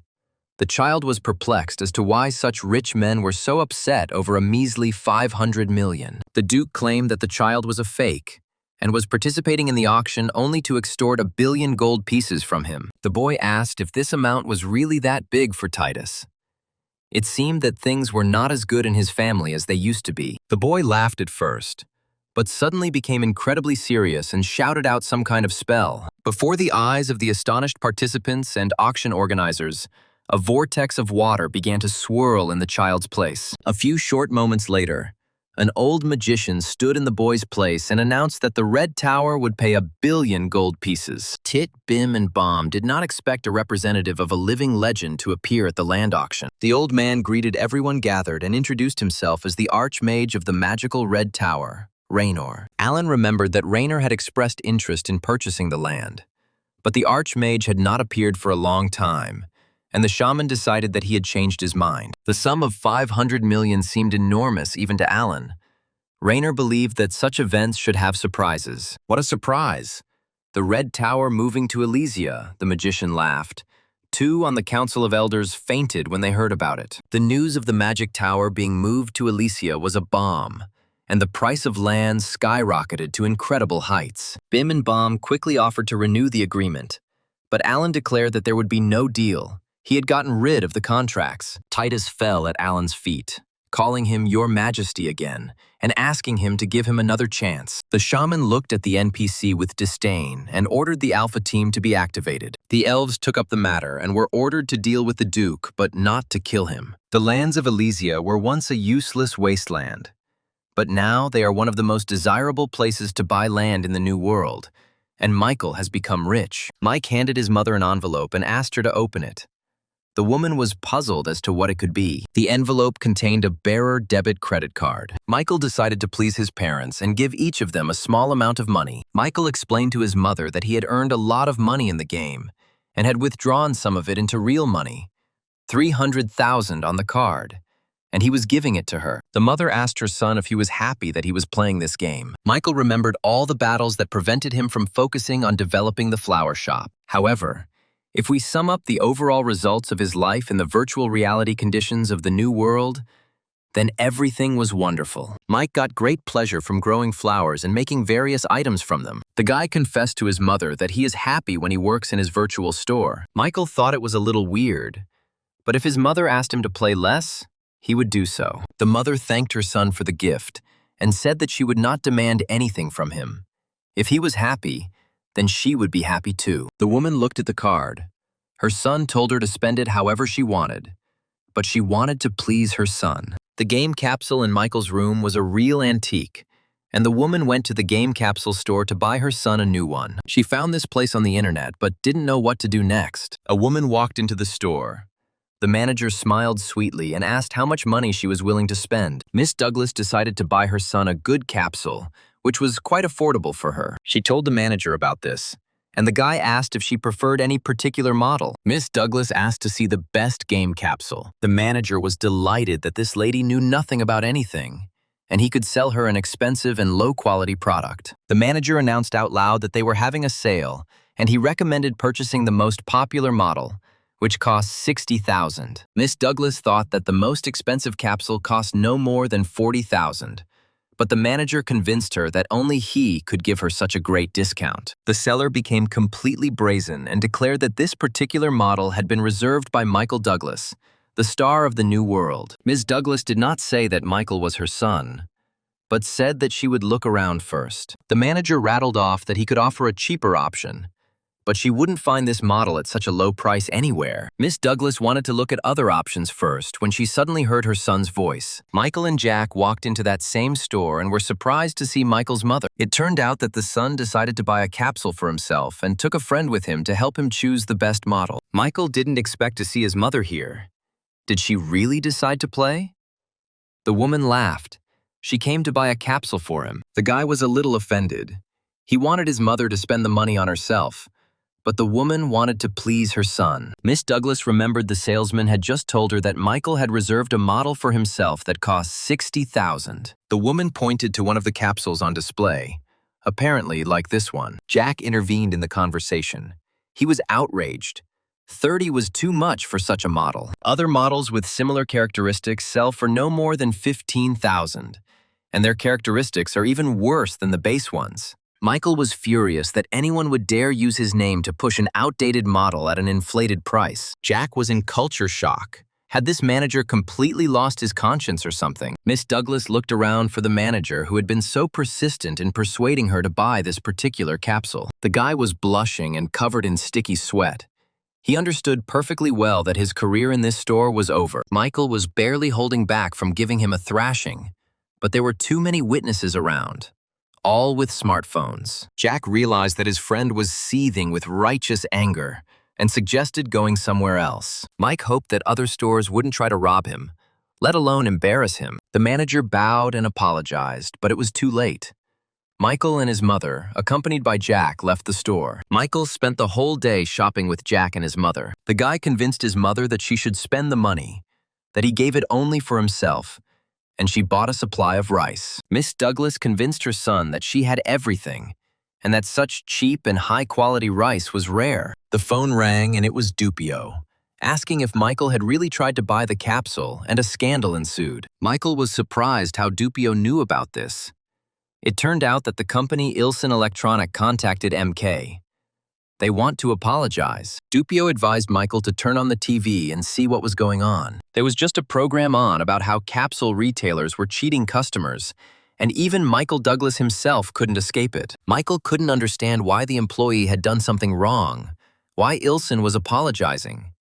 It turns out he was the one who managed this branch. Dupio advised Michael to meet with a company representative. Something good might come of it. Michael had enough work at MK. He didn't want to get involved with them as well.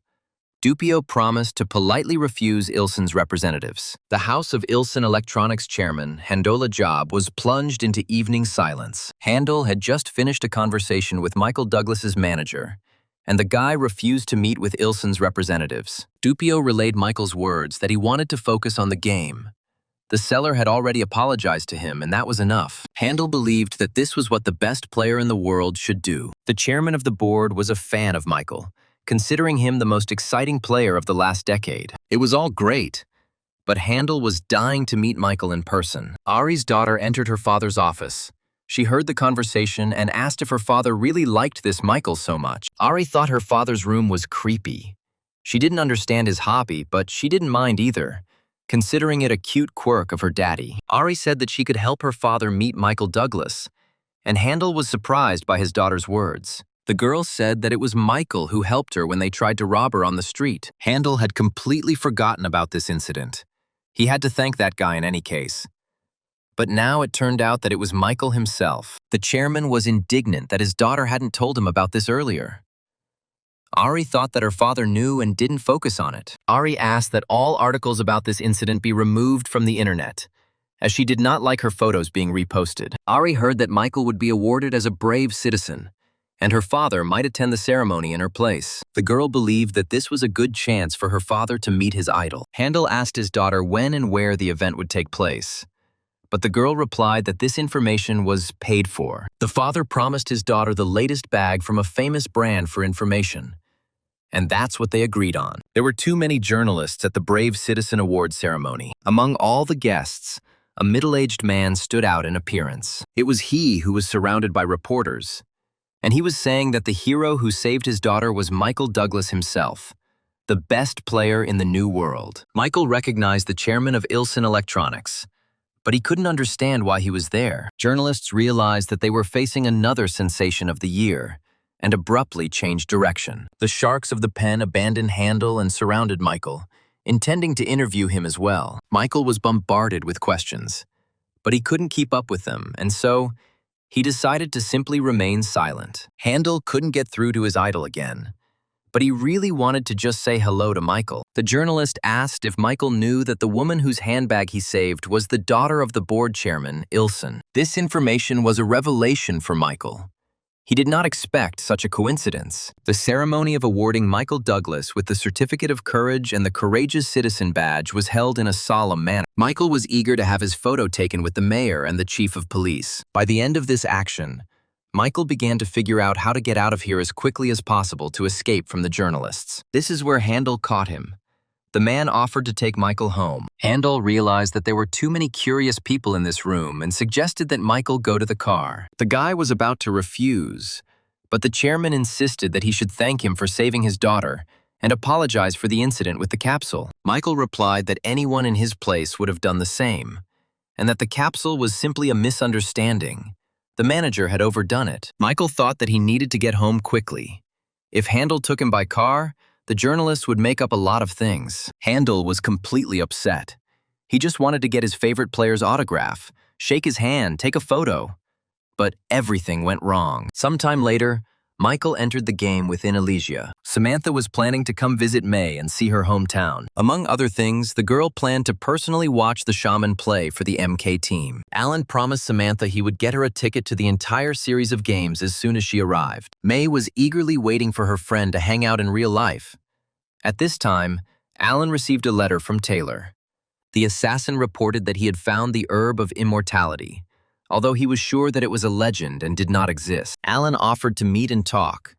He only specified where this grass grows, in the kingdom of Russell or somewhere else. Taylor confirmed that she was raised in Russell, in a secret area.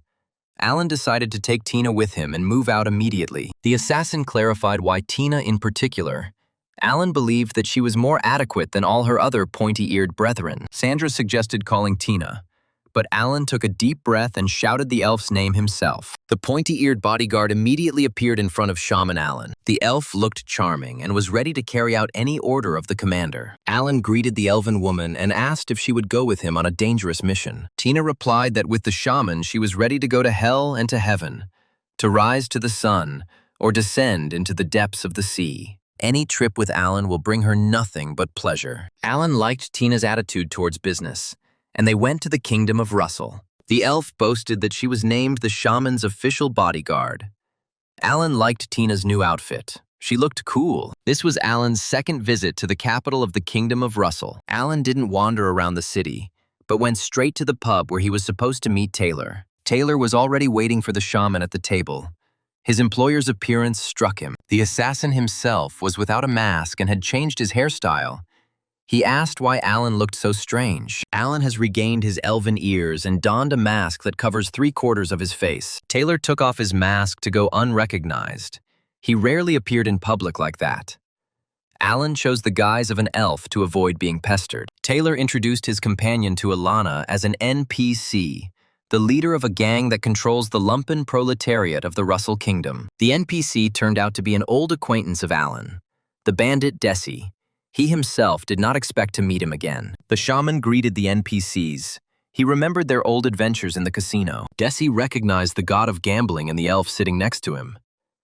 Could it really be Alan? The NPC wondered. The bandit now understood why the leader said that he should work for the client as if he were working for him. Alan stopped Desi's flow of nostalgia and asked where the herb of immortality was. Taylor replied that this place is in a secret room under the roof of the royal castle.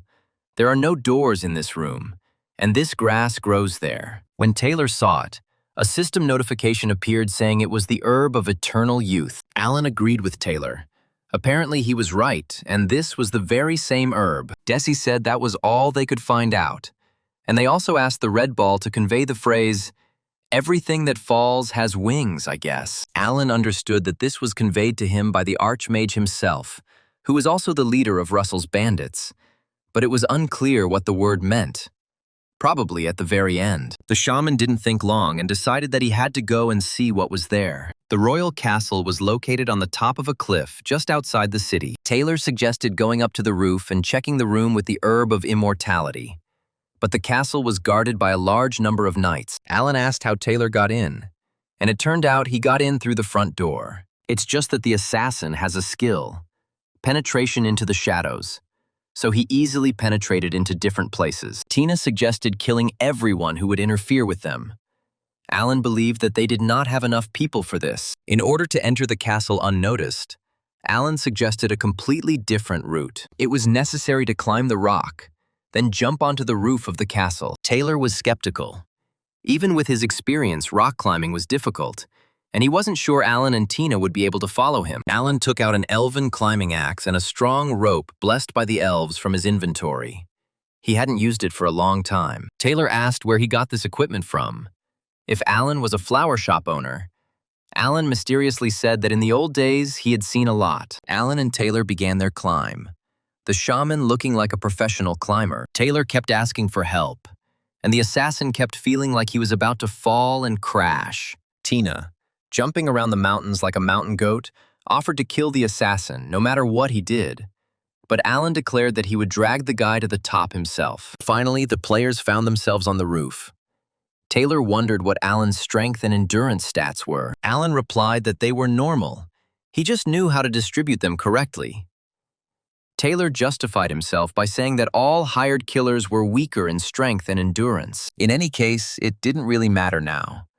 The players finished their argument, and Taylor showed Alan that very window. Alan looked out the window and saw a lonely plant, and immediately a message appeared that he had discovered the herb of immortality. The players decided to go into the room and check what kind of grass it was. The spirit of life stopped Alana.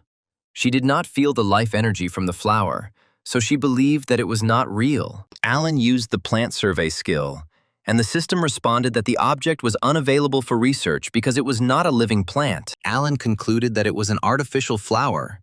It was strange that it appeared on its own. Taylor suggested that maybe the herb of immortality did not exist. Alan didn't believe it. If it were true, Rainier would have told him about it. The shaman suggested that everyone hide, and he himself decided to carefully examine the area. There was no one and nothing on the roof, and Alan decided that they should go inside the castle. Thanks to his title of grave robber, Alan was able to discover the secret passage. The passage was located on the same side of the castle that they used to climb the rock. The shaman carefully examined the castle from above and found a secret passage. Taylor didn't see anything. Alan was perplexed. This guy's specialty is penetration and murder, but he's not strong in either one. Alan explained to Taylor that he had a powerful title, grave robber, which allowed him to find anything that was hidden. Alan got this title just by playing, but that's not the point now. The secret passage is right here. Taylor couldn't figure out where exactly Alan saw the secret passage. The shaman pointed to a funnel of light and replied that the passage was hanging in the air. Alan received a message that the great being of the Russell Kingdom was opening its eyes and looking at him. It was similar to the same message that came to the Alan when they penetrated the water sweats of the kingdom of Idaran. It could have been Russell's protector. If Alan woke him up by revealing the secret passage, then it means there really is something inside. Alan remembered the Archmage's instructions. Everything that falls has wings. So he just needed to jump, which he told Taylor. The assassin thought they might fall and die, but Alan ordered him to shut up and follow him. Tina grabbed hold of the collar of Taylor's jacket tightly. The elf was sure that even jumping off a cliff with a shaman was fun. Taylor objected that this only applied to the pointy-eared one, but not to him. And all three of them jumped from the roof, trying to get into the center of the glowing funnel. Alan was the first to fly, followed by Tina, who was dragging the formidable assassin by the collar. In a flash, the players found themselves in the room, and the system reported that they had arrived in the royal chambers. The place looked more like a prison than a royal room, but in the middle there was a table with the herb of immortality on it. The system reported that Alan was the first player to discover the herb of immortality, meaning it was a real herb. A loud voice warned Alan not to touch the plant. A girl stood in front of the shaman in a robe that was too big for her, and was dragging comically along the floor. She asked who he was. The little one, obviously an NPC, was trying to be menacing, and the system reported that Alan was the first player to be granted an audience with King Russell. Alan was surprised that a little girl could be the king of Russell. The system reported that Alan had learned a terrible secret and that he must help the king solve his problem. The king would provide the information during communication. The king asked who they were. Maybe they were assassins and had come to take his life. Before the players could respond, a menacing voice rang out, demanding attention. It was the great being of the Russell Kingdom speaking. It was the same creature that was mentioned in the message that players received on the roof. The creature told Alan to correct the mistake in the Kingdom of Russell. Alan asked why he had to do this. Taylor quietly envied Alan's luck. King Russell asked again if it was really the life-cultivating King Alan who stood before him. Alan nodded. But then a voice was heard calling King Russell, and the girl looked around in fear. A squad of knights, armed to the teeth, burst into the room. They saw strangers and intended to arrest them. Tina was going to cover the players' retreat, but Alan forbade it. There were too many guards. Taylor held Tina back while Alan frantically searched for a way out. King Russell told Alan to hurry. Grand Duke Arif would be here soon. The girl was on the same side as the players and showed them the exit from the room. But it was a window right under the ceiling. The knights were about to carry out the Grand Duke's order and capture the troublemakers. Alan didn't understand why the girl king was helping them escape, but it seemed like she had something to tell the shaman. The child's firm gaze made it clear that the player was absolutely right. The shaman regretted that he could not talk to the king now, but promised to return as soon as possible. The eyes of the girl king expressed hope and great sorrow. Alan, Tina, and Taylor jumped out the window, and behind them they heard people ordering them to stop. The players successfully passed through the window and were not even injured by the glass. Taylor looked back and saw that the window frame was simply hanging in the air, and there were no walls around it. And soon it disappeared too. The players found themselves in a state of free flight, and the ground was still far away. The system announced that Alan had jumped from a great height and received the title, "Everything that falls has wings." Taylor has been inflicted with the full body fracture effect and is now unable to move for a full minute. For some reason, only Taylor suffered from this effect. It was unclear. The guy clearly wasn't very lucky in the game. Before the players could fully recover, they discovered they were being pursued again. But Taylor hadn't had time to recover. Alan quickly left. Taylor remained lying down, demanding that the shaman come back for him. Alan couldn't afford to stay. He advised Taylor to definitely stop by his shop. He would give him flowers that would increase stats. Tina and Alan quickly ran away. Taylor was indignant. The shaman actually abandoned his teammate to be torn apart by NPCs. Alan ran away, only to hear voices from behind the bushes confirming that Taylor had been found and sent for forced shutdown. The shaman was glad that he and Tina got out of the mess safe and sound. I needed to visit King Russell again soon. But not tomorrow. Tomorrow is the Champions League final. The final day of competition arrived, and Michael Douglas was named the most valuable player of the league's tryouts. The boy was presented with a special cup with the winner's name engraved on it. Alan was proud of his achievements, although he won these competitions without much effort. After the award ceremony, a luxurious banquet took place. Friends congratulated Michael on his success, and this time Samantha was with them. Michael was grateful to Dupio, and thanks to his invitation and advice, he was able to achieve a lot. Dupio tried to persuade Michael to become a professional player. With such talent, he could play in the major leagues, but the guy wasn't interested. Michael asked if Dupio hadn't found a player to replace him yet, and the manager nodded sadly in response. Where can he find a player who could match Michael's level? Michael said he realized one thing. The ability to react quickly is much more important than the height of the level. The guy told Dupio that he knew a player who fits these requirements perfectly. This is Samantha. He can take her to the team. The girl was flattered by Michael's recommendation, but she thought that her level was not high enough, and she was not yet capable of playing such games. Alan replied that the level was not so important here. Anyway, Alan advised Dupio to give it a try. He only recommends Samantha because he has confidence in her. If Samantha signs up for this, she'll have to move. Which is a big step, of course, but why refuse right away? Dupio decided to show Samantha to the trainer and listen to what he had to say. The girl seriously considered becoming a professional player. The coach asked to clarify who exactly Alan recommended.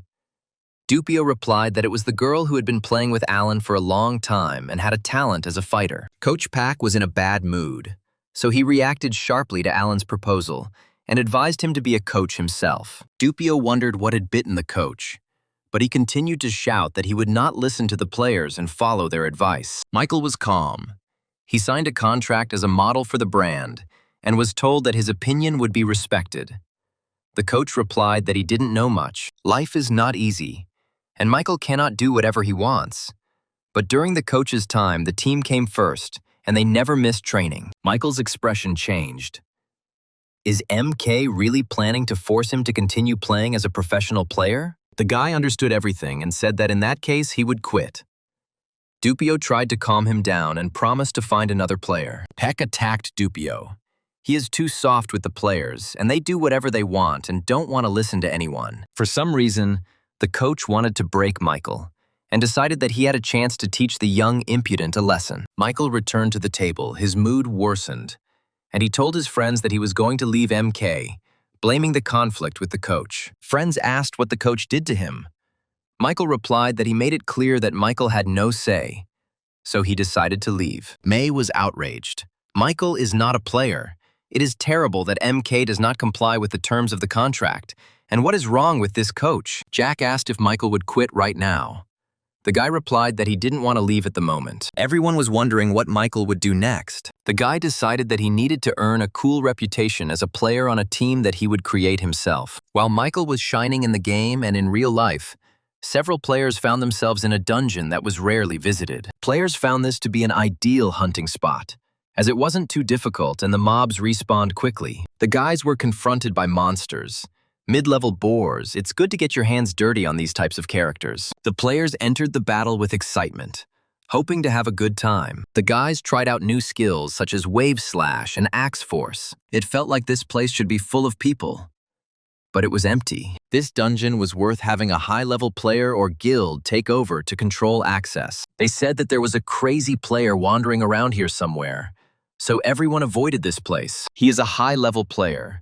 He fought a lot in the past, and now he attacks the first person he meets. The boys got worried, But the narrator said he knew how to deal with him and asked everyone to pick up the monster shields, even though they were just trash. Clattering footsteps were heard from the depths of the cave, and the boys decided that it was a new kind of monster. The players were happy that it was time to gain some more HP, but they listened and decided to wait a little. Most likely, the same player about whom various strange things were said was approaching them. This guy was obsessed with shields and was still demanding that players give him their shields. To get rid of him, you needed to have any shield in your inventory.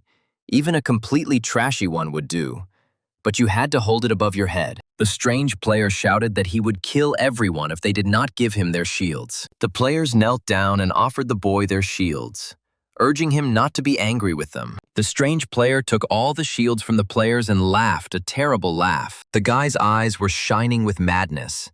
He was clearly out of his mind. The players nodded like dummies, but in reality, they were a bit scared. The guy left, rattling his shields, and the guys started arguing whether he was a real player or not. And if he was real, then why he was acting so strangely. It was Wooster. He ran into the curse of the ghost, and now he must get the item that he mentioned most often. This is the shield, the Twilight Barrier. The curse was lifted as soon as the player received the coveted item, but Wooster could not reach it and fell out of reality for 10 minutes every hour. Elysia blossomed by leaps and bounds. Houses grew, flowers bloomed, and players modernized the gaming space. Kruvasan showed Alan a notice board that allowed him to instantly open a trading interface and make trades. The girl had not yet acquired an office, but she was planning to conduct trade through a notice board. She wanted to obtain permission to do so. Alan received a corresponding request and he pressed the button, agreeing. The Kruvasan notice board has been created, and now the flower shop will receive 10% of the profit from all sales. The girl explained that all created items will be sold through this system.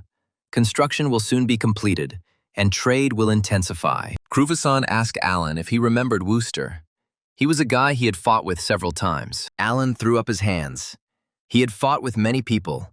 The merchant clarified that this was the same guy who fought for the return of the Twilight Barrier shield. Alan was saving that shield to use on the golem if necessary.